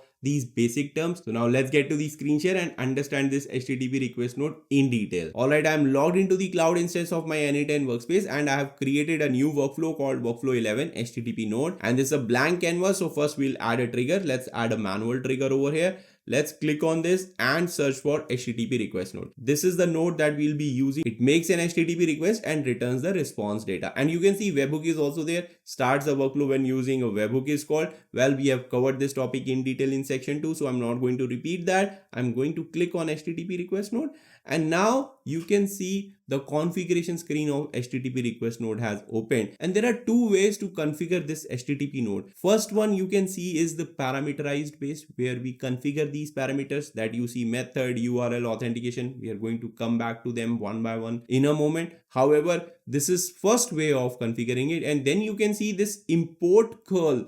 We are going to talk about this as well, that what this command does. So stay tuned. But in short, this lets you automatically configure the HTTP node if you have a curl request. But what is a curl request and how do you get it? Stay tuned till the end of this lesson because I'm going to cover that. But first we are going to focus on parameter configuration. So the first parameter that you see over here is method. So while making these HTTP requests, you need to specify what kind of method it is, and you can see that it's mainly delete. If you want to delete a record, we should use method like delete. But if you want to fetch the information, the get is the most common method that is used. And similarly, there is another one which is more like post. It is required to post the new data which is there, and sometimes people use put in order to update a particular record. So most common methods that you will be using while making HTTP request calls are either get or post, and sometimes put, and maybe infrequently you might use delete as well. But in most cases you will be making a soft delete, which is more like flagging a record as is deleted equal to true or false. But in those cases, ideally you should be making put request because you are updating a record, not essentially permanently deleting a record. So I'll leave this to get. Then you have the URL where you will be making the request. Then you have to specify the authentication, because understand, it could be a no authentication, like you are making a call to a public API which has exposed the services to everyone, but not everyone or every application or every service is going to expose whatever data they have publicly to anyone. So they would be authenticating who is requesting that data, whether they have subscribed to their services, whether they own that data, whether they own that application. So the source application against which you are requesting data must authenticate your HTTP request that you are a valid user requesting the data, or you are allowed to update the records into data. So that's where this authentication comes handy, and you can see there is predefined credential type and generic credential type, and I'm going to talk in detail about them in a while. Then comes query parameters. Most of the APIs allows you to send the request data, like for example, against what user you want information. So user key or username over here becomes becomes like a query parameter that you would send to the external service and make a request against it. I'm going to show you with the help of an example in a while, but that's more like a query parameter. If I turn it on, you can specify what query parameters you want to send in the name and value field. We'll just take an example of it. Then this is headers. Again, similarly, name, value, key pairs you can send for headers. And HTTP request has HTTP request headers, and HTTP response, the response that we get while making that call, has response headers associated to it. But since we are making a request call, we have to send the expected HTTP headers, whatever the service requires. And finally, this is the body, which may be expected, may not be expected. You might be okay just sending the query parameters, but in case application or the source system does not support the query parameters mechanism, then it must be asking you the information of request in the body of it. It might be confusing, so let's go ahead and take an example of a weather API app and go through all these parameters in detail. So I've created an AccuWeather development account. So over here, what I'm going to do is I'm going to call the forecast API. So if I click on it, you would see that the information is available for getting daily forecast, and you can see the method as the documentation of your external app, because here we are calling AccuWeather to fetch the weather information. So that becomes my source data application or service which we want to integrate into n8n workflow, and I want to fetch the weather data. So while fetching the weather data, you can see all the methods are there, and most of them you are seeing as get, because this application does not allow you to post data or update their records, because they are basically providing us data. That's why the method you see is get over here. So we want to use this 1 day of daily forecast. I'm going to click on it. So as soon as I open up the details of this API, you can see some familiar terms that I was using. So method is get over here. There is a resource URL. So against this URL is what we are going to make the request. This is the API URL against which we can get 1 day of daily forecast data. If for example you need something else, maybe like 10-day daily forecast data, then the URL will be different. You can see 10-day over here, and if I come back over here and see this will be like 1 day. So the URL is different, and URL is unique for each and every API we want to call. So over here you can see this is like more like a key, and this key is unique ID used to search for a specific location. So we can click on to edit it. This key I have already used for New York location. So we are going to fetch the weather forecast for New York. So this is URL, and now you can see the query parameters are also there. So we have to configure these parameters, especially the API key, because language details and metric are optional, and they have some default value of enus false and false. If we have to override it, we have to specify these query parameters in our request, otherwise not. Then over here you can get the details of request and response as well. So URL, I'm going to copy this as is. So let's go back. So method is get, we have already seen that. In the URL, I'm going to paste this, and we wanted to have a key as well. So the key was basically this. So let's use this.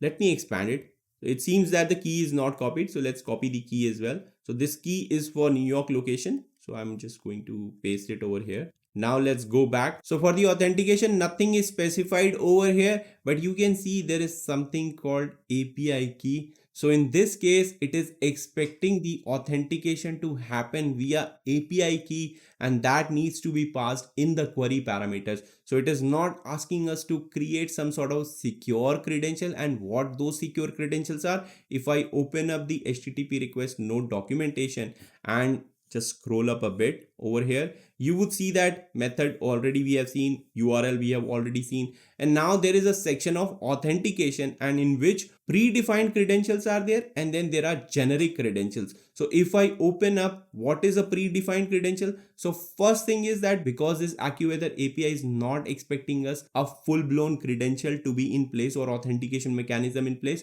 so we are going to click on none for this particular example. However, if I want to show you the predefined credential, this already say we have already implemented authentication for many services, so that you don't have to set it up manually. So if I click on it, you would see a lot of services which are already allowing us. So basically for calling Airtable OAuth 2 API, Airtable API, Airtop API. So for all these services, n8n has already built the authentication mechanism. It is more like adding the credentials in your credentials inbox. You might have seen while using the Slack node, we created the credentials, so it is more like that only. However, we are not using a dedicated Slack node or some other node that we were trying to use. We are using HTTP node to make a Slack API call, which is not supported by Slack node. So in that case, we will be using this predefined credential type for Slack app. Now, if we look at the custom one, so generic custom types, you would see that there are basic authentication, which is more like if I click on this and create new credential, you would see username and password. That's the most basic authentication that is there.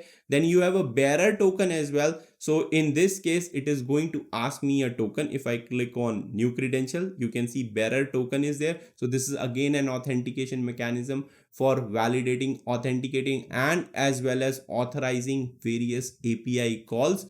So in all this basic authentication, bearer auth and OAuth 2 is the most common form of generic authentication that most of the applications provide. So if your application or service that you want to integrate with is not that popular, not that public in nature, for which n8n has already provided a way to create credentials from, the built-in types, then you have to use this generic credential type, and whatever type of authentication in between basic auth, bearer auth, or OAuth 2, you can use that to create your own credential. But for this example, no specific authentication method is there, so I'm going to use none, and I'm going to turn on this send query parameters and using these field below. So if I go back over here and see this is the required one. As you can see, required is also mentioned, so I'm going to use this API key and I'm going to paste it as name. I already have the API key generated for my API usage, so I'm going to use that over here, paste it.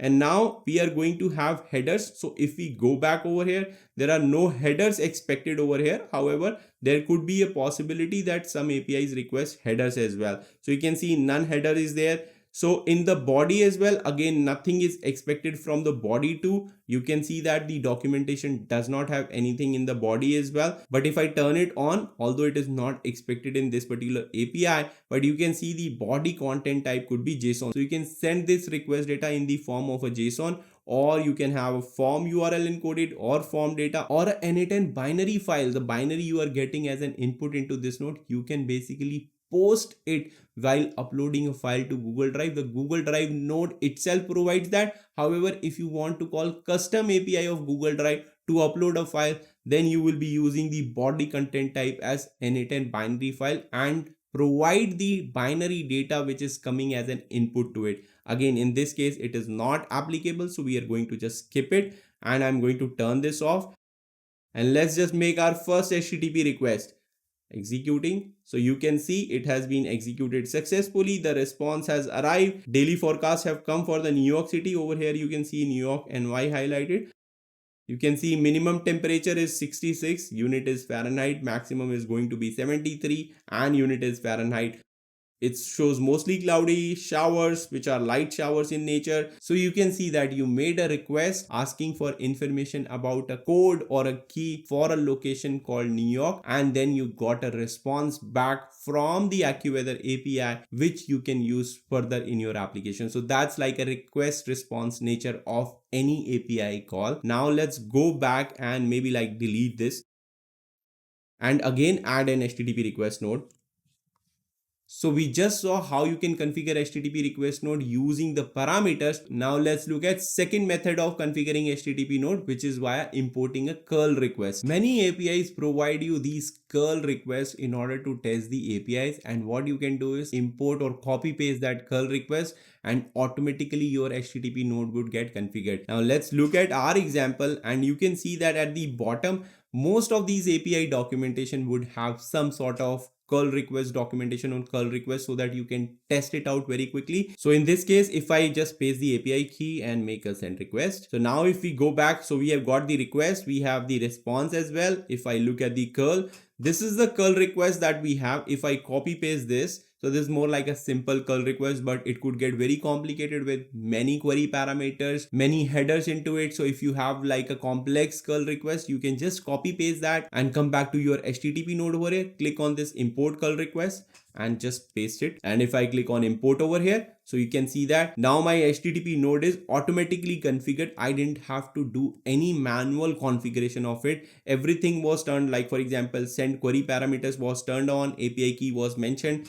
If I execute it, it is going to execute successfully. So you can see that the request that we made using the manual configuration also fetched us this kind of data, and this curl request import while configuring this HTTP node fetched us the same sort of information. You can see that it is for New York City, minimum is 66 Fahrenheit and maximum is 73 Fahrenheit. So these were the two ways I wanted to explain in detail for configuring HTTP request nodes. But before ending this lesson, let me show you some more examples of HTTP requests so that you have better understanding of it. So this is a template that I downloaded from the official n8n template library. So over here, this is more like an HTTP request node.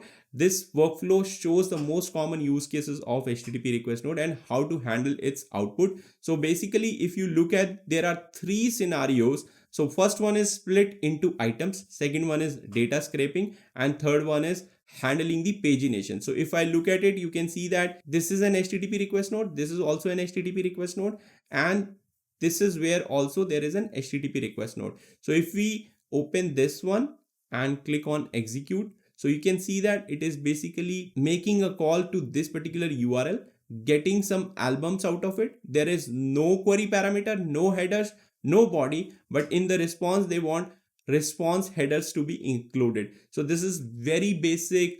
Nothing is there. You are just sending an HTTP request to an URL and fetching the data back from it. Now let's go back and see another example. If we look at this one, again, this is basically making similar request. Nothing is there. If I execute it, it is going to make on the Wikipedia, a random page is going to be returned. It is asking the options to follow redirects. Sometimes there are some redirects, so it is allowing the maximum redirects to be 20.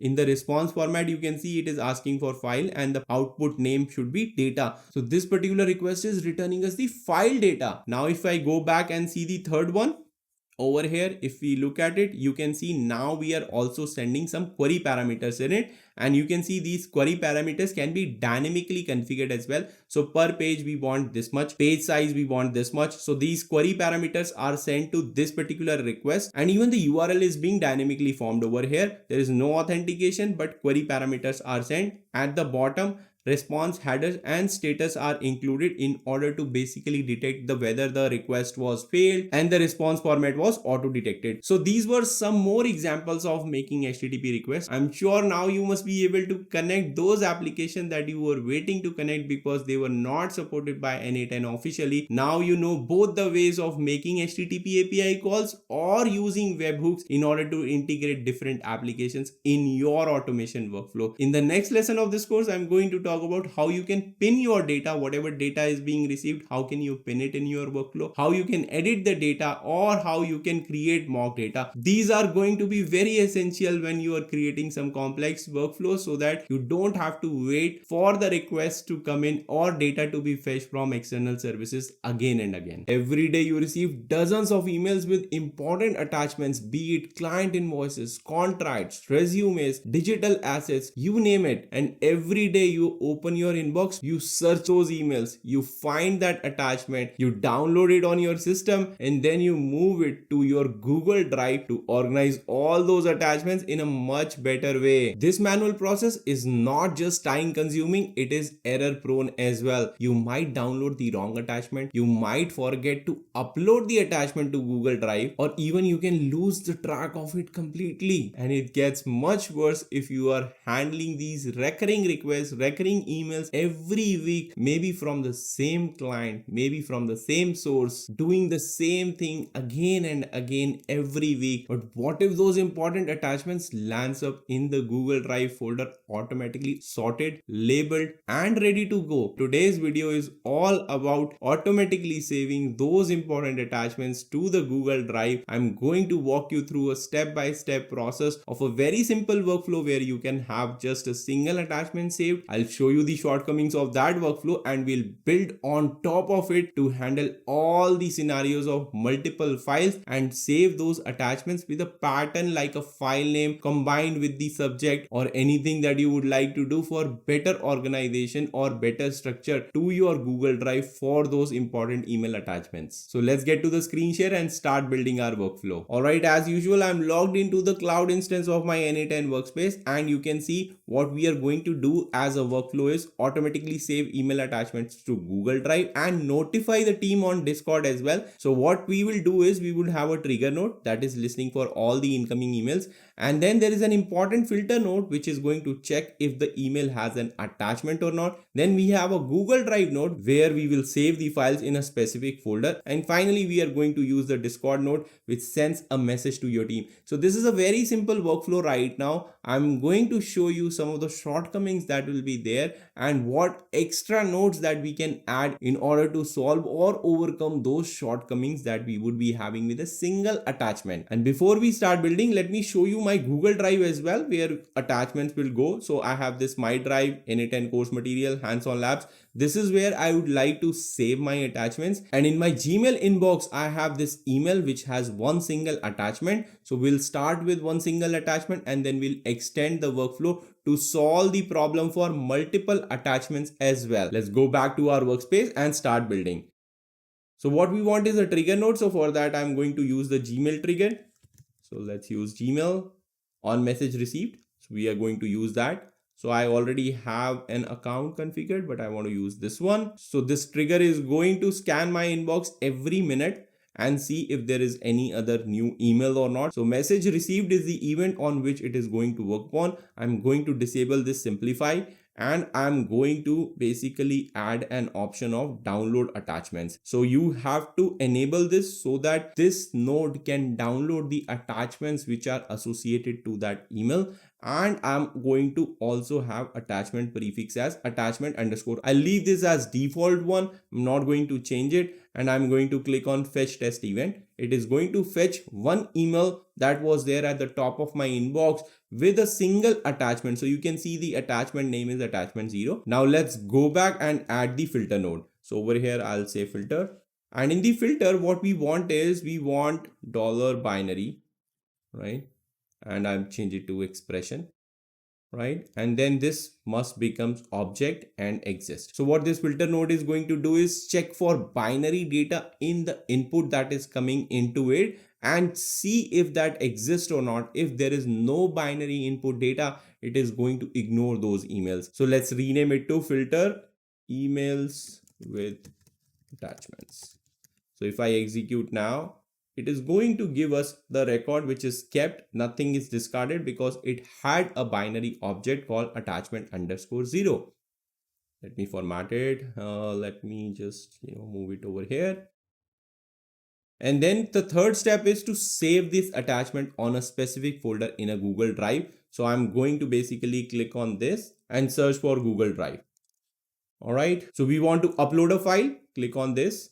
So now my Google Drive account is selected. Resource is file. Operation is upload. Input data field name is data. However, you can see that it is attachment 0 over here. So we are going to change that to attachment 0. Then we have file name. This is where you can get creative. So in order to fetch the file name from this attachment, we have to do few things. I'm going to come back in this workflow and update the file name as the attachment file name. However, for now, because we are building in a step-by-step approach, let's keep it very simple and test out our first use case, which is more like a hard-coded in nature. So for the file name, I'll just use expression. I'll go back to the JSON and let's have the subject out of it. It's over here. I'll just drag the subject, and with this subject, let's just have a static string for now. Let me say plus, and then we have a static string, first attachment upload.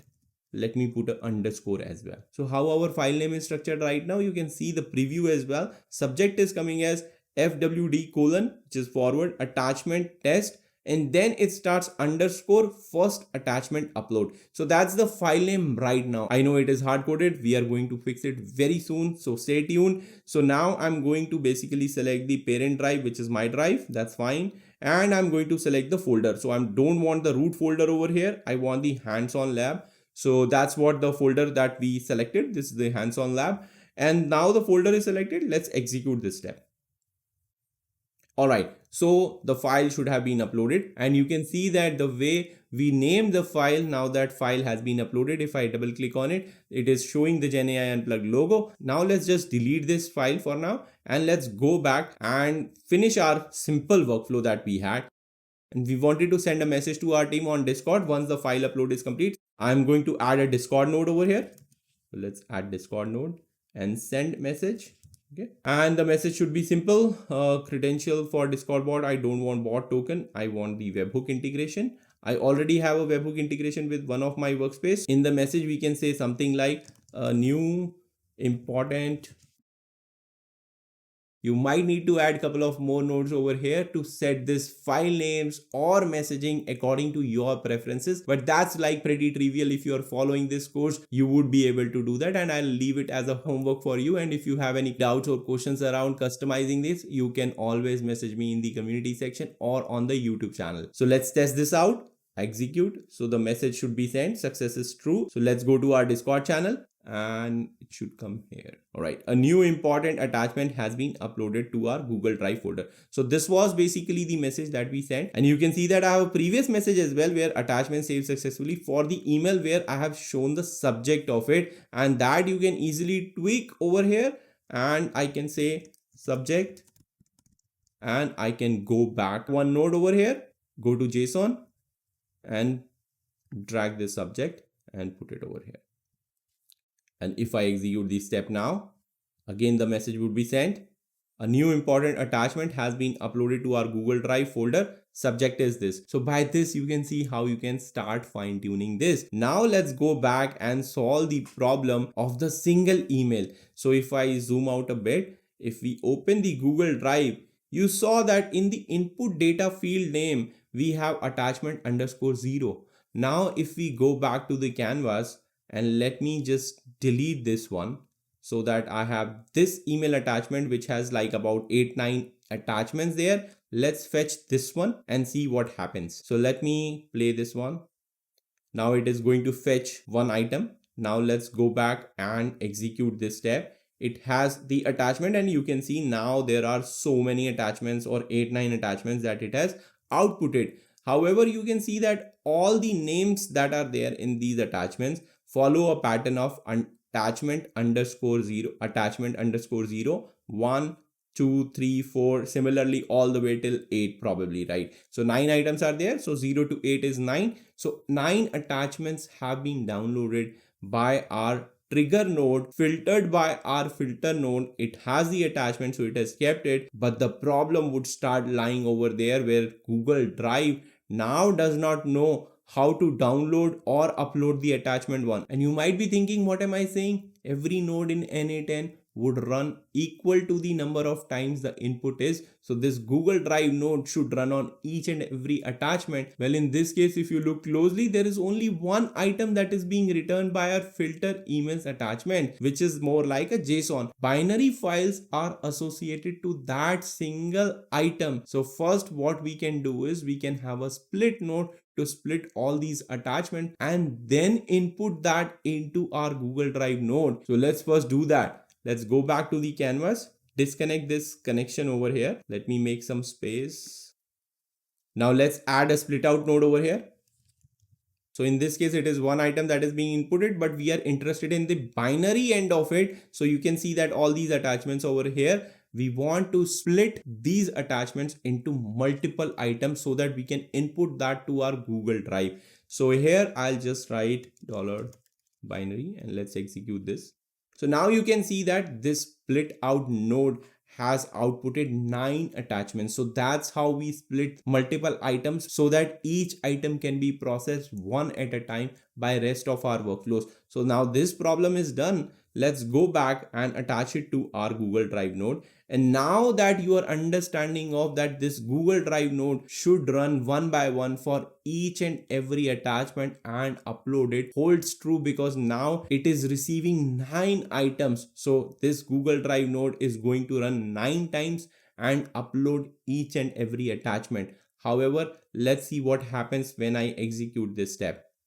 So if I execute it, it is going to upload the attachment 1, but then you can see that the item has no binary field attachment underscore 0 error is coming. Why? Because we had input data field name as attachment 0, and this attachment 0 is only for attachment 0. If I go to my hands-on lab folder, you would see only one attachment has been uploaded and rest of the attachments have been skipped because of this particular error. So I'm going to go back and we have to fix this undefined as well, because now we have made some changes in our workflow. Let's fix that as well. Let's delete this, go back over here. And in order to fix this data field name problem, what we are going to do is we are going to access the name of these attachments in a dynamic manner. And how do you do that? We'll write a single code expression for it. Let's turn on the expression mode in this field. Let's delete this. Let's start by typing double curly braces. This is going to give us the access to the data. So we are not interested in the JSON data. We are interested in the binary data. So we are going to say $binary over here. And you can see that now I have access to the object which has this attachment key over here. So because this is key, and you have already seen in the expressions and built-in functions lesson that there are a lot of functions that are available built in from n8n or JavaScript libraries. So in this case, we are going to use a built-in function called keys that is going to return the keys of any object. So for that, I'm going to write dot and we'll say keys. And because this keys is returning us an array, so we are going to just pick the first one, which will return us this attachment underscore 0. So if I say first, so now you can see it has returned me a dynamic value of attachment equals to 0. It is not hard coded anymore. So that means every time this node is going to run, whenever the first comes for the first item, this code is going to return attachment underscore 0. For the second one, it is going to return underscore 1. If I just expand it and click on this arrow over here, which allows us to browse through or move through these items. So if you click on it, now the first item attachment underscore 1 is coming. Second attachment underscore 2 is coming. So that's how you solve the problem of hard coding in case you want to upload multiple files from your Gmail inbox to the Google Drive. So now if I run this code, this is going to execute. However, let's quickly fix the subject part as well, because this time we are accessing the subject over here. I don't think there is any kind of data in the JSON because we have introduced a split out node. Earlier there was no split out node. So what we have to do is in this subject thing, which was coming as undefined, we have to go back one node.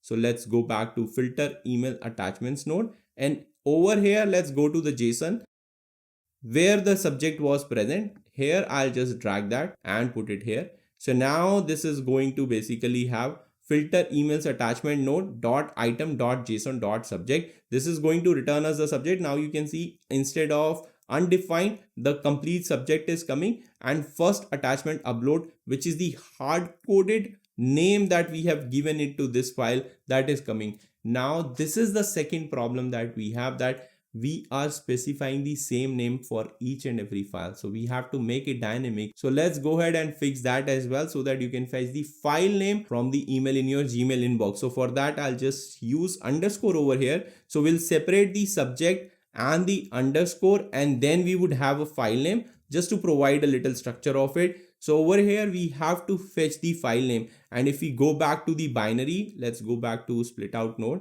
and go back to binary. So the file name is present under the value of this particular item. So you can see the file name is coming for attachment underscore 0. Attachment underscore 1 also has a file name. So much like what we did with $binary.keys.first, now we are going to access the value of it instead of keys. So much like you have keys as a function which returns you the keys of the item, similarly, there is a function called values that returns the values of it. So let's build that expression by first accessing the binary data, which is from $binary. Then we would have values. So that would return us the values. So it is returning as an object right now. Similarly, we'll say dot first, right? So the moment I say dot first, still it is returning as object, but now we have access to the properties of the first object. So if I click on dot over here, it is going to return me the properties which are there, and you can see that ID is there, file extension, file name, file size, file type, and MIME type. So we can say file extension or file name. I'll just say file name, and now you can see that the file name is coming over here. So unable to renew subscription, that was the subject which was there. Then we have an underscore as a separator between file name and the subject, and then we have this file name which is coming over here, and you can see that it is matching. Now our workflow is complete. If I click on execute step, it is going to upload all the 9 attachments with this subject underscore file name of the original attachment that was there in your email inbox. So it is taking some time. Alright, so you can see all 9 items have been successfully uploaded. Output has success. If we go to our Google Drive, all the 9 attachments you can see have been uploaded successfully over here. And the last step that was pending was basically the Discord message, and I'm going to play this. So if we go to our Discord channel, so you can see 9 messages have been successfully sent over here. Now, how do you combine all these 9 messages into a single update? If you don't know the answer, go and check out my rest of the lessons in the course so far that I have covered. I have already covered this concept in detail, how you can send just one single notification or single email to customer service or anywhere you want to send using nodes such as Aggregate node or Code node. Now let's go back and give it a final run as well. Let me format it properly, save it first, and we'll clear the execution. So we clear the execution. There is no execution over here. I'll go to my Google Drive and I'll delete all of them. So let's delete all of them. So all these are deleted. Let's refresh this. And what we do, okay, leave this inbox over here as is. Now before I take leave, I'm going to execute this workflow one more time so that everything is working fine and we can see it from here. So you can see Google Drive node is running, taking some time. It is going to upload all the attachments in our Google Drive folder with the specified logic that we have. You can fine tune the way you want to organize it by file name or the names of the folder that you are creating. You might need to add a couple of more n8n nodes in order to do that. You can always follow my channel or the course in order to learn about how you can organize, or if you have any doubt, you can always reach out to me. So the workflow has successfully completed. If we go over here and I refresh it, all the 9 attachments have been successfully uploaded. And how this kind of solution can help you is, well, it will free up your mental space because you no longer need to remember to download and organize these important email attachments. Secondly, it helps you with compliance as well because those attachments or important attachments are always backed up in a Google Drive. And finally, if you work in a remote collaborative environment where there are team members scattered across the team, these attachments will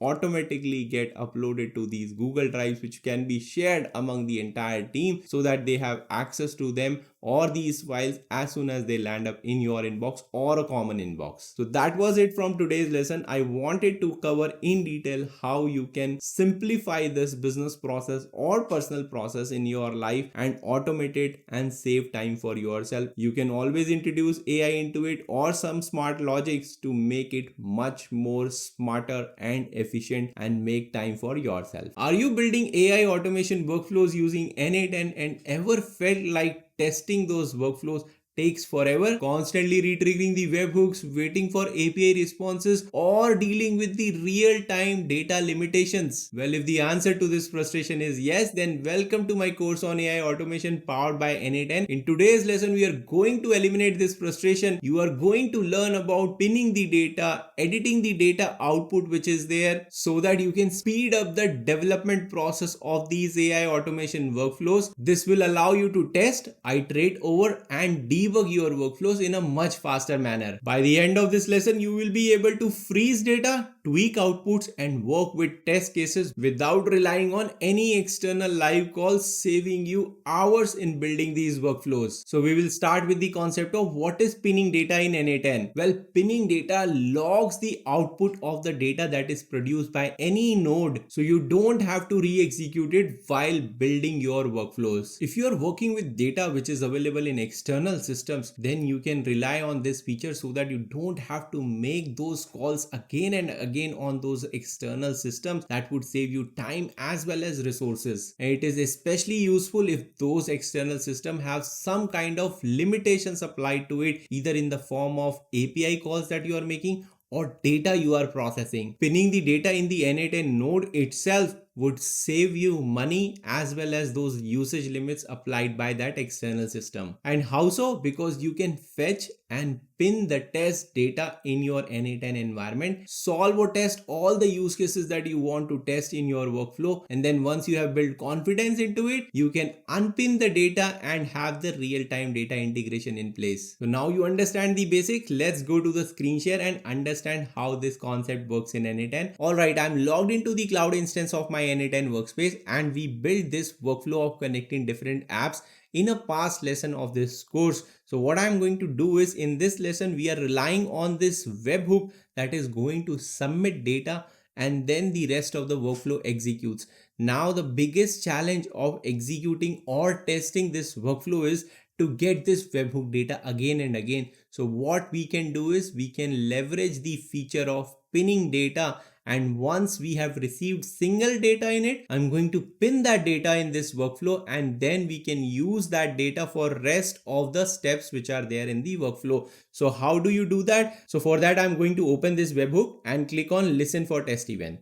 So now this is listening for test event. I don't want that while building this workflow. I want to execute this step again and again, submit the form again and again. So I'm going to submit this form only once. So let's go ahead and do that. So my webhook is tied to this new user sign up Google form, and I've already detailed out how you can integrate Google Forms with n8n. If you have not watched that video, go and check out my previous lessons of section 2, and then maybe you can come back and test this out. Otherwise, if you have a working integration with some sort of a form or a webhook, you can follow along with that workflow as well. So over here we have to mention the first name. I'm going to mention the first name, last name, email, let's use this, and then company name is GenAI, role, let's say developer. Now let's submit this. So as we have submitted the form, let's go back to our n8n workspace, and you can see that node has been executed successfully. And here is the data that we just submitted right now. If I go back to the canvas, you can see that one item has been outputted from the webhook node, and then I can continue building rest of the workflow.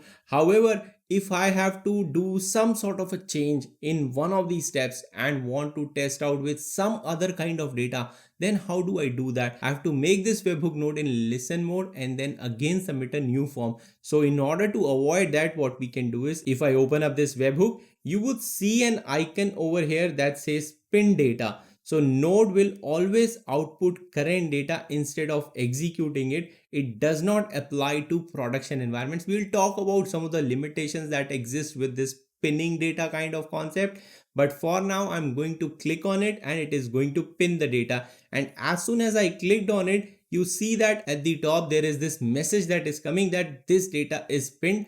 You can click this unpin data. It is going to unpin the data. But for now, let's pin this data and let's go back and see how the configuration of the node has changed. And you can now visualize that there is this purple colored pin icon over here that denotes that the data that you are getting out of this webhook node has been pinned. So now this data is available for rest of the workflow, and we can do as many test runs as we want for rest of the workflow building steps without submitting that Google form data again. So now if I execute this, it is going to basically use the data that was there. So this was the pin data, and you can see that true branch has been outputted because it is checking for body.email is not empty. And here you can see that the Google form that we submitted had an email ID mentioned. So this has returned us true branch. Now if I go back over here, let's save this and let's go back like n8n course, and let me refresh this as well. Now if I come back and reopen this workflow over here, it was lesson 5, connecting different apps.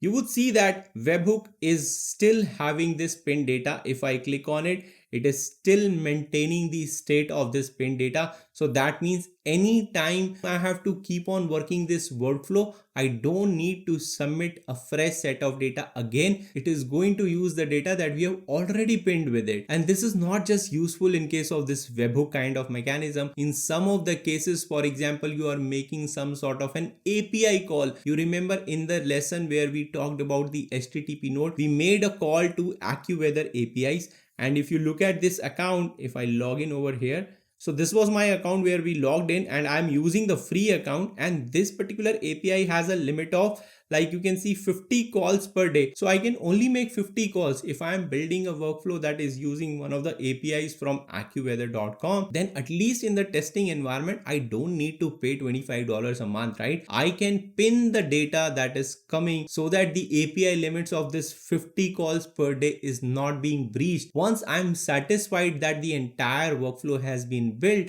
with those pinned data requests which were there that were not exhausting my quota per day for this particular API, I can keep on saving money till the day I want that workflow to be production ready or live in production environment. So that is basically the advantage of pinning data. Now let's also look at some of the key limitations or key factors that you must consider while using this feature of pinning data. Number one being, pinned data can only be used for test runs, not for live execution. Number two being, you can only pin data for the nodes that have single output. Number three being, you can only pin data once per node. If you are going to pin the data again for a particular node, that is going to replace the already pinned data that was there. Number fourth is, you cannot pin data for a node that is producing a binary output. Point number five, I have already shown it to you that you can clearly identify nodes that have pinned data, as they all have that blue purple icon of pin associated to them. And finally, I also showed you that once you save your workflow and exit out and you come back again, pinning data will continue to exist, so that tomorrow or day after tomorrow you want to work on your workflow, the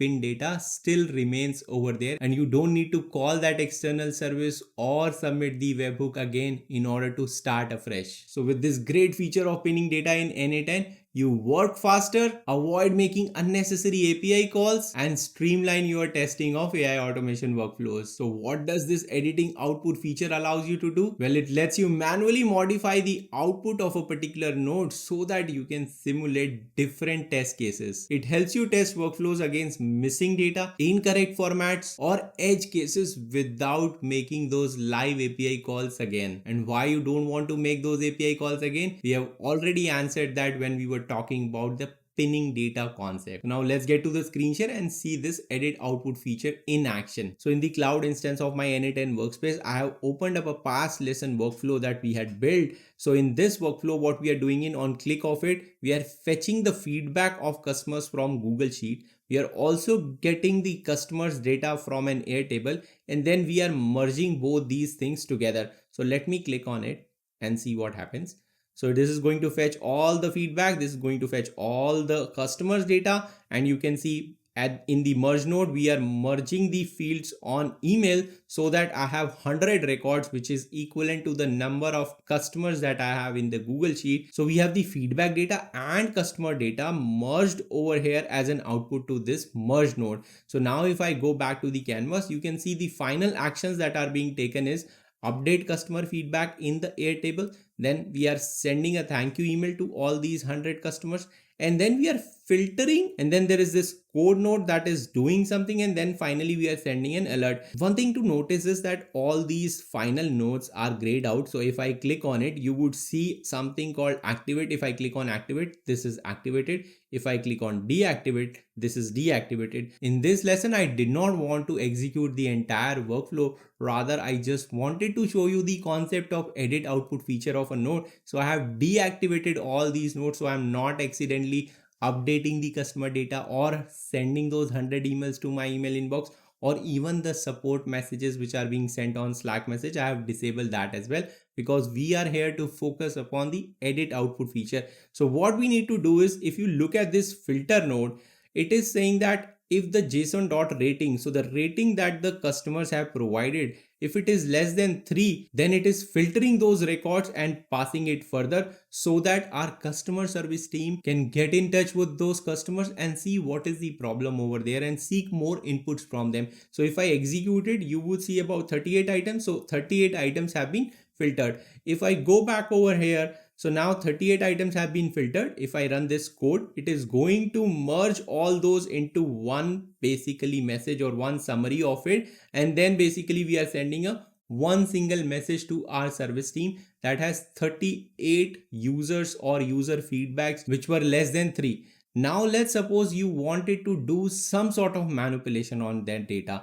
I want to basically see if I can update the ratings of some of those records and then test out rest of the workflow. If that is your need, how are you going to do that? You're not going to go back to your sheets and update the data. What you can do is you can click on this merge node from where the data is originating from originally, and over here just aside this pin data icon there is this edit icon as well. So if I click on this edit output icon, you can see that it has returned me the JSON object that is being outputted over here. And you already know about the data structure in which every node in n8n outputs data. So over here, you can see that I can edit any of this data item that is there. So for example, this one had a rating of 2. Let's update it to 4. And now let's go back and find out some more. Let's see, we have some more. This one has a rating of 1. Let's do it as 5. And then there is another one. This also has a rating of 1. So let's make it 4. Now let's just save this. So now this data is saved and you can see that this data is automatically pinned to this node. So now if I go back over here, earlier we had 38 items returned as per the condition that was true. The rating is less than 3. If I execute it now, we have changed or modified the rating of 3 more records to be more than 3. So if I click on this, it should return us 35 items and you can see 35 items have been returned. So this is the power of editing data, that you don't need to call that data again and again. It is going to pin the data that you have modified so that you can use that data for rest of the workflow for testing different kinds of scenarios. Editing outputs allow you to simulate any kind of scenario, helping you debug your workflows, optimize them, and improve the overall reliability of your workflows. And now let's jump to the final topic of this lesson, which is copying and reusing the data from previous executions. So you might end up in a situation where you might want to reuse the data that was being executed in some of the previous executions of your workflow. Maybe you want to debug a particular issue that is happening in your workflow, or you want to handle some errors gracefully. So instead of running that workflow again and generating all that data, what you can do is you can copy the data from previous execution, paste it in your workflow, and then execute your workflow to test out what happened wrong or handle some errors gracefully. And how do you do that? Let's get to our screen and see that in action. So again, I'm back to the cloud instance of my n8n workspace, and you can see this is the overview section of it. Currently, I'm under the personal project. Here you can see all the workflows which are there, the credentials which are there, and the execution. So I'm going to click on execution because we have to access a past execution. And at the top, you can see that there is this workflow 5 connecting different apps has been errored out. So let's open this. I'm going to click on it. It is going to open this execution that happened on this date and this time, and you can see that no email found error was generated over here. Now if I have to troubleshoot this kind of an error, what we can do is, if I go over here and you can see that this input data is there, so something might have gone wrong in this particular input data. That is why it generated an error over there. So if I copy this, now what we can do is we can go back. Now if I click on the editor, it is going to allow me to edit the workflow that was there. So now if I open up this webhook, because this is where the data was coming in the if node, right? So if I click on this and I go to this icon of editing data, we have already copied it. So now I'm going to just paste it over here and save it. And let's go back and execute our workflow first. So let's go and execute. So you can see that error has occurred over here. Now if we inspect this data, you can come and see that email was not mentioned. In fact, this is basically a graceful way of handling the error as well, because here we are checking for the email presence or not. If there is presence, then only we are executing this workflow. Otherwise, we are using this stop and error node. We're going to talk about what this is in the later lessons of this course. However, over here we are gracefully raising an error that no email was found, so no action was taken by the workflow. However, you now understand the concept of that you can go to the executions, copy any type of data that was there as an input to any node where the error occurred. So you need to copy the data just previous to the node where the error has occurred, and then come to the editor mode of it. That would give you the current version of the workflow that you are working upon. If there is any kind of pinned data already, you can unpin that data, paste the data that you have copied from the previous execution, and test or debug your workflow in order to fix the issue. So copying this past execution data ensure that you are not wasting time in regenerating that data or running after the data what went wrong. You can exactly copy the data which was erroneous in nature and test it out right in the editor of n8n. So all these three concepts that I taught you in this lesson of the course, pinning the data, editing the output data, or copying the data from previous execution, is not only going to save you time from debugging issues or copy pasting data or executing webhooks again and again, rather it is also going to save money for you, especially when you are making those costly large language model LLM API calls, especially when you are building the AI automation workflow that we are going to soon start building in the section 6 of this course. Similar to this concept, in the next lesson I have dedicated the entire video on how you can generate mock data for your test workflows, again so that you don't need to call the external services. You might not have the access to that kind of data, or you want to generate more and more test use cases in order to fully make your workflows reliable and resilient. So stay tuned, and I'll see you in the next lesson where we are going to learn how to create mock data for n8n workflows. Are you building AI automation workflows in n8n and constantly require the need of creating some sort of demo data or sample data so that you can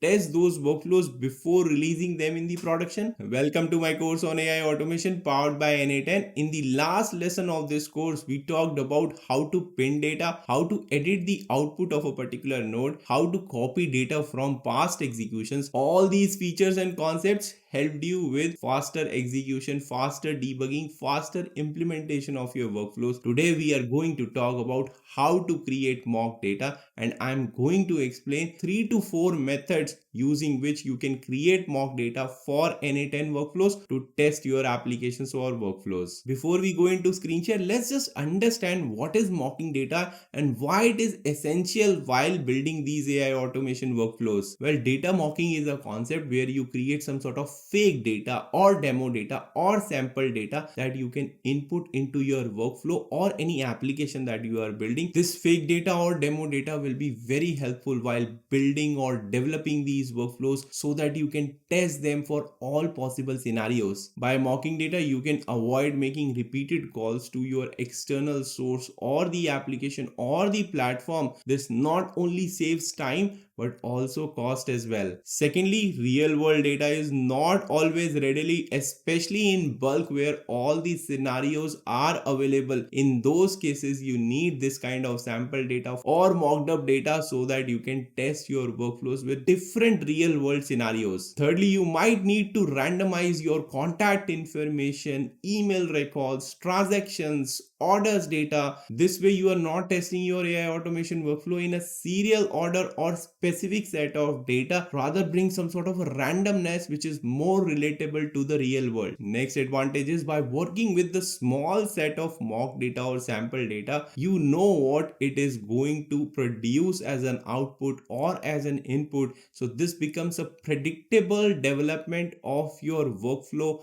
or any kind of application, especially in the initial phases. And And finally, you avoid the risk of overwriting or updating some sort of live data or production data, because in the early stages of your AI automation workflow development, things can go wrong. Output from one node or another node could be unexpected, and that's where you do not want your live data source to be connected to your workflow. You want some sort of fake data so that if anything happens, you can quickly regenerate it and test out your workflow after fixing it. Now let's get to the screen share and look at 3 to 4 different ways of creating mock data for your n8n workflows. Alright, I'm logged into the cloud instance of my n8n workspace and I have a blank workflow created over here with the name called workflow 14 mocking data. So first thing we have to do with every workflow is to add a trigger. Let's add a manual trigger over here for now. Let's save it. Now in the first method of generating this mock data, I'm going to take you to a website called Mockaroo.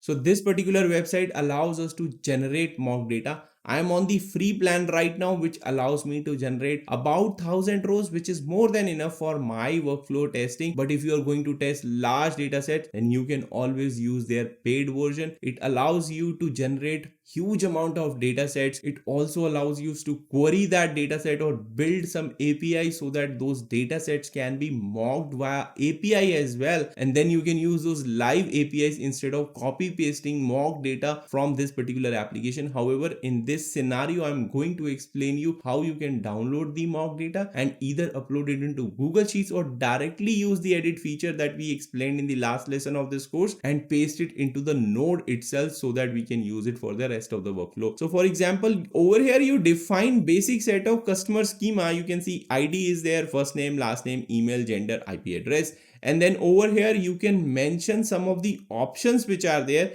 As you see, it says blank is 0%.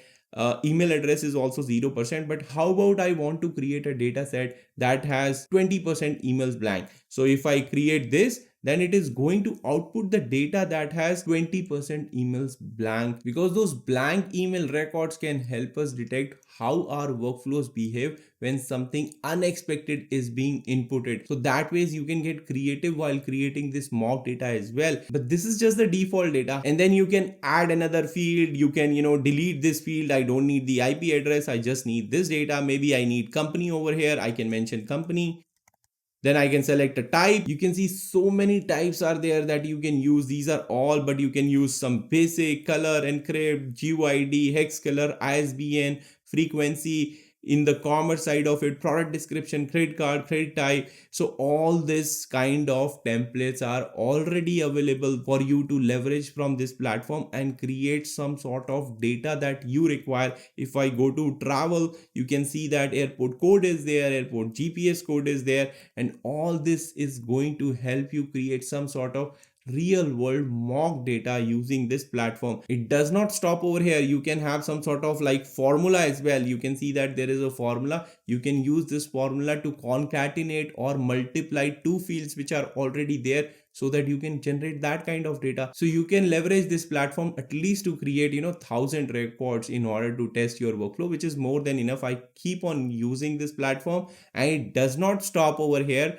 Rather, if you click on this generate fields using AI, it becomes very simple. So you can see in this, either you can describe your topic and specify the number of fields you want, or you can provide some sort of example data using which it can create the sample data for you for the schema that you already know. But let's try some of the example that it is showing. Let me say flight logs. Then I'll say replace existing fields, and you can see that 10 fields matching the flight records have been produced over here. And you can see most of these fields are following a particular type of template that this platform has already assigned to that kind of field, so that the data looks more and more real world. Over here we have already talked about how much you want blank percentage that you can specify over here. For the fields which have time, you can also specify what kind of randomness you need. So whether you need like the full day or you need the data between 8 a.m. to 12 p.m. only, you can specify that. Similarly, the numbers over here, you can specify minimum, maximum. It is hours, so it is 1 to 24. You might have some other sort of number. For example, if I go back again to generate fields using AI, we can specify over here like stock trades. Okay, so let's say stock trades, and I'll say replace existing fields. So now it is going to generate the data which more or less looks like the stock transaction history. And here things become more complex in nature, you can see that these are row numbers, stock symbol is there, there is another template that is there, so that you can get more and more close to that real world data. Here numbers are there, but there is decimal places, it's mentioning as 0, blank percentage is 0, but the minimum is 0.01. These are date time. Again, what kind of transaction history you want last month, last year, 10 years. You can specify that time of date time history range as well, and it is going to output the randomness in that time period. Over here you can see they have used formula as well, sale price minus purchase price. So sale price is a field over here, and then purchase price is a field over here. So it is using the existing fields to calculate some sort of like profit over here. So it's more like a calculated field you can also use. And by the way, all this is using AI, and you don't have to think too much, just specify the basics and it is going to produce the output of it. Now let's generate this data and see how we can use it in n8n workflow. So now I'm going to click on generate data at the bottom. You can also click on preview as well to see how the preview looks like for the data. Now the data has been generated. I'm going to go to the downloads folder. So mock data underscore JSON. This is the file that has been downloaded. I'm going to open this file, and you can see that all this data has been created. Let's Control A, Control C, and I'm going to go back over here. Let's go back to the workflow that we had created in n8n. So this is the workflow that we have created. Imagine you wanted to start with this data and start building on top of it. So you can click this trigger node and open the configuration. Let's execute it once. It is outputting this blank data over here. What I can do is click on this edit icon that we saw in the last lesson of this course. If you have not watched that lesson, go and check that lesson out, because those were 2-3 important concepts that you must know while building your workflows in n8n. So if I click on this edit output, now it has opened up the editable mode. Let me delete this and paste this. Now this data of 1000 records of stock trades is available to us. If I click on save, it is going to pin this data, as we again learned in the last lesson what is pinning. Now let's go back to the canvas and add some nodes to it. Let's add a if node. We can see if the transaction type was buy or not. Let's say this transaction, and we can say buy. Let's execute this. And you can see true branch is returning 537 records. That means there are 537 transactions which are of buy type. And then you have false branch as well, which has 463, that is of sell type. So you can now further keep on building this workflow that you might be building for some sort of evaluation or automation of the stock history or stock transactions that you are doing or your organization is doing. The second method of producing mock data is using some sort of LLM or AI. So let's get to the screen share and see how you can leverage ChatGPT in order to create mock data for you. So in this case, we already built this workflow in past lesson, which was more like a connecting multiple apps together, where we had this webhook connected to various Google Forms where users were signing up, and this workflow was executing to understand whether there is an email or not, and then processing them into Google Sheet, filtering the data, putting a Slack message, putting a task on the Notion board, and then finally updating the customer record in the Airtable. If you have missed this lesson of this course, you can go back later and check this out. But for now, you can follow what I'm trying to do. So this is expecting some sort of new user signups. So this is what we are going to mimic in ChatGPT and ask us to create some sort of mock data or sample data which is mimicking this nature of multiple user signups. So let's go to the ChatGPT. Here we have to specify the prompt for which we need to generate data. I have already written that for you. I'll just read it out. I'm working on n8n automation workflow, which I want you to generate mock data for. My workflow is about simulating user signups for an email workflow, and I'm testing this email automation workflow. Can you generate some random mock data for about 1000 fake user signups so that I can test bulk processing without needing real users? Make sure that you have minimum of 6 fields in the generated user data, and email ID is one of them. I can also say that some of the email ID fields should be blank to generate some randomness. So this way we can test our workflow for the scenarios where email was not mentioned. So let's submit our prompt. Of course, I have created a very simple and a verbose prompt, but feel free to fine tune it according to your needs. Oops, some kind of error occurred in ChatGPT. Let's again submit the request, and this time let's explicitly ask us to provide the data in a CSV format. So it has generated the data. It is asking us to click on this to download. So mock user sign up CSV has been created. Let's save it. So now let's go to the downloads folder, and here is the file that has been created. Let's open it up. So you can see user ID is there, first name, last name, email, sign up date, and country is also there. Over here, you can also see some of the emails that we asked us to put empty. These are also there. So empty email records can be tested in our workflow too. So there are a lot of records. So almost 1000 records we asked us. So it has produced us 1000 records. So you can import this CSV file into your Google Sheet and start testing if you are starting from the Google Sheet. Otherwise, what you can also do is ask to create some sort of JSON as well. So let us ask ChatGPT to create this same data in JSON format. Can you also provide? So it has generated JSON format. Let's click on this and download this. Let's go back to our downloads folder, and the JSON file is also available. Now I'll open this up.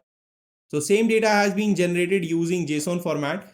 So you can see 1000 records are there. So let's copy this data and go back. And now what I'm going to do is, in this particular workflow that we built, you can see that there is no Google Sheet. This workflow is expecting the data to be submitted from various Google forms which are attached to this particular webhook. So as soon as people are submitting those Google forms, this webhook is getting data and the rest of the workflow is getting processed. However, what we can do is we can open up this webhook node, and what I can do is click listening event. In fact, I don't need to click on that. I'll just stop listening. I can click on this edit icon, and over here you can see it is already outputting some sort of random data that it wants us to use for rest of the workflow. But this is not the data that we want. We want our customer sign up data or user sign up data. So I'm going to select everything here and delete it and then paste it over here. Let's save it. So it seems some sort of an error has occurred because this particular data is not well formatted to be imported into our n8n node. And there are two things that I am seeing. One, this error that is showing us unexpected non-white space character after JSON at position 178, line 2, column 1. So that's one error. The second error that we see over here is that all these records are individual records. They are not encapsulated into a list. So we want our ChatGPT to produce a list of all these items. So let's go back and ask it to fix it. This output is not working for me. Can you modify it so that it is returned as a list of items, or let's say JSON list of items? Let's see if this one works. Now let's open this one. So this time it looks like it has formatted it correctly. Let's use this one. Go back to our n8n. Let's delete everything over here and then let's paste this. And now let's save this. And now the error is gone, and you can see that it has outputted 1000 items which were there. So we saw that how you can work with ChatGPT as well in order to fix any kind of data issues or syntax issues that you are having for the output or mock data that it has produced. Now, if I go back to the canvas, you can see 1000 items are being outputted from the webhook node. And here this if node is checking if the email is not empty, then the rest of the workflow is executing. So that means for the scenarios where emails are not mentioned, we can test out this branch. Otherwise, the workflow can continue executing for rest of the 883 items. So far, we have learned two methods of creating mock data, which should be more than sufficient for you. However, you can also create custom data sets for your workflow using either code node or edit field set node. And you have already seen that live in action while I was building or explaining the lesson on expressions and code node. So let's quickly look at them again. So in the expressions lesson, I wanted to explain some sort of data transformation methods which are built-in methods available or JavaScript method. In order to do that, I had to create some sort of sample data. So what I did is I used a edit field set node, and if I click on it, you can see, and if I expand it a bit, you would see that I have pasted a small record over here with order number, customer name, address, email, and then there is an order object that has products in it. There are two products inside it. So this is a way of using JSON, but you can also add fields to it. So if I click on fields over here, manual mapping, you can keep on adding fields, and the value and the output that you want as sample data would be outputted from this particular edit field set node, so that you can use for rest of the workflow. However, keep in mind that edit field set node should be used when you need some sort of single record testing, when you are in very early stages of workflow building. But if you need more complex form of data, already we have seen two methods of generating more complex data sets. However, you can also use code node in order to generate large and complex data sets. And how we did is, if I open up the code node lesson workflow, so you can see that this was the lesson that we went through in the code node lesson. If you have not watched it, you can go back and check how the code node works in that lesson. However, here we created some sort of snacks. So if I look at it, I just return the data structure n8n expects in the form of JSON over here. You need to understand what data structure is required. This JSON colon object is needed in order to wrap your entire record so that it can work successfully. If I click on it, it is going to return me not this JSON, but the records which are inside it in the form of a list. So you can see that I outputted 10 records over here.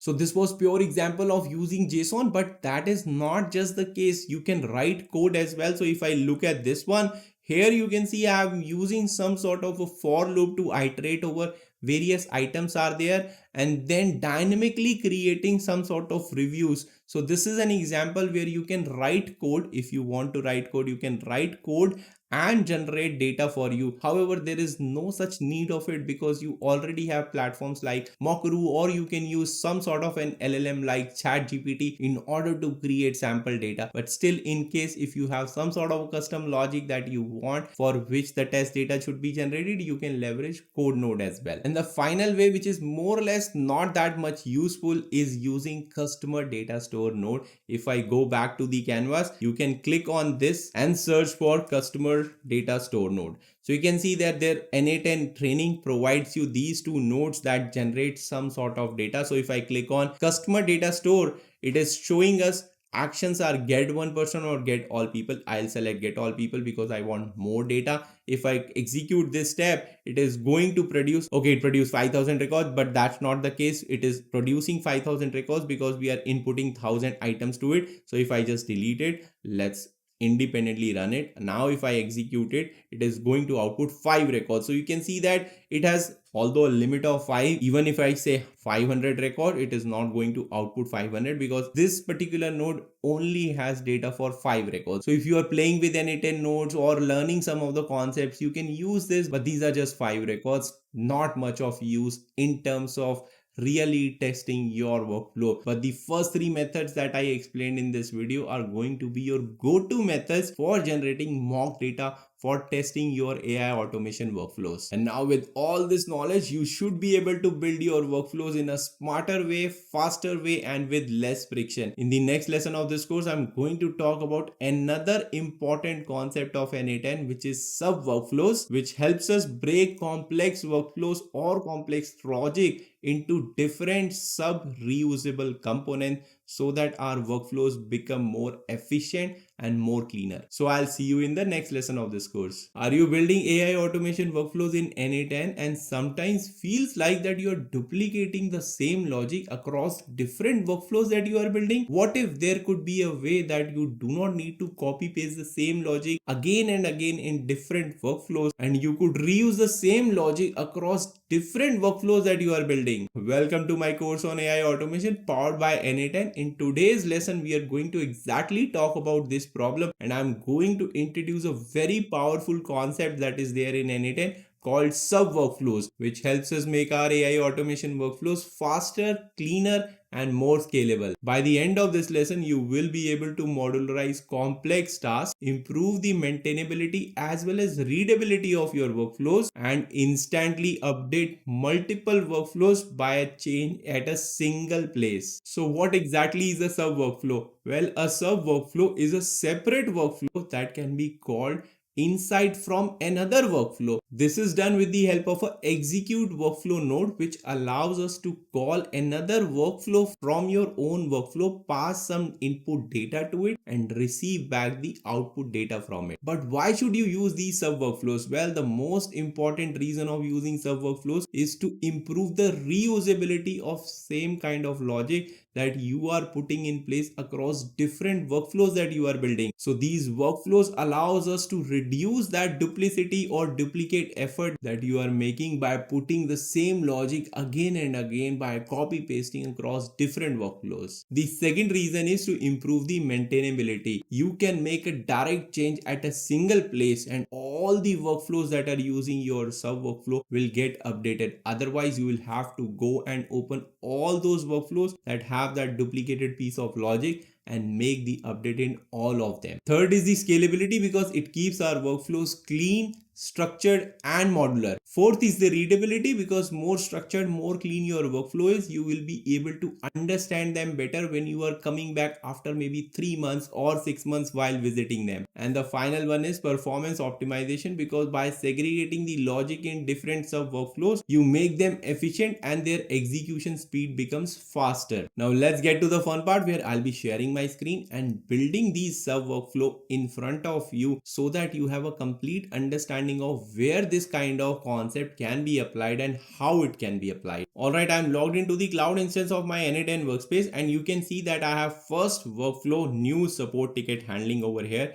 This workflow will be our starter workflow. I'll start building this workflow and then explain the concept of how we can abstract out some of the logic that we will be building over here, which can be used in other workflows that are there. So for example, over here I have 3 workflows, workflow 1, 2 and 3. We are going to use the concept of sub workflow, abstract out some logic, and then first we are going to modularize new support ticket handling system and then reusing that sub workflow in workflow 2 as well as workflow 3. This way you would have a complete understanding of what signals to use in order to abstract out some of the logic in different sub workflows. So in this first workflow, a ticket is received as a webhook from the customer where a customer email ID is mentioned and ticket message is there. Then in the step 1, we are going to fetch the customer record from using the email that was inputted in the webhook. Next step would be to calculate the VIP status of the customer with if the total orders are greater than 50 or rating is greater than 4.5. Then we assign the VIP tag to that particular customer. If the customer is VIP, we route it to a senior agent so that they can resolve their ticket. However, if it is a normal customer, we assign it by region. If the region is EU, we assign it to European support team, else we assign it to US team. Finally, we log the ticket details in a Google Sheet. Now let's start building this workflow. I'll click on the plus sign and add a webhook trigger. So webhook trigger is here. I'll just leave it as is. We are not going to configure it. Rather, we are going to use the concept of pinning data, editing data, and I'm going to have a demo or sample data or mock data that I showed you how to create that in the last lesson of this course. So go and check that out, how to create sample data for your workflows. Here, I'm going to use the sample data that I have already created.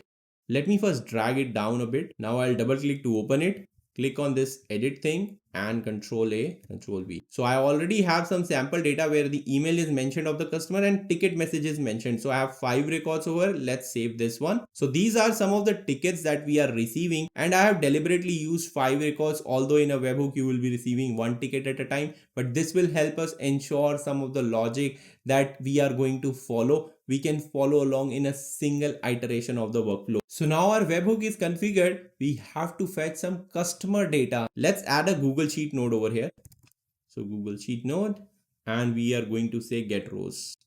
All right, let me show you the mock data that I already have. I have opened up the sheet. So you can see that this sub workflow mock data sheet, I have various sheets over here: user data, orders data, support tickets, marketing campaign. All these sheets we'll be using in this lesson. In the first sheet, we have the user data where I have customer ID, customer name, email, order history, average rating, and region. So this is more like our CRM. You might be storing this customer data in some other place, so you can use that. However, just for demo purposes, I have this Google Sheet over here. So we are going to select this one.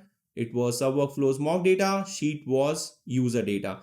So, and then we are going to apply some filters over here, add a filter, and we are going to apply the filter on the email that we are getting. So email column is there and we are getting an email in the webhook as well. So we are going to filter those records. Now if I go into execute this, it is going to fetch the records of the customer which is matching the email in the webhook who are submitting these support tickets. So now this data we have received, it has a row number, it has customer ID, customer name, email, order history, average rating and region. So we have automated this step 1, fetch customer record from the email. Now what we should do is we should merge this two data together, because if we look at this data, only customer data is coming. However, the feedback or the support ticket that they have submitted is coming in this particular node. So I'm going to go back and click on this and select a merge node. In the input, that's fine.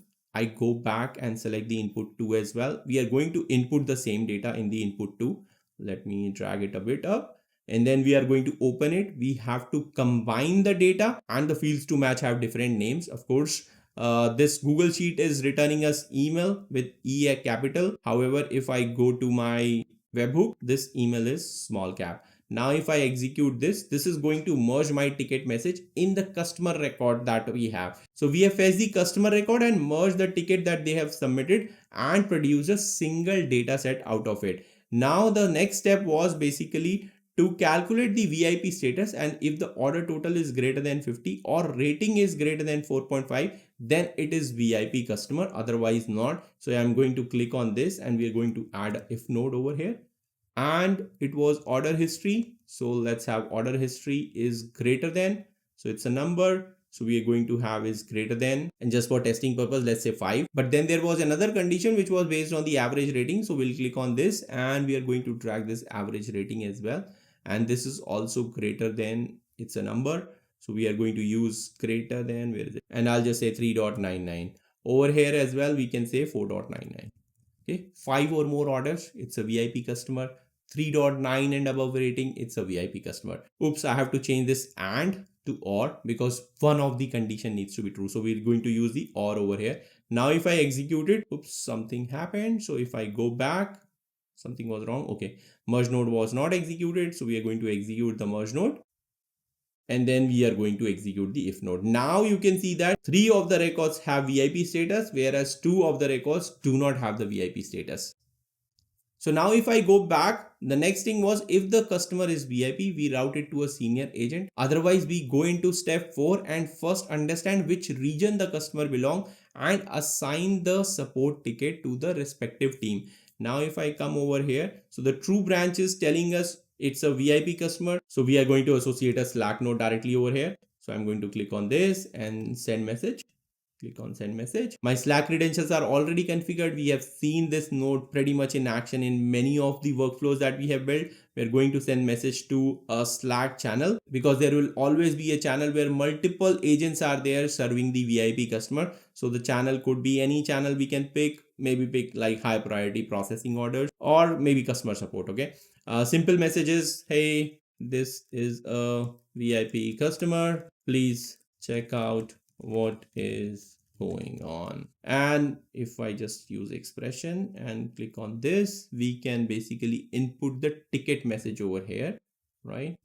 So this is the ticket and we can say customer name says, so John Doe says receive damaged product, need replacement urgently. Of course, you can make this message better. You can have the contact information also sent of the customer directly to the sales agent so that they can quickly connect with them instead of doing another kind of a lookup of the customer with the name. But I believe just for demo purpose it is fine. Let's go back and the Slack message is active. Now the second thing was if the customer is not VIP, we have to first check what is the region of it. So we are going to add if node over here again.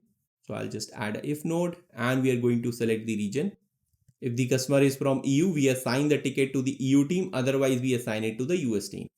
So we have one customer of EU and the other customer is from Asia that we will assign it to the US team because it serves our international customer. So now if we look at our workflow, final step was log ticket in support sheet. Now we are going to go back and let's add a Google Sheet node.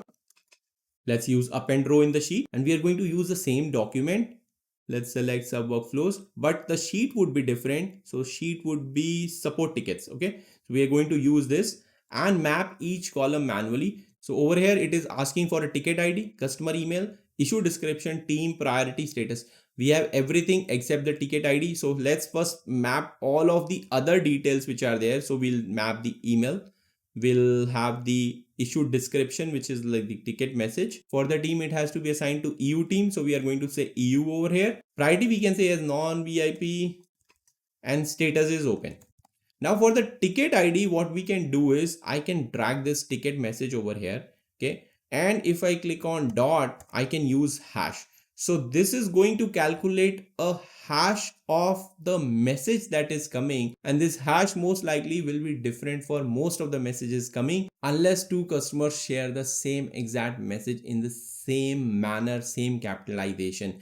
So that's a very unique case. We are not going to solve that. We just needed a ticket ID, which is, unique enough. So we are going to use this hash and I'm going to execute it.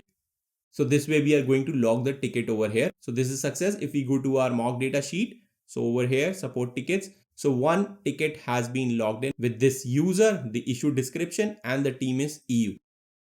Similarly, I can have another Google Sheet over here and assign it to the US team. Why I did not use the region directly over here? Because the region could be different, right? So we are just segregating EU customers to EU team, and all other customers, including Asia, Australia, are being assigned to the US team, as that is a team that is serving the entire rest of the world. But we are here to understand the concept of sub workflow. So let's leave this workflow over here. So the first workflow we have built. Now let's look at other workflows that this organization is interested in and abstract out the logic that we can reuse in other workflows as well in order to optimize them. In the last lesson of my AI automation course powered by n8n, we talked about the concept and theory of sub workflows. We even created a parent workflow and talked about duplicate logic limitations with it. Now today in this lesson, I'm going to finish the remaining part of this very important n8n concept called sub workflows. In case you have not watched that lesson, then go watch out the previous part first and then come back to finish this concept by building all three remaining sub workflows and connect them to the parent workflow. Otherwise, keep watching. So if we quickly look at the other workflows which are there, we have already automated this one, and this is like more the optimized version of it when I'm going to use the sub workflow. Over here, you can see that I have an order confirmation workflow where a new order is placed with the customer email. We have to extract the email from the order first, and then we have to do a customer lookup. So for that, we are going to introduce a sub workflow. So we are going to call the sub workflow, do the customer lookup that we have already done in this case. We are going to extract that out and put it into sub workflow. And then we have to generalize a personalized email text message based on customer segmentation, which is more like, hey Tom, thanks for being our VIP program customer.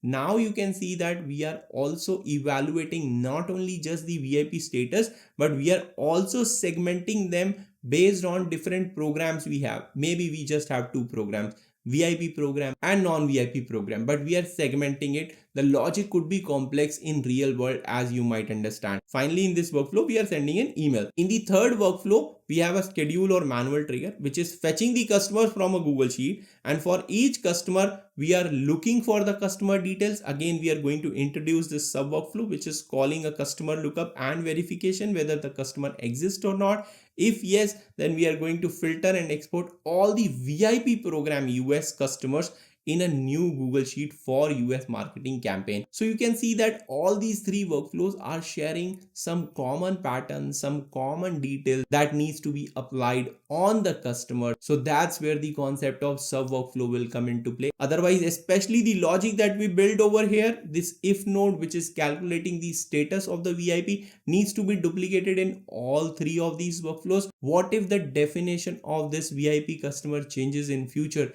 We have to open all three workflows and make that change again. With the introduction of sub workflows, that is not needed. We just need to make the change in the sub workflow, and all three workflows will keep on running smoothly without any knowledge that something has changed in the VIP program status evaluation or VIP status evaluation of the customer. So now let's go ahead and build our sub workflow. So in order to build the sub workflow, what we can do is, let's go to our n8n course folder and let's create a new workflow over here. Let's rename it to sub workflow fetch customer details. Now we go back to our original workflow, and what we are going to do is, let me zoom in a bit. As we were fetching the customer details over here, let me just disconnect this. So let's click on this. Let's disconnect this as well. For now, let's disconnect this as well. So over here, as soon as the data is received, let me disconnect this as well. Now, if we go back over here, as soon as the webhook receives the data in the form of email as well as ticket, we need to call our sub workflow over here. So now I'm going to click on this execute workflow. So you can see execute sub workflow node is there, and the action we will be using is execute a sub workflow. So this opens the node configuration screen. Over here we'll have source as database, and here we are going to select a workflow from the list. You can also click a sub workflow in personal, and it is going to add a new workflow for you. However, we just created it, so I'm going to just filter that. So sub workflow fetch customer details. So let's click on that. So this workflow will consume all the input data passed to it. Then in the mode, we are going to have run once with all items. Either you can have this kind of configuration, but in this example, we have a sample data of 5 records. So I'm going to use run once for each item. And finally, there are options as well. And the add option, you can see that wait for sub workflow completion. So in our example, we have to wait for sub workflow completion. So I'm going to leave it as is, but in some scenarios, you might not want to wait for your sub workflow to complete. It could be a parallel task that can be handed over, executed in parallel. So you can turn off this setting so that your data can be processed at a faster rate, because one workflow execution is going to happen in parallel while rest of the workflow can continue as is. So that was the advantage that I was explaining earlier in the lesson as well. Now let's go to our serve workflow and add a trigger for it. And this time the trigger would be a little different. You have used trigger manually, you have used on schedule, you have used on webhook call, but we are going to use when executed by another workflow. So we are going to use this, and basically it is asking for input data as well. Either it is going to receive all the data that is coming from there, or you can only add certain fields. So I'm going to add customer email over here, and we are going to execute this step. So it is asking for customer email. We are going to go back, we are going to save this. And now if I go back over here, we are going to refresh this, because now it is fetching the input parameter that our serve workflow is expecting. So you can see the serve workflow is expecting the customer email. So it is over here, and we are going to input the customer email from the workflow that we are calling the serve workflow. Now if I execute this step, it is going to return the customer emails back to us, because there was nothing that is coded so far in the execute workflow that we have created. So for that, let's go to our sub workflow and start building it. Let's add the Google Sheet, because first we have to fetch the customer details. We want to get rows from the sheet. Account is fine, get rows. In the document, we are going to select our sub workflow mock data. In the sheets, we are going to have the user data sheet, and we are going to add the filter same way that we did. So we have to match the customer email, and in the column we'll select the email to match. Now if I execute this step, nothing will come because it is inputting the null data. Okay, there is an error because customer email has null right now. Okay, so how do we fix this error? We go back to the canvas, and let me open this node, and let's put some sample or mock data into it. Let me click on this edit button, and I'll just paste the emails that we are getting. So basically you can see the structure is customer email is being expected in the input, and what I have over here is customer email. All those 5 emails that we wanted to send from our parent workflow are being put here as mock data. So we'll just save it. I'll go back and I'll run this. So it should output 5 items. And now let's run this Google Sheets. It should emit out the results which were there. So now this node is fully functional, and it is fetching the details of the customers that we are expecting. Now let's go back to the canvas, and let's just have only one email over here. Let's just have 2 of them. I'll just do this, and I'll click on save. We'll come back to the canvas, and I'll just again execute this step. Now it got the 2 results back. So now this serve workflow is running and fetching the details of the customer. What we expect is, as soon as it is executed from the parent workflow, it should basically return the customer record. If I go back to my parent workflow, the last run of this node only returned the customer email because there was no step involved. Now if I execute it, it should return all the data corresponding to these 5 customers. So now it has returned data for all the 5 customers that we requested for in this parent workflow. And I deliberately included only 2 emails just to show you that these 2 runs are independent. When you come to this parent workflow, you can click on view sub workflow execution. If you click on it, then it is going to show you what happened inside the execution of this particular run. where 5 inputs were sent to it. So you can see that these 5 emails were sent from our parent workflow. This is showing the execution of this particular run. So now we know that we have started getting data back from our child workflow or sub workflow. We can further develop it and make it much more smarter so that all the logic stays inside that particular child workflow for evaluating anything related to a customer. So let's go back and keep on building our sub workflow. So now if I open it over here, you can see that only these properties are being returned from our customer database. However, there are some calculated properties which is more like whether the customer is VIP or not, whether the customer belongs to a particular segment or particular program like a VIP member, non-VIP member, standard member. That is also not there, and the different workflows that we saw, we expected that kind of details. So what we can do is we can build that logic over here. Let's come back, and because we have to return the entire customer profile, so I'm going to add the edit field set node over here. So we'll use this, and what we are going to do is we are going to add a status column called is VIP customer.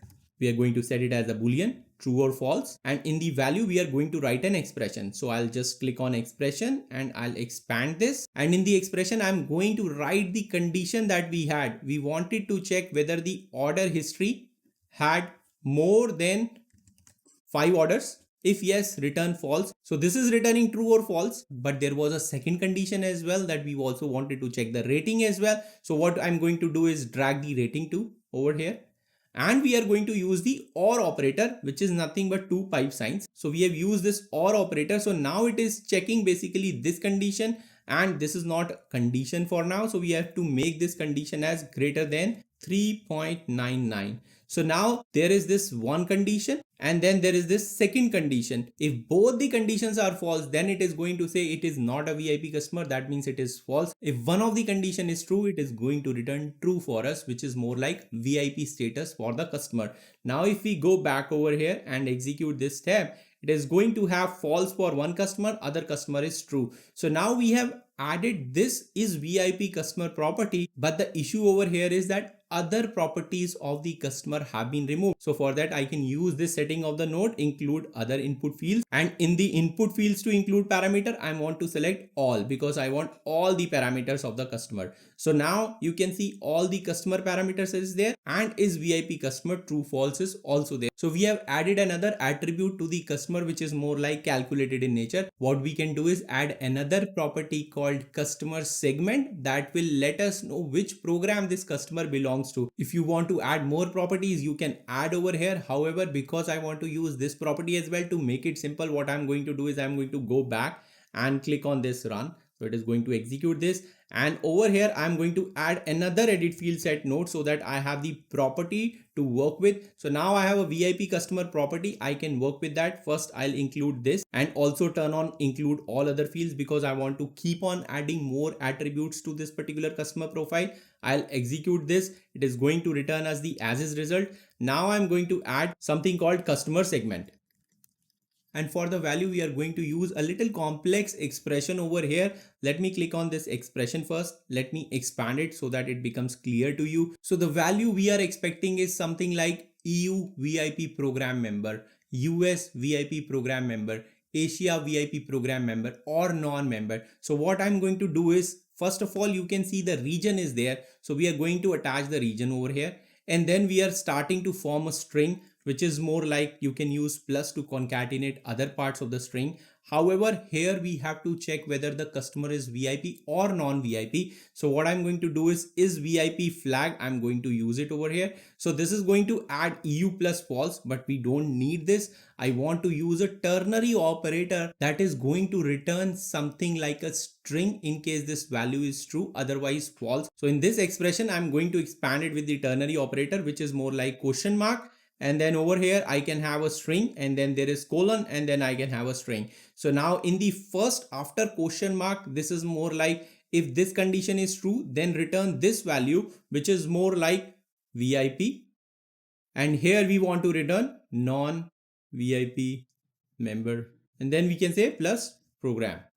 And since this entire thing is expression, we can just get rid of this plus as well and this plus as well because it is already concatenating the string values from different expressions as well as the string. So if I close this now and execute this, It is going to return us customer segment is EU non-VIP member program. This is US VIP member program. You can now see that we have started building this complex customer profile that is being evaluated based on different attributes. Now, if we go back to our canvas, let's save this. Let's keep the serve workflow limited to these attributes or properties of the customer. Now let's go back and build or complete our rest of the workflows that were there. First, let's complete the first workflow that we built, which was the parent one. If I execute this node now, it is going to return us the full customer profile that tells us whether the customer is VIP, what customer segment it belongs to. You can see is VIP customer false, true, and then this one is true, this one is false, this one is US, this one is EU, this one is US, and there must be Asia as well. So you can see Asia non-VIP member program. Now if we go back and start building our workflow, so we don't need this merge node anymore in this workflow, so we can just delete it. Over here we were checking the condition about whether the order history there or not, average rating was there or not. We don't need it anymore because all this logic has been abstracted out from this particular workflow into our child workflow. So over here we can keep it very simple. Let me first connect it over here and let me just delete this. And in this one, what we are going to do is VIP customer, and over here we'll just say boolean, which is true or false, is true. Okay, so this is going to return true or false. So let me execute this. So now we have true branch 2 VIP customer and false branch has 3 VIP customers. That is what we had earlier as well. But now the logic of calculating what VIP customer means has been extracted out so that if in future it changes, then it can be reflected upon everywhere in each of the parent workflows where that child workflow is being called. We can also go ahead and delete this Google Sheets node, and you can also see that right now we were fetching it from Google Sheet. Maybe you might change your CRM into some other software. So in that case as well, you would have to go into all the parent workflows that you might have created and change it to the new CRM details. Here, we only have to make a change in one single workflow. That is the power of sub workflow that you get. Now I hope you are able to understand. Rest of the workflow I think would remain same over here. Slack message is being sent for the VIP customer, and then we are evaluating whether the customer is from EU, and that is being evaluated based on the region, and then we are assigning it to a particular team in the EU. So we'll just complete this workflow. Let's leave it over here and let's quickly see what the second workflow would look like.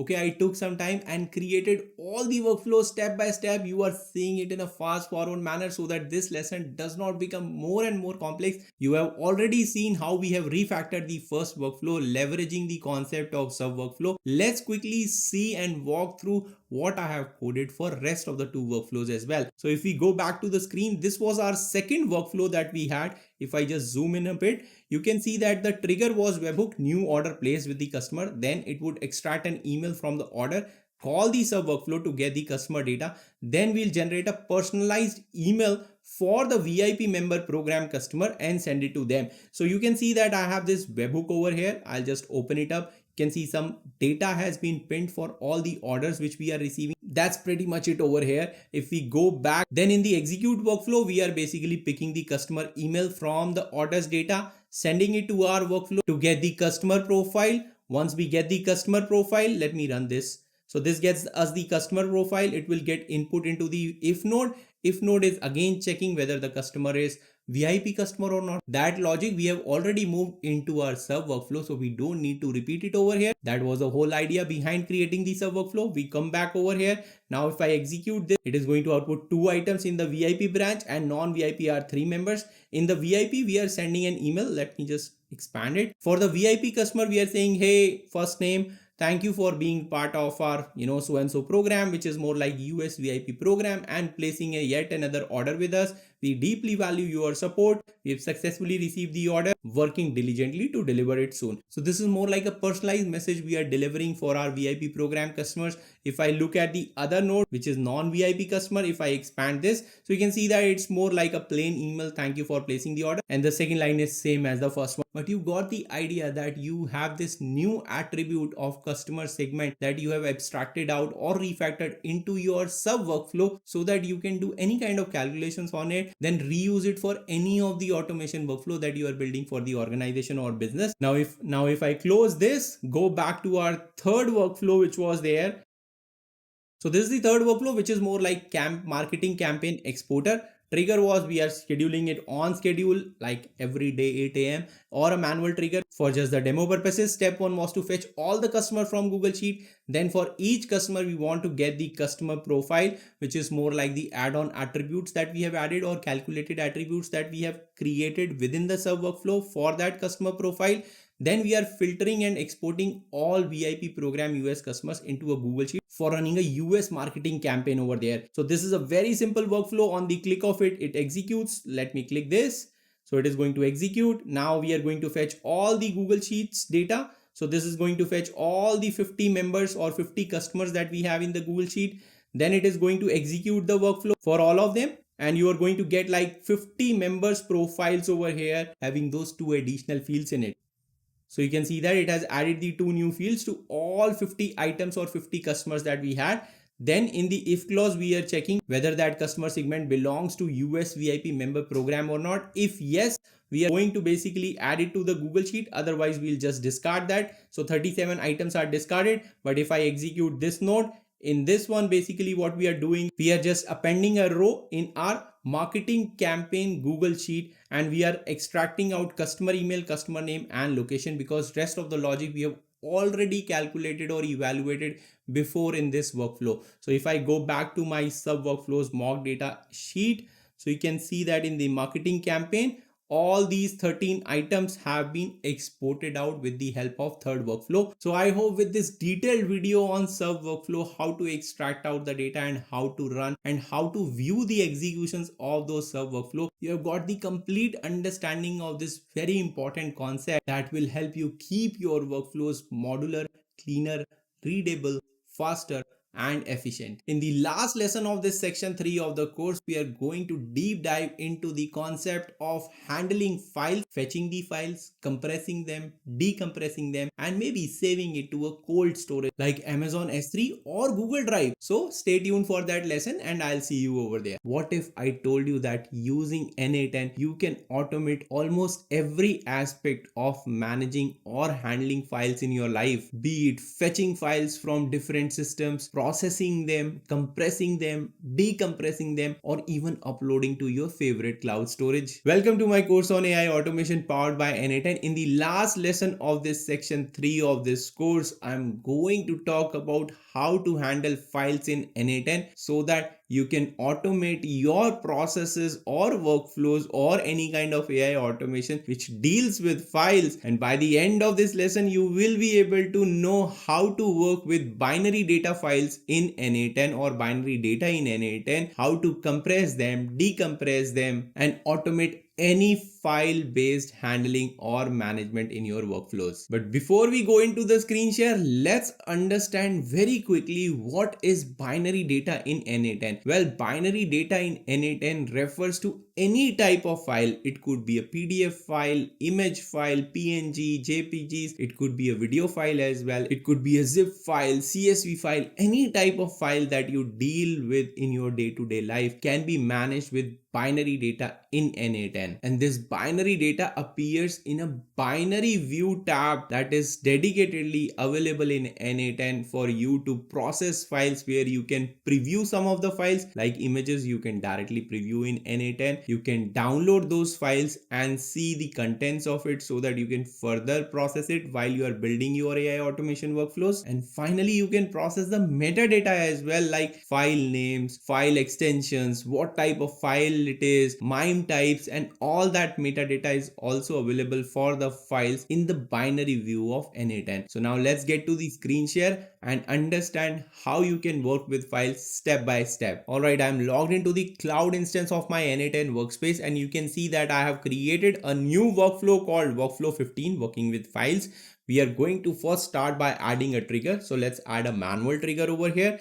Now, since we have to fetch the files, the file should be available somewhere accessible to our n8n workspace. And for that, I'm going to go to my blog and download this beautiful picture of Manali Leh highway, which is more like one of the adventurous roads out there in the world, in the Trans Himalayas of India. And you can see I have this URL over here from my travel blog. I'm going to copy this. Now we'll go back to our workflow, and in order to fetch this particular image or download this image, we'll have to make an HTTP request, and we have already worked with HTTP request node in the past lessons of this course, so go and watch that lesson in order to know how HTTP request node works. But for now you can follow along as well. So I'm going to click on this plus icon and search for HTTP request node. So this is the node. It makes an HTTP request and returns the response data. So we are going to use that. In the method we are going to leave get, because we have to fetch the image or download the image. There is no authentication required because it's a publicly available image out there on the internet. So I'm going to just paste the URL. You can leave the query parameters, headers, body, everything should be blank, because you can access this file or the image publicly by just the URL itself. So I'm going to click on execute. And here our n8n node has fetched the image that we wanted to preview in our workflow over here. And you can see that this image is available in a new tab called binary tab over here. And there are two buttons. One is view button and one is download button. View button helps us with the preview of the file. So if I click on view button, it is going to access that file and show a preview inside our n8n workspace or the workflow builder that we have over here. It is just for preview purposes. If we go back to the list, you can click on download and it is going to download the file in my downloads folder. So this is how you can fetch the binary data, and this is where this binary tabs comes into play, where basically binary data or files data will be available in your n8n workflows. So far in the course, we were familiar with schema tab, table tab, and JSON tab, which generally fetches the text-based data or text-based input or output from the request that we make. But the file data would be available in the binary tab. The file that we requested has been returned in a field name called data, and the details of the file or metadata is also attached over here. You can see that file name is this, directory is this, file extension is this, MIME type is this, and the file size is also over here. So now there could be a scenario that I want to optimize or put some sort of image compression algorithm in place and want to automate that process in order to compress or optimize the size and the resolution of the images that are uploaded on my blog. So now I have access to it. I can further build the workflow on top of this binary data and process all the images on my blog so that they render faster on various devices according to the resolution that is requested by those devices, and my website or travel blog can load faster. 11.1 MB is still a significant size for an image data, but I'm not going to solve that problem here in this lesson. So let's get back to our lesson. So this is how a single file looks like. Now if we go back to our canvas, let's add a Gmail node to download all the email attachments which are coming in my Gmail inbox. Some sort of an email is coming, there are attachments to it. I want to download all those attachments, maybe upload it to Google Drive. You might have seen that lesson on my YouTube channel where I showed how to automatically save the files which are coming in your Gmail inbox to a Google Drive folder. Make them organized, make them structured. If you have not watched that video, you can go and check that video as well. But over here, let's continue with our lesson and add a Gmail tag. So over here, I'll add Gmail and we want to get a message. In fact, we'll say get many messages, because for get message, I would need the message ID, which I don't want. So I'll just limit it to 1. And we are going to fetch from a GenAI Unplugged account. So I'm going to fetch this. And in my GenAI Unplugged email box, I have this email which has these 6 or probably 9 attachments over here. So let's fetch them out. Alright, it has returned the data for that email. You can see the subject or snippet over here. Subject is unable to renew subscription, and that was the subject in my email as well. However, you notice that there is no binary tab over here, although there were attachments in the email, but there is no binary tab over here. In order to do that, what you have to do is in this Gmail node, you have to turn off this simplify. This would enable this options over here, and in the add options, you have to select download attachments and then enable it. So this is now going to download all the attachments which are there for any particular email that you are trying to fetch from your Gmail inbox. Another option is to use attachment prefix. So you can see that attachment prefix is attachment underscore. I'm going to leave it blank for now, and I'm going to click on execute step. So here you can see all the 0 to 1, 2, 3, 4 till 8 attachments would be there. In total 9 attachments or 9 files all have been returned in the binary tab of this particular node, and rest of the tabs which are there in this output, JSON, table, schema, it is all providing the textual data associated to that particular email. Now, if we go back to our canvas, let me execute the entire workflow so that both the nodes have executed. So one thing that you can see over here is earlier we fetched a single image from my travel blog, which was just one image, and one item was returned and nothing was returned in JSON because there was nothing there as a text data for the image. But over here with this Gmail node as well, you are seeing just one item. What about all the other attachments that we fetched? The output over here in the binary tab was showing us there are like 9 attachments, but still one item is being returned as an output to that node because only one single email has been returned. All these files are associated to the JSON data which is over here. So this is my email data. You can see that headers are there, HTML text is there, body is there, to is there, from is there, all these details are mentioned. So all those attachments belonging to this email are downloaded as binary files, but they are all associated with this single email. That's why you are seeing a single email or single item being returned as an output of this Gmail node. So how do you access all those attachment files? You can use split out node over here. So this split out node provides this fields to split out configuration that is there, where we have to drag the field name, but all these attachments that you are seeing, they are coming in binary. So I'll just write $binary because that's where all these attachments are available under this field name. So this node is going to split this field name into multiple files. So you can see now it has returned 9 items at the top. All the attachments which you see over here have been returned as separate items from this particular node, and you notice that this particular file or attachment did not have a view button because n8n's workflow editor or canvas does not support the preview of PDF files. You can download it and then open it on your local machine. However, images are the ones where the preview button is available, not with the PDF documents. But that's how you are able to split these files, and now you can basically further process these files as they have been splitted out as 9 items. You can have any kind of processing on top of them. Maybe you want to process them in batches or loops using loop over nodes, you can do that. Maybe you want to have a switch case, and based on the MIME type or the file type, you want to process all these images or upload them in some sort of a structured way on a cloud storage. The choice will be completely yours, howsoever you want to process or handle or manage these files now. What if you want to compress files? Well, for that as well, there is a node which allows you to compress and decompress files. So I will attach that node to this Gmail node and search for compress. So you can see compression is available, but it compresses and decompresses files as well. Let's click on that, and you can select the action compress file or decompress file or multiple files. So I'll just say compress files. In this operation is compress. You can select decompress as well. So this is a field that expects the file name to be over here, and if you want to compress multiple files, you will have to specify the names of the files by a comma separated list. So in this example, I'm just going to copy paste the file names over here. So I'll just use this, and then we'll just separate out this. Maybe I only want these 3 attachments to be compressed. So I've used that. If you compare it with the split out node, which allowed us to just mention $binary and then split out all the files which were there as separate items, ideally I would expect n8n to modify this built-in compression node, decompression node as well, so that that can handle that process automatically along with this capability of comma separated list. But so far it does not support. So if I write $binary over here, it's not going to work out. I'll have to create some sort of a JavaScript expression to emit out a comma separated list out of it, and better way would be to use a code node before it in order to emit out that list, and then use that variable over here if you want to have all the files. So in the output format, you can select zip or gzip. I will leave it to zip. We have to provide a file name over here. So I'll say gmail attachments.zip.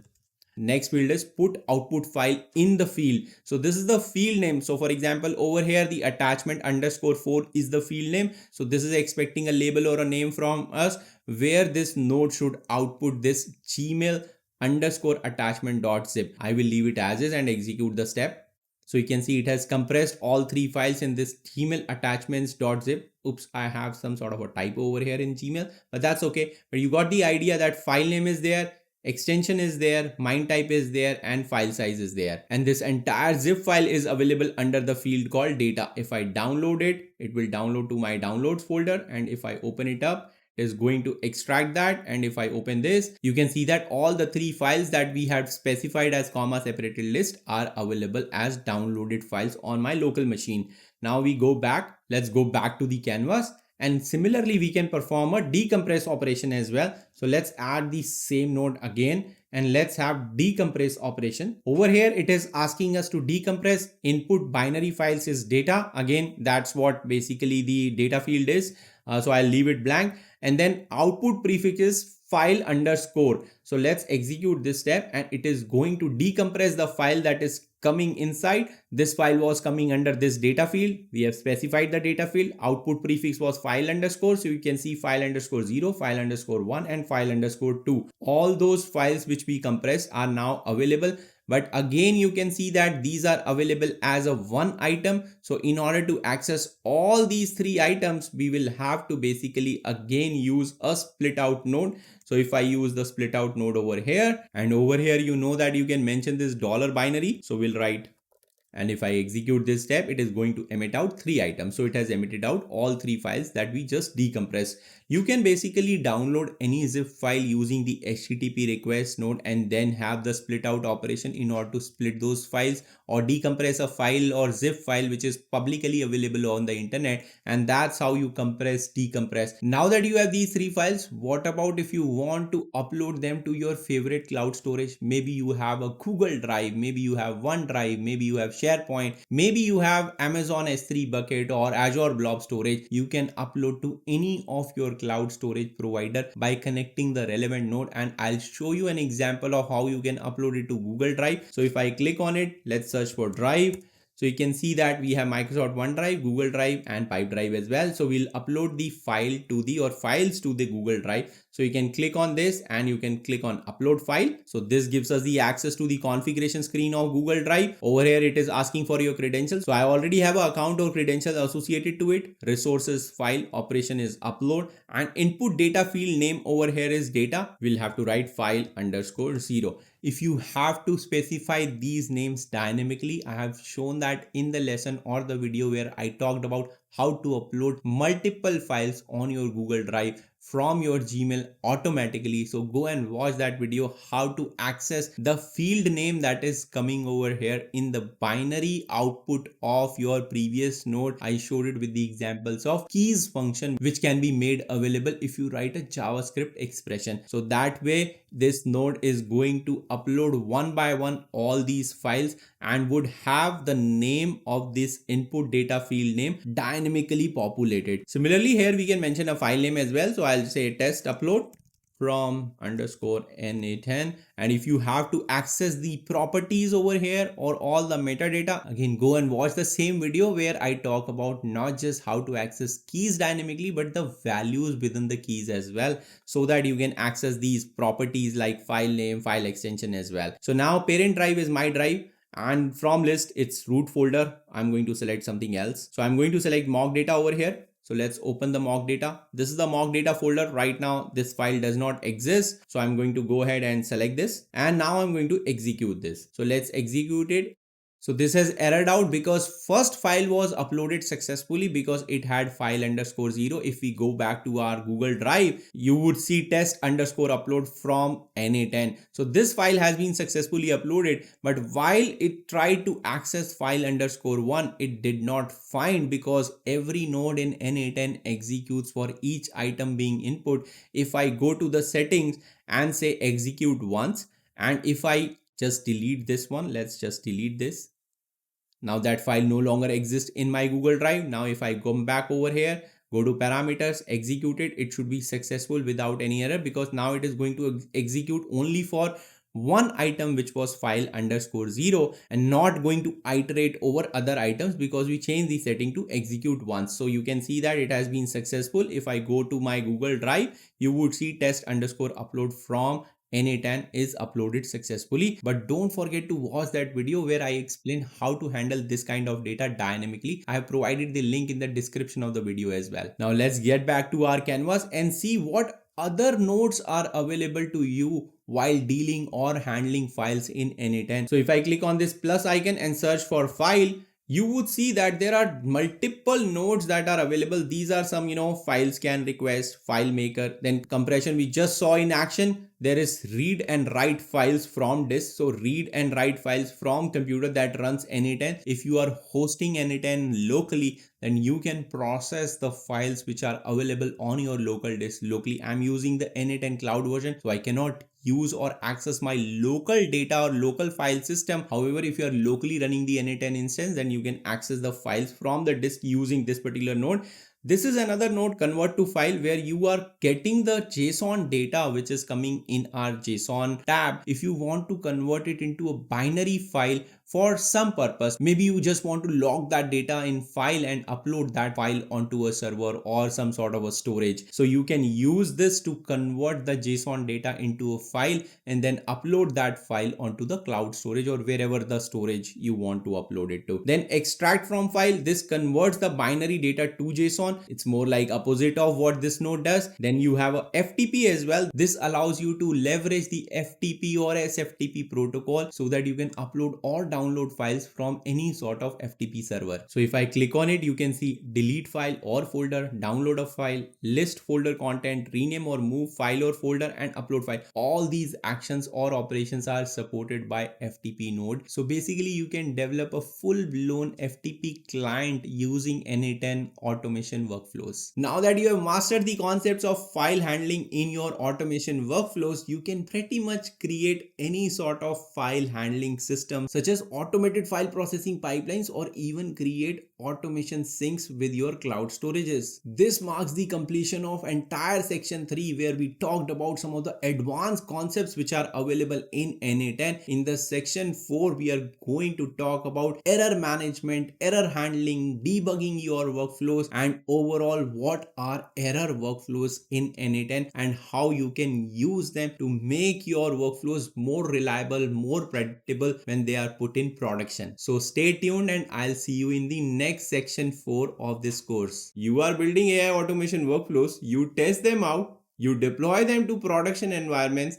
and then in time something goes wrong. Well, error happens, workflow fails, APIs goes down, and data gets formatted incorrectly from time to time. And that's where error handling, debugging, troubleshooting, all of them becomes essential skills while developing AI automation workflows. Welcome to my course on AI automation powered by n8n. In this lesson particularly, we are going to talk about how to track your past executions, see where the issues occurred, and see what options are available in order to fix those erroneous nodes. Before I start sharing my screen, let's understand a couple of key terms. First one is workflow execution. So what is a workflow execution? You have already seen that when you press that execute workflow button, you are basically executing the workflow starting from the trigger, the processing happens, and the final action takes place. As this automation workflow completes, this is called one execution of the workflow. And these executions, like I said, are of two types. First one is manual execution, where you are clicking that execute workflow button in order to execute the workflow manually. Second is the production execution. That happens when your workflows are activated and they run on some sort of automatic trigger. Now, whenever these manual execution or production executions are happening, they are being tracked and maintained in something called execution log or workflow execution log. So the execution log records all the workflow executions that have happened in the past, be it failed execution or be it successful execution. It also tells you when the workflow was executed or triggered, what triggered it, and above all, what kind of data was processed in that execution. Now let's get to the screen share and see these execution and execution log in action. So you can see that I'm logged into the cloud instance of my n8n workspace, and currently I'm in my personal project. Over here you can see there are three tabs: workflows, credentials, and execution. Let me first go to this playground workflow and let me click this execute workflow. So when I'm clicking this execute workflow, basically it is doing a manual execution, what we learned about. Then at the top you see this inactive. If I click on active, this workflow cannot be activated because it does not have any sort of automatic trigger. But let's suppose if I add a schedule triggered over here on a schedule, let's go back and attach it to it.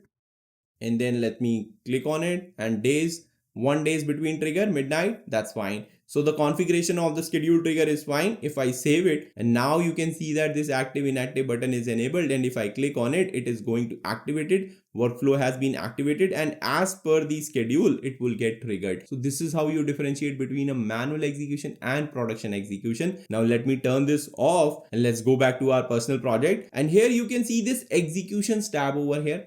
This is what the execution log is, and you just saw that I ran a playground workflow which was manual execution and it has recorded. So this is basically the execution log that we were talking about. It records all the workflows that you are executing, be it manual execution, be it automatic executions or production execution. It is telling us what was the status of that particular execution, whether it was successful, whether there was an error, when it started, what was the runtime, what is the execution ID of it. And this icon over here, you can see that, and all these workflows have this icon and this one does not have. Why? Because all these workflows that you see has a test icon. This denotes that this was a test or manual execution that happened, and this one denotes that this was a live production execution that happened and it had an error in it, and all these were successful, these two had error. With this icon you can also apply some filters to it. You can select a particular workflow. For example, if I want just execution run of this particular, I can do that. If you want to have any kind of status filtering like error, cancelled, queued, running, success, waiting,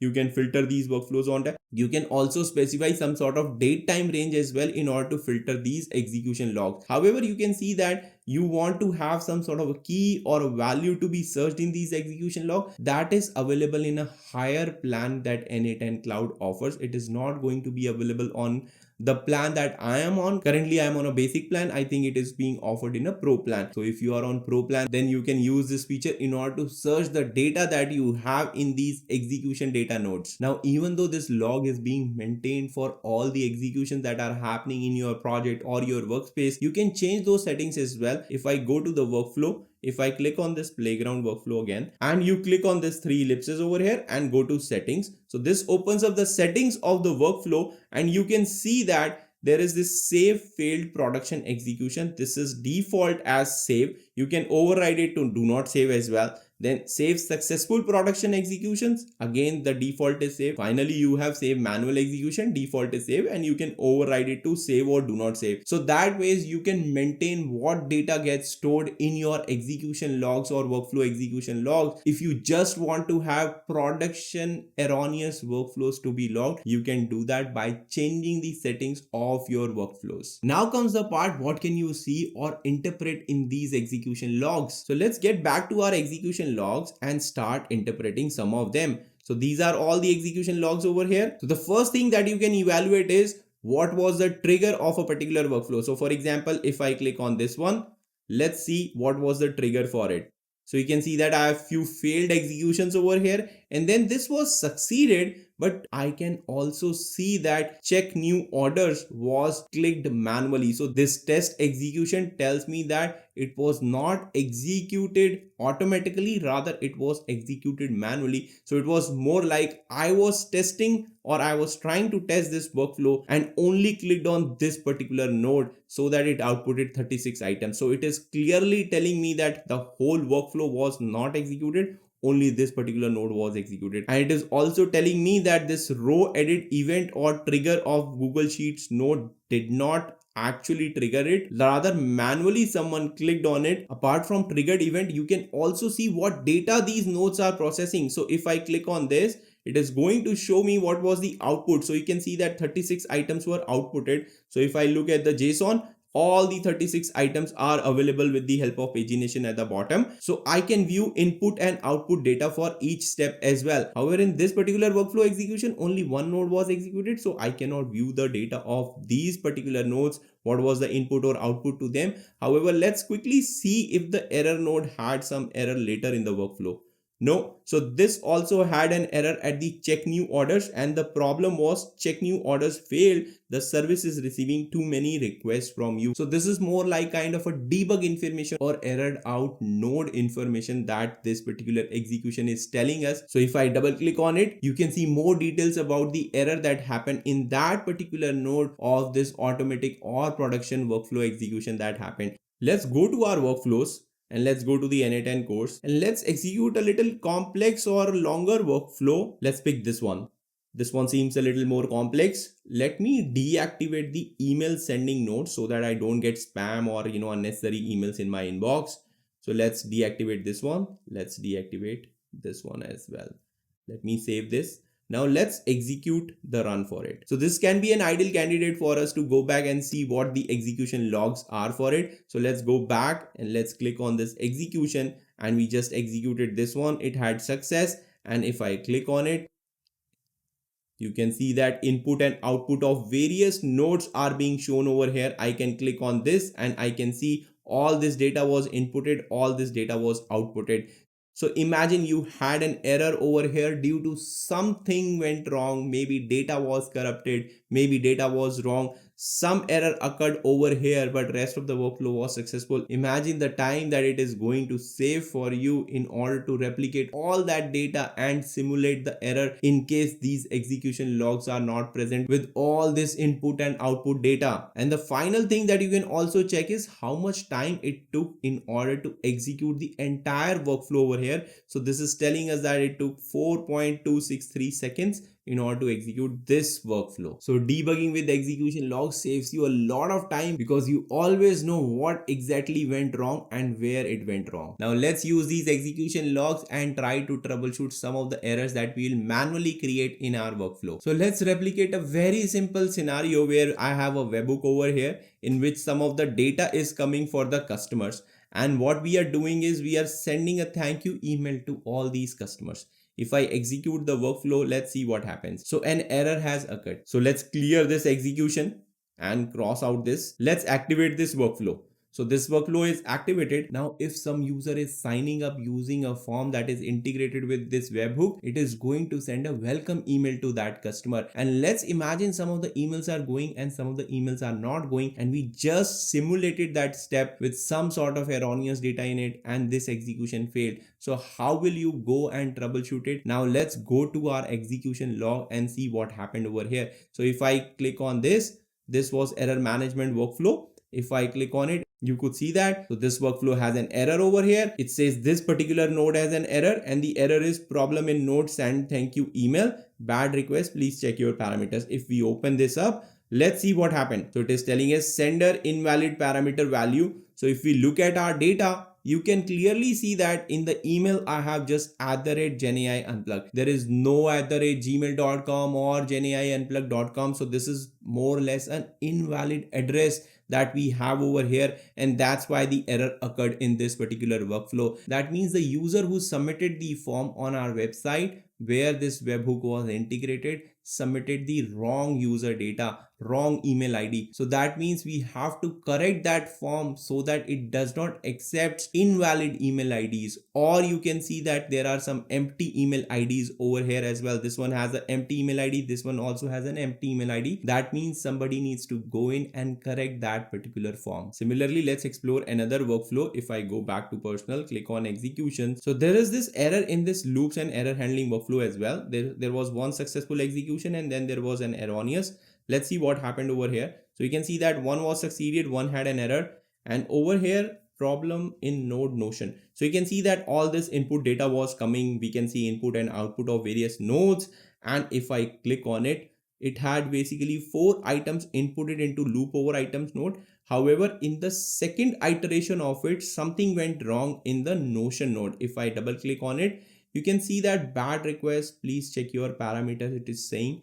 And okay, so basically you can see that it is trying to send a PDF where the image is being expected. So the image URL is expecting an image over here and we are sending PDF. That is why it is failing. So again, you have to go back and correct your data in order to make sure that this particular workflow keeps on running successfully. And that's how these execution logs comes in handy in order to get to exact point where the error is occurring and share back the feedback to the team that can fix those errors for future as well. And if you are still wondering why the AI automation workflows or any kind of automation workflow that you are building in n8n can fail, well, there are some very common causes of failed executions or failed workflows, and the number one being misconfigured nodes. Whereas a builder or developer of that automation workflow, you have not correctly configured the node settings so that it can run on cases which are unexpected in nature. Second common cause is service downtime. For example, the service may be Gmail service that you are calling or YouTube APIs you are calling. That particular thing is down. In these external API calls, you may get temporary glitches or you may get permanent errors. Permanent errors are generally returned with HTTP codes of like 500s or 400s. The temporary ones you can still configure or fine tune node settings in order to fix them, but the permanent one needs to be looked into what happened,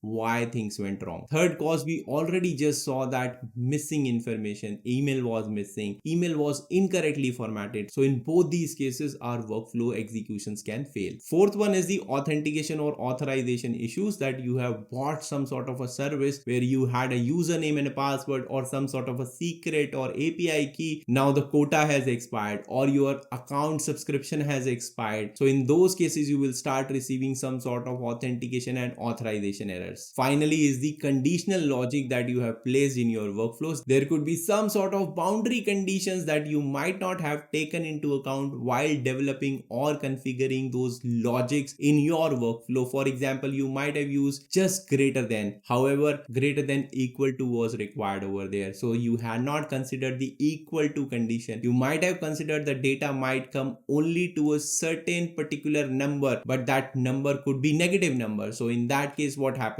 how your workflow should treat your workflow or condition might be expecting some sort of a positive number, but what if the data comes in negative number format? In short, errors can happen at any stage or any node of the workflow or any step of the workflow. So knowing them, how to fix them, how to debug them becomes very crucial. Before we end this first lesson of this section 4, let me also show what you as an workflow automation developer or builder can do to various nodes or change the settings of various nodes, so that in certain situations some of the errors that you might have can be mitigated. So we just looked at this particular workflow which was failing due to the erroneous data that was coming, and we can look at that data. So this first record only has @GenAI unplugged in the email, so this is an invalid email. The error is going to definitely come. Then we have a couple of more records as well which has empty email, and this one is also empty email, but these two emails are correctly formatted. So if you are in such a situation where you are getting multiple records at once and your nodes are processing that data one by one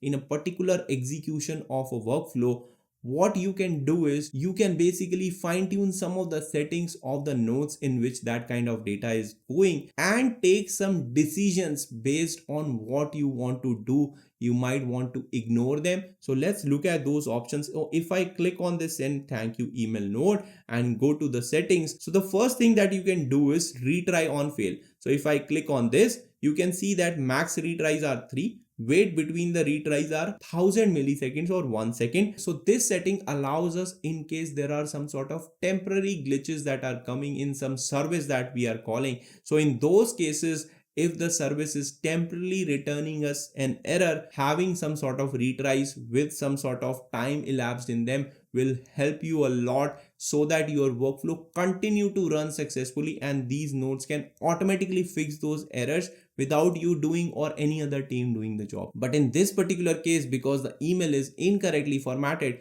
this is going to happen every time. No matter you have like 10 different tries over here, the email sending is going to fail. So what can you do in that case is basically the other setting which is like on error. Currently it is set to stop workflow. So that means halt the execution and fail the workflow. That means after the first record is processed, none of the other records will get processed, and hence the entire workflow will fail. What if you don't want that? What if you want to like just filter all this data away and your workflow at least send emails to those folks which have correctly inputted the data in the web forms? So if you have to do that, then what you can do is you can click on this setting, which is more like continue pass error on item in regular output. So if I execute now, you would see that it is going to retry it 3 times. So that's why it is taking a little more time. So after 3 seconds, it is going to attempt it, but it is going to fail it. Now you can see that the first 2 records have failed because it had like invalid email. Then the second one had empty email. So these 2 records has returned us bad request. Then there was a third record in which the success has happened. The fourth record also failed because it was basically empty, and the fifth record succeeded. So in this case, we have a successful execution of the workflow, as you can see the tick mark over here. And if I go back to the execution logs, so let's open in a different tab. So if I go over here, you would see that this was successful even though there was an error, but still it was successful. But in this case, the problem is that you are silently suppressing those failures and nobody will ever get to know that some sort of a failure has happened in the workflow execution, because now workflow execution log is telling us this workflow was successfully executed. So what can you do? Well, you go back to the workflow, open this setting again, and go to the settings. Let's disable this first, and instead of saying on error continue, you use on error continue using the error output. So when you use this particular setting and I click on execute step, now you can see there is a success branch and then there is an error branch. So success branch has 2 items successfully sent out, and error branch has 3 items over here with all the data that was there and error message also appended to it. So in this case, if I go back to the canvas, I am getting 2 branches over here. So in the success case, I can continue whatever I want to do further, or I can just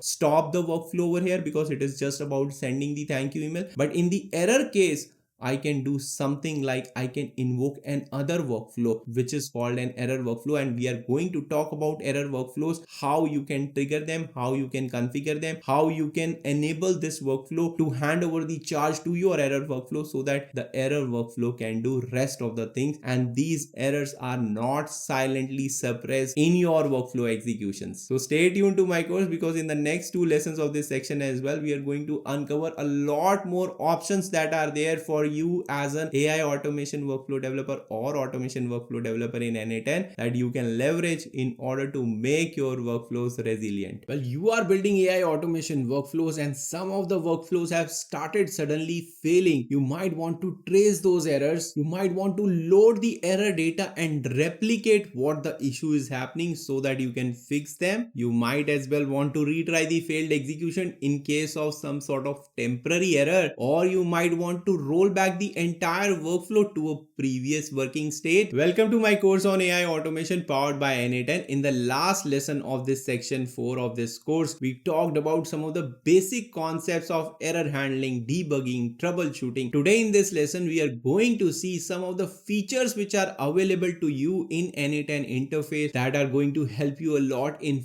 fixing your workflows whenever they are erroring out. So the first feature of n8n that comes to my mind when dealing with errors or handling these errors in your workflows is debug in editor, that allows you to copy the failed execution into your canvas, allowing you to troubleshoot these errors without rerunning or reloading the data for your workflows. Now let's go to the screen share and see this debug in editor feature in action. So I'm logged into the cloud instance of my n8n workspace and I'm currently in workflow 5 connecting different apps. You might have seen this workflow in section 2 of this course. If you have not watched that lesson, you can go back and check how we build this workflow. However, in this lesson, we are going to deliberately fail it and then use the features which are available in n8n to troubleshoot these errors, fix some of them, and see what else we can do with other features that are available for you to troubleshoot and debug issues in your AI automation workflows. So this workflow is expecting some data or webhook to be called. So let me first execute this workflow so that our webhook starts listening. So now you can see that waiting for trigger event, which is more like webhook is waiting to be called, and I know that this workflow is listening for a user registration event or user registration form submission. So I have this form over here. Let me click another response. So let's add the details over here. So I'll add here Sharma my travel blog email. Company, I'll just say GenAI, Unplugged, and then role, let's have it developer. And let's go back, and still this event is being listened over here, and still this webhook is listening. So I just wanted to double ensure that. Let's go ahead and submit this and come back over here. So the form is submitted. So you can see that data has been received, and it is running something in Google Sheets, and then filter, then Slack, and oops, the error has occurred over here in the SES node. Now let's just assume that we had activated this workflow. This workflow was live in production, and somebody submitted this particular data where this error has occurred. So how do we go about debugging this error? Let's first clear the execution over here. Let's click on this cross. I've just cleared everything to avoid any kind of confusion. Let me refresh it as well. So you can see that now our workflow is clean. There is no error over here. Now let's go ahead and trace the error that we injected earlier in the run. For that, let's go to the home tab. In the overview landing page, it is showing some sort of data related to production execution, failed production execution, failure rate, time saved, average runtime as well. At the bottom, you can see workflow, credential, and execution. Execution is where the execution log exists. So I'll click on this, and here at the top, you can see the workflow 5 connecting different apps. That is the one where the workflow had error, and you can see the status is error, started on this time, ran for this many seconds, and execution ID was this, and it was a test instance because we manually triggered it and then submitted the form and then let the error happen. So let's click on this one, and this is going to open the execution that happened for this workflow, and you can see there are other executions as well. Some were passed, some were failed, and this is where the error came, and you saw that this was the error problem in Node AWS SES bad request. Please check your parameters. So in the last lesson, I have already detailed out all these concepts, how you can come to this execution log, what you can see, what you can get. But for this lesson, let's talk about an important feature which exists over here that we did not talk about, debug in editor. So if I click on debug in editor, what it is going to do is, right now everything you can see that I cannot change anything. If I go back over here and click on this one, you can see that there is input, you can see the output is there, but I cannot make any changes over here. Now let's go back and see what the error is. So if I click on this, it is telling me that filter node.item.json user email, and it is telling that it is missing some sort of a domain. And if we look at the filter node, you can see that the email is clearly mentioned and there is @ as well. So what is the problem? So the problem that I see over here is the property it is referring is user email, whereas this node has email in it. So that means we have to edit our AWS SES node, and this execution log or execution that we have loaded is not allowing us to edit and retry or check our changes. So we'll need to go back to the canvas and click on this debug in editor button. So when I click on it, it is going to load the entire workflow with all the data that was there that caused the error. So it becomes very easy, very fast for me now that I can click on this AWS SES. Now everything you see is in editable mode. I can make any kind of changes, and over here you can clearly see that there is no property called user email, but somehow that got mentioned over here. So in order to fix it, what we have to do is dot email, and then if we run it, it has now caused another type of error that says email address is not verified. So it seems like this from email address no reply at genaiunplugged.com is not verified. So in order to fix that, I'm going to use another domain. Now let's try to execute this step. Alright, so it succeeded. So you saw that 2 error came in. We were able to load the error data that was there in that simulated kind of prod execution that we had. We went to the execution log, we loaded the failed execution, and then we clicked on debug in editor, which allowed us to use the same erroneous data that was there. So that was our first feature of n8n that you can use or leverage while troubleshooting or debugging errors in your automation workflows. Now let's talk about a situation where you are facing an error that is temporary in nature. Sometimes your workflows are failing, sometimes the workflows are not failing. Maybe you are calling some external API that is erroring out, that is not available at that moment, or temporarily the service was down, there was some sort of a glitch for some milliseconds or some seconds or maybe some minutes, but all that caused failure in your AI automation workflow, then what shall you do? Well, in such situations, we saw that there is a retry mechanism at every node that you can basically configure. However, if you have not configured it, or maybe you have configured it, but the retries were 3-5 seconds apart, how about the service came back online like 1 minute after? So all your 5 seconds, like 15 seconds, 3 retries happened, but the service came back online after 1 minute. In that case as well,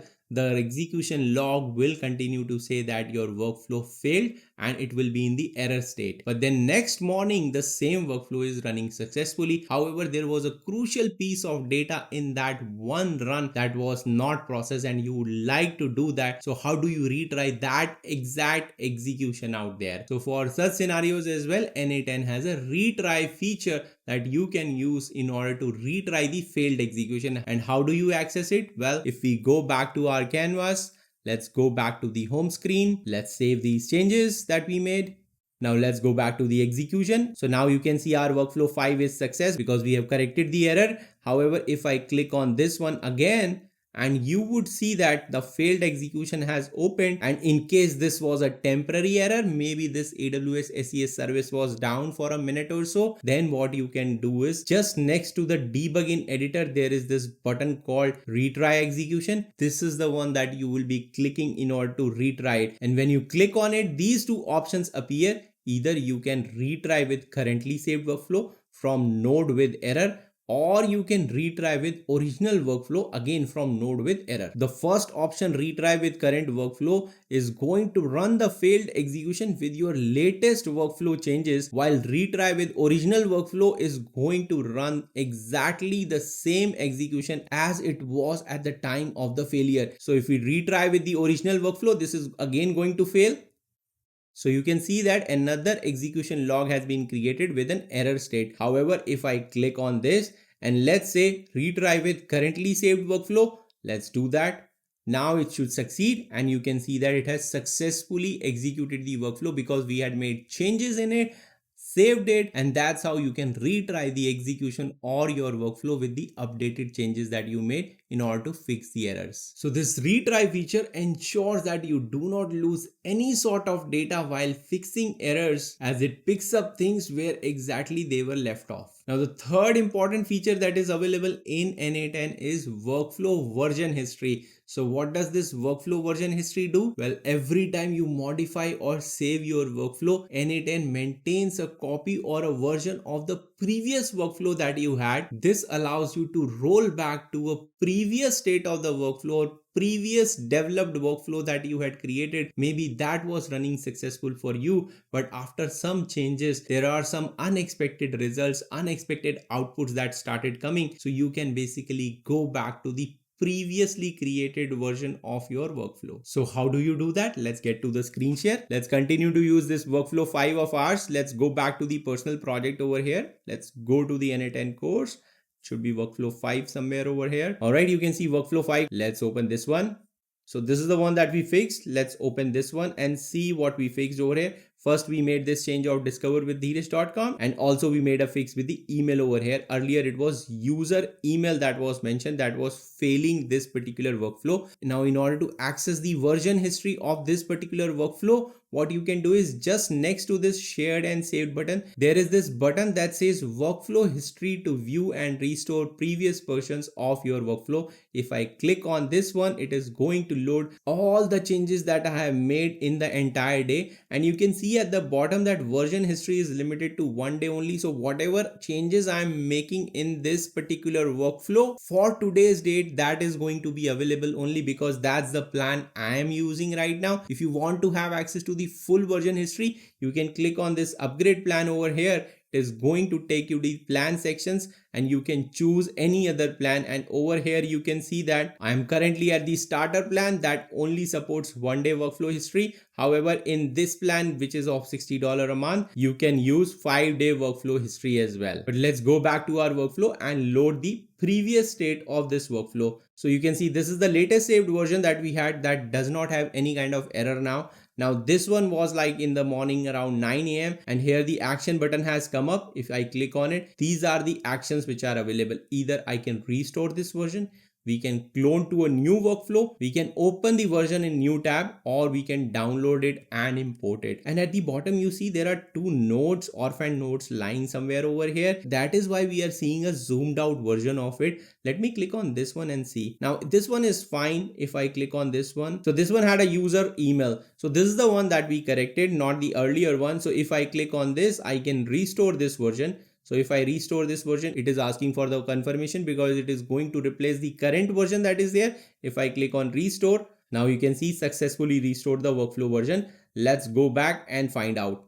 So once I have clicked it, let me open this node, and you can see that the misconfiguration that we had over here, json.user email, has appeared again, and my domain of the from email has also been reverted from discoverwithdheeraj.com to genaiunplugged.com. So let's go back and change this as well again. So let's come over here, and now let's open this one and let's see if this is the one that was corrected. Yes, this is the one that was corrected one. So let me just revert it to this one. So that ways you can use this restore workflow version in order to revert to something that was earlier working. Of course, it depends upon the plan that you are on. I am on the starter plan, so I can access only 1 day history. So if I made some sort of mess in one single day, I can clean that up by going to this version history and restoring it to the old state. However, if you have more like a pro plan, you can go till 5 days and clean up any kind of issues that you might have created in your automation workflows. So this version history feature allows you to play with your workflows, test out new ideas, and always roll back to the version that was very much working for you. Now the fourth and final thing that I wanted to talk in this lesson is about how you can fix the recurring issues that are coming in your workflows. Well, there are a couple of ways in n8n to handle the recurring issues. Let's open one of our workflows that we were working in the previous lesson, the last lesson of this course, and try to fix some of the recurring issues that we expect in that particular workflow. Now let's see what else we could have done it in this workflow in order to prevent these kinds of issues. So if you look at, let's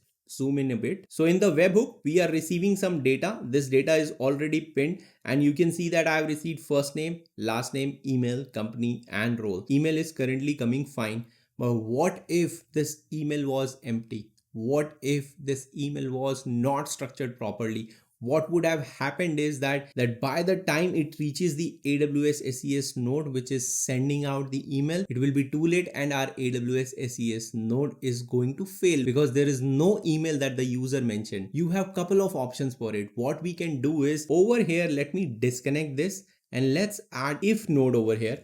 So basically we are putting some sort of validation, and we are saying that if this email is not empty, then we continue our workflow. So this workflow gets continued if the email is not empty. So I need to connect this true branch over here. Let me format it. So now what it means is that it is going to check if there is email or not. If the email is there, then only rest of the workflow is going to execute. So that means this node of AWS SES, which is sending out the email, is not going to fail in case the empty email is mentioned. Same way you can add another condition in your if node that also checks not just the empty email string but also the format of it, whether it looks like a spam email or not. All those checks and balances in the form of validation you can put in place before these nodes are executed that you think might fail if the data is inputted incorrectly into them. But this validation is not enough for you. Why? Because it is silently failing the workflow in the background. Although you are not seeing, you are seeing always that workflow is succeeding, but actually it is silently failing in case some invalid data is coming from the forms. It could be okay in some of the scenarios, but it may not be okay in some of the scenarios where you expect the data to come, but it is not coming. So in such scenarios, what you can do is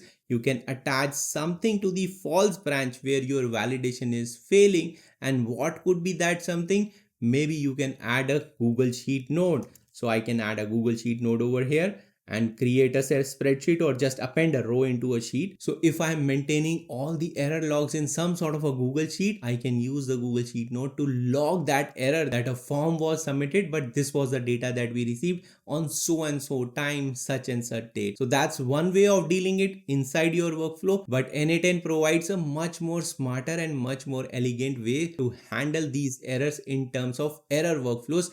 And how you can trigger error workflow is by going back to the canvas, and instead of logging the issue over here, I will delete this and I will add a stop and error node.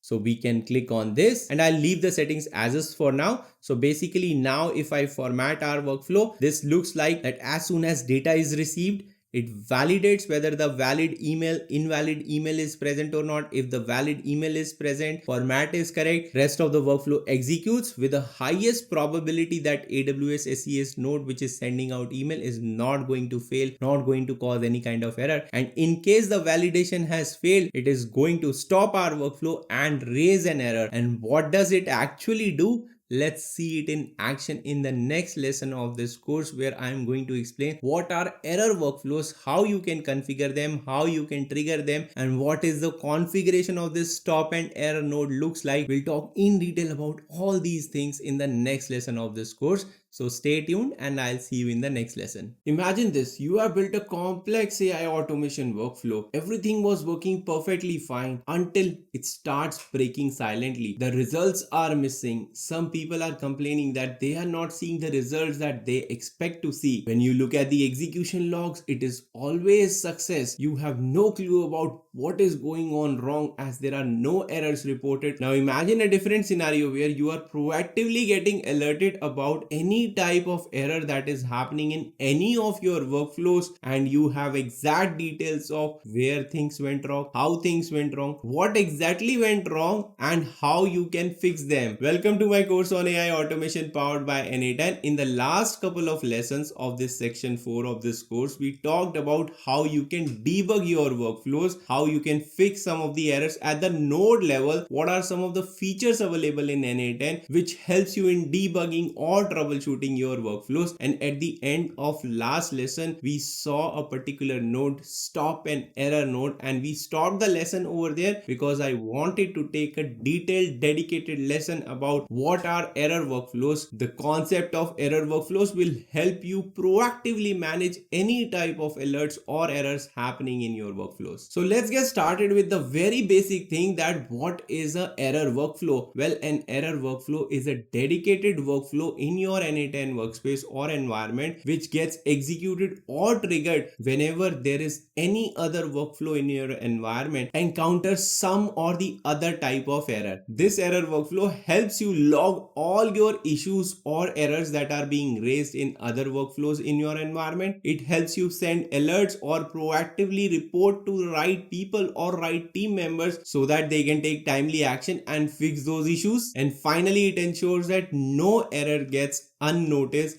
in your workflows. But how does this error workflow know that some error has occurred in one of the workflows in your environment and it has to run its own course now? Well, that's where the first node that we are going to see, error trigger nodes, comes into play. And this node is considered as the backbone of error handling in n8n. It helps you detect failed executions and allows you to respond instantly when any type of error occurs or when things goes wrong in your AI automation workflows. Soon we are going to see this node in action, but what exact data that this node provides? This node provides you a lot of error specific data, including the workflow name in which the error has occurred, the execution ID and the execution URL of that workflow, so that you can directly jump onto the execution log of it, the complete error details, error message, as well as other error details of the error that has occurred. And finally, it also identifies the node in which the execution error has occurred. The second most important node when it comes to dealing or managing errors in n8n workflows is stop and error node. This node allows you to handle any kind of error or boundary conditions. It helps you deal with those silent errors that are sneaking through your logic because some boundary conditions are not being met and some sort of validations are being failed. So you can use this node to raise an error and stop those workflow intentionally in case some sort of validation logic or any kind of conditional logic gets failed. You saw me using it briefly in the last lesson of this course, and we'll shortly resume our screen share from that part only. But before that, the second thing that this stop and error nodes allow you to do is to send some sort of customized error message, or in fact customized error object that you can create to pass whatever information you want to pass to your error workflows. And these things helps you set clear context, and it makes the job of person doing the debugging much easier. And finally, like I said, it helps trigger the error workflows that you have configured for that workflow, so that you can log errors, log the missing data points, log the validation failures, and even alert the right set of people or teams who are responsible for managing that automation. So using all this information provided by these two important nodes, you can basically build one or more error workflows in your n8n environment and attach them respectively to your other automation workflows which are running in your n8n environment. Now let's get to the screen share and start building some error workflows. Alright, I'm logged into the cloud instance of my n8n workspace, and I'm currently in my personal project. There in the n8n course, I'll click on it. I will click on create new workflow. So we are at the blank canvas over here. First of all, let's name it to error handling workflow, and we can say it generic. So this is the one workflow that we'll be using for a couple of workflows, so that any of them fails, this workflow gets triggered. And the first thing that you add to any workflow is a trigger, but this time we are going to add a specialized trigger called error trigger. So if I click on the first tab, I'm going to say error, and you can see by the definition, triggers the workflow when another workflow has an error. So we are going to use this, and you can see that it has no configuration at all. The configuration is totally blank. If I go to the settings as well, there is just notes over here, and parameters, there is no parameter at all, because this is going to fetch the information of error object whenever some other workflow is failing, wherever we have attached this error workflow. And I'm going to teach you how you can attach it. But for now, we can either set some sort of mock data, or I can just click on fetch test event, and it is going to fetch a basic example mock data that would help us build this error workflow further. And you can see that it has returned us the execution details and the workflow details. So at the bottom, you can see workflow is ID is there and name is there, which is example workflow. Because it's a mock data, that's why it has written like this. Then from the execution log, the ID is there, the URL of the execution log is there, retry off is there. In case someone tried to retry the execution or failed execution, then you get to see this property. Then there are error details over here, the message is there, the stack is there, last node executed node which has error, and the mode was manual. So we are going to use this information and start building our error workflow. So for that, let's go back and click on the next item, because as soon as an error occurs, the first and the foremost simplest thing that I can do is send out an email or kind of an alert, maybe a Slack alert or MS Team alert or even Discord alert. But for now, let's add just a Gmail node over here. So let me search Gmail. So we are going to send the email as soon as an error has occurred. So we are going to say send message. So I'm going to leave the configuration or credential as is. We are going to work on resource. Operation is send. In the to field, we can mention my email. In the subject, let's say error occurred in the workflow, and we can drag the workflow name over here, and you can see that now it has started to make sense that as soon as an error has occurred, I would know exactly which workflow name the error happened. Then we'll leave the email type as HTML, and for the message, let me just enable this expression, and in this message box, I'm going to copy paste the body of the email that I generally use in order to alert on errors in my automation workflows. Let me expand it so that you can see it clearly. So I'm just pasting it over here, and you can see that I have pasted some HTML over here, and the preview looks like workflow alert, example workflow failed, because I'm referring the name of the workflow over here. Then in the error message, we are using the message from the error object, JSON.execution.error.message. In this potential error or error node, we are basically using JSON.execution.last node executed over here, node with the error. That's what you see in the preview as well. In the execution detail, what we are mentioning is a kind of a link to the execution URL with the text as debug here, so that the user can directly click it and open the execution log for the workflow where the error has occurred. And here you can see the preview of it as well. This is just an example, so nothing is going to work if I click on this one. So let's close this. Let's go back and just save it, and let's just test out the Gmail node with this test data. So node executed successfully. So you can see over here, yes, the message was sent. So let me go to my inbox and see. And you can see that email has been received.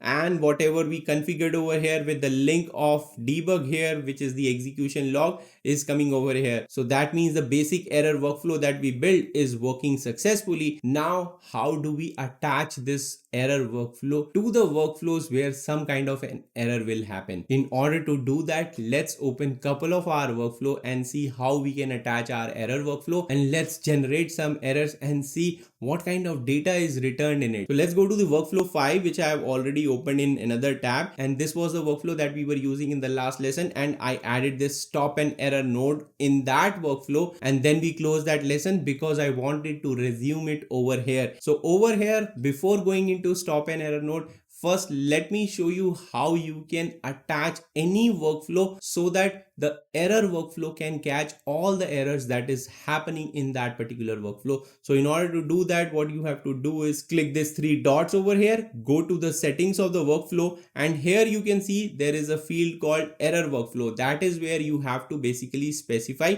Right now it is configured as no workflow, and the name of the workflow that we have is error handling workflow dash generic. So if I go back and search this name over here, it should appear. So error handling workflow generic is coming. So we'll just select it, we'll click on save, and that's how you attach any workflow with your error workflow. Now let's go to another workflow, which is workflow 6 over here. Let me just format it so that it is visible. So this is another workflow that we built in this particular course. If you have not watched this lesson, go back and watch these lessons how we have built this workflow. But over here I'm going to just show how to attach the error workflow. Again, here we'll click these 3 dots, go to the settings.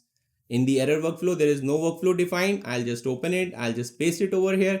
You can see this name has come. I'll just select it and save it. Now, 2 of my workflow in my n8n environment are going to pass on any kind of error that will occur in them to that error workflow that we just configured. However, the catch over here is that error workflows or error trigger only gets triggered for production workflows. So in order to execute that, I have to enable this workflow, then only the error will be caught over there. Let's go ahead and make both these workflow as production workflows, make them active. So let's just test with this workflow 6. I'm going to make it active over here. So now this is active and the trigger is check new email. Let me open this, and it is checking every minute for a new message received in my GenAI Unplugged Gmail account. So if I go over here, now over here, let's go back. This is my Gmail account. What I'm going to do is I'm going to just basically forward this email again so that the trigger can happen over there. So now let me click on send. If we go to the inbox over here, you can see that one email is received again, which has 4 attachments to it. And you can see the alert has come. So that means the error workflow has triggered and some error has occurred into it. So let's go back to our workflow over here. In fact, let's go to the personal project and let's go to the executions, and you would see it clearly that this was the workflow that we made active. You can see over here that this is active right now. This is not a test run that has happened. This is an active workflow in production that was live. It was checking my inbox. It checked for the email. Let's go ahead and check the execution log over here. And you can see that all these steps were running fine in this particular execution log. But over here in the Notion node, the error occurred. If I double click on it, there was a bad request. Please check the parameter. I think there was some parameter that was missing. Maybe we are sending the binary instead of URL. That's why this particular node failed. So that's the error log of this particular workflow. But if we go back to the execution log, so you can see these two are back to back because workflow 6 had an error which caused the error handling workflow to get executed. And it was a success because there was no error in our error workflow. If I click on it, you can see that it has received some data and there'll be much more data now in the error trigger node. So if I look at it, you can see so much of details are there of the workflow where the error has occurred. It is providing all the necessary details over here along with detailed message about what happened. It was a 400 error, which was a bad request. You can see HTTP code is also returned over here. The whole stack trace was also returned. and it is telling us the name of the workflow was also over here with the ID. So you can see that in the actual event of an error, the error trigger node provides much more enriched information than what we were seeing in the demo example or mock data. So later in this lesson, we are going to use all this information in order to make our error workflow much more smarter, much more efficient, much more capable. Now let's go back to the canvas, and you can see that an email was also sent. So let's go to our inbox, and you can see that this email alert came in as soon as some error occurred, and these were all the details, and you can see that error node is coming as Notion node. In the execution details, there is a direct link to the execution log. So if I click on it, I can in fact directly open the execution log of the errored out workflow, and after that you can see that there is another run of this workflow which was success because our workflow is live, and it checked for another email, and that email was nothing but an alert. It did not have any kind of attachment, so it ran successfully. So now you know how you can build a simple error workflow, attach it to the other workflows. But now we can take it to the next level. How about you can basically notify the person who is owning this particular workflow, or the team which is owning this particular workflow, for example the Slack message, directly to that person, as well as send out an email as well. So how can you do that? So the first thing that you have to do is you have to maintain some sort of mapping of your workflows, maybe by workflow name, workflow ID, with the owners. So in order to do that, what I have done is, if I go to the screen, so I have this workflow owner Google sheet in which I have a workflow name, the owner name is over here, the owner emails are over here, and the Slack user IDs are mentioned over here. So you can also use something similar in order to fetch the owner of a particular workflow. If you are maintaining these piece of record, let's better maintain it somewhere which is accessible to n8n as well. And in my case, I have put everything into a Google sheet which is available in my Google Drive. So let's go ahead and fetch the data inside this Google sheet in our error workflow. So if I go over here, let's rename it to simple error message or simple notification email. I'll just rename it over here. And second thing what I'll do is I'll just deactivate it, because we are going to create another branch which will be much smarter than what we configured at a very basic level. So let's deactivate it and start making our error workflow much more smarter, much more capable. So let's add the Google sheet, and I want to fetch the records. So I'll leave the configuration same. In the document, we need the data from workflow owners. In the sheet, that is like sheet 1. Let's do that. And I have to put a filter over here. I want to match on workflow name, and I'll drag the name over here. So right now you can see the name is example workflow, and in my case there is an example workflow over here. So let's execute this. So it has fetched the details of workflow name is this, the owner name is this, the owner email is this, and the Slack user ID is this. I have sufficient amount of data in order to reach this person directly using my error workflow. I can send a personalized Slack message, and also I can send an email as well. While you can send the Slack message directly to the end user or the owner of it, it is a good practice that you also replicate the same message in some sort of a channel and tell the team that owner has been alerted, so that one single person is not the single one who is looking at all the errors or responsible for fixing them. They may be caught up in some sort of emergency. So it is better that in addition to sending them personalized message, you send the alert or error alert to the team as well. Now let's get back to the canvas, and with couple of past error test runs, I have some data that I can pin to this error trigger node that has much more information that would allow us to build this workflow much more faster. So let's go ahead and do that. So I'll just open this. I'll click on this edit. Let's Control A, delete, and Control V. So this particular data has two records. One is from our workflow 5, connecting different apps, and the other one is workflow 6, condition loops and error handling. So let's just save this. Let's go back, and now let's just test our Google Sheets node. Even though in real scenario only one record will always come over here, but just for testing purposes I have put that it is capable to handle two nodes as well. You can build your error workflow much like any other workflow. So you can see I have the data of both the owners of these workflows, and now what we can do is we can send a personalized Slack message. In order to do that, let's open a Slack node. We want to send a message, send message. Let's configure that. The operation is send message to, we have to have a user, And for the user, instead of from the list, I want it by ID. So I already have an ID stored in my workflow owner tracking sheet. So over here, I'm going to drag this. And then message type is simple text message. So you can send a simple text message. Otherwise, you can also use something called blocks in Slack. So if I click on it, it will allow me to paste the block. And how you can create blocks? You can use the Slack's block kit builder. If I click on it, it is going to open up something like this, which helps you create these types of blocks. And for our workflow, I have already coded it, and you can see that this is how it looks like. At the top, we are going to say workflow failure detected. Then what I want is whatever the error is coming, the link should get populated, and I have put the n8n expression as is over here so that we can just copy paste this into our Slack node block and get going from here. However, you can play with all these sections. You can do whatever you want in order to design and create your own Slack block message. But here it is very simple. You can see it's block. First section is all about the markdown. The text is like coming as this, and then I have a divider over here, which is by type equals to divider. And then there is another section that is all these details like workflow, potential error node, error message, assigned to, and then at the bottom as well, I have put a debug button over here with the link to it. So if I just copy over here, let's go back to our error workflow and just paste it over here. And let me expand this so that you can view it clearly. And you can see that because in the Slack block builder kit, I was already using this error trigger .item.json.execution URL. That URL is already being previewed over here. And similarly, like other details were also there. So I had it configured dynamically. You can also go ahead and do that. Let's close this. Now let's execute this step. It is going to send two messages because two inputs were being sent. Let's open my message box.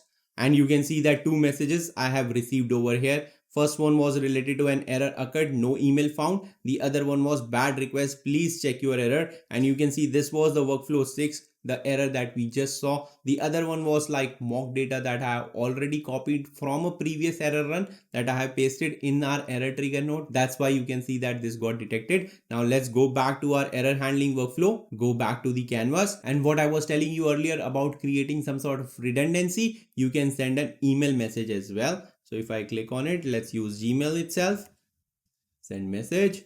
So over here, I want to send the message to is GenAI@gmail.com. In the subject, we can say error occurred in the n8n workflow, the workflow name coming from the error trigger. In the email type, we already saw that we had used. Let's go back and let's copy the message from here. In the message, let's paste this. Let me expand this and show it to you. So nothing we had already seen it. I had just corrected that error trigger is now being referenced as a node because now it is one node behind the Google Sheet nodes. That's why we cannot use $JSON directly over here. Earlier we were using $JSON.workflow.name. So I just corrected it in my notepad and copy pasted it. Otherwise nothing has been changed in the earlier message that we had in simple notification. Let's close this. And now what we have is, let's delete this.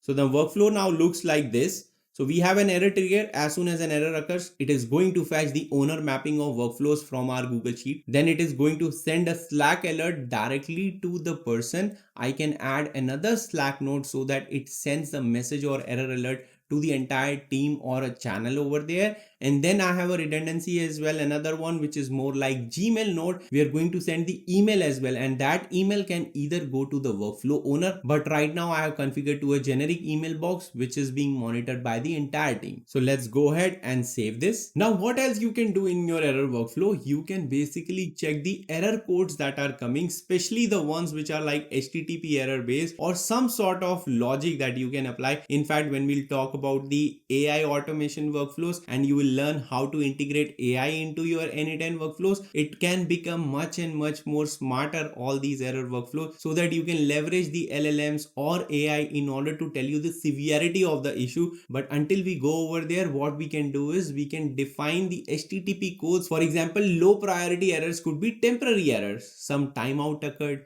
some sort of redirection error happened. All these errors can be categorized to be retried later. Then there could be medium priority ones, which could be 400s type of HTTP status code like bad request. So that means the data needs to be corrected and it is going to work fine. And finally, you can have some sort of high severity errors, which could be more or less related to authentication issues, authorization issues, subscription getting expired, or any sort of failed business critical issues that are occurring in your applications. And these high priority alerts could be treated as immediate alerts. Maybe someone else, maybe a 24/7 team needs to be notified, and an owner needs to also be notified in their personal email box. So let's go ahead and build some of these smarts as well. So ideally such a severity or priority note should come somewhere over here. So let's go ahead and do that as well. So let me just disconnect these two for now.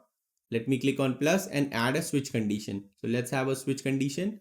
And what we are going to do is let's go back to the error trigger, and you can see that I have a couple of errors over here. In the first error, the message does not have much details. I cannot work with HTTP nodes because it's not an HTTP error. It is more like an error occurred, no email found. So this is more like a validation error. Some data is being sneaking through. It was earlier being sneaked through silently. Now what we can do is mark this particular error as low priority. So maybe something like if message and then I can say contains no email found, we can label them as low priority. And you can add other conditions as well, as you have seen in the past lesson, how to add multiple conditions, how to use the logical operators. Now let's go ahead and add another one. Here I'll go down and you would see that in the second error I have an HTTP code as well. So here you can see that HTTP code is there. So I'm going to basically use this and we are going to say 400 and then rename the output as high priority. Let's execute this. So you can see that low priority is 1, high priority is 1. So this one was low priority error. This one is high priority error. Now let's go back and now we have low priority and high priority. We can connect these two nodes accordingly. Let me first format it. So now I have two nodes up and down. So let's put this over here, this over here as well. So for now we are going to send the email for both type of severity, low as well as high. But Slack message is going to only be sent for high priority messages. Let's save this. Let's format it again. And now we can see that an error happens. We are going to fetch the mapped owners to the workflow. We have then applied some sort of severity or priority evaluation based on some sort of rules, and based on the severity you can take different actions, like maybe sending an email message in all cases but sending personalized alert only in cases of high priority methods. One thing you can also do is you can always log all types of errors in your some sort of Google Sheet or error log tracker, so that each and every type of error that is occurring in your n8n environment is being logged somewhere and no silent failures are happening. So since I have to log all the errors, what I'm going to do is I'm going to attach that to this Google Sheet node. Want to append a row in the sheet. In our workflow owner sheet, let's add another sheet and let's rename it to error log. And let's copy paste these column names over here. So now this basic sheet is set up. Let's go back to our workflow. Select over here, workflow owners. And in the sheet, we should get two sheets. This is the error log. Now we can set map each column manually. So the workflow name we can drag from over here. We can go back another node, and the error message we can keep on dragging from here. Error node again. And in the execution details, we have to specify the URL of the execution log. So let's drag that as well. Now let's execute this. You can see that two logs have appeared over here. Now let's go back to our canvas. Let's again reformat it. Let me clear the execution log. So now we can see that this is how our final error workflow looks like for this particular lesson. If you ask me, is this the final workflow that you can use in all your workflows? Well, it is going to do a decent job, but what I can also do is I can use some sort of merge nodes to merge all this data and then have log all errors at the end of it, so that I'm also logging the priority of the issue as well. And in case any tweak in the priority definition is required, maybe there is no priority at all. I did not use a catch-all over here. You can use a catch-all in the switch condition as well. So you can see that all the learnings that you have done in this course in the first 3 sections, you can apply it to your error workflows to make them much more capable, much more smarter. The last thing that I have not shown it to you so far is the stop and error node. But now this workflow is complete. Let's go ahead and see that in action as well, because it is going to make much more sense now. So let's get to our workflow number 5, where we had this error generated in case there is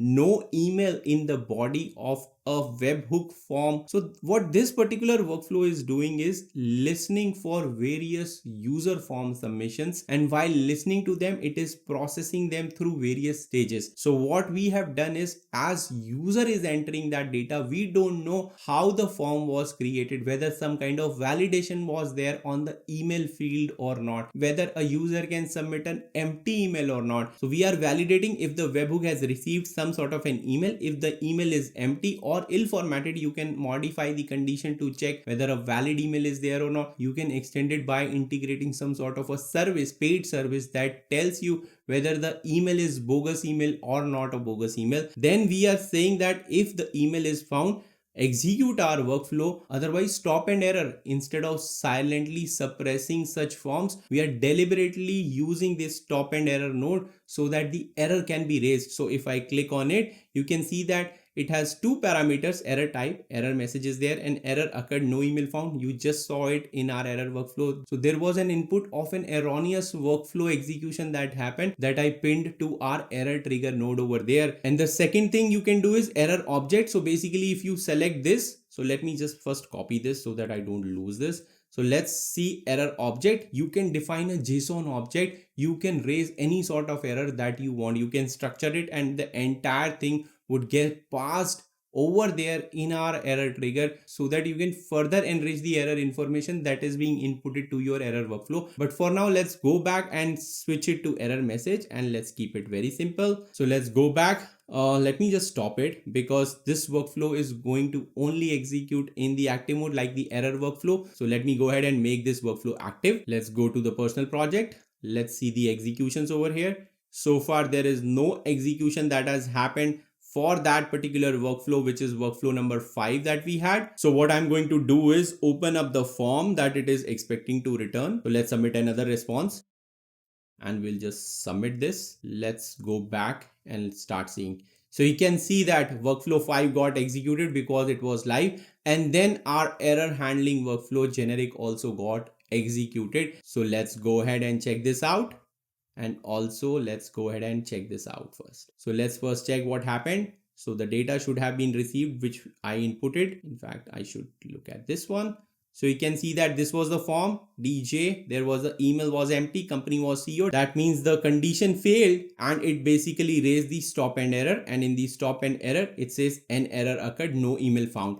Now, if I close this and let's go to our workflow over here, which is the error workflow, and you can see that it received one input, and it was workflow 5 connecting different apps. It fetched my details as the owner of it. Then it logged the error. So if we look at our logs, there was a third entry now. Now if I go back, let's see what it evaluated. In the priority, it evaluated it was a low priority. So we'll go back over here. So there was no Slack message, because Slack message is only associated with high priority. It was a notify email that went in. So there was an email that was sent. So if I open my Gmail box, let's go back. There should be an error occurred in n8n workflow 5 connecting different apps. So this completes the entire error workflow management in n8n. In section 5 of this course, we are going to put everything together, whatever we have learned in the last 4 sections of this course, and we are going to build an end-to-end workflow, a workflow that is going to help you recap the knowledge of whatever you have gained in the last 4 sections. So stay tuned, and I'll see you in the section 5 of this course.